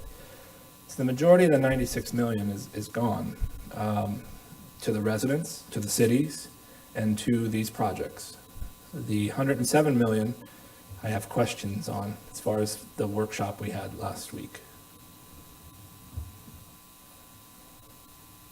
Okay, why don't we wrap this up, because we're going to go right back at it next meeting. You need some direction from us in, tell us what you would like to take out of here. Is the council interested in seeing a 5% reduction from what we submitted, or what I submitted to you this year as the proposed budget? So I need to know, is the majority of the council interested in seeing that? And recognizing, sorry to tag on, recognizing what you said, Councilmember Post, completely, we don't want to go and just take 5% from everybody. George mentioned, IT is not an area we want to do that. So some of these areas are going to be more than 5% to meet that 5% target. Correct. So I just need a direction from a motion and a Well, second. I wish we had a couple other council people here to voice in on this, because I'm sure they have input that they would like to have. Boy, y'all have done a tremendous job in shifting the funds where they needed. And I have also looked through all of this, absolutely sensitive to tax increases in any way, shape, or form. You know, I'm paying them too. I, in my heart, with my common sense and the little bit of accounting background that I've had for 40 years in my business, I just can't feel that a 5% decrease in our general fund budget recommendations by the county manager would be a wise decision as public servants that we are making this big decision for all of our constituents that rely on a lot of these services, and all of our items are increasing also with inflation. I just don't feel comfortable at all with looking at a 5% decrease. I would like to see something, but I certainly can't, with a good conscience, say that that's a wise move. I would like to clarify that George was talking about 5% of the red areas on the screen, not the entire budget. Right. And my feeling is there's no harm in looking at it. We're not saying this is what we're going to do, but we look at it and we see what it looks like. And then we have the information at hand to make a decision. I don't understand not even wanting to look at it. Barb? Can someone clarify for me, so this would be in addition to a partial or full rollback, it's that plus a 5% is what is being? No. Okay. No. All right, so, then I would ask for, if you're looking at 5%, I would ask you to also look at a 3%. Okay. That's fair enough. Danny? I agree, Chair. Thank you. I think it's worth looking at and come back with something. But also, too, I think we need to come up collectively, give us a little bit more time for some revenue sources here to help everybody out. Some new ones. I don't know, would anybody be in agreement to hold another workshop where we can get down and really dig into this one more time and then bring some sources to the table as well to help you all out, and use some of that money that we have for possibly some startups instead of just working it out and forking it out and whatnot. Is council be in agreement to maybe having a little workshop or a half a day, 4 or 5 hours to look at that, bring some stuff to the table?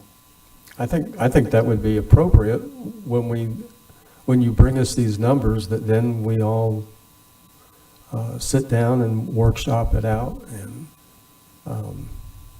We typically have a date on like September or something that. We have a budget hearing scheduled for September 7th. I don't, we definitely would have to go back and look at all the 5% reductions that were already compiled. IT was asked to cut 5%. I think I'm hearing that that's probably not something that you guys want to see. So that means we're going to have to go back and ask, somebody's going to have to decide what area. Or maybe every other area is now 6%, so that IT doesn't get impacted by this. And there might be other areas where the 5% might not be possible either, like the internal auditor's office. You've got the internal auditor. He's got a decision unit in for an extra internal auditor. That would be his cut right now, is his extra staff person. Other than that, his budget is himself. So that's not going to be an area where you can cut anything. We've talked about the council's budget. That's included in leadership. If we don't look at that, it just is going to build up a little bit. So George and I will have to talk about how we go forward to try to get to a target of 3.8 million, which represents 5% of the $75 million number. It won't necessarily be 5% here and there, but it might be 10% there for 0% there. Fine, we'll work that out. I think they got the idea of, we'll look at a 3 and a 5 if I have a majority that wants to do that. Heather, we haven't heard from you, but I'm just you're in looking for agreement? ways to cut across the board, not specifically 5% and not, things that are common sense. Why on earth we would cut IT? I don't know. Like, that's not even it's not even an option, right? So just in general across the board, we just need to be looking at options, and I'd love to hear the options. Common sense, out of the box thinking options. Well, regarding the workshop, it'll take us time to compile the list that you guys are looking for. So I don't know what the timing of that would be. Looking at George. I'll get with Mario, and we'll put together and look at times. You need obviously some time to do the work, so we'll talk tomorrow and come up with a game plan on the timing. And we'll look at a few different things too. So I have some thoughts that we'll discuss based off our conversation here today. I have some good ideas, so at least I think they're good. He may hit me, but that's okay. I won't. If he's got ideas, I'll take them. There you go. Okay, one more, Barb Gertman. Yeah, and I guess, to me, it's not really about taking 3% from each one of these, right? Because I'm looking at them and I'm like, where is that going to come from, right? I don't want staff impacted. I don't want the limited resources that they have impacted. So my question more is there like a reserve? For example, I know we talked about, and I hate to say it, close your ears, Cyrus and Helga, but in economic development, right? Is there some extra in there that's not being utilized at the time that perhaps can offset, some of what we're looking for, right? That can then Yes. maybe bring The something answer, the else quick down. answer is yes, and Right. we'll talk about that. Right, and then can maybe That's bring one of my- something Now else you're taking down, my good ideas. So I'm just saying, are there other ways of offsetting that it's not about impacting these departments in that way for a hard hit? Because, no, I don't see it there. So, thank you. Thank you. Well, can I get a motion then to have Ryan, George get together and come back with these numbers to show us that we can discuss? And is that clear enough? So moved. There is. Find ways to save money. Never mind. Come back to it. Come back with a list that we can check off or cross off or add to. Right, we'll give it either that way or I have a couple maybe options that are like packages. So we'll take a look at that to get Who made the motion? All right. Yeah, I made the motion. Motion by Post, second by Wheeler. All in favor, say aye. Any opposed? I want to hear what John has to say. You wait? I'm not done yet. I need to talk about some ARPA things. At the workshop, there was a couple projects where I'm not sure. Let's just put it that way. And I'm just going to flip in the order that I'm not sure about them on the previous thing that was out. This is the one I took the most notes on, and I actually went back and quoted you guys directly on some of these things, but it seems to me that there might be a certain direction on the mental health allocation of 1.5 million. Was there any desire to increase that, or were you okay with leaving it at the manager's recommended? Increase.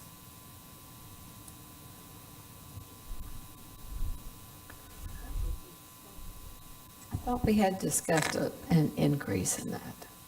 I thought I heard that too, but Yeah. I wasn't sure. Because I believe you said that the 1.5 was based on previous spending, and if it was based on previous, and we know the greater need over the past 18 months, so to me, increasing would be. Okay. Mhm. With that mental illness caveat though, and I know we discussed this, Oh, yeah, I let's just go back. wanted to be sure that we're sure of where that money is going. So not just, 1.5 or more for mental illness. So previously, we had discussed it being an allocation, and I went back and I looked at the video. Donna Butler talked about doing a NOFA, where we could go back and if we were given an allocation, we'd put a request out to the public, because right now, we've received proposals from SMA, we've received proposals from Halifax Health, and from One Voice for Volusia. So we don't know if there's other things out there that maybe that's it. I don't know. But we could go through that process with an allocation, or we could pick and choose specific projects that have already been submitted. That's what you're looking to clarify, right? I just really want to clarify where the money's, I'm not okay with a blanket of spend 1.5 on mental illness. Yeah. So George and I will, and Donna Butler will talk about which ones would be the manager's recommended then. Right, and they can come back and make the Specific decision. projects that have been submitted so far. Right. All right. The library social worker program, I'm not clear if, and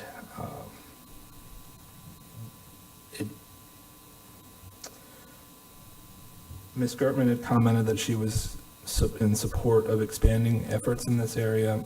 And Ms. Post recommended just starting with a website instead of the program. And then Chair Brower had concerns about the program because one-time money for ongoing expenses, and then, quote, it's a question mark for me. So I've got a yes, no, and a question mark. Still a yes for me. Still a no and a website for me. I'm with Barb. I'm with Barb.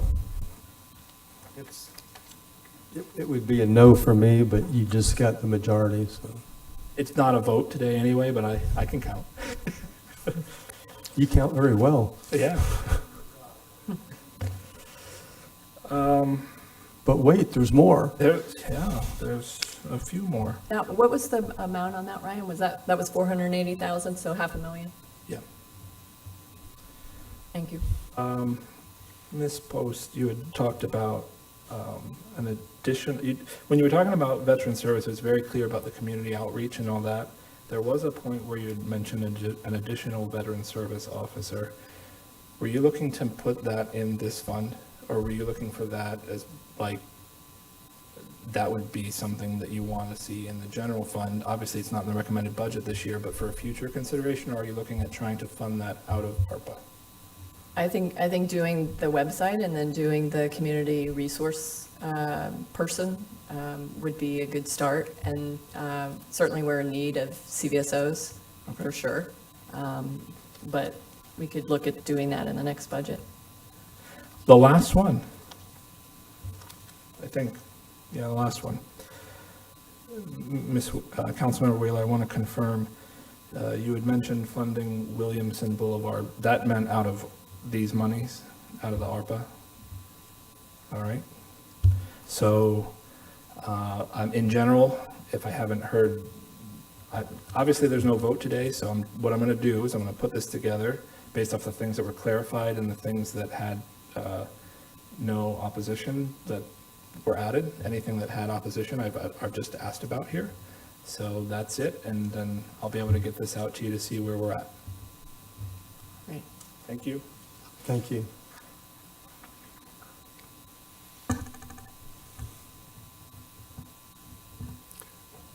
Okay, that brings us to, He's still here.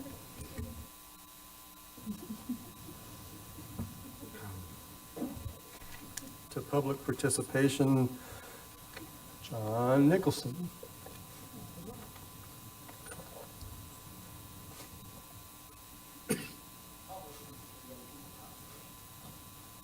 You'll do what? I said I could wait and have the other people that waited talk first. Joke. John Nicholson, Beachside.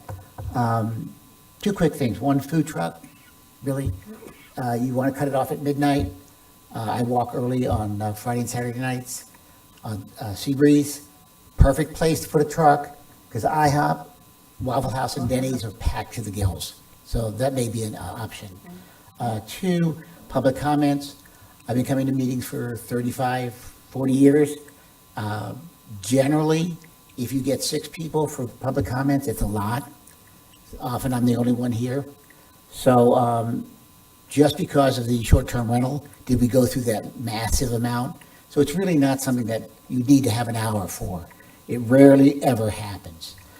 2, I would like you to manipulate the agenda. Put the lawyers the first thing after lunch. So you don't have to sit here during the day. They only pay for an hour, all right? And lastly, you're going to get $7 million more this year than last year. And you only have to make up $22 million. So how much are you going to have after you take the $22 million from the $7 million so we can have a tax rebate? I'm having a hard time with that because I used to do the old math, and it's very difficult to take $22 million from $7 million. So if you have $7 million profit and you're going to spend the $22 million, the $13 million here, the $3 million there, and whatever, that's your dilemma. And I have here Sunrail, and I don't know a figure, because I believe we have to come up with something with Sunrail. And I thought it was $1 million, but I don't know. Secondly, what is the cost of that $15? I think we're putting $1 an hour. What's that cost going to be as an increase? The Echo and Volusia Forever is new to taxes, and what's that going to be? Inflation, I think, was at 6%. If our budget is $200 million, that's only $12 million. So the $22 million really may come out to be like $40-ish million or so, and that's not really chump change. And I know, Jeff, you wanted to cut the $700 in the lunches, but that $700 is nothing compared to $40 million. It's not going to cover anything. So we've got to let the public know that this is real money, and it's a real dilemma. Bud Ash was always happy that he did rollback year after year, 7 years of rollback. Well, Kerry Smith cut. We didn't have enough cop cars to put the cops on the road. It was that bad. And we only had to increase taxes by 27%.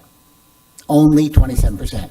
If you don't think that was a shock, all right, what you're going through is nothing compared to what we went through, because we thought we were doing what was good.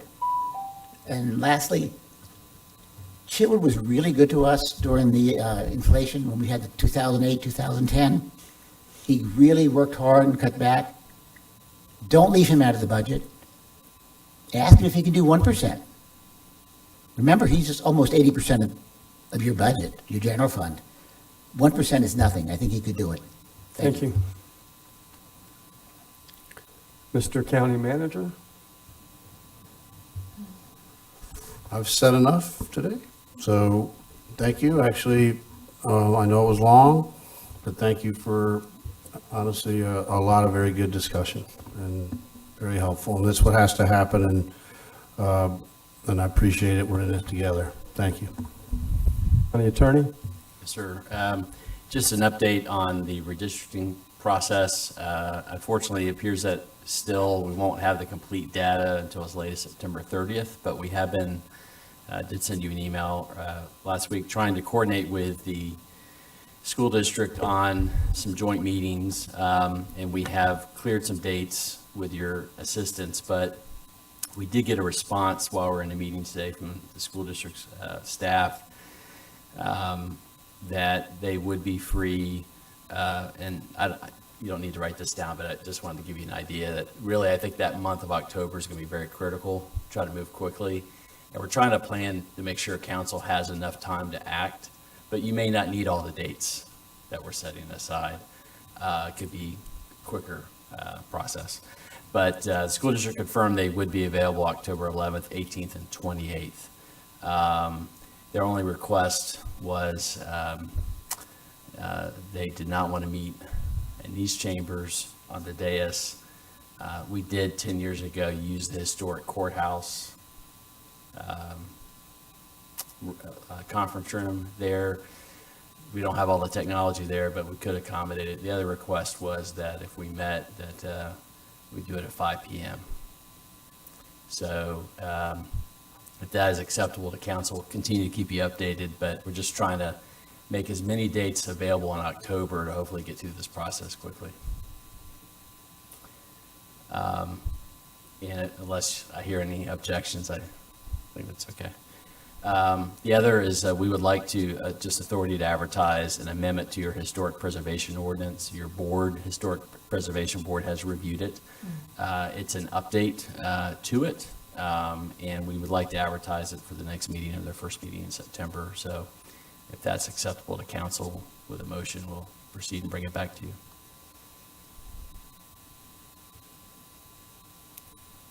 Thank you. Okay. Is there any objection? I'll make the motion then. Okay. Is that what you're looking for? Yeah, just so we can, because what we'll do is we'll advertise it in the paper. Motion by Post, second by Wheeler. All in favor, say aye. Aye. Any opposed? There you go. Thank you, Mr. Chair. Councilwoman Post.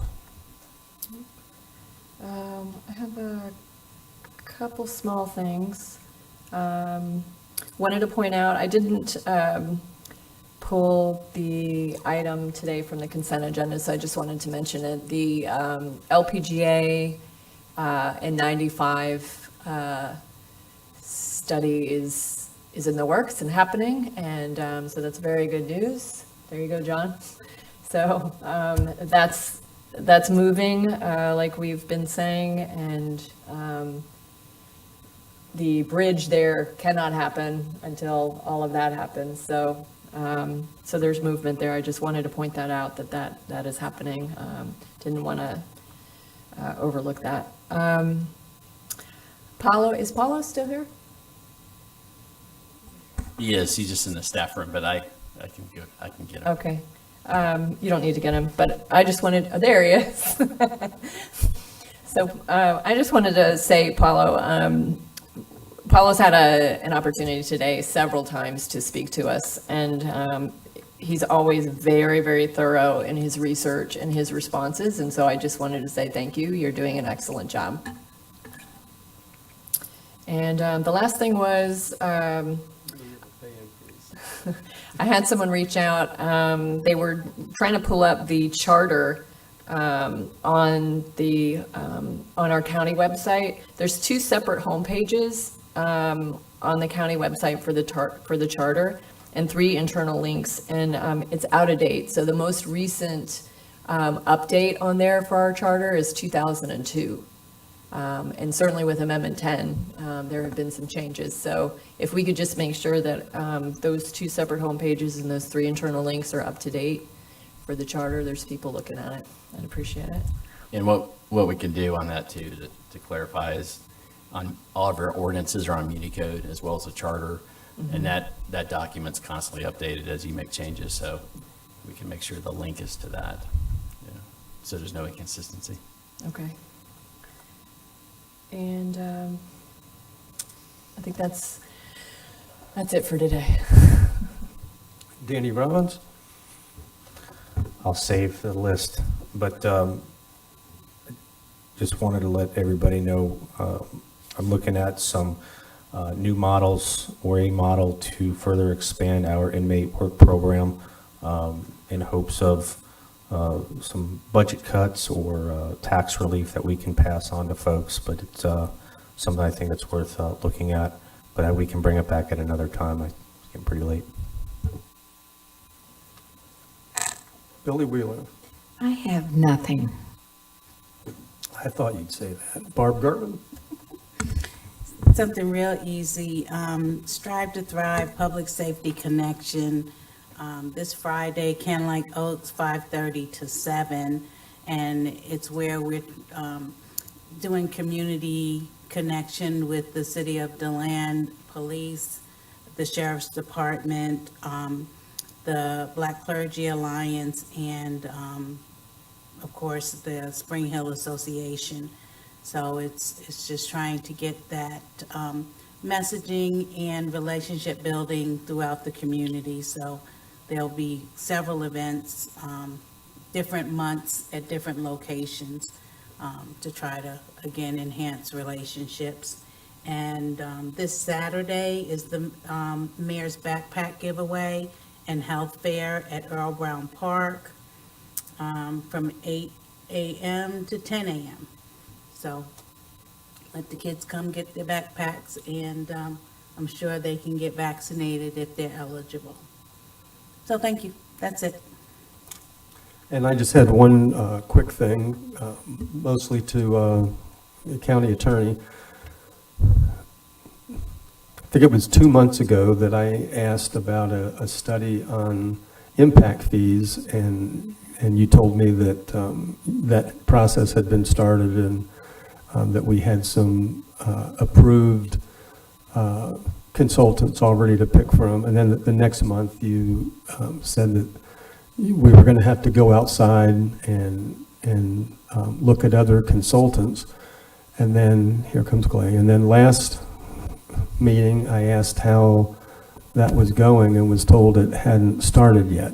And so I'm wondering where we are this month. Well, just first, I'll just step in here. It's out on the street right now. It had to go out.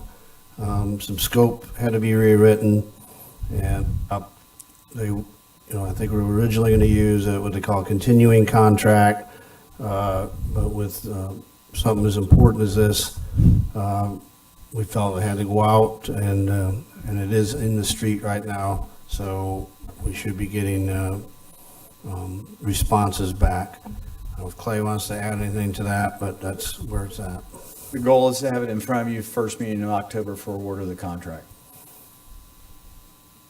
How long does it take to get the responses back typically? And is there a time limit on what you send out?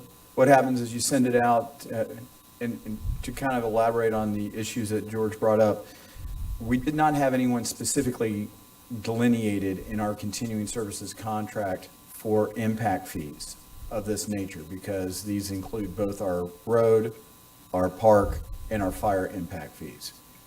So we were looking at trying to do an RFP, but in order to do that, you would have to have a set amount, and we were not certain about the amount that had to be budgeted for that. We realized that we will also need to have them for continuing services in order to meet the accounting requirements and to assist with future amendments. So we decided to go ahead and do a continuing services call for submittal, call for responses. That's been issued. We'll be receiving it. The review committee will go over the responses, identify the basically the group of continuing contractors, and award that first task, which would be updating those 3 impact fees, such that the contract would be in front of you by October 5th. So we have a very specific time frame that Pam Welsky has put together, and we're fast tracking it through to the maximum extent possible. And so in October, what will we receive or hear about? Just who was selected? Who will be getting the contract to do the work? How long will the contract work take? Typically 6 to 9 months to complete all the work. Wow. Okay, thank you. And please understand, this is coming in advance, because this work was not scheduled for this fiscal year. It was scheduled for next fiscal year, so we were trying to get it in as quickly as possible so that it would be able to be awarded at the very beginning. So what you're seeing is that it is going to meet our deadline that was established, which is every 4 years for the transportation. That was approved in December of 2018, and so the goal is to have it approved, sounds like even prior to that deadline. Okay, thank you. With that, I'll take a motion to adjourn. Motion by Wheeler, second by everybody else, by Gertman. All in favor, say aye. Any opposed, please remain silent.